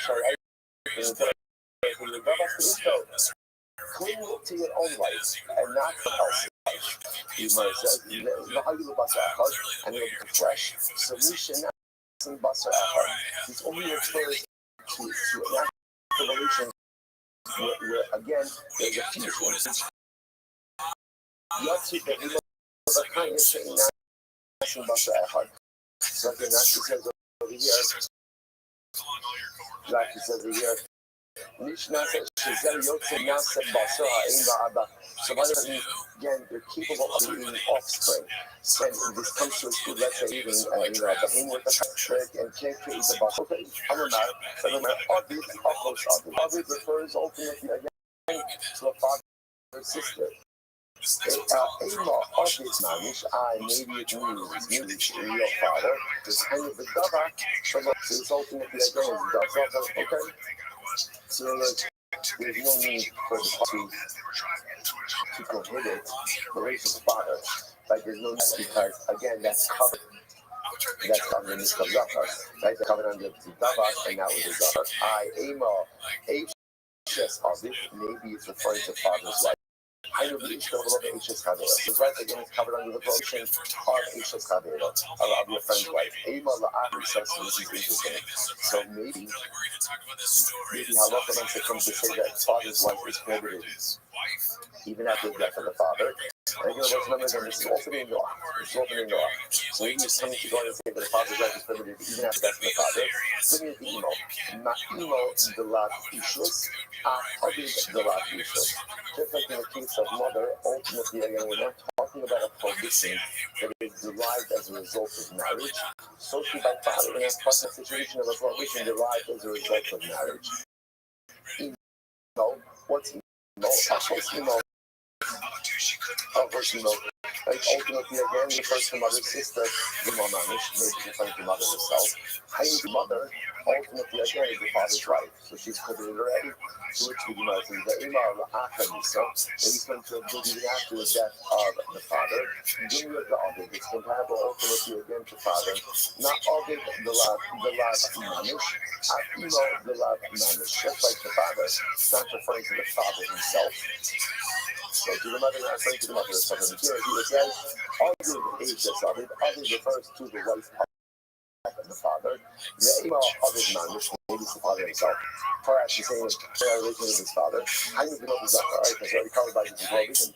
It actually, H's of his man, and his H's of his but again, if that's the case, the H's of his father's wife is also covered. Because of the Ishta, and that's the different wife. La'akamis, that's coming to include, that's perhaps coming to include the father's wife, even after the death of the father. Emo Manish, Emo means actual mother, which was as kind of the Ishta of H's having. That would be covered under Ishtar, not Ishtar. The mother is someone else's wife. Again, it should be covered under that. Emo, it should be covered by the case. You know, a man by a woman. She became guilty of the act of violation. And now again, said the child, that son, is committed to his mother. Now that woman may not be his father's wife, but ultimately again it's still his mother. Therefore again, perhaps there's a specific prohibition to prohibit that woman. It's like, you know what to be part about these Gemara, right? You think your family has problems, right? I just want to point out, right? So suddenly again, all of your familial dysfunction seems to fade into oblivion when you begin to see the complex tone of familial realities of the DNA. So as the lesson of the only argument about the ideological I will say I'm a ideological of the emo. The religion says that case of father obviously compared to mother. The dunya God. And ultimately, again, the mother case is compared to the father. In that case, can only be Kalashka because Allah Akbar. So these related to when it's referring to the sister of the father and the mother.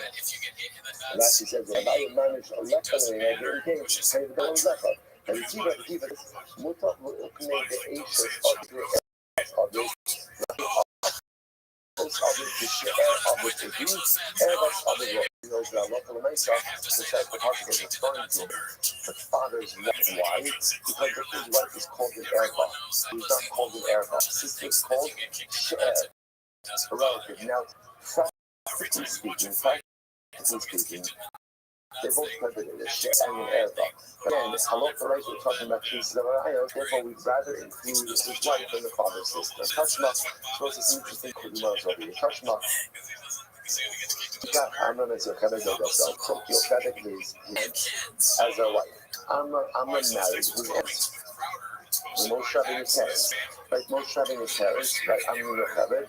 You were nephew and aunt. I love the Rasaminai. So must have been so I was your Khabib. Amram's maternal aunt, right, his mother's sister. No, the Rasaminai. No, she was a paternal sister. I think you're going to remember that Noah had She'er Min, not She'er Min Ha'ab. וגם אומנה אחוס מס אביבי, אך לא באביבי. Right, when I'm not even again, when Sarah was by Abimelech, when I was in the whole story, Abimelech, because Abram claimed that Sarah's son was his sister. Abimelech hates her, and then when Abimelech returns to her, I'm not even saying listen. I didn't like you because she is also my sister, the daughter of my father. So we went back to what you see from the statement. I'm saying she's the daughter of my father, but what? Achlo Bastini, not the daughter of my mother. Nechlal the Bastaim Asura. Why? Because again, for Bnei Noah, there's familial connection from the mother's side, not familial connection from the father's side. So therefore, even I'm a little bit Sarah. From my father's side, which means we're not really new, which is why I can marry her. Technically speaking, there's a biological relationship, but no legal relationship recognized. So you remember, yes, I did. That's Achihabi, the son of Emi, is the daughter of Abraham's brother. So you remember, I'm sorry, that's Achihabi. The Children of the Hapi, who Moshe Min Ab, and Moshe Min Ab, Sharia. Hello, but either way, she's the daughter of his brother, and how often nice the truth is in that case, actually really matter whether or not this is a paternal brother or a maternal brother. Hello, how do you come there? Rather, I'm not even just trying to say like as follows. What about the Achos Isi, the Hadam, the Abba, and the Ima?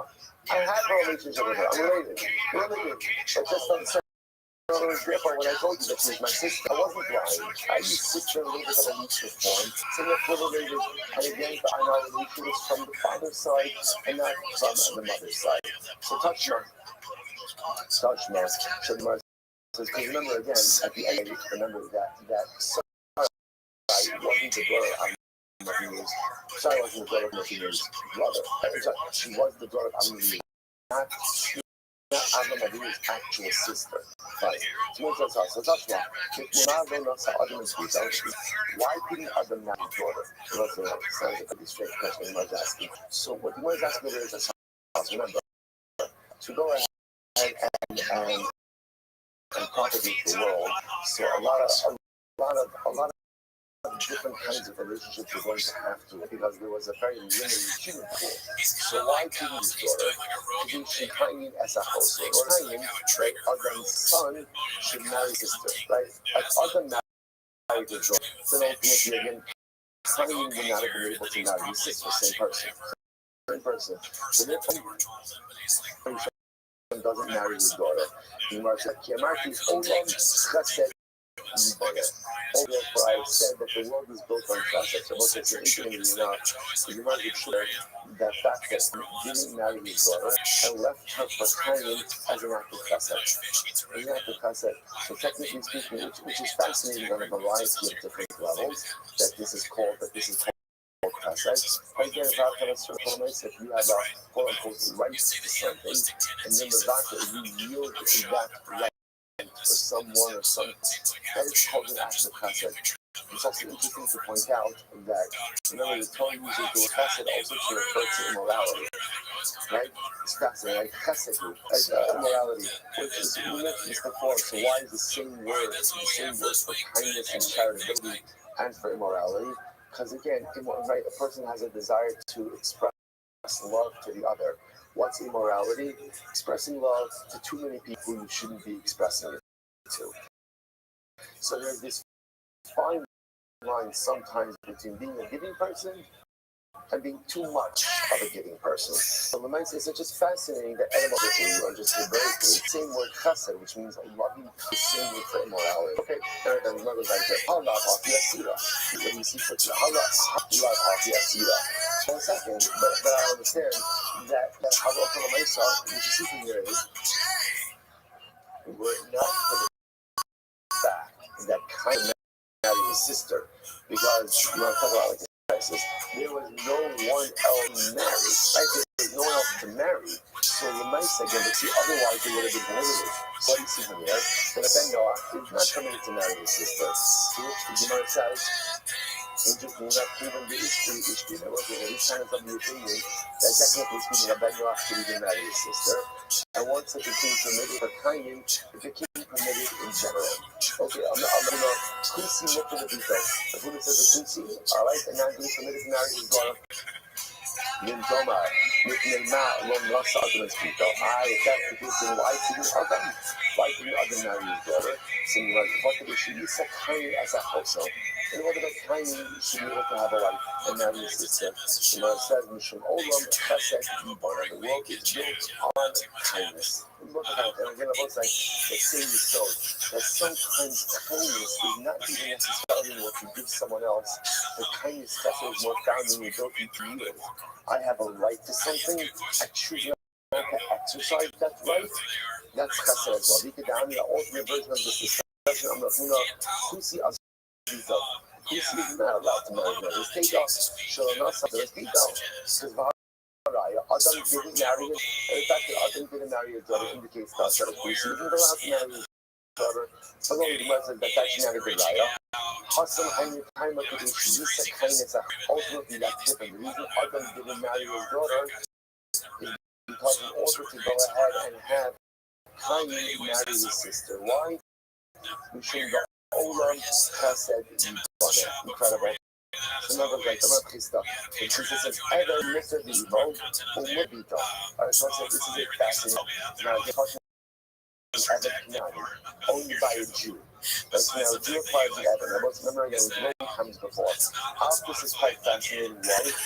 Because essentially, the Evan kind of transitions into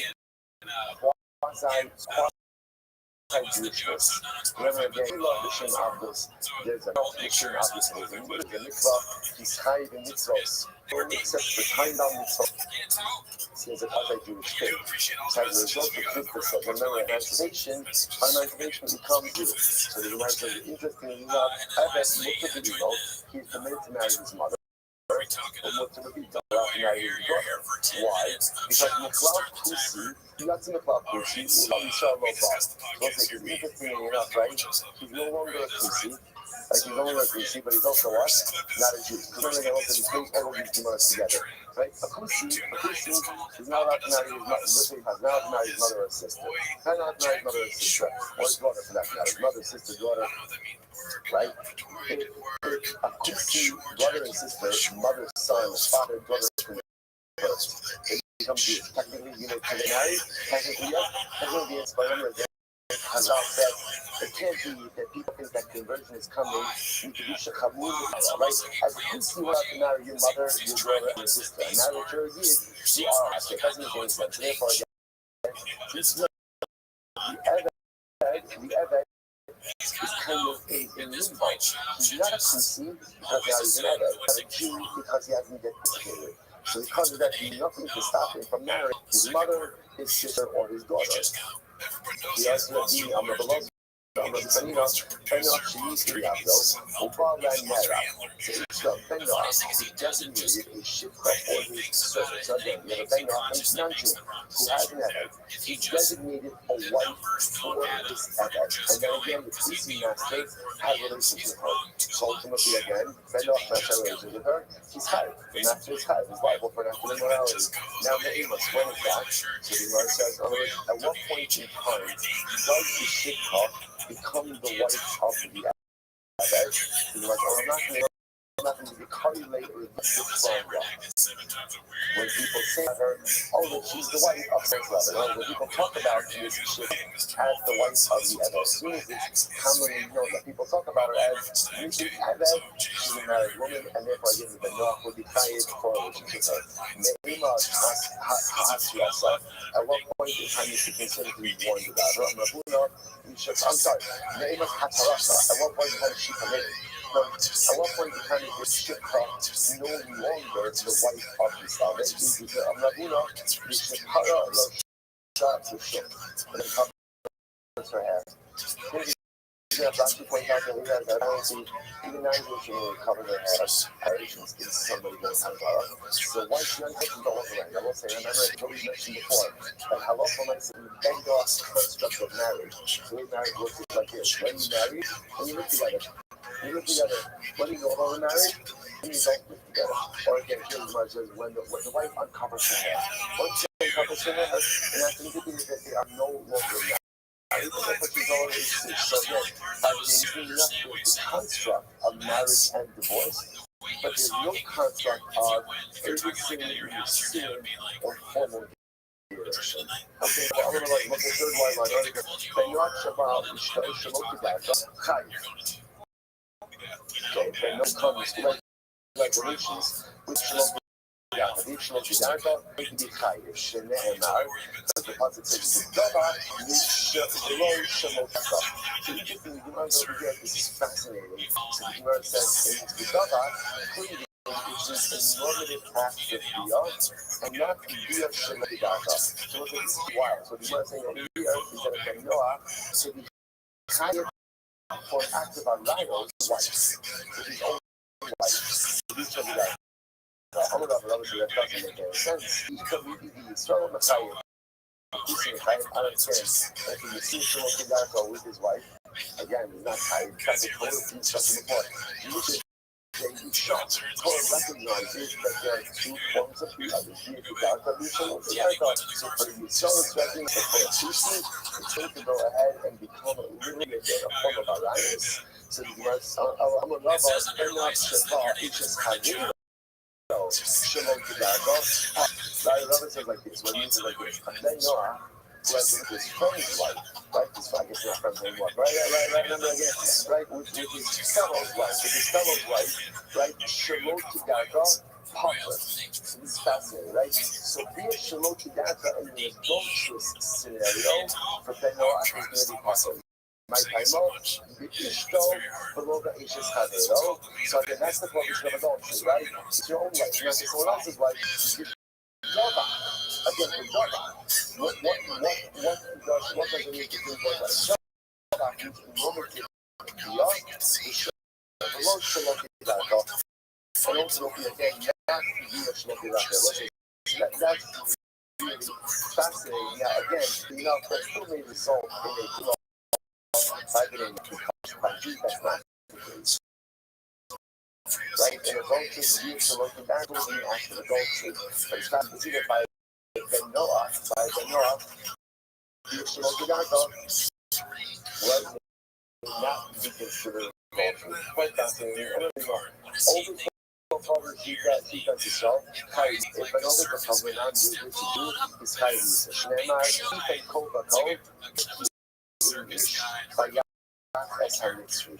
So this is quite beautiful. What is that Moshe? The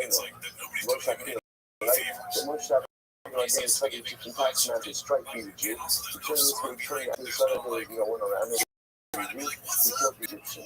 So here the Gemara says you see that Moshe when he thought that the Egyptian wasn't striking the Jews. So sometimes this hiding stuff. Moshe went up over here and says, so the Gemara says, not only can you not, I saw there, Lo shall Yisrael, before he strikes the mouth of the youth of a Jew, it's as if he has struck the mouth of the Ribono Shalom. If you take a look at Rashi, Shene'emar, Mokesh Adam Yama Kodesh. If you take a look at Rashi, it's three of them white line. Mokesh Adam Yama Kodesh. Mokesh Esa Adam Haini Yisach Queen Adam. Except that not so many Somars Adam Yama Kodesh. Kidu Kodesh Koloma Kisocha Abo. The one who strikes a Jew now is going to be again as he struck the Shekhinah itself. So what's the first time something's there? The evil things that the Ribono Shalom has given us is because of speech. That in the passage of Vayipas Ba'af of Ruach HaKodesh reads the life into us. Equal says what's life? Ruach Nemalava. Speech. That's life. So again, one goes ahead and strikes the root on the mount. The root is the Shekhinah on your mouth itself, which also tells us that our greatest kedusha comes from our mouth. Greatest kedusha comes from that we say, whether it's words of Torah, whether it's words of tefillah, whether it's words of account, other cards, words of praise, words of prayer, words of music that together. The kedusha that we can go ahead and create in this world from us. You know, something you go from the border to chesed, something you giving up something that you're entitled to. Maybe you're entitled to make a sarcastic comment. Maybe you're entitled to make a cynical comment. But you hold yourself from doing so. You use your mouth to do so in the Torah that is managed the highest level of divine emulation. The mouth of the Jew is keeping up with the Chesed. That was that. Stop over for today. Shkayach, everyone. Travel up. Yeah, that looks like something. Have a great day, everyone. It can't be that. Maybe the social media nature was like, this is perfect, man. This is what people want to hear about, and that's just, that shows how good the show is. I'm gonna look right now for the TFAK. All right, Joel, say good morning. Let us begin today's Zoom class. Well, before we get that, thank this morning's sponsors, link back to our sponsors. For our annual Talmud Torah production, pay 5785 the Toast Mishpacha for dedicating all the Shem and Josh as a host for resources for Am Yisrael. We can learn sponsors Beryl and Balkan information of Beryl's Yard Barrels and starts with last week. Our Dachnomi sponsors the Lassen, Fader, Spurn, and Meistell's families as a zichus for our father for a successful surgery and complete recovery. Pinchas Ben Luma, the American Talmud Torah. All of those who need a refuah should have one together. For the instructions brought to continue to bring our hostages home to allow our soldiers to be successful with all mass so with that, let us begin today's topic on the grave. We left off. Let's actually just pick up again with the Tanarab. I know that we got a little bit short on that actually. We give our yes. The Tanarab, you see where Tosis is. You look at that Tosis there. Tosis is on your finger towards the left. About 2 lines down, you'll get the Tanarab. The Tanarab on each. Not how long. Why does it want to take each? When we talk about our lives to Israel, it's just like Kusim, and as I mentioned yesterday, in this time, Kusim is not being used, in the typical sense to speak about that group of people who are doubtful conversion. Thank you, doubtful hearers, but rather speak about humanity. So I also want to say the levels and Sakarara. A subject to devotion of our lives of peace of Holy After. We learn nothing. There's also enough go. Lay more. We don't get up. Lay more from the Pasuk Adnon. Zaggy Arayas. The Christian mind is Hassan Arayas to go. Bahaka Arayas to go. So apparently there's 2 different buckets of Arayas. There's Arayas that are Ben Noah mixed with the Ben Noah, with the Bas Noah. And then there's Arayas that are Ben Noah mixed with Bas Yisrael. So 2 Sukkim highlighting 2 different buckets of prohibition. Trying to save about Arayas Yisrael. So let's say if a Tutsi, if a non-Jew has relations with a Jewish woman, we don't be dealing with Yisrael. Also, ultimately, again, he's judged in accordance with halacha. The night. So, after what was going to the age of the Sasra. The marriage also, because remember, again, he's also yesterday now, and halacha, sorry, Ben Noah is a judge in even a Karo halacha, he has an actual immorality with a Jewish woman. He is subject to the Jewish legal system. Again, then has a version of 23. So what you're telling me essentially is that if a Tutsi, basically a non-Jew, has relations with non-Jewish women, he's judged by one set of standards.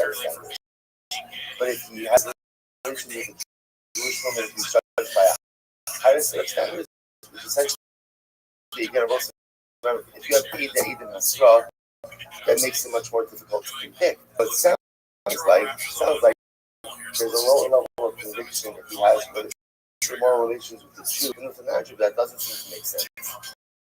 Which the Gemara says, I don't know what it's said.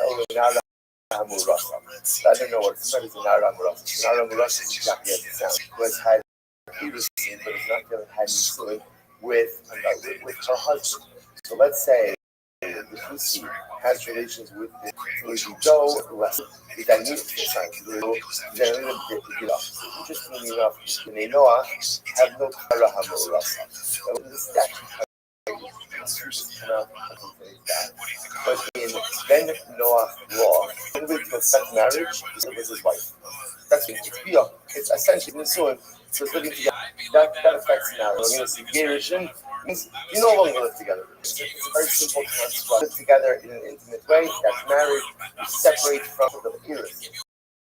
Therefore, technically speaking, completely like the non-Jew has relations with a Na'ara HaMe'urasa. Technically speaking, there's no construct for that than in B'nai Noach law. So because again, in that case, will be judged according to halacha. Fascinating. I've had the Miskila, HSE, Nidam Mechanic. Or second. So the Fakusi has relations with Na'ara HaMe'urasa, he gets Skila, and by HSE, by regular married women, he gets Mechanic. The Ibukina Bido, Sayyid. Right, but ultimately, again, in halacha l'maisa, halacha l'maisa dealing with his halachas, so shouldn't it be sayyid? In other words, remember, he was when you say that also. A ben noah is always judged with sayyid. First of all, life. My issues coming. What's the issues we're talking about over here? So again, let's say when it's a pop-up, and if you're not going to have relations with the husband. Now, in that context, where we go, last levels, the Daniela began to be done. As we saw, a woman who goes into the couple that has not yet lived with her husband. In Ben Noach world, that is not marriage. That is not marriage. So because of the order of those who have it that way, there is no construct for that for Bnei Noach. Therefore, again, Bnei Noach is judged in accordance with our law. So we'll say, so this really gives birth to a very fascinating idea that as much as there's a system for Bnei Noach, but if a Ben Noach commits an act of immorality with a Jewish woman, again, that is a parallel case that is prohibited for Bnei Noach, like Na'ara HaMe'urasa, like when he goes into the chuppah but it's not yet lived with her husband. So in that case, a Ben Noach will be judged as a Jew. Fascinating. Okay, so what was like this? Gemara says, returning of the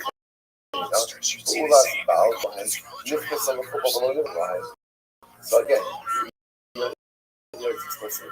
So Bnei Noach, if a man lives with his wife, they're married. And for Ben Noach have relations with that woman, that's adultery. That's the concept they have. But for example, not Nicholas on the couple of Nicola, but a woman who goes into the couple, but there hasn't been race, or even if there's been spirit. So Allah Almighty the couple not yet live together. In Ben Noach world, that is not a construct of immorality that is recognized. So therefore, lest you think he gets off saying no, he's judged in accordance with Jewish law. Very fascinating. Any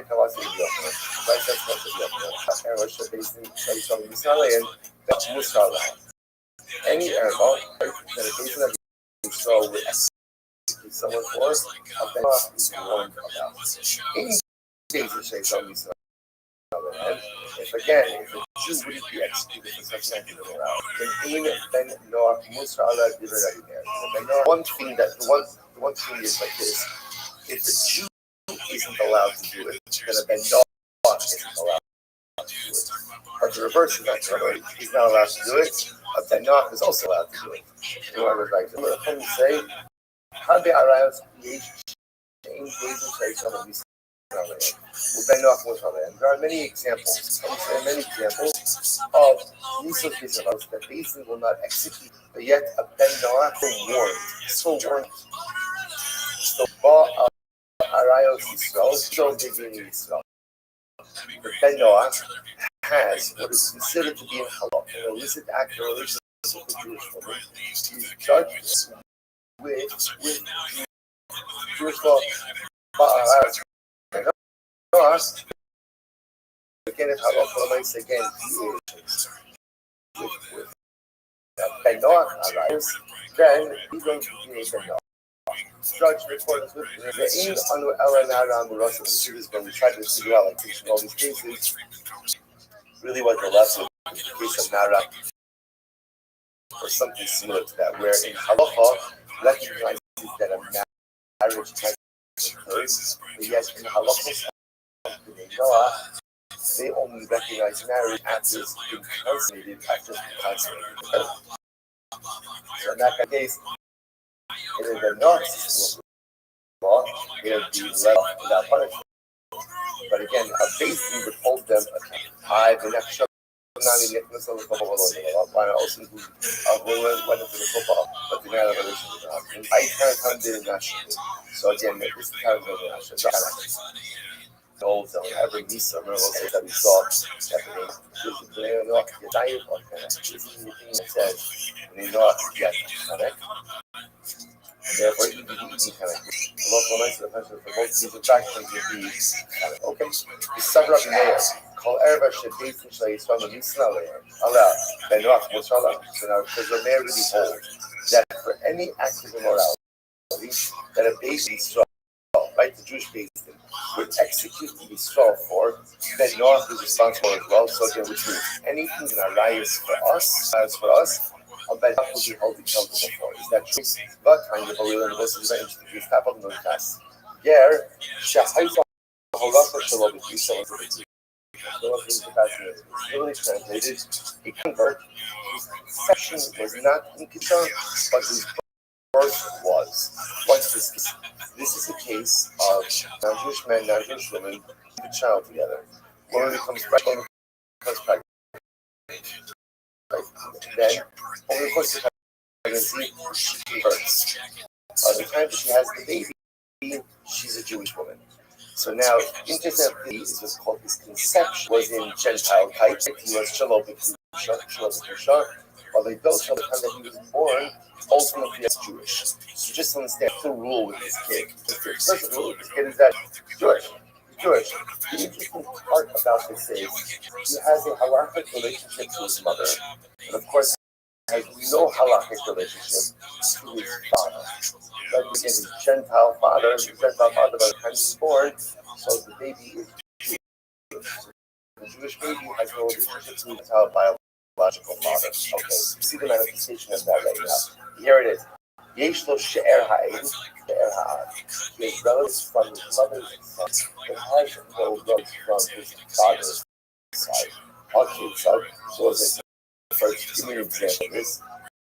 So once I do that down to $8,000, nothing in that in Yotzi. If he married, right? If he married his maternal sister, he's got a divorce or not. He's not allowed to marry his sister. Although interestingly enough, that's not flow. But for now, we're going to go to that halach when I said Ben Noach can't marry his sister. So therefore, again, if he did marry his sister, Yotzi, I'd be kind of technically speaking, for paternal sister, it's fine.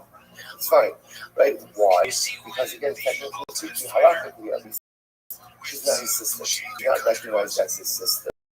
If he goes and he marries, is literally again his father, his aunt from his mother's side. You'll see ultimately he's got a divorce Mina Abi kind of father side is not a problem. Uncle side Mina Abi. Uncle side Mina Ab, Vayomer Yotzi, the Chum Omi. For that his mother's sister on the father's side. And again, Vayomer says he has to divorce her, and the Chum says he's allowed to keep her as a wife. Vayomer Erba Shehim Shum She'er, in Yotzi Shum She'er Ha'av, kind of, right? Sorry, in Yotzi Shum She'er Fine. So it says not called by that particular case. But again, Halacha says this is the rule. So I can see in Gentile types, mother converts over the course of the pregnancy. By the time she gives birth, she is a full-fledged Jewish woman, a full-fledged Jew. Full-fledged Jew. We'll say, we just deal with this solution about what is the status of the baby. Gayness in the baby, the assumption of the baby is a regular Jew, not a guy. Baby is a regular Jew, but halachic relationship to the mother, halachic relationship to the Jew. Generally, when a person converts, right, Gershon is guy to confidence and then real, relationship to either parent, halachic relationship to either parent. And of course, this case is different because the mother converted with the baby in utero. Right, and therefore again, halachic, so the halachic relationship to the mother remains, but no halachic relationship to the father. Okay, fascinating. And he's committed to his son to Ger. Right, the baby who was born Jewish, who has no relationship to his father's side, has a relationship to his other's side. Most of the Ashes of it, he's committed to his brother's wife. The Ashes of to the brother of, the wife of his father's brother, who she'er chalarayos, and all other what would normally be arayos on the father's side are going to be permitted to him. Last Ashes of it, which comes to include even his father's wife. That wasn't obviously in those cases we're talking about where the people in question died. When we say, for example, he's married to his father's wife, it means his father's widow. Like obviously, if she's married, even B'nai Noah have a construct of marriage. And again, normally these would be alliance for us, and even after these men would die, their wives would still be prohibited, but not for this person in question. No such isha would be so. So now. This is not switching gears a little bit. We're now back to Kusi for just a second. Let's say a Kusi married a woman and her daughter. Right? Woman and her daughter. Nasa Isha Pita, Kones Achas, and Motzi Achas.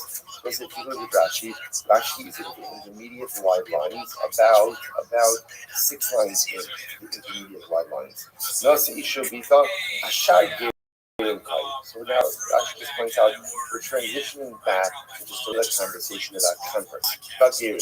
So what happened? Very interesting. Ukishanazam Biosam Kusi, then a Skyro Ino.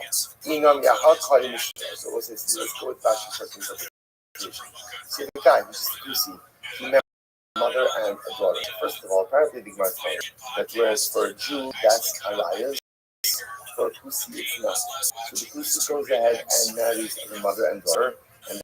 And interestingly enough, what happens? He converts. Or they all, Rashi says over here, in his Gairu Imo, they all convert along with him.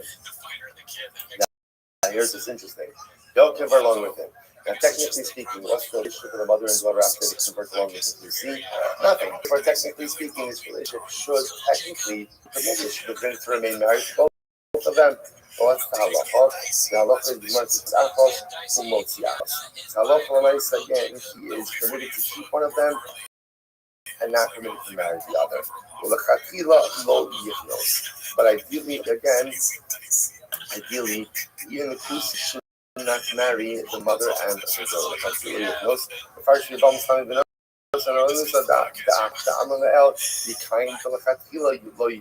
so ideally don't match such a situation like this. But again, halacha. So again, halacha l'maisa, the Kusi could remain married to one, has to divorce the other, right? And ideally, of course, not to get into a situation together. So why does the Kusi have to marry one? Why? In other words, why? Technically, both women, based on the idea that Gershon is guy to cousin. There's no familial relationships after. Just go with this. Supposed to say sometimes the word doesn't say here, it's elsewhere. In general, it has to be that you can never say that non-Jews that going to do it can't be that becoming Jewish allows you to do something that you wouldn't normally be allowed to do. So normally, one can't marry your mother and your daughter. Right? So it might say it can't be that through conversion, suddenly you're allowed to go at a mother and your daughter. Yes, Allah says, decide which one you want to stay married to, and the most is the other one. Okay? Look, I feel it is. Mesa Ishto, ultimately, again, listen to this, if his mother dies, if his wife dies, so Mesa Ishto, so we'll say these are all cases. Ultimately, again, we're talking about from Mesa Ishto, Mutter Bechamo. He is permitted to marry his mother. Okay, get down. Also, others say he's not permitted to marry his mother. Okay,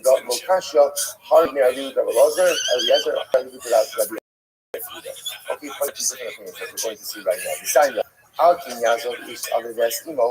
man will go ahead and leave his father and his mother.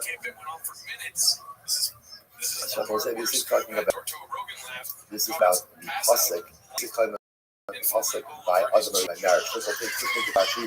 They say also.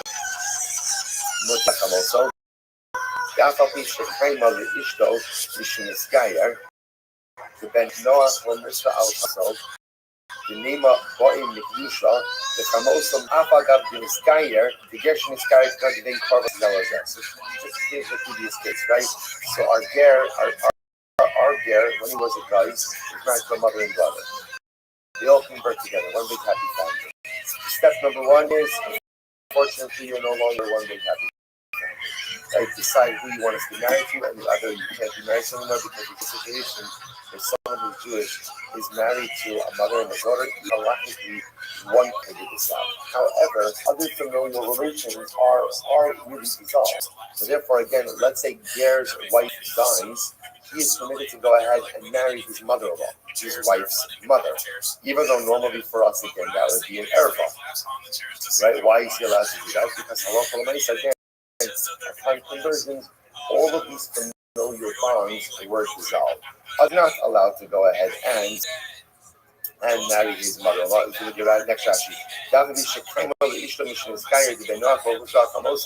name of Baal Mikdusha, the Chamosa Mamish Lahaya, Afagav Niskaya, the Gershon Niskaya, Bank covers it. Okay, so you says, so two different things. So how do we resolve this? This is the sign of living by itself. How can you have the Bishop of the Emo, the Dava, the Ishtabahai, the Basaka? This is the pasuk of marriage in the Torah. Therefore, a man will leave his father and his mother. He will cling to his wife, and they will be one flesh. That's the pasuk. So when the pasuk says a man will leave his father and his mother, so what does that mean? What does that mean? So the Gemara says the Belozer Omer, Avi is Akos Avi, Imo, and Imo is Akos Imo. Avi actually means the brother of his father. Sorry, the sister of his father, thank you. Imo and Imo means the sister of his mother. Sister's mother. So for those that's coming to say, this is actually connected to certain arayos. On the other hand, Rabbi Kiva says, no. Avi is Isha's Avi. Avi refers to the wife of his father. Imo literally means Vidavak, and he will cling. This is how the marriage is first one. Clinging below the Zachar. So again, the Torah says marriage is a man to a woman and not a man to a man. Below the Zachar. Rashi is interesting, and that understands of it. The way the Gemara understands it is because the Torah uses the lashon of people, of connection by marriage. So Rashi understands. Interestingly enough, Rashi says over here, Zozak means an act of relations which creates pleasure. And whereas Rashi says that the act of Mishkal Zachar doesn't create the same type of pleasure. So it's interesting how Rashi understands that there. It's interesting because generally the way that the exclusion for Mishkal Zachar for homosexual behavior is usually learned out. Ultimately, again, is usually from Baha'yu Labasa Echad. That marriage is a union which technically produces offspring. That's the type of just organic relationship that is covered up in marriage. But it's interesting, a different Joshua site, just whenever you come across such those it's incredible. You know, halacha is halacha. Halacha is halacha. And halacha never, you know, halacha is immutable. And it doesn't matter what society says, what society doesn't say. You know, the Rebbe makes the rules, and we don't. And the systems of morality are defined by Baruch Hu and not by us. Not by us. And so marriage is defined in a certain way. And when relationships are defined in a certain way, that's the halachic construct. From just a v'yahavta kamocha perspective, and from an empathy perspective, you know, there are all kinds of Jews. There are all kinds of Jews and all kinds of people. And the Rebbe Shalom creates people in all different kinds of ways. And just important to understand, if the Torah prohibits something, it means that desire absolutely exists within people. And it's real. And it's there. And especially, again, in this particular Indian, no greater struggle than for a man or for a woman who is struggling with identity, with sexual identity, and wants to live a life of halacha, but is often forced between a commitment to that and companionship. Struggles that those of us who understand it could never understand. The halacha is the halacha. Halacha is the halacha. But never think that the halacha in any way impinges upon the dignity of the individual. And never think that the halacha allows us to impugn upon the dignity of the individual. And an openness and a willingness applies to all types of Jews. And a love and an empathy applies to all types of Jews. If we don't have the ability, flexibility to change, the rules are the rules, but the love always has to be all-encompassing. The Gemara goes like the Ishto, the love right? And the Torah says, the Ishto, cling to your own wife and not anyone else's wife. Gemara says, and they will become one flesh. So Misha Nasin Basar Echad. This only refers to an actual relation where again there's a fusion. There's a fusion. Yotzu behema v'chayin shein nasim basar echad. Again, Rashi says over here, Mishnas shezeri mehem nasem basar. So, basar means again you're capable of creating offspring. So again, this comes, let's say, mating with a kaya. Okay, I'm a man. Ovid refers ultimately again to a father's sister. Ema Ovid maybe it means real father. Kind of the Davak of Zachar. So this ultimately again is Davak and not Zachar. Okay. So in other words, there's for the pasuk to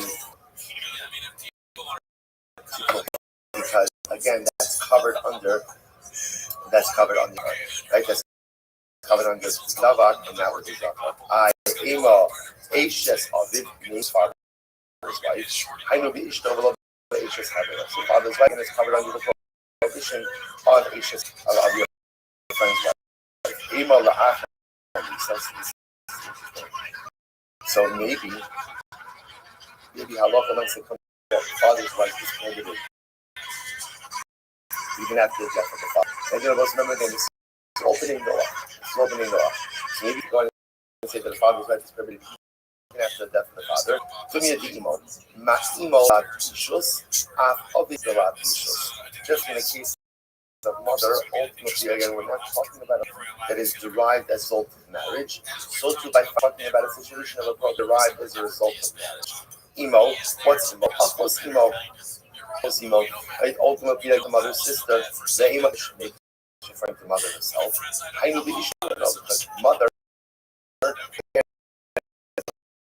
His wife, which the Gemara says the Ema Ra'achadisa, it was from after the death of the father. Dumya David is comparable ultimately again to father. Not Ovid the last Mamish, Afimo the last Mamish. Just like the father, it's not referring to the father himself. So to the mother, referring to the mother. The Gemara says, Ashes Ovid refers to the wife of the father. The Ema of his Mamish, maybe it's the father himself. Correct, relation with his father.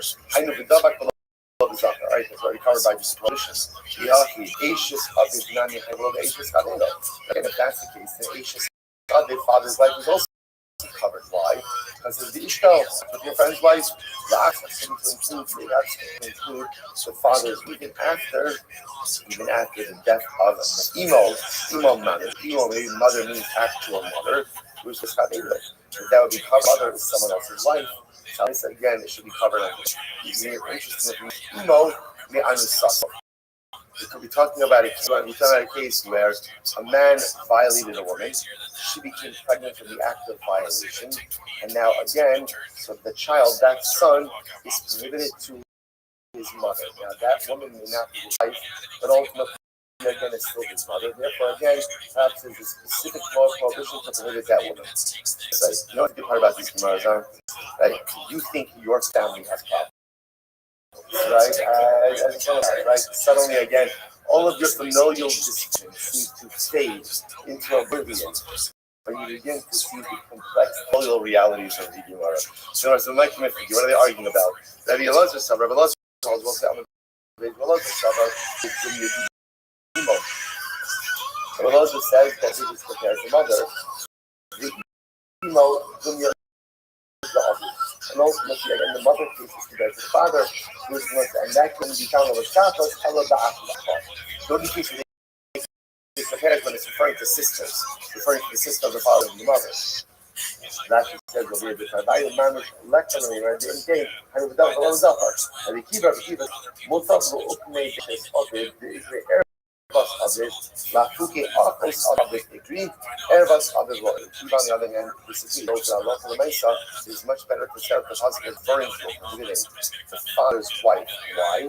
Because the father's wife is called an Airbus, as opposed to a sister who's not called an Airbus. Sister share, relative. Now, practically speaking, they both have it, a share and an Airbus. But again, halacha like we're talking about cases of ayos, therefore we'd rather include the father's wife than the father's sister. Okay, Tashma, so this is interesting Gemara over here. Tashma. Ma'ika, Amram is Yocheved Yogasel. Amram calls Yocheved his aunt as a wife. Amram married his aunt. Moshe Rabbeinu's parents. Like Moshe Rabbeinu's parents, like Amram and Yocheved, were nephew and aunt.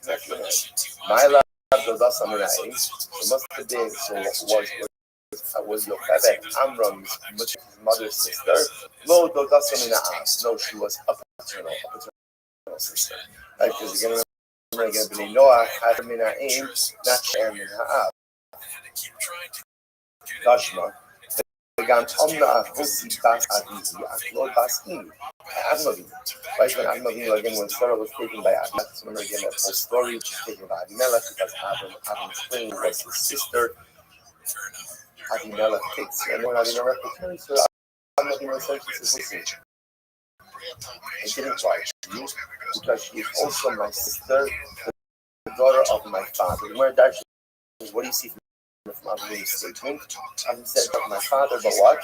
Lo Basti, the daughter of my mother. Why?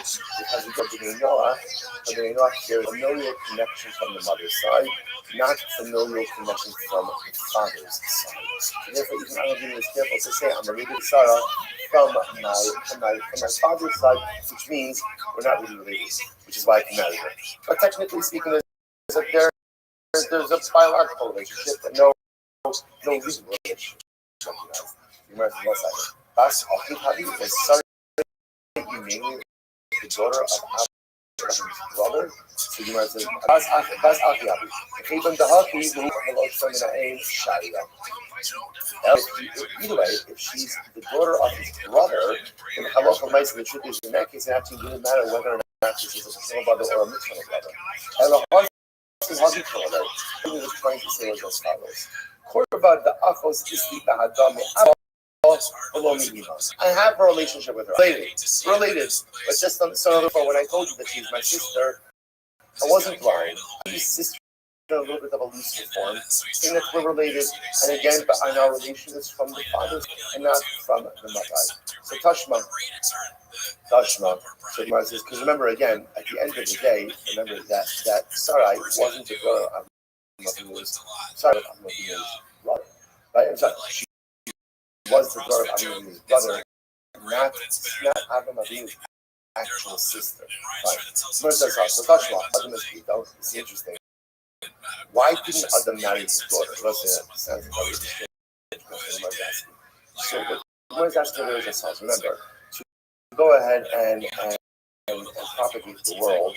So a lot of kinds of relationships are going to have to occur. That was a very limited human pool. So why didn't Adam marry his daughter? They should be such tiny as a house. In order to tie in, right, Adam's son should marry his sister, right? If Adam married his daughter, then ultimately again, Cain will not be able to marry his sister, same person. So therefore again, the nation doesn't marry his daughter. Gemara says,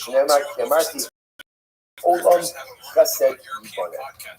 Also, therefore, I have said that the world is built on chesed. Most of interesting enough, you know it's here the fact that Adam didn't marry his daughter and left her for Cain as a chesed. Technically speaking, which is really on a variety of different that this is called. So if you have a quote unquote right to something, and you're Nevada, you yield to something else, that is called an act of chesed. It's also interesting to point out that remember the Torah uses the word chesed also to refer to immorality, right? It's fascinating, like chesed, right? Immorality.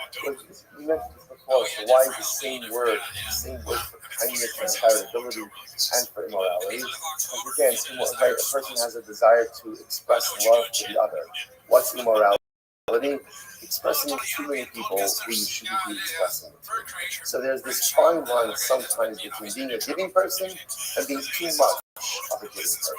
So the nice is just fascinating that etymologically, or just algebraically, the same word chesed, which means loving kindness, is all same with immorality. Okay, sorry, but it's not like that. Halacha yasira. Now, what do you see for halacha?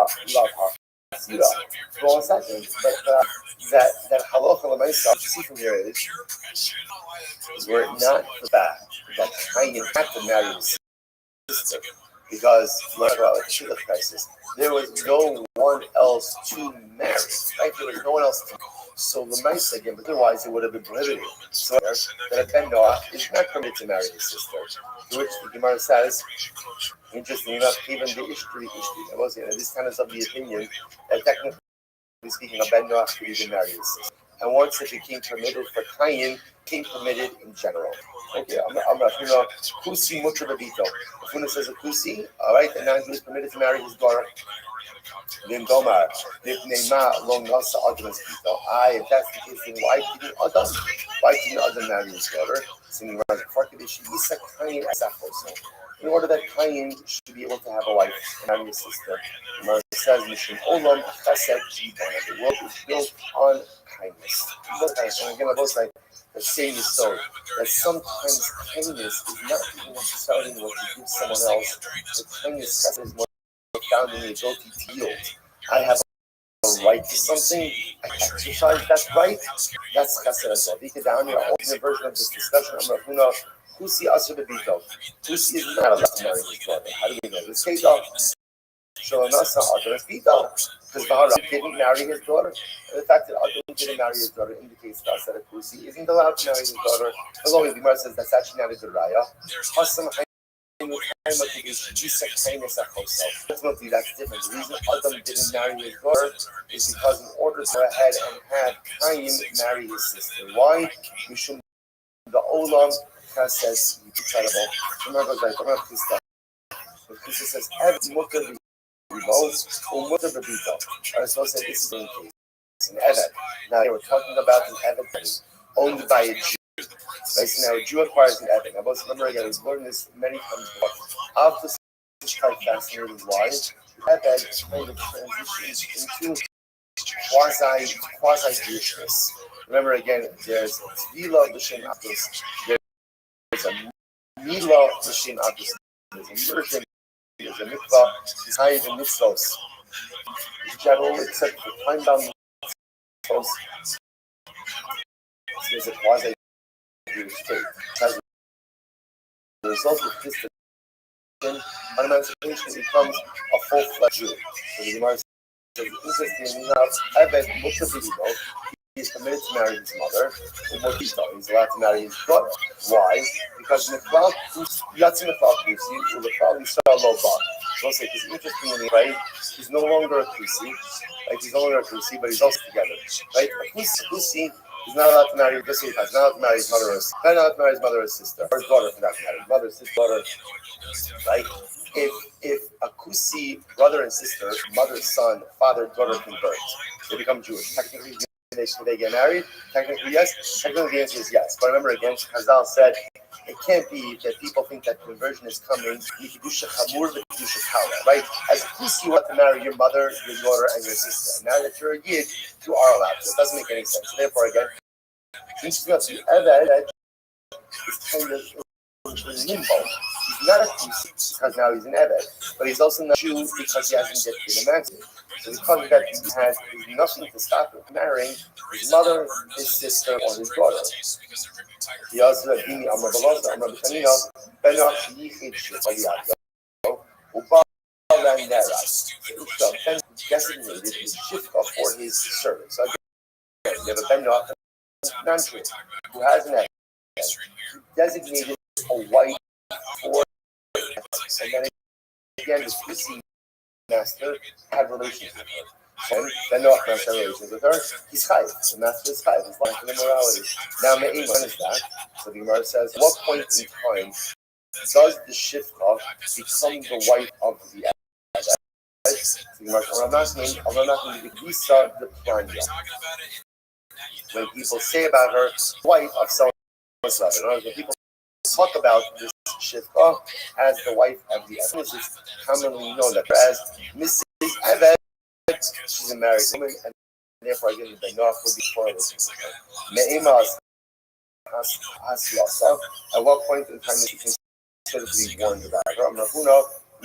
Me'emas Hatarasa. At what point in time is she?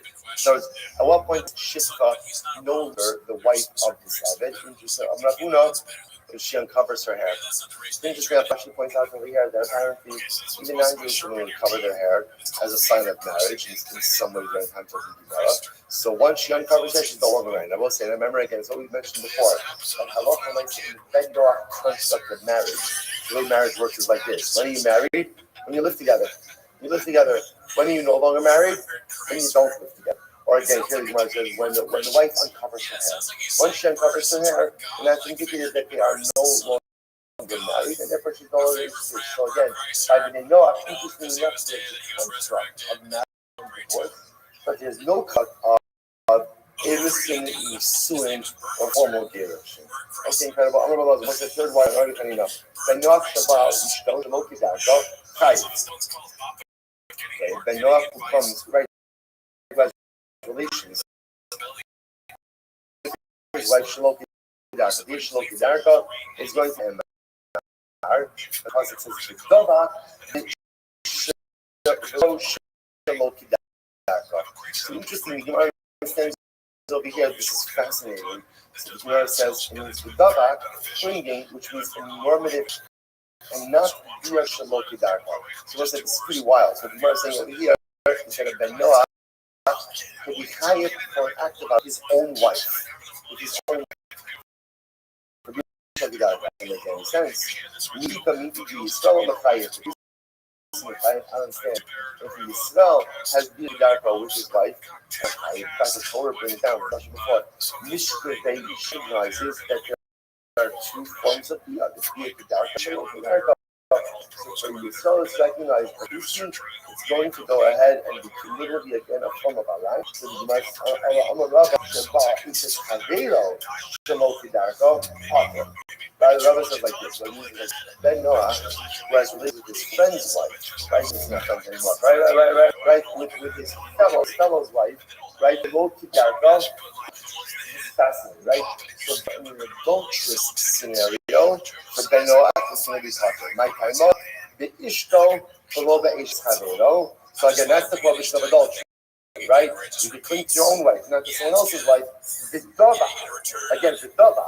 What does it mean to cling to one's wife? Vidova means normative kriya, the low shloki darko, and ultimately, again, not via shloki darko. So that's really fascinating. Now, again, interestingly enough, that still may result in a true loss of the law because by Jews that's not the case, right? And the Darko was still being active adultery.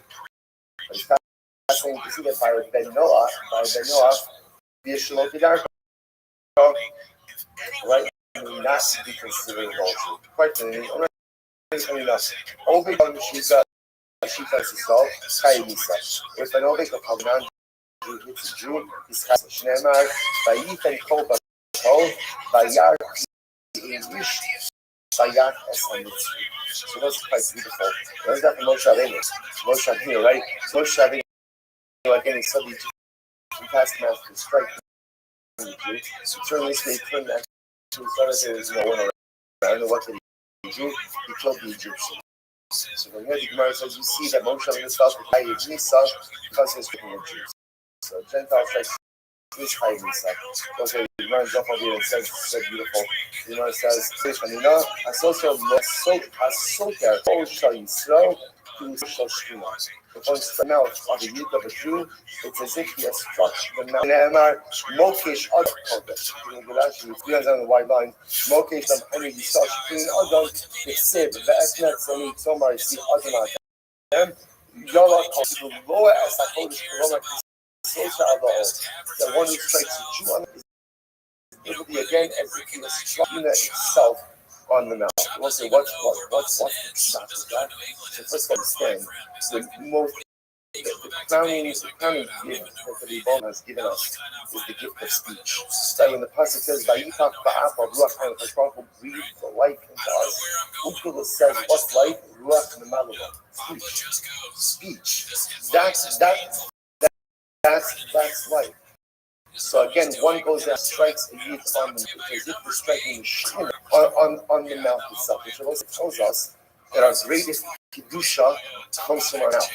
Our greatest kedusha comes from the words that we say, whether it's words of Torah, whether it's words of tefillah, whether it's words of encouragement, words of praise, words of music that we give together. The kedusha that we can go ahead and see things well. You know, son, you just said before, that said something means giving up something that you're entitled to. Maybe you're entitled to a sarcastic comment. Maybe you're entitled to make a cynical comment. But you accept yourself from doing so. You lose enough to do something that has managed the highest level of divine relation. The mouth of the youth is Kiviyachal, the mouth of the Chacham. I was going to come over here for today. Sayach, everyone. Incredible dot. Have a great day, everyone. Another story about a stupid ass marriage. Everybody wants to hear me talk about saving kids from cars and Tiger Lake whiskey.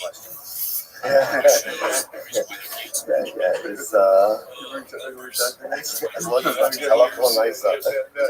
This is purely like a little trying to understand how we This one what out of here. And no taxes.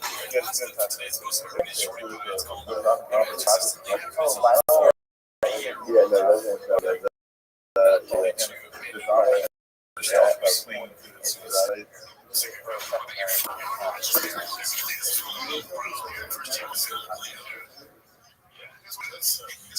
My shoulder too many times this episode. Actually, I think it might have been the most. You're not working on it. We get a count. It might have been the most you've never hit my shoulder. I don't know how that is a montage. all right, so looks like good morning. Let us begin by thanking all of our sponsors for this morning's share campaign. Our annual campaign is the first stock of Eretz Yisrael for giving all the children for the struggles for Am Yisrael. Very partially Beryl and Rachel Goldfish of Beryl's grandfather's yard site. Beryl then, whose yard site is on our shop. It was on our shop here in America. And Shovel having a the family in the Fana, which is just when all of our hostages should come home with Shovel and the Kano, and our holy soldiers should be successful before a Maaseh Eden. So let's say that and let us begin today's practice with a very special Holy Torah. Just the beginning of the year. over the last 2 days. Again, my apologies again for yesterday. It was a great business for Hashem to be back with everyone and let us begin. So today's daf is Nun Zion. We are picking up the Nitz Hashem on the bottom of Nun Vav on the base. So we left off with Yehuda Omer, which is 2, 4, 6, 7 lines up in the bottom. Yehuda Omer. Otherwise, you show it. So again, our entire studio over here is the studio of Shalom Session Noah.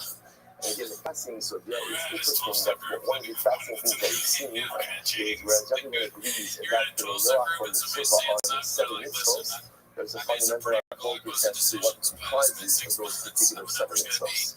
So as you says that he is the first to come along and says, no, other mitzvahs, only the Shiva on 1 mitzvah. Avodah Zarah, not to idolatry, Shneimar, Vayitzav Hashem Elokim ala Adam. As it says, Hashem commanded Adam, and again, that lashon of Vayitzav, we've already seen before, lashon of Avodah Zarah. But it's actually quite dramatic to think about this, that Adam Arishon living with Silva and Avodah Zarah, right? What exactly were his alternatives? What exactly was it? But what you see from here is that there is this innate pull. There is this innate pull away from the Baruch Hu that man was created. And this is incredibly important that, remember, the only reason why Avodas Hashem is meaningful is because there's something, in general in life, the only reason why something is meaningful is because there's something pulling you away from it. If there's no pull away from something, then there's no schar to run to something. So the only Adam Arishon is going to get for worshipping HaKadosh Baruch Hu is if he has this innate pull away from HaKadosh Baruch Hu. This is called the concept of Ratzon V'Shov, forward and backwards. Man has this almost like innate back and forth with HaKadosh Baruch Hu, and the power pulling you away from HaKadosh Baruch Hu.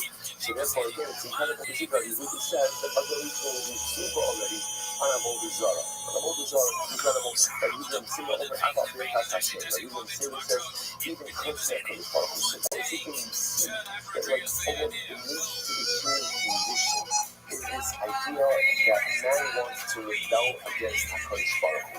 Avodah Zarah, cursing Hashem, mentioned this many times, but the Hamish Beloveds and Sichos Musar brings down that the psychology of faith in general, why do we sin?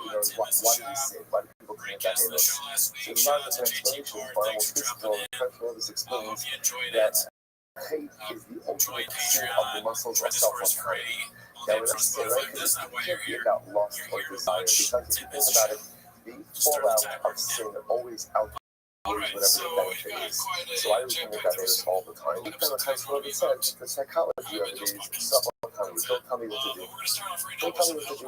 Even though you got, I'm sure it's a little bit, don't tell me what to do. I need to get there. Like, I'm in charge. And again, it sounds so crazy when you say it.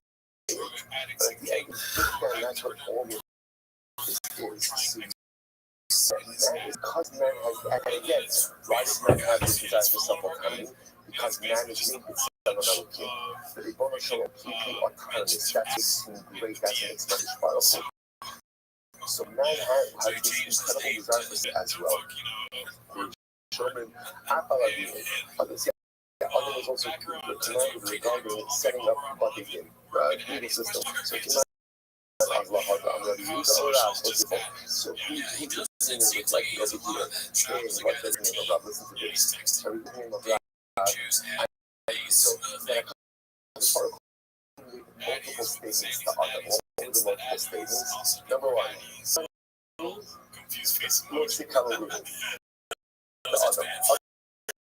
So number one, I am God. Don't curse me. Elohim Ani, Lord Sinu, God, do not exchange me for Elohim Ani, Yehei Moroni Alecha. Ultimately, again, I am God, let my awe and reverence be upon you. Behind these statements, because Baruch is Elohim Ani, whose name does this reflect?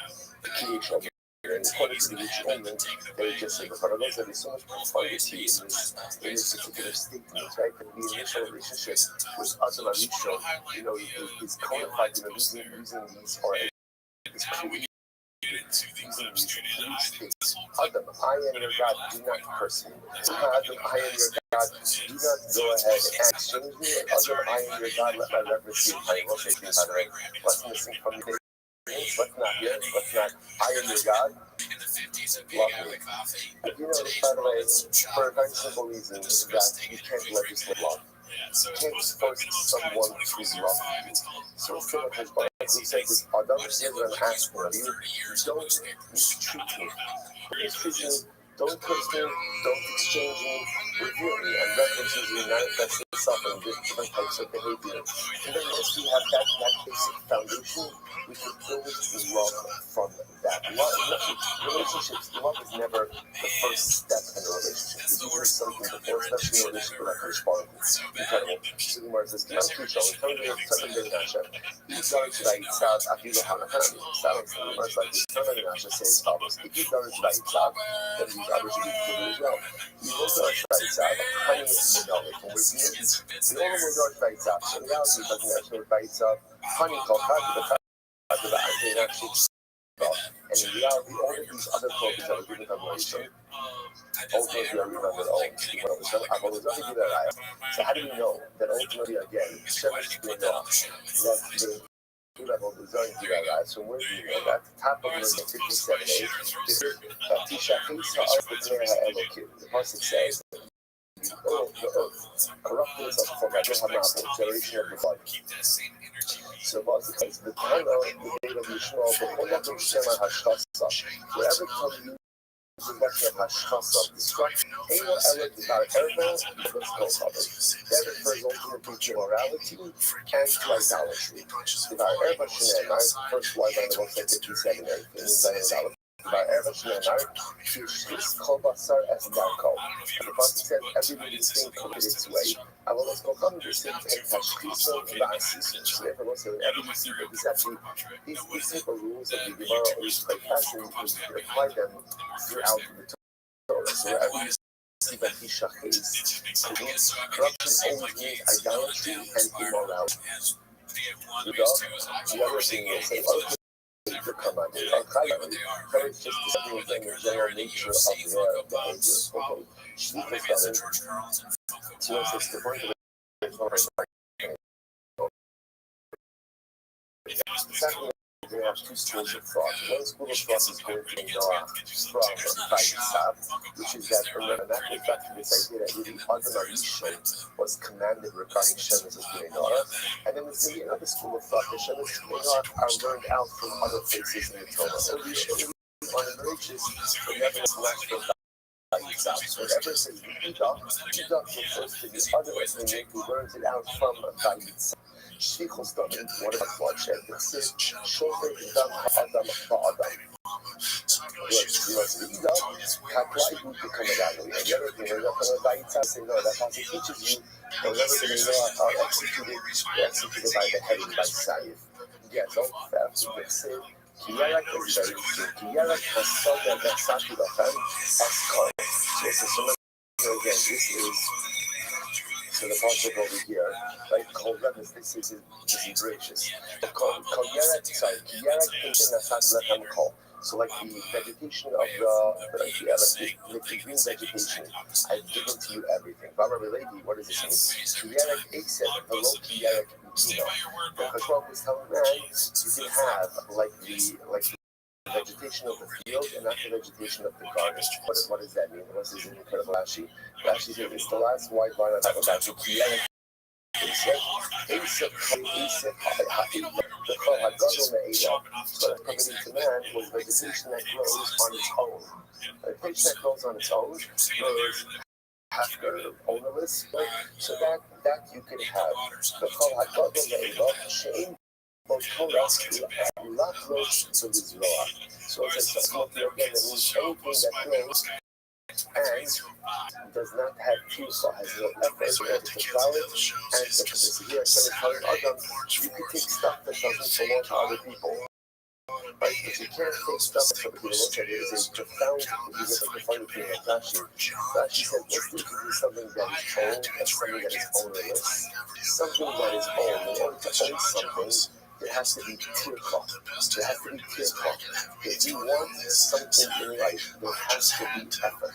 So the challenge we often encounter in life is we want the ownership of accomplishment. Like we want to go ahead and I want this and I want that, and whatever the this and that is, whether it's in the material world or it's in the spiritual world. The issue is sometimes we want the ownership, but we don't want to have to expend the effort. And like you said, the formula over here is so profound. He says, "Call us over the Elon." You suddenly call it this. Shouldn't both call us black holes for the draw. There's absolutely no effort. So the problem is, if there's no effort, there's no ownership. If you just be listening to watching us, there's going to have expendation or expending of incredible amounts of effort. Incredible. So what does that mean? That's everything we say. How will the Restream boss of us know that positive to permit consumption of meat? Even a hype. So I'm supposed to do so here. Even a hype, it's like that we know I can't eat the life of a living animal. You say, bossa is now shown double separated. You can't eat. You can't eat.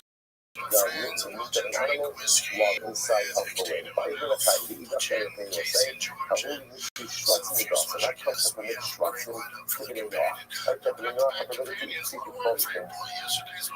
Seedless castration starts to wild. So the fact that Hashem says that he wants to promote different species, that's gives rise to the function of castration.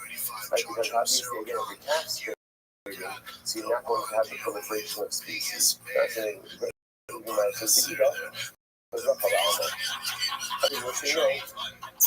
that's shaka. So kilai is said they are opening so kilai means so what is the mixtures or interbreeding of species are opening each bird according to its species. The other opinion will say how would sub the beautiful dash that's a pointing out over here. It is creating companionship for all parts of creation. The highlighting the power of companionship. And then everyone needs companionship, even the birds companionship. I will say about other you'll say okay, so therefore we have over here, so there's a lot of folks in that video. So first and foremost, fundamental as to where we live out that's one machlokes. Second machlokes is comprises Shem sustaining law. Remember again, that's yesterday's daf where we had machlokes of daf. Right? These are just the machlokes. Everybody who's either got a 5 out of the 7 is machlokes about 2 out of the 7. Okay. Now we're going to another video. I'm going to get out. I thought this was going to be all right. They know how regarding over the violation of 3 of the mitzvot, which ones? Immorality, murder, and cursing of Hashem. If a Ben violates any of these 3, there's an automatic death penalty. So I get better. Here's Father speaking. That's Adam. And he says Jesus because and again, double Yishava. Ella Hanapnalu. But what did you know about the death penalty for the other 2? So where it says if people learn it out, ultimately they get from sheep and stomach. Okay.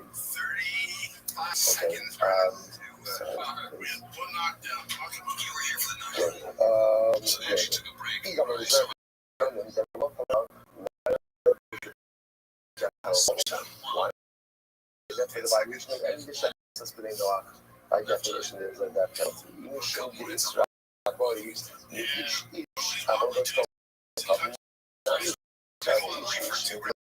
out. Ultimately, each age, we're not about to drop message. Truth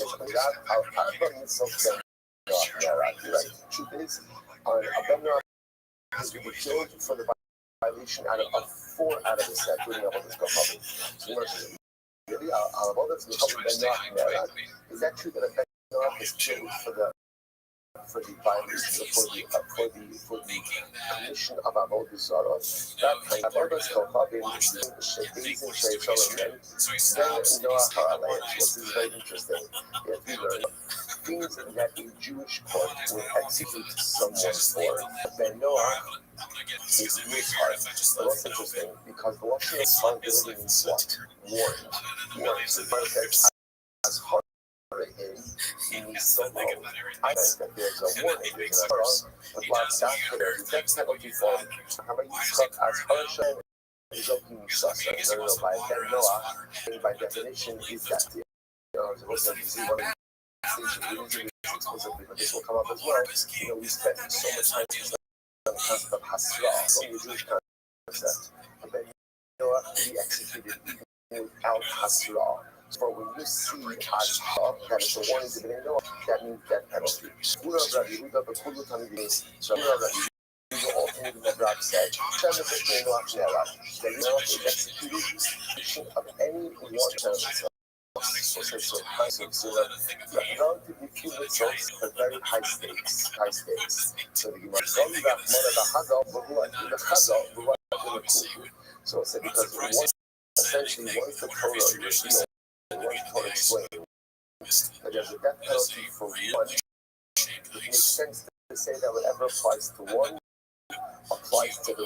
So the Gemara says, really? I like yes, Ben Noah. Is that true? That's for death? I bet it's so.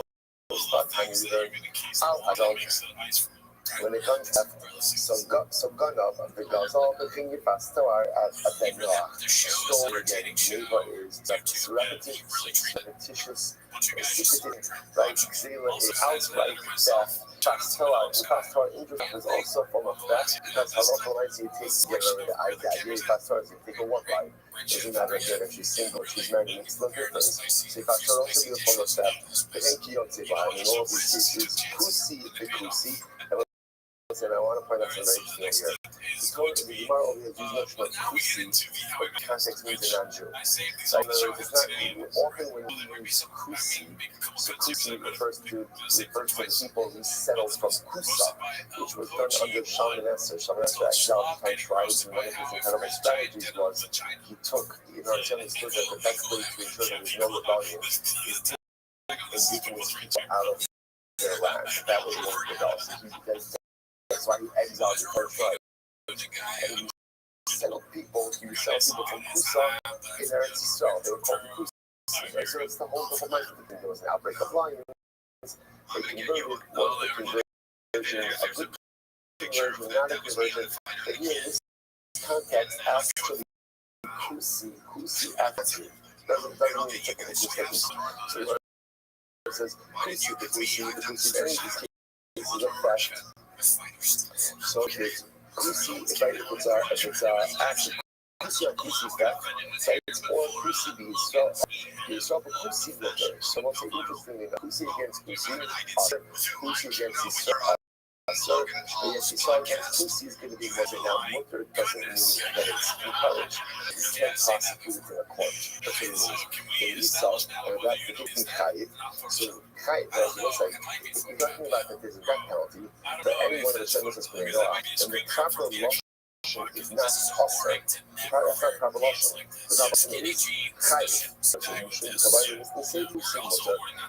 Since to write that we saw that Kusi mutter, again, it is therefore tunnel rate shot. Okay, we just linguistic symmetry. The hawk call it. But you go into Yuva, this is the Katoi. That's where I think the luncheon of Chai always uses that. It's turning it. Shashvika and Kusi be Israel. When it comes to bloodshed, when it comes to murder, so Kusi against Kusi, or Kusi against Chai, you saw Kusi, Potter. So we mark the bus on the listening. How else should we write it? Listening also in mutter. If you want to write it as also in mutter, honey, we're going to Kosi the Rosaka. One I live in the region. So it's interesting. When it comes to a Kusi and Roy and Daka, then Ma'alim the Lomolid, right? So this requires a little bit of explanation or a bit of explanation. If you look at Rashi, it's in the white lines, probably about 12 lines up from the bottom. Roy and Himadaki Israel. That's what it comes down there to the Kusi and a person who shepherds small animals. Remember about saying this much, but you're not allowed to raise the Himadaki Israel. Like, why not? Because they graze where people aren't careful about having a raise other people's lives. The Kusi and Roy the Himadaki Israel. Now again, this is even Jews. So non-Jews raise the Kusi, and again, Jews who raise small animals are Jews. Rashi says that it's just Gazlonim. Shemar behentam b'sados achis. They stum on their feet because they allow their animals ultimately again to shepherd on other people's lands. So what's Tavach? I'm reading Rashi again. Lomalin osam min avar latzilam min hamisa. If they fall into a pit, there's no obligation to go ahead and get them out. Which is a pretty significant thing. Throw them into the pit. Or there's another way of saying they're not liable to a death penalty, but if they find themselves in circumstances, you are not obligated to hoist them out. Which is say such a profound idea. Why? Like, what did these guys do so wrong? They're hurting other people. And when you hurt other people, even just financially, you are considered to be a menace to greater society. How careful we have to be, both with the property of others, with the emotions and feelings of others, just in general. How careful we have to be with other people. If you're one of those people who's not careful about animals going ahead and grazing on someone else's field, therefore you are taking something from someone else on a consistent basis and you're to help you get out. It's like mind-blowing. Why? Because you're not a nice person. Because you're not considerate of other people. And if you're not considerate of other people, to be honest, society doesn't need you. If you're not considerate of other people, it could be that society is actually better off without. It's an overwhelming and shocking statement, but nevertheless incredibly true. So remember, like, what is the comparable case when it comes to that? So so the comparable case would be a worker in a vineyard. So the Gemara says, okay, so when exactly is the worker in the field? So remember, that if somebody's working in a field at the time of the harvest, then what's halacha? They're allowed to eat. They're allowed to eat while they're harvesting. And if it's not at the time of the completion of work, then it's just straight out theft. So what's it? This is fascinating. What are we talking about? A case of theft less than a pruta. Less than a pruta. Okay, what does that mean? Who sees the also hard by the we'll say so. Here's interesting. But if you're talking about theft of less than a pruta, if a kusi steals less than a pruta from a Jew knows that, let's say in general, the halacha is if you steal less than a pruta from someone, right? There's no liability. Now, why is there no liability? Why not?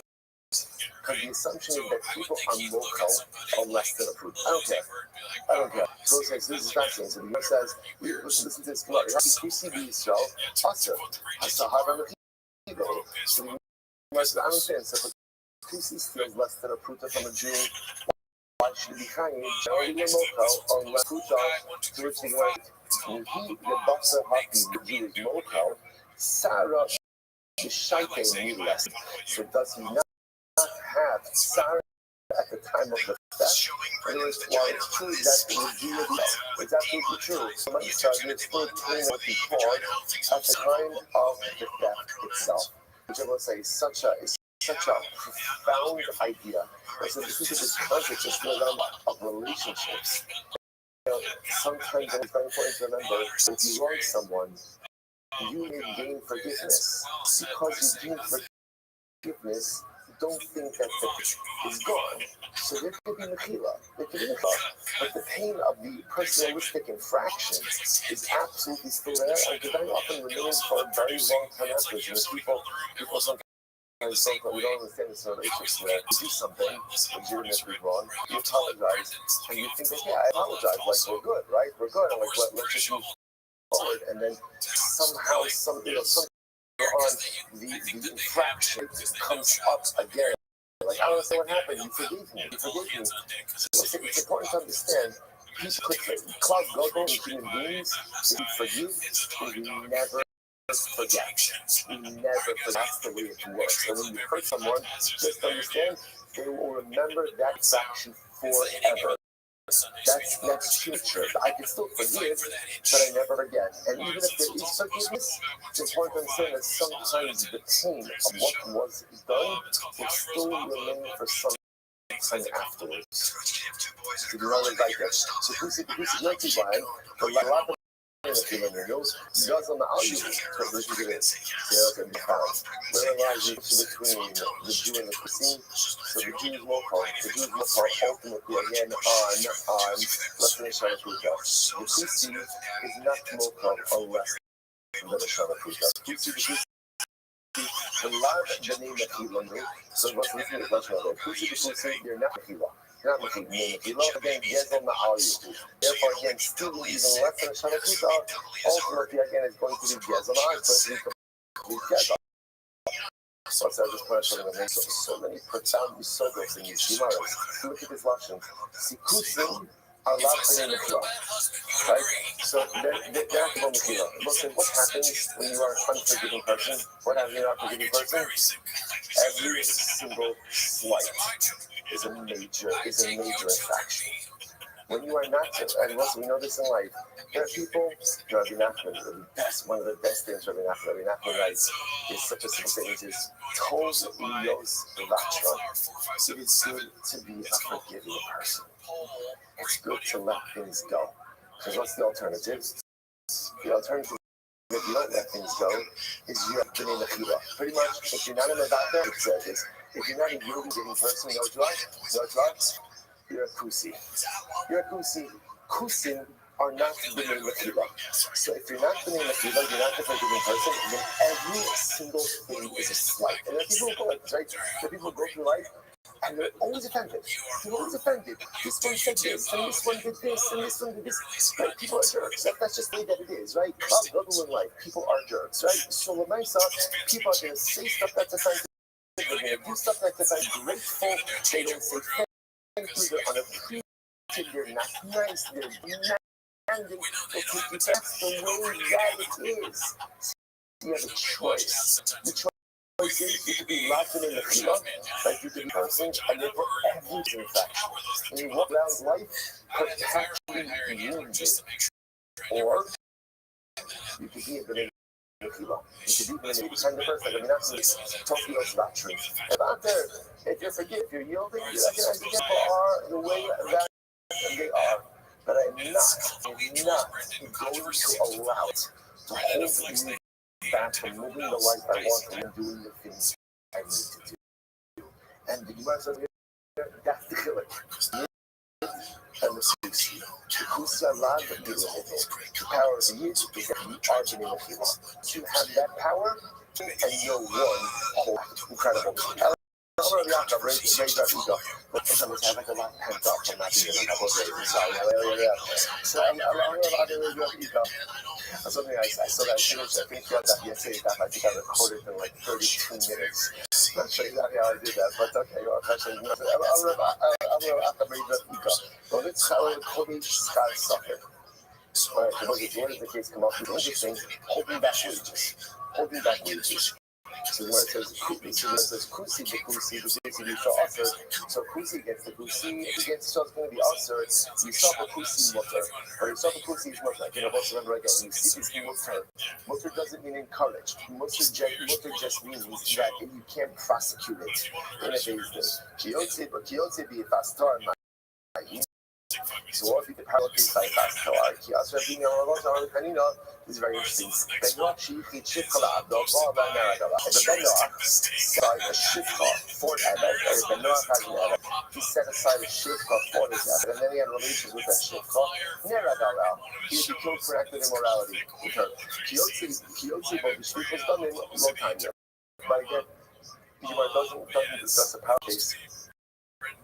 by bloodshed. Rabbi, even the Sanya of Yosef ben Shalom, the Sanya of Yosef ben Shalom, Lodi Achar is very important. Lodi Achar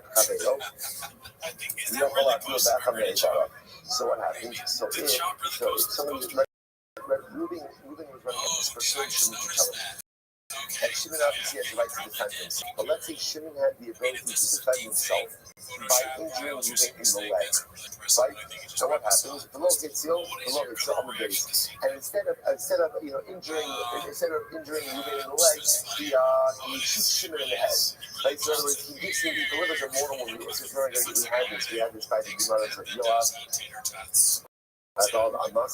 Or Abner Ben Ner, so there's couple which is very interesting. So there's culpability. So we'll say if somebody is pursuing you, I have the right access to halachic mandate to go ahead and defend myself. But if I could defend myself, I'll call it in a non-lethal way. But instead I use lethal force, halacha finds me responsible and culpable for that. Hashkov. No, take a look at Rashi. Top Rashi means I always. And it's your shape of the summons. The Habikar Lahakir. You look at the Kusi Potter. Fine. Simon says follows. Ashka Sabiako Barafa. So because of the same like that for the day we are. So Yakob Barafa. So they're writing it seems like that. So they never designed Akos. A Hashimot repeat Isha Batilu Karas. So that's very interesting. So halacha so we about a Ben Noah. Number one, a Ben Noah to be executed by a basin of one judge. Next, one witness. 3, without Asra. Number 4, it has to be a male witness and not a female. But the male witness could even be related. Afilu Karas. So the Gemara says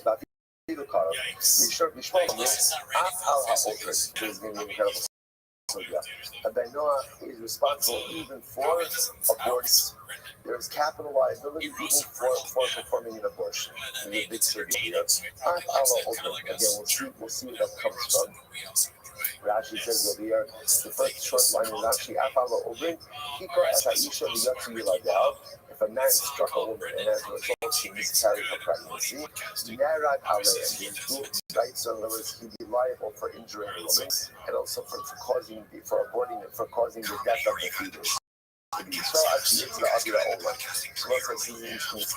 Rashi's understanding of that is that there is no liability for killing a fetus up until it comes into the world. Only once it comes into the world is it considered to be alive for captives. Ben Noah is responsible even for aborting a fetus. Again, we'll see this a little bit further. Anyway, so we know all this from all of the so that was a lot of information just thrown away. We didn't know all of this from America. You have the natural state of Edrosh. So the Pasuk says over here. So the Akas brings from the natural state of Edrosh. Miyad kol chaya edroshenu. Miyad ha'adam. Miyad ish akid edrosh esrach. So get back to state of Edrosh. So listen to this. I will seek out your blood. Akas brings from the natural state of Edrosh. Literally again, I will seek out for your translated. I will seek out your blood for your life. I will seek out for your even with diamond effort. So you see from here, the capital cases by a Ben Noah can be adjudicated by even one judge. Now we're going to one judge, Edrosh. I will seek out the singular. So we need to see that Ben Noah can be adjudicated by one judge. Miyad kol chayav from every animal. Just like an animal, but Asra. So again, with Ben Noah doesn't require Asra as well. Edroshenu miyad ha'adam. I will seek it out. And even again, miyad ha'adam from the Afilu be'edachad. Even 1-8. Miyad ish, right, from the hands of a man, a woman miyad isha. So unless it could be one witness, it has to be a male witness. It's not a woman. Brother, Afilu Kara, even if that one witness is related. We should be told about Mary Kelly said that Ben Noah is liable even for causing the death of a fetus. My family will be small. What can be spoken about? The Ksiv, Shofe Dam Ha'adam Ba'adam Damo Yishafa. So what's very interesting, the lesson over here is let me spill the blood of man in man. That's how the passage literally translated. Shofe Dam Ha'adam Ba'adam. Spill the blood of man in man, Damo Yishafa. His blood will be spilled. The Lord is Adam, Shehud Ba'adam. It's a case of a man in a man. Abu Omer, that refers to a fetus and its mother. So you see that there's culpability of his liability for Ben Noah who causes the death of a fetus. The Tanakama, Gange Nashu, the Omar, Amur, called Nisa, Amur, Ben Noah, the Khalas. This is not so again, interesting. Targum Rasha say, or Targum Rasha says this passage for. He says this passage to teach me that any time death is mentioned for the Noah, it's always strangulation. We've always said before, up until now, the most happening principle that the death for the Noah is sight, is beheading. So there's apparently another school of thought. Another school of thought says, no, death for the Noah, excuse me, is strangulation. Now, where does he get that? And he puts that ba'adam at the end of the ba'adam dama yishafa. So let's say, ultimately, again, when you're looking for a ben noah, violation of any one of these infractions, so how is he killed? Ba'adam dama yishafa. So literally, again, in man, his blood will be spilled. However, a case of execution, the blood of the person remains inside of the person. We'll get out of things like that. So how the Omer is the head, that's strangulation. The forms of where the blood comes out, strangulation is the blood remains inside of the type of death where blood remains in the person. That's going to be strangulation. Master of Hamuna, so what this is, by the way, as you're keeping your tally of ongoing the focusing, you're just doing we thought like the one piece that everyone in mind is that a Banach is always executed with Hannah. Outside we felt with Sayed, with Saheding. Now it turns out that that's not a focus also. Now the interesting part that what everyone does agree is Banach is going to have one uniform death penalty. As opposed to Yisrael, who ultimately again there's four different types of capital punishments, and Banach is only going to have one. Whether that one is Hannah or whether that one is Sayed, that's really not focus. Okay, Master of Hamuna, we show them interestingly enough, is that true that a woman is not permitted to be part of a basin for Bnei Noach?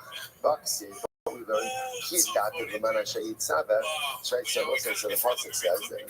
Kiyadativ Lamana Shayid Saba, look at Rashi. Rashi says over here, so based on, there's a question of based on when it comes to concept ultimately again of creating legal systems, and they include women over here, who most of them were fighting for us. One of you did, ultimately what Hashem was saying was,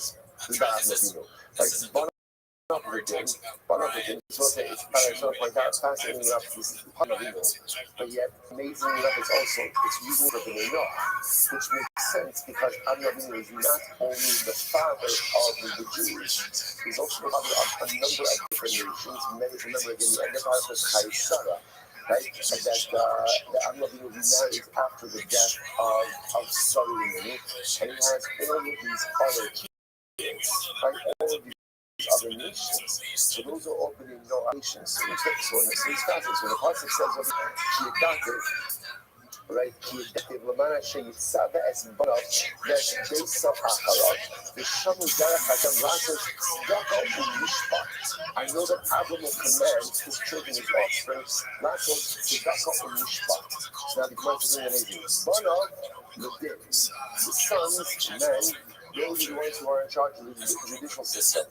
They sell the daughters, the women, with tzedakah. Ultimately, again, the tzedakah are for the things, for the tzedakah, for the charitable pieces. So interestingly enough, differentiated roles in the offspring of Avinu by Bnei Noach. It's also quite profound. You guys also giving us a fascinating insight also into the distinction between the nature of men and women, like how often in general, and I don't know why this is, but it would appear that women are often much more forgiving than men. Again, paternal and maternal realm. Like it's all the father who is the Din, right, and the mother who is the Rachamin. It's a fascinating idea. Their father was Din, so often again the father who is the Din, the base cell, the mother who is Gutzbach. A beautiful family of Abia. Saba without Papa. Ain't not done there, but let's see. So if that's the case, maybe they say that we're not excluded from the system in totality. Maybe Halachah might say that a Bas Noach is not executed if she kills someone, or maybe it's not that she's not a drug, but maybe she's just not included in the judicial system at all. Miyad Ish, Miyad Ish, the Pasuk says, "Amar Hafi Amar Rab Yehuda Shofet Kama Adam Shofet." I'm sorry. Miyad Ish V'lo Miyad Ish. Amar Hafi Amar Yehuda Shofet Dam HaAdam Kama. No. Anyone who kills is liable. It doesn't make a difference if it's a man, if it's a woman. There's always going to be liability for that. Basnach is interlocutor, so maybe a Basnach who commits adultery shouldn't go ahead over his nose. Shouldn't be. Because the Pasuk says, "Al Yazov Ish, fellow Isha." It was very interesting. It's always for marriage as a man will leave his mother and cling to his wife. That would be in the clinging, but the woman is not putting herself in the Haga Avinukra. The Pasuk says they'll become one flesh. The Torah comes in quick man and woman. Just as the man is not permitted to stray, so too the woman is not permitted to stray as well. Turn off on so not like Ish. Why does the Pasuk say Ish? It says Ish, the rabbis as Hakusim, Shemis Horin Ala Lions Israel. The teacher us ultimately, when Ish comes to be judged, what they depart with one's plan will be Ish of the Sipleru, the Galas Erva. So Torah uses the double option of Ish, Hakusim, are obligated regarding ayahs. The Hana, is an action here. There's an action, Lemor. Let's say it's actually directed beforehand. The Pasuk Lemor. Right by Admonition. Zed Gilarayos, Hassam Rayos Bidon, Bahapat Ba'arayos Bidon. So this is very interesting. There, by Admonition, we're talking about Arayos and Ben Noach with the Ben Noach. Here's Noach with the Jew. Both forms of arayah for the group. I will see no Pisam over here. We'll pick up in Red Hashem with this section tomorrow. What an incredible journey. And I will point out that tomorrow, the next day, we'll get to the halakha l'maisa. So what actually comprises Shem message today off, and what is liability. It's always good as a comedian. All right, have a great day. It's so funny when you see it. It's funny because it's all he knows to do. Mark said that's kind of exactly what Mark said. Yeah. This is his he doesn't really understand joke structure. All right, I will say good morning. Good morning. Let us begin by thanking all of our sponsors for this morning's shirt. Our annual sponsor, Tosin Mishpach of Eretz Yisrael, for dedicating all the children drushos this year as he's supposed for the Sonos Tavos for Am Yisrael. Our week of learning sponsors, Beryl and Rachel Goldstein. Information of Beryl's grandfather's website, Beryl Ben Chaim, whose website is on Al-Bat, who was on Yudal Shvat Yoker and the merit of our Talmud Torah. In the Shalom Havin Aliyah, the families of Kama, which is the Hashem that all of our houses to come home with Shalom and the Karav and our holy soldiers to be successful before Maaseh Yideh. Let's say with that, let us begin today's dance and design a very special thank you to Rabbi Richter for giving me the shir over the last 2 days. My apologies for yesterday. It was a great physical sport. Hashem to be back. Everyone, and let us begin. Chapter in Zion. We are picking up the Hashem on the bottom of the Vav on the base. We left off with Yehuda Omer, which is 2, 6, 7 lines up to the bottom. Yehuda Omer. So we can remember our entire city over here is the city of Sheva Mitzvahs B'nai Noach. And again, the fascinating it's interesting that one fascinating thing that we've seen is where everyone agrees that Noach from the Sukkah on 7 mitzvahs was the fundamental and focus and surprises to those particular 7 mitzvahs. Like Yehuda says, that Yehuda is the first who comes along and says, no, Ashur is only mitzvah on 1 mitzvah. Avodah Zarah.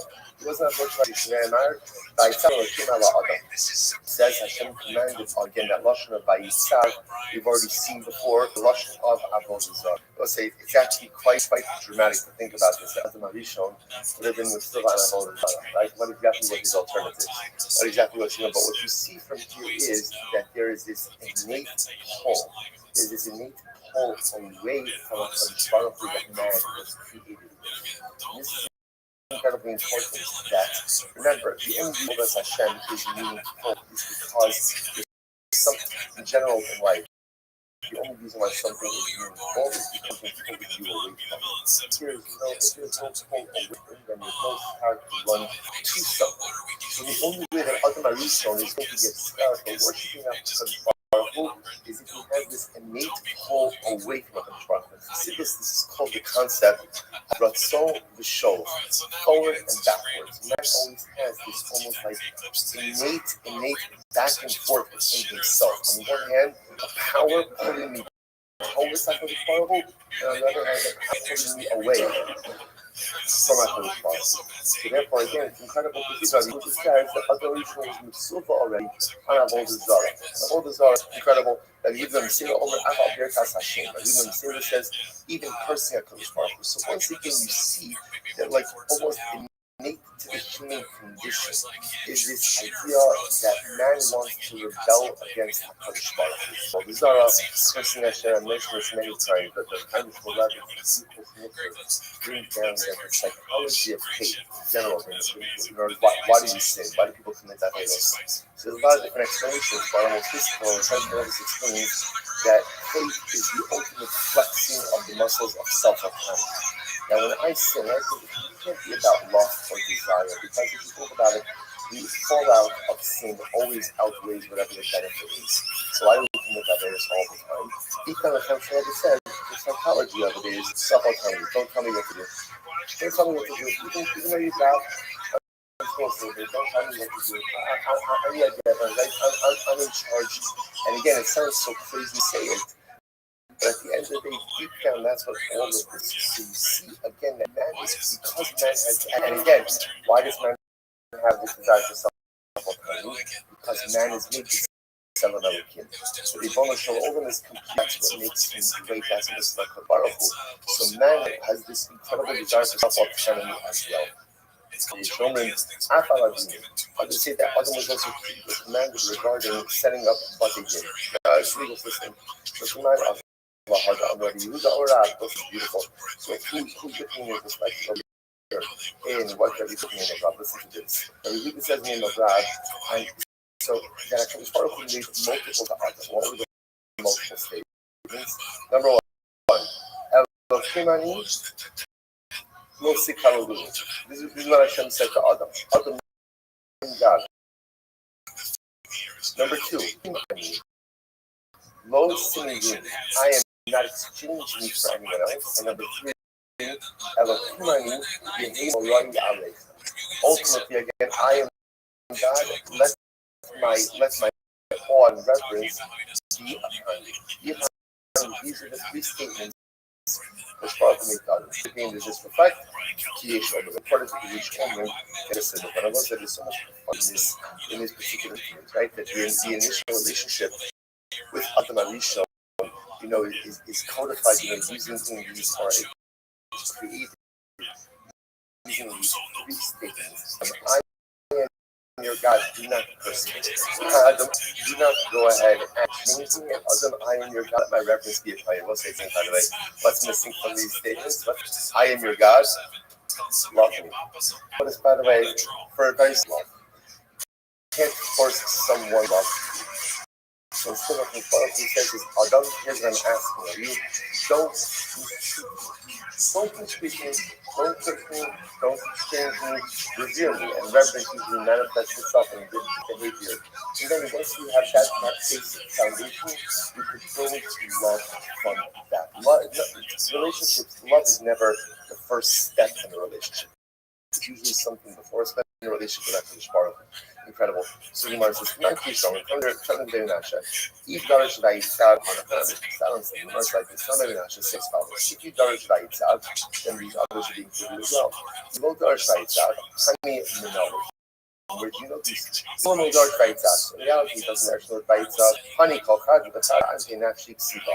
And in reality, all of these other prohibitions that are mentioned ultimately are written on their own.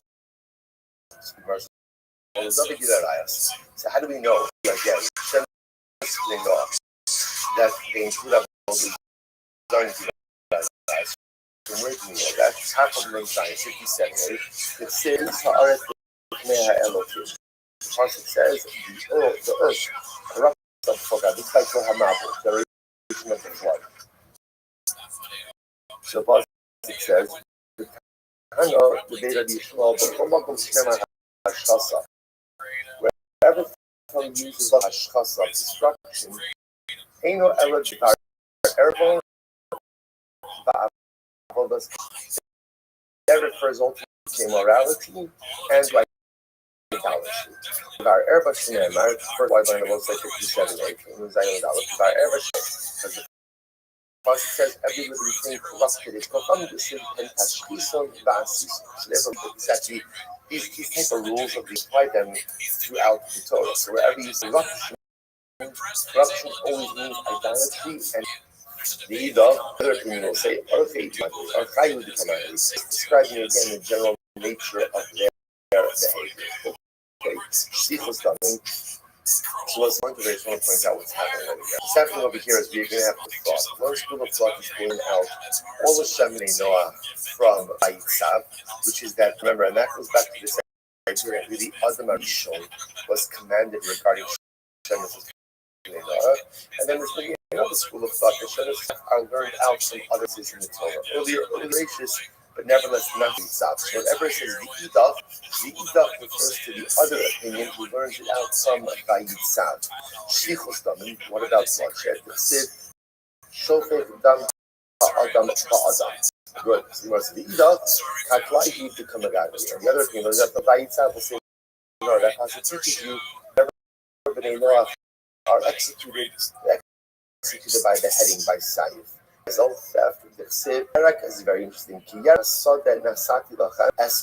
So again, this is so the pasuk over here, right? Kol remes. This is gracious. So kol yerek. Sorry, ki yerek esim nasat lechem kol. So like the vegetation of the like the green vegetation that's giving to you everything. Kamar Levi, what is this? Ki yerek esim ki yerek gino. Because what was telling man, you have like the vegetation of the field, and that's the vegetation of the garden. Now, what does that mean? What is it, Rashi? Rashi says it's the last part of Rashi. Asif karisif ha'ither the hagadol me'ela. So Hashem was permitting to man was vegetation that grows on its own. In other words, ownerless, belongs to everyone. You could have the hagadol me'ela she'im botorah lachrosh v'lizroah. So it's ultimately again that means anything that grows and does not have tirfa, has no effort in order to plow it and to plant it. Here Hashem is telling Adam, you could take stuff that doesn't belong to other people, right? But you can't take stuff which belongs to other people. We'll say there is a profound thing that Rashi says, let's do something that is owned as something that is ownerless, something that is owned. In order to own something, it has to be tirfa. It has to be tirfa. If you want something in life, there has to be effort. See, the challenge we often encounter in life is we want the ultimate accomplishment. We want to go ahead and want this and I want that, and whatever this and that is, whether it's in the material or it's in the spiritual world. The issue is sometimes we want the ownership, but we don't want to have to spend the effort. Actually says the formula over here is so profound. He says, something is ownerless, there's absolutely no effort. Right? So the talk God's word is if there's no effort, there's no ownership. If you want ownership, be it in ruchnius or gashmius, is going to have to be the extending of of incredible amounts of effort. Incredible. Whoever's like the other thing will say, Hamulu Mish Bossa with us. No, that was the consumption of food. Even a fight. Second, it's going to listen over. Even a fight, right? That we know I can't eat the limb off of a living animal. But said, As Bossar, the natural Zamo Bosso. You can't eat, right? You can't eat the meat of an animal while the life is still inside of the limb. Even a kite, the other thing will say, that comes to permit shrutzing to B'nai Noach. Like that B'nai Noach, for permitted to speak these quality things. Sirus, castration, that said, Shartsu Ba'aretz. So Hashem says that he wants the proliferation of different species. Fascinating enough, it's why he's called the fish. Because how these castrating, so you're not going to have the proliferation of species. Fascinating. Versus the Edom, the Bracha. Other thing will see. That's for Bracha. So Kilai, the Sid, and they are all fulminated. The Edom, Hahu, so Kilai means, so where did you learn Kilai? Interpreting issues, right? Or interpreting of species. How fulminated each bird according to its species. Ahul itself Saba. Beautiful. That's just a colorful pointing out over here. It is creating companionship for highlighting the power. And then everyone needs companionship. Even the birds need companionship. Amar Rav Yosef Amir Beira. Okay. So therefore, over here, so there's a lot of machlokes over here. So first and foremost, fundamental machlokes as to where we learn out Shem is doing that's one machlokes. Second machlokes is what prices Shem is doing. Remember again, that's yesterday's daf, where we had the machlokes of Dach Sach. Machlokes. Everybody agrees that a 5 out of the 7 is machlokes about 2 out of the 7. Okay. Now we come to another deal. I'm going to go see if I'm going to be Rab. I thought this was going to go off there. You know, until regarding the over the violation of 3 of the mitzvah laws. Which ones? Immorality, murder, and cursing of Hashem. And if a defendant violates any of these things, there's an automatic death penalty. So let's get on it. He says, I actually because the pasuk says and again, but from where do you know about the death of the other two? So you want to eat if you can learn it out ultimately against the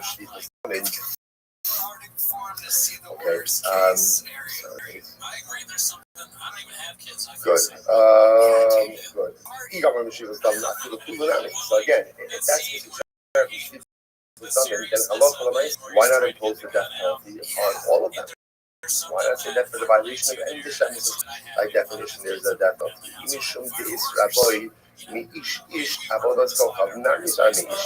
you go out, ultimately, you get from Ish, and they're not all from that same source as well. You're right. The truth is, on a Ben Noach is really killed for the violation out of 4, including Avodah Zarah. Really, Avodah Zarah Ben Noach Neras. Is that true that a Ben Noach is killed for the violation or for the commission of Avodah Zarah? That time we learn that Avodah Zarah in Barim Shadis and Shaysham Misna Alehem. Ben Noach Musa Alehem. This is very interesting. Yet we learned that by Avodah Zarah, things that the Jewish court would execute someone for, a Ben Noach is Mushar. I will say that this is interesting because the notion of Mushar literally means what? Warned. Warned. So the Gemara says, Ashara in Misole. I thought that meant that there's a warning. There's an Ashara. There's a death penalty for it. Or a Machamishpak Ashara Shalohan and Zog Misasa. No. By Ben Noach, warning by definition is death penalty. We'll say this is one of the things we didn't say this will come up as well. We spend so much time focused on Hasra. Hasra is only a Jewish concept. Okay, Noah be executed without Hasra. So therefore, when you see Ashara, that is a warning to the Noah, that means death penalty. Rav Huna, Rav Yehuda, B'Kulu Tamidi Rav Amri, Rav Huna, Rav Yehuda, ultimately what Rav said. That really a Ben Noach is executed for the violation of any one of the Shem mitzvahs. So high stakes, relatively few mitzvahs, but very high stakes. Very high stakes. So the Gemara says, Gali Rachmana Bahada, so also because once the Torah revealed, once the Torah explained that there's a death penalty for one, it makes sense to say that whatever applies to the rest as well. So the Gemara says, really? Ba'ala Gezel Ben Noach Nera, just the death of Ben Noach, and we learn how when it got so enough the Gazal, the thing is fast Noah. So again, whether a Ben Noach stole, or again, Neva is surreptitious, secretive stealing, right? Zela is outright theft. Fast Torah, interestingly enough, is also a form of theft because how long do you take to get? Remember the idea of fast Torah is you can take a war bride. It doesn't matter again if she's single or if she's married, it makes no difference. So fast Torah also be a form of theft. But thank you, in all of these cases, Kusi, the Kusi. And listen, I want to point out very clearly here. Torah, the notion of Kusi, but Kusi in this context means non-Jew. Right? In other words, often when we use Kusi, so Kusi refers to the people resettled from Kusa, which was done under Shalmaneser. Shalmaneser exiled 10 tribes, and one of his incredible strategies was he understood that the best way to ensure that there's no rebellion, take indigenous people out of their land. That way they won't rebel. That's why he exiled the 10 tribes. And he resettled people from Kusa, Israel. They were called Kusi. Right? So it's the whole message of Kusi outbreak. They converted. Was the conversion a good conversion, not a conversion?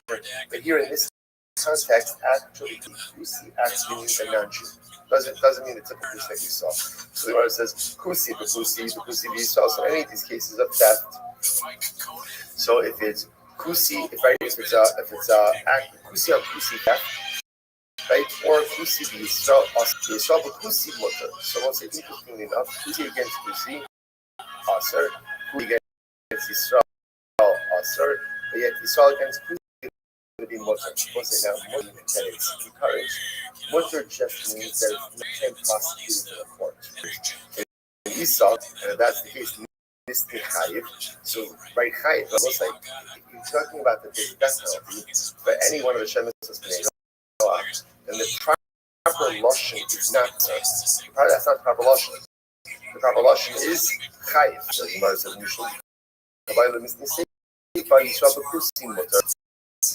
because since we had Yisrael by mutter again, right? It is mutter. Therefore, Tana Reisha also. Okay, we just needed linguistic. I have a hakol misna katoni. That is where at least the lashon of chayiv. Chayiv always means the death penalty. Tani reisha ashvit chastam kusi. The kusi be Yisrael chayiv. The bloodshed comes to murder. Kusi against kusi. Kusi against Yisrael is going to be chayiv. Yisrael kusi potter. So the Gemara says, how else listening also mutter. If you want to write it as Asr Ba'atani, we learn close to Roy Behema Daka, Loman Velomaridin. So also this is interesting. When it comes to a Kusi and Roy Behema Daka, Lomalin Velomaridin, so this requires a little bit of explanation, or a lot of bit of explanation. If you take a look at Rashi, it's in the Y lines, probably about 12 lines up from the bottom. Hakusi dechin roy behema daki Yisrael. Shestaman gazlonet. What comes down there between a kusi and a person who shepherds small animals, they're both thieves. Remember, in this Gemara before, if you're not allowed to raise behema daki Yisrael. Right? Why not? Because they graze everywhere. They graze everywhere. People aren't careful about having them graze on other people's lands. And Roe Behema Daka Yisrael.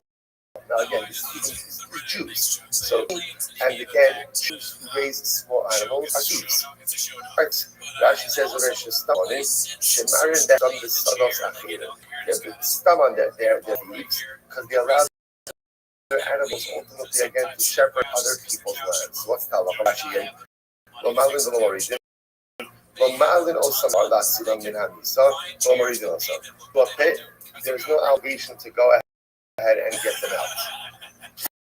It's a pretty significant thing. Throw them into the pit, which is another way of saying they're not by that penalty. But if they find themselves in compromised circumstances, you are not obligated to hoist them out. You will say such a profound idea. Why do so long? They're hurting other people, and with other people, even just financially, you are considered to be a menace to greater society. How careful we have to be, both with the property of others, with the emotions and feelings of others, just in general, how careful we have to be with other people. That literally, Gemara says over here that if you're one of those people who's not careful about going ahead and raising someone else's field, and therefore you are taking something from someone else on a consistent basis and you don't care, if you fall into a pit, we don't have an obligation to get out. It's like, why? Because you're not a nice person. Because you're not considerate of other people. And if you're not considerate of other people, to be honest, society doesn't need you. And maybe if you're not considerate of other people, it could very well be that society is actually better off without you. It's an overwhelming and shocking statement, but nevertheless incredibly true. So the mother goes right there. So Kiyotzi Bobegezel, what is the critical case when it comes to that? So the comparable case would be a worker in a vineyard. So the mother says, okay, so when exactly is it in the field? So anyway, there's a halacha that if somebody's working in a field at the time of the harvest, and what's the halacha? They're allowed to eat. They're allowed to eat while they're harvesting. And if it's not at the time of the completion of work, then it's just straight out death. So what's fascinating? What are you talking about? A case of theft less than a pruta. Less than a pruta. Okay, what is that? We'll say so. Here's the thing. But if you're talking about theft of less than a pruta, if a kusi steals less than a pruta from a Jew, but I won't say in general, the halacha, if you steal less than a pruta from someone, right? There's no liability. Now, why is there no liability? Why not? Because the assumption is that people are mochel less than a pruta. I don't care. So it says, this is fascinating. The Gemara says, let's listen to this Gemara. So the Gemara says, I understand. So if a kusi steals less than a pruta from a Jew, why should it be tiny? Generally, we're mochel on less than a pruta, to which the Gemara says, you're right. Even though the Jew is mochel, Sarah b'shaite b'lesway. So does he not have Sarah at the time of the theft? In other words, while it's true that the Jew will be mochel, it's absolutely true, but there's still pain and difficulty caused at the time of the theft itself. Which I will say is such a profound idea. Listen to this concept just of relationships. Sometimes in life it's very important to remember that if you wrong someone, you may gain forgiveness. But just because you gain forgiveness, don't think that the pain is gone. So there can be mechila. The pain of the personalistic infraction is absolutely still there and very often remains for a very long time. People sometimes don't understand this in relationships where we do something legitimately wrong. We apologize. So you think, okay, I apologize. Like, we're good, right? We're good. Or like, let's just move. Sometime later on, the fraction, right, comes up again. Like, I don't understand what happened. You forgave me. So it's important to understand. How Godel in human beings, we forgive and you never forget. You never forget. That's the way it works. And when you hurt someone, just understand forever. That's human nature. I can still forgive, but I never forget. And even if there is forgiveness, it's important to understand that sometimes the pain of what was done will still remain for some time afterwards. You know those like that. Shekusi Yotzi Bahan, the Lakim and the Latane Mechilanigo, Gazam Al Yu. So listen to this. You know, this is profound. Wherein lies the distinction between the Jew and Muslim? So the Jew is more ultimately again on less than a Shavakruta. The Kusi is not mochel on less than a Shavakruta. Kusi, the love the name Mechila Ninu. So the rest listen to this lesson again. Kusi, they're not the name Mechila. They're not Mechila. Therefore again, Gezel Ma'ali. Therefore again, stealing even less than a Shavakruta, ultimately again it's going to be Gezel. It's going to be something Gezel. Let's just find something amazing. Lashon of here, so many profound sotos in these Gemaras. Let's look at this Lashon. Kusim are allowed b'nei mechila. Right? So they're not given mechila. So what happens when you are an unforgiving person? What happens when you're not a forgiving person? Every single slight is a major infraction. When you are not, and once we know this in life, there are people. One of the best ways to not being right is such a substance is totally Yos Vachon. It is good to be a forgiving person. It's good to let things go. So what's the alternative? The alternative if you don't let things go is you're lav b'nei mechila. Pretty much, if you're not a mavater, if you're not a yielding, a forgiving person, you know what you are? You're a kusi. You're a kusi. Kusim are not b'nei mechila. So if you're not b'nei mechila, you're not the forgiving person, then every single thing is a slight. And there are people who go like this, right? The people go through life and they're always offended. This one said this, and this one said this, and this. Right? People are jerks. That's just the way that it is, right? Double in life. People are jerks, right? So with myself, people are going to say stuff that's offensive. They're going to do stuff that's offensive. They're ungrateful. They don't say thank you. They're unappreciative. They're not nice. They're demanding. They'll take you for everything. That's the way that it is. So you have a choice. The choice is you see lots of love, like you can be a forgiving person, and therefore everything is an infraction. When you walk around life actually wounded, or you could even anything, you could be kind of person, like Aminachim says, totally not true. And if you're out there, if you're forgiving and if you're yielding, you recognize, okay, people are the way that they are, but I'm not going to allow it to hold me back from living the life I want to live, doing the things I need. And the Gemara says over here, that's the chilek between the and the kusi. Kusi are the name that he names. The power of the Yid is that you are the name of people. And once you have that power, nothing and no one holds you back. Incredible. I was having a lot pent up. I'm not doing it a couple of days. I'm sorry. So something I saw that I finished the other yesterday. I had to record it in like 32 minutes.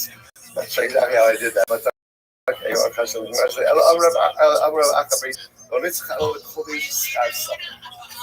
alright, suppose where does the game is interesting? Holding back wages. So the Gemara says,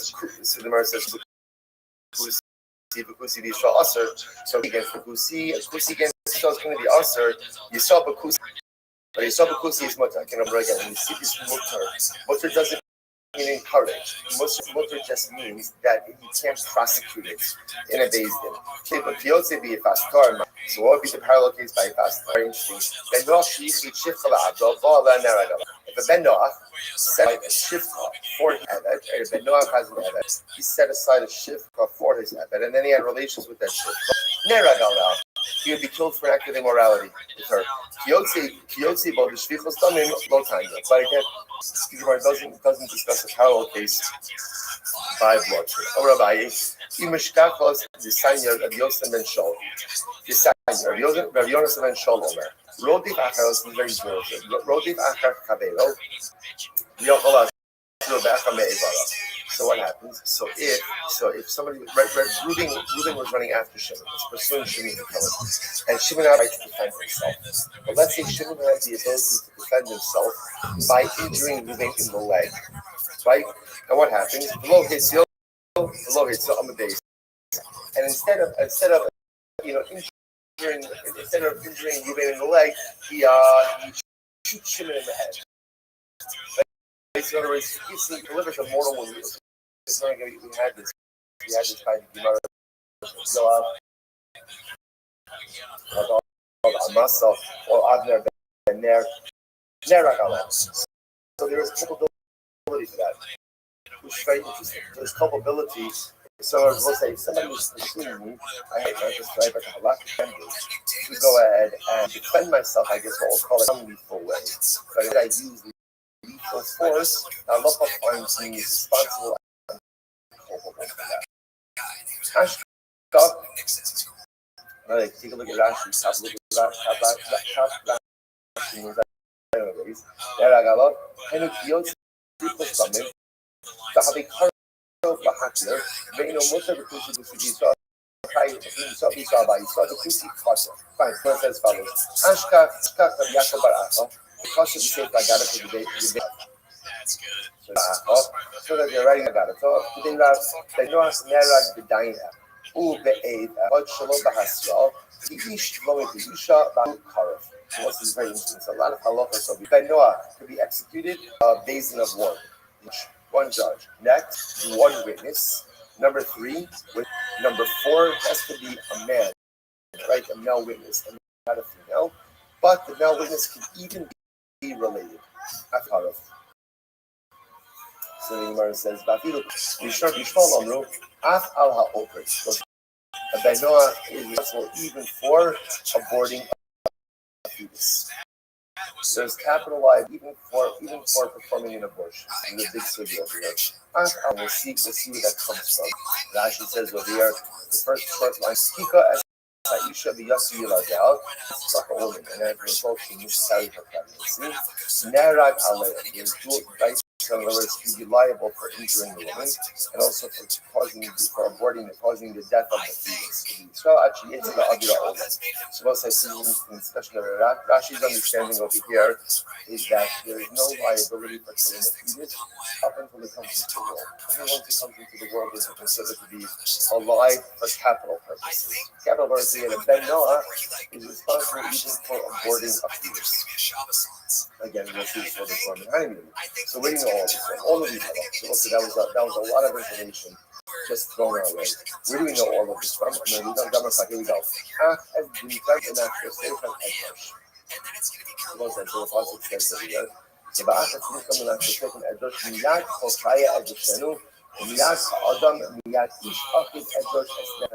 get back to Sefer Bereshit. I will seek out the blood as income not for certain again, I will seek out the return. I will seek out the blood for your life.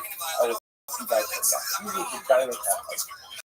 You see from there that capital case is by a Ben Noah. He is adjudicated by even one judge. And where do we get that one judge? Exodus. I will seek out that singular. So from here you see that Ben Noah is adjudicated by one judge. Miyad Torah from every animal, you should about straw. Just like straw. So too again the Ben Noah fire on straw as well. Every sentence, Miyad Ha'adam, I will seek it out and even again Miyad Ha'adam from the hand of a singular, even 1/8. Even 1/8. Miyad Ish, like from the hands of a man. As much as one witness, that could be a male witness. Another woman, Achiv, brother, Achiv is Harab. Even if that one witness is related. We should be told our move, I follow Ubin. We already said that Ben Noah is liable, even for causing the death of a fetus. My time to be smoked. What should be smoked? The Sid, Shofe, Dam, so this is very interesting. What here is one who spills the blood of man in man. Show down Adam Ba'adam. So the blood of man, his blood will be spilled. But the case of Adam Ba'adam, what's the case in a man? The Uber that refers to a fetus in its mother. So you see here that there's culpability or liability for a Benoah causally because of a fetus. The kind of camel. Omisa Nura Noah, I love the kind of. So again, interesting. Heard in natural state, but it's not a camel. What is used this process? Or use this process to teach any kind of death mentioned for the Noah. It's always strangulation. He's always said before. Up until now, he's always according to the principle that the death for the Noah is sight, it's the heading. So there's apparently another school of thought, and the other school of thought says, no, the death for the Noah is general strangulation. Now, where did he get that? That is very interesting. The struggling high ba'adam asif of the stuff. And he puts that ba'adam at the end of the process, and he's like, Yarish beha, ba'adam damo yishafa. So let's say, ultimately, again, when you're question for Noah, for violation of any one of these facts, so how is it killed?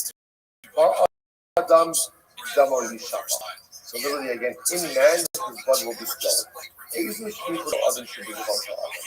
How is it ever a case of execution where the blood of the person remains of the person? When you have a case like that, the almost that's death, the blood comes out, strangulation remains inside of the person.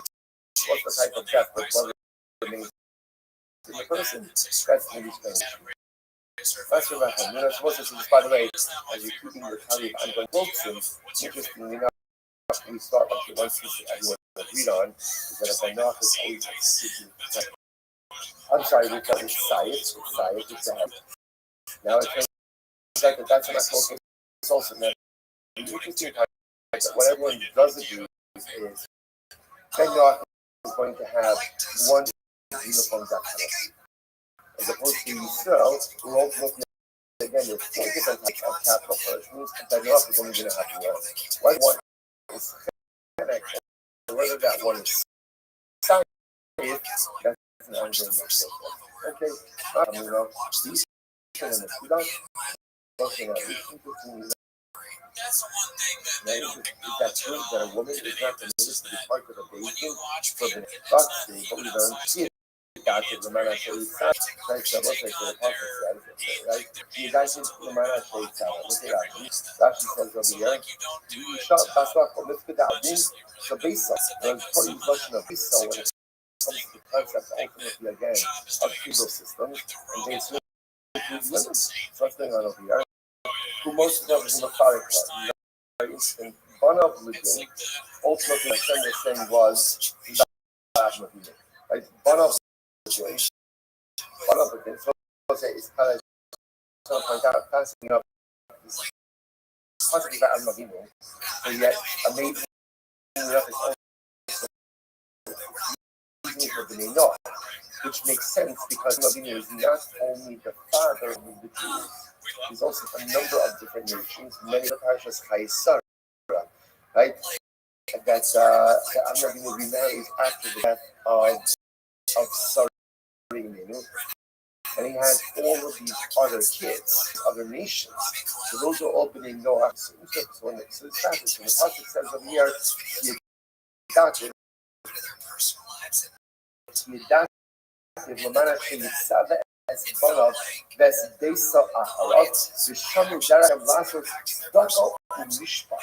I know that Abraham, his children, his offspring, so tzedakah and mishpat. Now the Gemara is something amazing. Banav Ledin, the sons, men, those who are in charge of the judicial. Beso, the daughter, and Tzedakah are for the trainers, for the Tzedakah pieces. So let's say, so interesting, and the offspring of Amavinu by name Noah. Let's say it's also quite, the Gemara is also giving us a fascinating insight also in men and women. Right? How often, in general, I don't know why it is, but it would appear that women are often much more forgiving than men. You know, certainly again in the paternal and maternal realms, like it's the din and the mother who is coming. Just as fascinating that one of the din, so it's the father who's the din, or the mother who is the stuff. Beautiful. So if that's the case, we don't exclude the judicial system in totality. Maybe halacha lameis again a bas Noah is not executed. She kills someone, or maybe it's not just that she's not a judge, but maybe she's just in the judicial system. Miyad ish, lo miyad Isha too. But it says, שופט האדם שופט מיד איש ולא מיד אישה. אבל ההלכה רבי יהודה שופט האדם anyone who kills is liable. It doesn't make a difference if it's a man, if it's a woman. There's always going to be a liability for that. Maybe a clerk who commits adultery should go ahead over shouldn't be killed. Since like the pasuk says, "Alki nazor ish v'lo isha," it was interesting. It sort of phrase marriage as a man will leave his mother and father and cling to his wife. Maybe only the man is obligated in the clinging. The woman is not. Because the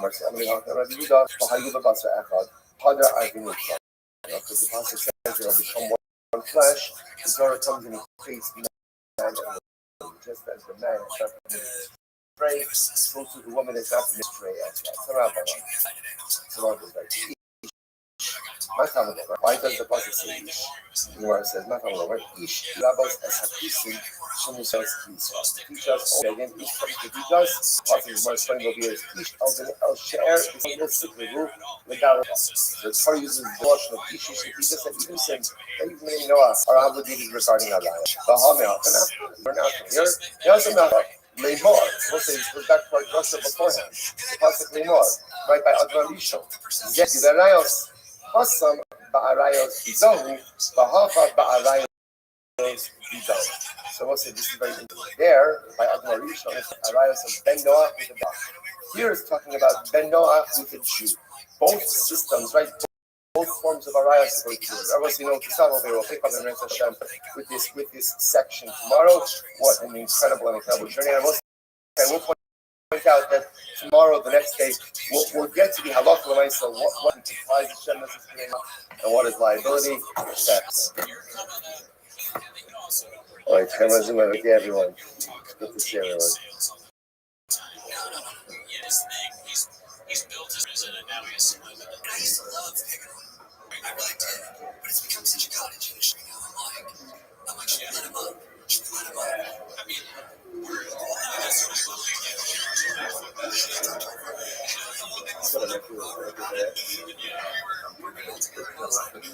yeah, and then so just put up the sign that says, yeah, perfect, that's great. And it just has to be high enough that's good. Oh, where's the production? On the table. Perfect. Yeah, and let's just put a sign on the door that says just perfect. That's great. I think that's better than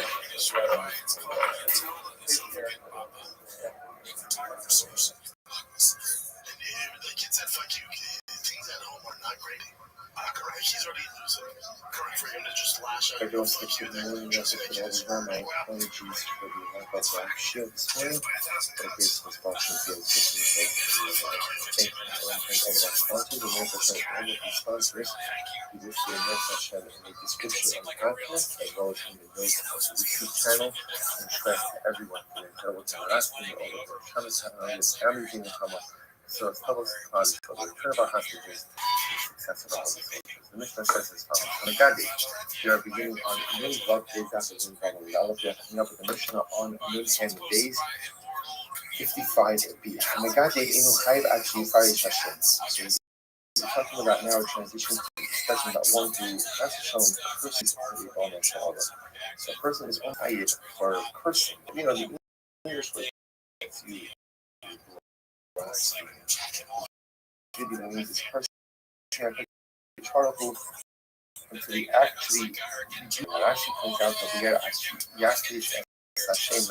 She says means she is correct as Hashem. Allah holds shame in the Sham Hashem Yotzim in the heart. In other words, that order for a person to be high, a person that could far, they have to actually articulate themselves. How have you talking about the squat? Already last one is so the from say the key is Yossi and Yossi. So when it keeps being adjudicated, right? Remember, obviously, I'm a chronic masturbator, but I've gotten better. None of this is excusable. And do you remember one It's time like I told you my dad fell off my brother? Really intimate. you're gonna say, oh, you know, Ruvain, cycle this policy. Yeah. Testimony generally requires actual events as they occur. We don't want the actual telling of a single, the blasphemy of Hashem's name. So instead, what we do is we employ a keynote. Keynote doesn't mean like a nickname. So in other words, instead of saying that you know, Ruvain said Hashem, curse Hashem, we use a keynote. Yaki Yossi, S Yossi. Yossi, again, on our cell phone got Yossi used because it's 4 letters. Right? Like said, yeah, Yud Ki Vav, 3, that's the name of Hashem. Yossi is Yud Vav, son of Yud. So Yossi should go ahead and strike the Yossi. And we're going to see, by the way, that the formulation of Megade, of blasphemy, is that, we're just going to see the story this is developed, but it's, a person just says, cursed is Hashem. That's not blasphemy. Rather, the way blasphemy takes is Hashem should curse them. That's why that's the lesson here. So again, so without the entire judicial proceedings, we don't actually articulate the curse that we can utter. Then we use occasions or nicknames. So the Gemara says, Nigma Hadim, well, hardly accumulate out emotions. Okay, here's the issue. Once the baby has reached the decision that leaving, you can't convict someone who witnesses whenever a specific testimony. So if you wanted to avoid exclusivity up until this point, if you're going to convict him and find him guilty, we need to actually hear from the witnesses what Ruvain explicitly said. So how do we do this? I will think all the Makos. We tell everybody to leave the courtroom except for the Dayanan and the witnesses. The Shogun and Kagawa Shogunayan. Yes, they're more serious for 2 witnesses. Vulnerable and more Shashamak the face. Tell us explicitly what did you hear? So who already tells us that Dayanan only Allah Graham. So now at this point the witness actually shares explicit curse other crimes. And when Dayanan hear this, only Allah Graham stand up to call it, they tear their clothing, Allah asking, and they do not go ahead and then prepare. Sashin Omer Ani Kamahu, I distinctly says, I agree with what the first one said, Ashlishi Omer Ani Kamahu. The third witness also agrees as well. So interestingly enough, you can get away with the misdemeanors for the use of the up until the point of the verdict. If he wants to actually pass a guilty verdict, we require explicit testimony from the witnesses. Clear the court, haven't seen the witness say explicitly. We don't need the other witnesses to say it explicitly as well. We just need to confirm that they indeed heard this thing. So you want to try to actually find shame of the shame. Interestingly enough, in a way, and the way that this curses of Hashem takes place is one curses the name of Hashem with Hashem. Hashem should curse Hashem. So where do you know that from? How do you know that's not? That was Shmuel. The Gemara says Shmuel, so that was Shmuel. The note gave shame, the note for shame levels. So it's interesting because the passage the Gemara is putting over here, the note gave them most you must. Now the Gemara says note gave means curse. Curse is the name of Hashem. Well, only you go call it. They should be stoned to get up the knuckball shame to us. And then it says again, curses the name of Hashem, you will be put to death. Expressions of cursing. So the Gemara says, and it means the name of Hashem with the name of Hashem. Deny that I know the Lishna of the Lord. So how do you know that nobody means to curse? The whole Lokava tell is actually by Philip. And when the first problem fell, so again, no matter how much money Paul gave him, how many resources Paul gave him, the little sense that we don't mean. God doesn't want people to be cursed, and they're not going to be cursed. That's what I'm saying. I'm the lab comes from here. I will keep most of the colors.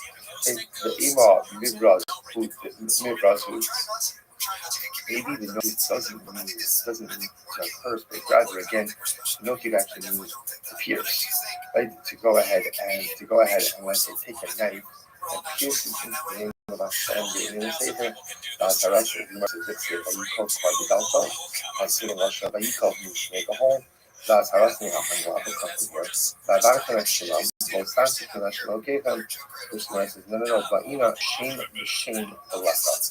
Here's the difference. The difference, remember again, the original technically, it says, the no cave shame, the not shame. There are two mentions of the name of Hashem. So somehow this act of blasphemy must include two names of Hashem. And that's missing over in the case of the night, when it's piercing the name of Hashem, it's only one name of Hashem is being captured. Either the Eva Gemara was a Hazali, or Basil with it. So maybe you're placing two names of God, one on top of the other, piercing them both with a knife simultaneously. That's two names of Hashem. Which the Gemara says is that's no people opposed to enough to do. That's one act of piercing, followed by another act. There's no simultaneity there. The Ema, the Chima, maybe he wrote the name of Hashem, then took that tonight and plunged it into another name of Hashem. He's erasing the name of Hashem, Which Gemara says, no, he's not erasing. It's not the name of Hashem, it's not the name of Hashem. Tonight, that's the name of Hashem. Ema, Perushi Shmenu. Maybe the no-cave means articulation of the name. So that she says over here, Perushay, Bos Yosef Perusham. Maybe the solution over here actually pronounced the name of Hashem. For example, when you say the name of Hashem or you see the name of Hashem, Yud Hey and then Bug Hey, never uttered as the letters are written. So maybe the prohibition over here is to go ahead and to actually articulate the name. So say that you have more to the art and foundation that actually Nikvu Kishimos. Because again, we see Russian and Nikvu, Russian of you identified by the name. Russian are identified by the name. Which the Gemara says, that's awesome. What will be from here? That's a Shemon Kakira. To which the Gemara says, here's the problem for understanding the blackouts. First of all, remember, I kind of married to this model because the actual pasuk that discusses the blasphemy of the person in the name of Hashem has this double notion of the no cave shame, the not shame. Whatever blasphemy means is the utilization of two names of Hashem.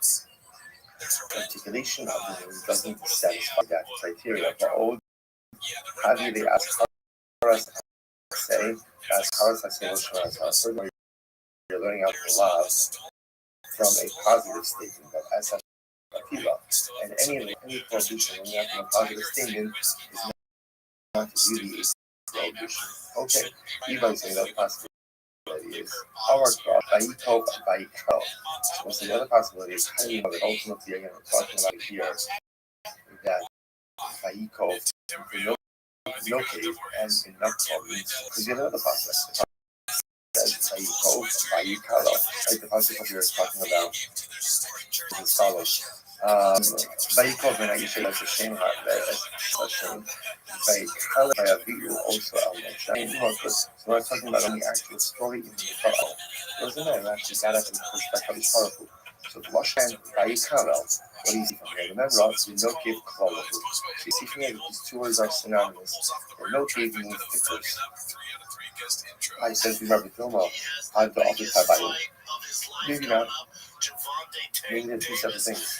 And maybe halach one might say here, the ultimate side if you do both. Or maybe like you said before, maybe no cave means particularly and like Allah obviously maybe after the word quotes, which must be no I like to say Otis and Kala Bokolo say Otis and Kala the execution of the call. Remember again, in the Jewish example for two dramatic acts of desecration of halacha. One was the negotiation that was gathered on Shabbos, called Shabbos, desecration of Shabbos. The other was the Kala.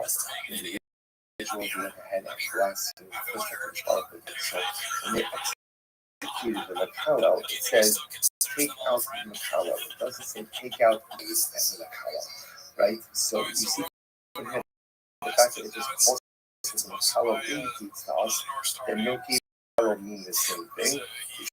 Both mean ultimately the person of the name. You see that they're both used. So therefore now we have the model of the exact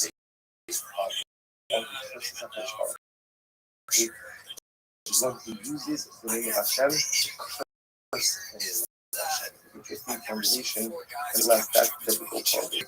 Really based on the idea that the talks about blasphemy, uses Lashon of the no gave Shem Hashem and the not Moshe.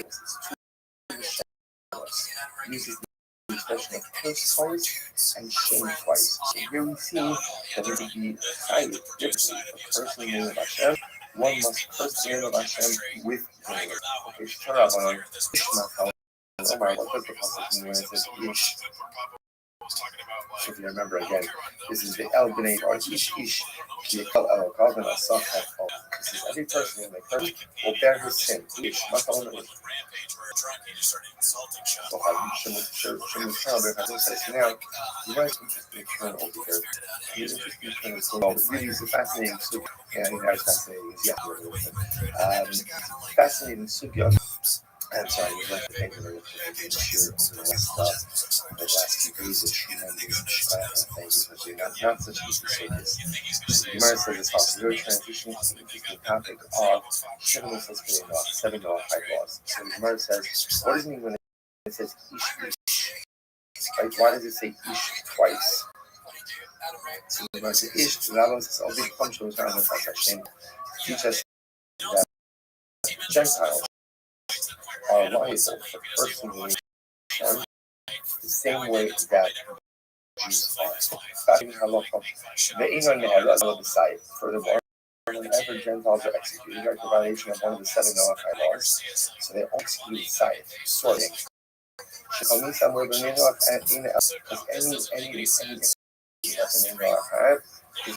with the sword. Is only with side. So Rashi says, Adam Damo Yishata, Rashi discusses a little bit later on. So the only time that we find an execution mentioned, not in the context of Jews, in the Bereshit, when the Torah speaks about liability for what takes life. And it's Lashon of the passage is Adam Damo Yishata, right? Damo Ba'amud Yishata. Person takes life. Blood will be spilled. If you understand that in inside, swear to God, we talked about that in the little bit. Here's where it's one side. We learn that from here. Enough from here. Hashem is the Hashem. So we'll say here, possibly that you use in Russia. This is the Adam Rishon.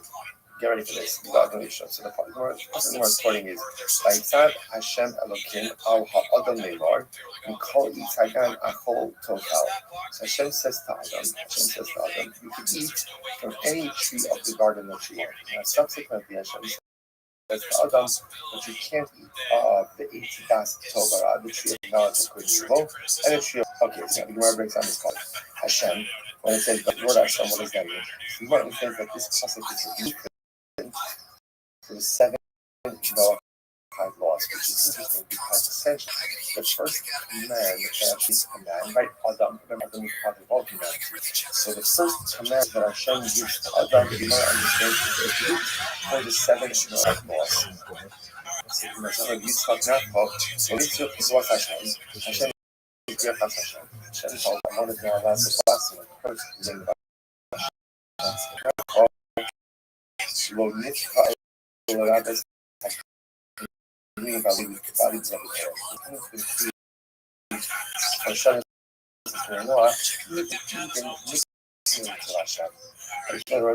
explicit in the Hashem, and other meanings that is known by. The sign of Ish Kavalo Kavana Sakakal. As if a man will curse Hashem, he will bear his sin. Not telling over what is husband us. Fellow Karnam, we learned no gate shame most humans. It says if you curse the name of Hashem, you will die. If you should never no give shame most humans, you might have thought you only hide if you curse the actual name of Hashem. Versus the Rabbos called what is the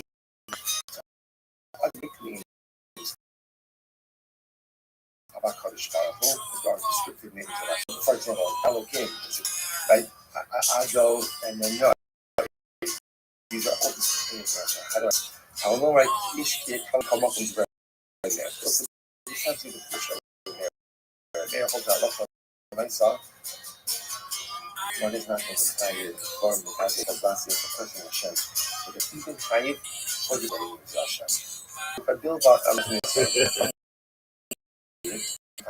try it execution, if you curse the explicit name of Hashem, you hate and Siga the Ramesha, and this argument Ramesha, love Ramesha, and Ramesha, then Noach should be Hashem. If then Noach goes ahead and Hashem, between him, and he does so again with nicknames. So the Rabbanon Chayiv according to the Rabbanon. So my time, I don't know what to do. Seems to argue what we just said. From just said before. But Allah reminds me, only Chayiv is only Chayiv is the actual name. He says only the Jew is only Chayiv because the actual name of Hashem. But a Ben Noach will be Chayiv person, even one of the nicknames of Hashem. Most of these America, Ger Ezra. Ger Ezra is right in the Hashem. It's only a Ger Ezra, right? About it's only a Jew, right? And a kind of who are Chayiv if they curse the explicit name of Hashem. Obey Kochav Makil B'Kinu. So Obey Kochav is going to be Chayiv to blasphemy. He uses one of the scriptures or nicknames of HaKadosh Baruch Hu. Very interesting. So it's a fundamental machlokes. So on one hand, there's machlokes in general about Jews. And Jews Chayiv if they curse a nickname or a secondary name of Hashem.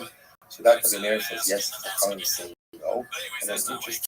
Enough of Mesha comes along, and Mesha says, a Jew will only be chayiv if he curses the primary name of Hashem. But then Noah will be chayiv even if he curses one of the secondary names of Hashem. Right? There, Hai Keter Kajma Avalei. What does the Gemara do with his face Keter Kajma? So the Gemara says, My Avalei, Ger Ezra Keskila, and Ger Ezra Keskila, about only the Chacham will be executed ultimately again. I would have thought probably Israel thought that since of the Kohavet, right, or the Noah, are included in the prohibition of blasphemy, and they should get the same death penalty as a Jew, i.e. Skila. Much more known that whenever a Ben Noah is executed for some transgression, he always receives sight. And you talk now, probably I think I can get my other way. Also, this not for the because he was his phrase. He must be here, but as I could do what you meant shame to shame. It's only a Jew who's highest in this, what we'll call this framework of blasphemy that established before you. Which only highest the first thing that Hashem was another thing that Hashem. About Obi Kochav, no, but you meant shame to shame. But again, if Obi Kochav, he just curses doesn't do shame to shame. Doesn't use the name to curse the name, he's going to be higher as well. Ish, why the phrase ish? Ultimately, again, the Torah is just, we'll say, there are three takeaways so far. The construct of biblical blasphemy, for which there is definitely the Jews. It's going to be only if you curse the name of Hashem with the name of Hashem. Which name of Hashem? So again, we're going to take a look at the halacha myself. Maybe it's only if you use the actual name of Hashem. You hang and above.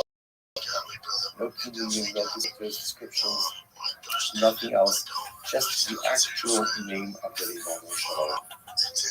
The name Noah will be chayiv again for blasphemy as well.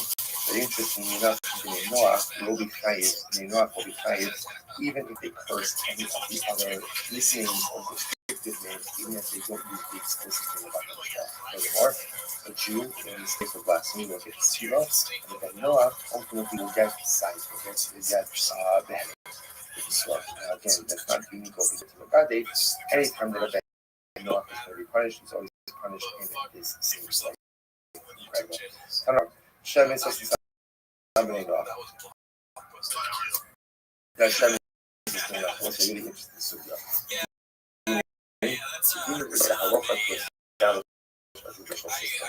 Like the U.S. has a person of a place policy, and our one established number two, now that the person of the others are 10 words or the morality, give alliance, stomach can't murder. Number 6, steal. And number 17, you can the limb off of an animal. Okay, Yo, Billy, how are you, big dog? Limb on is 56 beats. So that's important. This is the first one. We're going to see a little bit of my focus about what exactly comprises the Sheva mitzvah. Af ala type. Gamma says they're also chayiv for eating blood. Okay, the bechitkas af ala sirus castration. I've also have a question we're going to see. How you living, big They dog? aren't allowed to castrate. This means people or animals. Shimon Omer af ala kishu eating Why chayiv. is that? Yossi Omer kala Omer parshas kishu. What happened to your phone? Yossi says anything that's mentioned in the entire section of Kishuv. Oh, it got sold on the bus. Noah, I've had that happen. Yes, I don't. Gemara says, "Lo yimatzi b'cham mager b'no v'ito v'eish kosin psalim ma'onin u'menafish mechashi v'chol v'chaver v'shol aviyidon." Okay, I'm sure you can get it done. So you know, these are all Did you download your link tree? That existed. Okay, good. And that in Torah caused the nations who inhabited Canaan. You just want to continue the what? Therefore, I, HaKadosh Baruch Hu, am going to displace them. See from here that their displacement, ultimately, these are their loss, their defeat. Is really Oh, I'm helping people. Engagement in these sorcerous practices. Okay, excellent. But also Omer Afala Kilayim, which are the Kilayim, is very interesting. That's one. Yeah, when it comes to forbidden, remember that Kilayim take on a couple of different forms. You could What does that mean? Animals, you could also crossbreed vegetation, plants, like things like that. So Well, that's up to them. I can't guarantee that for you. What does that mean? It's Lumos plants, for example. Then you have shamas. We're wobbling together, but let's even go and plant killing together. So you could plant, let's say, for What did you say about the logo? or any other mixture. What did you say about you're it? not allowed to do is ultimately cause interbreeding between animals to graft trees. To graft trees. The Gemara says, where do we know this? So the Gemara says, I'm Rabbi Yochanan. Okay. So we'll say, so now again, we're obviously, there's a lot of different things over there about what comprises 9:30 a.m. We're obviously not going to have to try to figure out where does everyone glean their respective positions from. So in Hanini, where is this Sounds from? like a plan, Billy.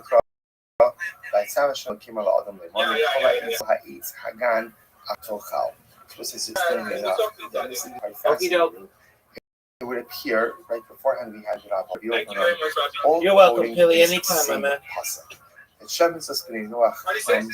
You're welcome, Pilly, anytime. Of Hashem to Adam, because this was the first mitzvah You're Hashem welcome. gave to Adam. This is the first mitzvah that Hashem gives to humanity. And again, this to be a blueprint. Hashem is suspended. So, for example, the Gemara says, "Vayitzav," He commanded, "Elu hadin." This refers to the obligation of Omer. Hashem, what does Hashem refer to? Hashem. This refers to blasphemy. In other words, the Ben Noach can't curse Hashem. Omer, the no kem most must. Elohim, what is Elohim? This refers to the prohibition against idolatry. Omer, the Omer, lo yelecha Elohim achirim. So again, it's just dissecting the puzzle. One man. This refers to murder. Saying, this refers to morality. And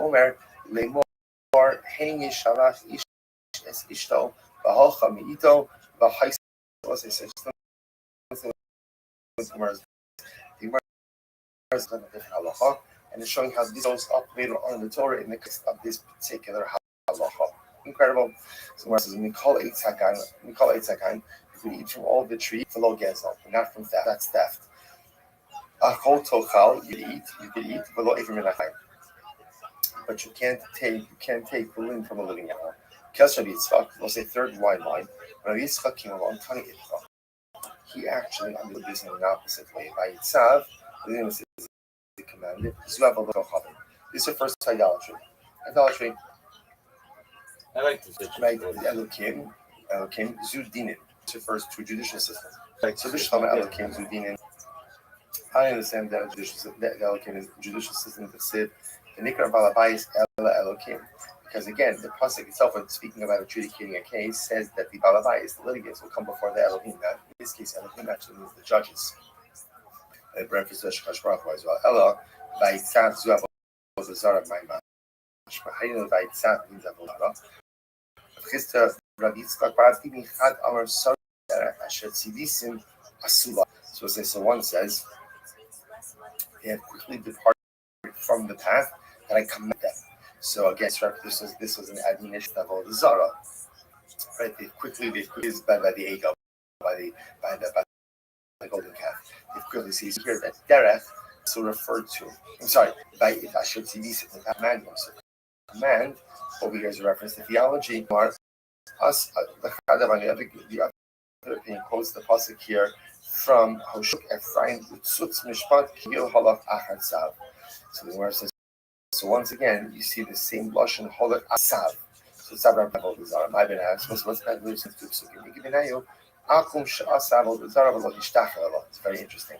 Practical verse in these two opinions would be a Gentile. He did fashion in Avodah Zara, but didn't worship it.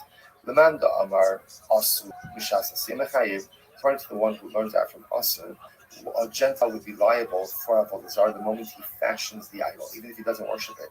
The man damar ki hoel halach, but one learns from the second pasuk ki hoel halach at the azl basra halach. He wouldn't be chayiv idolatry until he goes ahead and actually worships it.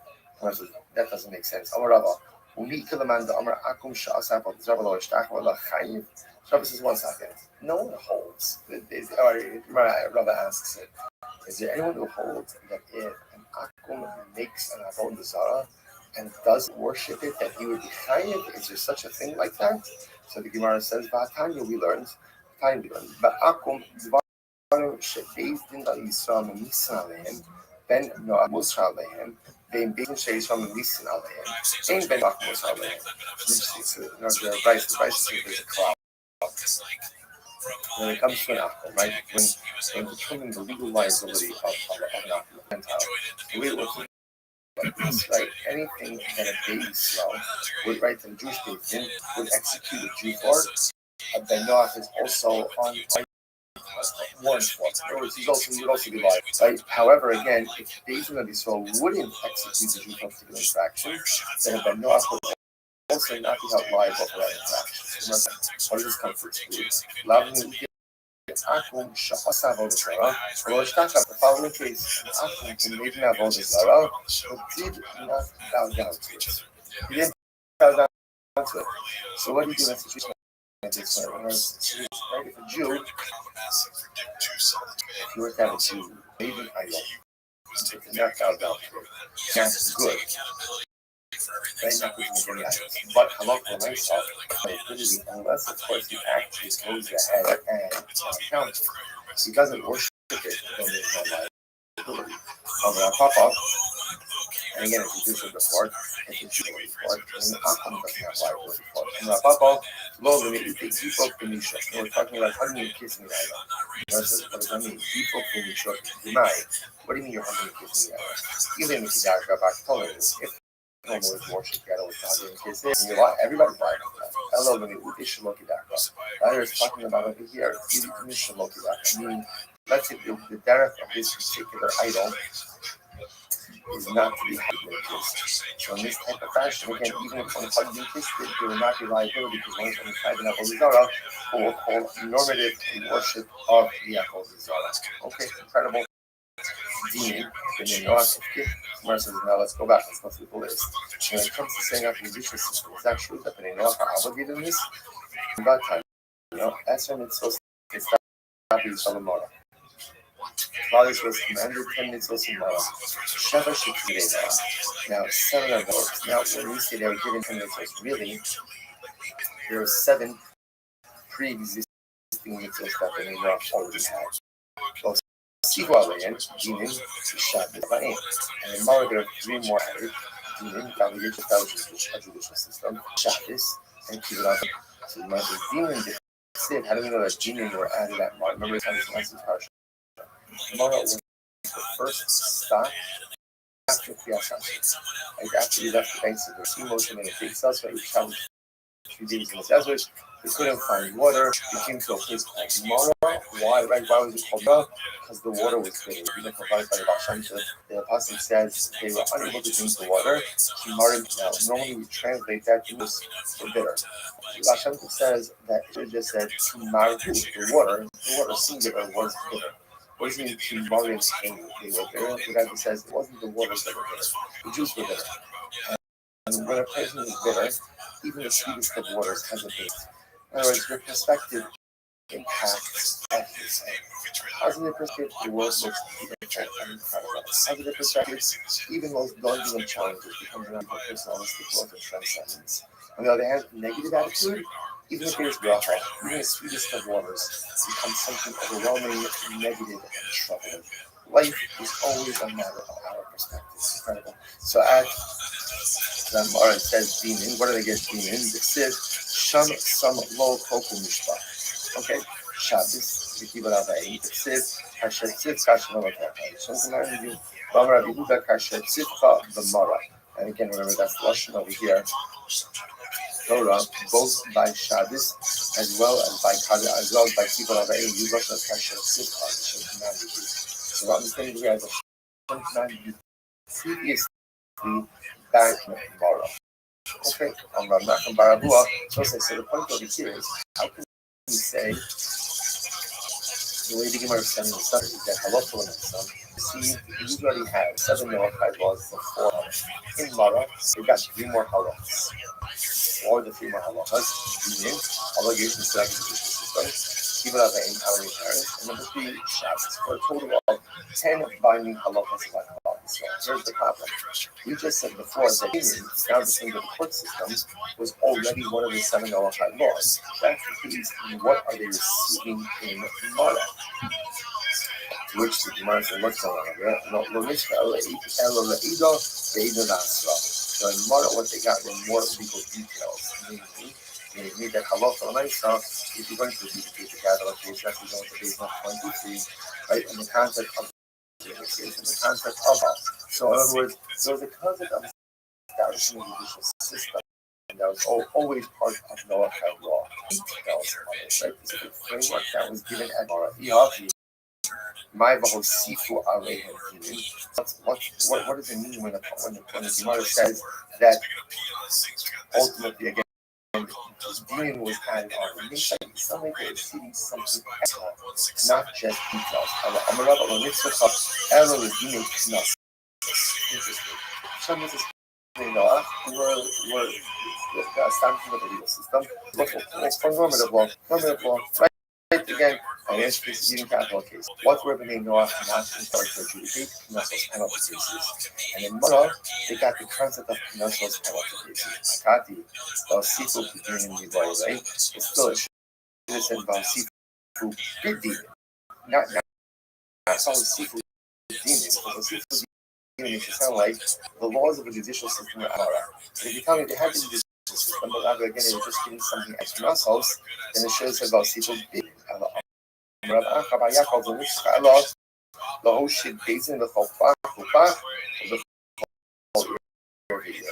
again, interesting. Hashem is explaining they were giving me obligation. They were giving me obligation to be in every city. And literally in every neighborhood, and every city. Local thinking. Local but they have been in or been in not obligated to do that already. Tanya Kishin Stavi Shala Hoshi, but they didn't call back every year. Captain Stabling up Hoshi, but they didn't call back every year. That's not true. The Gemara says the same way that Jews were obligated to go ahead and make what they did in every city and in every local city. So to bring up the Amarava Hana, the market that right? Also, so this kind of has a good feeling as to what the Shem of Noah was. He takes out Dak. Dak is demon, and Jechas Hashem, establishing the judicial system and blasphemy, and instead he adds in sa, which is serious castration, and cough for kilai. So this kind of different opinion as to what comprised the original shamans of Noah, and he actually holds that he, in the standard judicial system, was not part of the original self. Yet Allah SWT said this is something that Kali saw received for the first time in Marbuch Hana, the day now.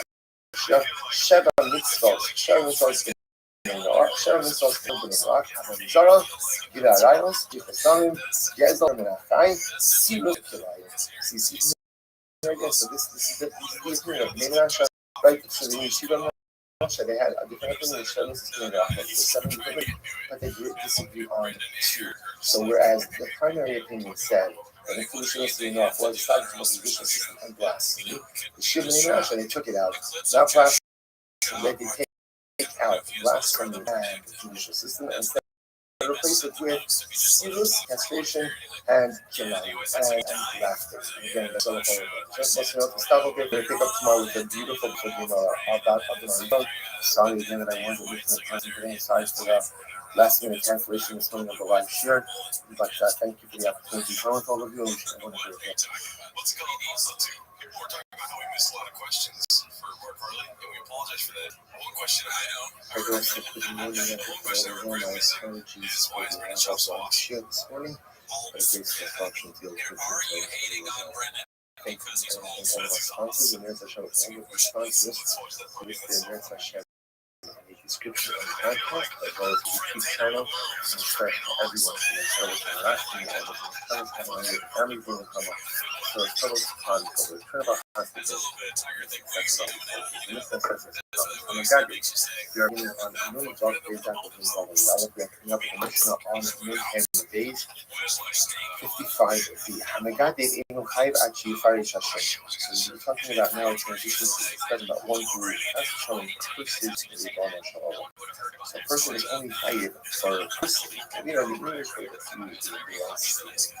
giving the name is personal, powerful, until he actually uses the name of Hashem. And Rashi doubt that we are actually Yafrish as Hashem. Rashi says means she Yiskar as Hashem, Avalimo, Hotsi, Shem, Yikiv, Elashama, Shem, Yosin, Piasa, Ubasi. In other words, that in order for a person to be hired, a person that is powerful, they have to actually articulate themselves. When I was talking about the show, this is very interesting. How the children are describes the way they would adjudicate the last time case in the calling of Daniel's able to Yakiosi. So when the case was being adjudicated right now, I would say like this. Of course, me on the fire emoji. Steph is a narcissist. It's like this adjudicated against the testimony. So what's going to happen? Witnesses are going to come in. And say, we saw, Ruben curse like this part of it. Now, testimony generally requires retelling of actual events as they occurred. We don't want the actual retelling of events of the because we don't believe this is actually articulating the cursing or the blasphemy of Hashem's name. So instead what we do is we employ a kingdom. Like a nickname. So in other words, instead of saying that Hashem should curse Hashem, we use it nickname. Yaki Yossi, S Yossi.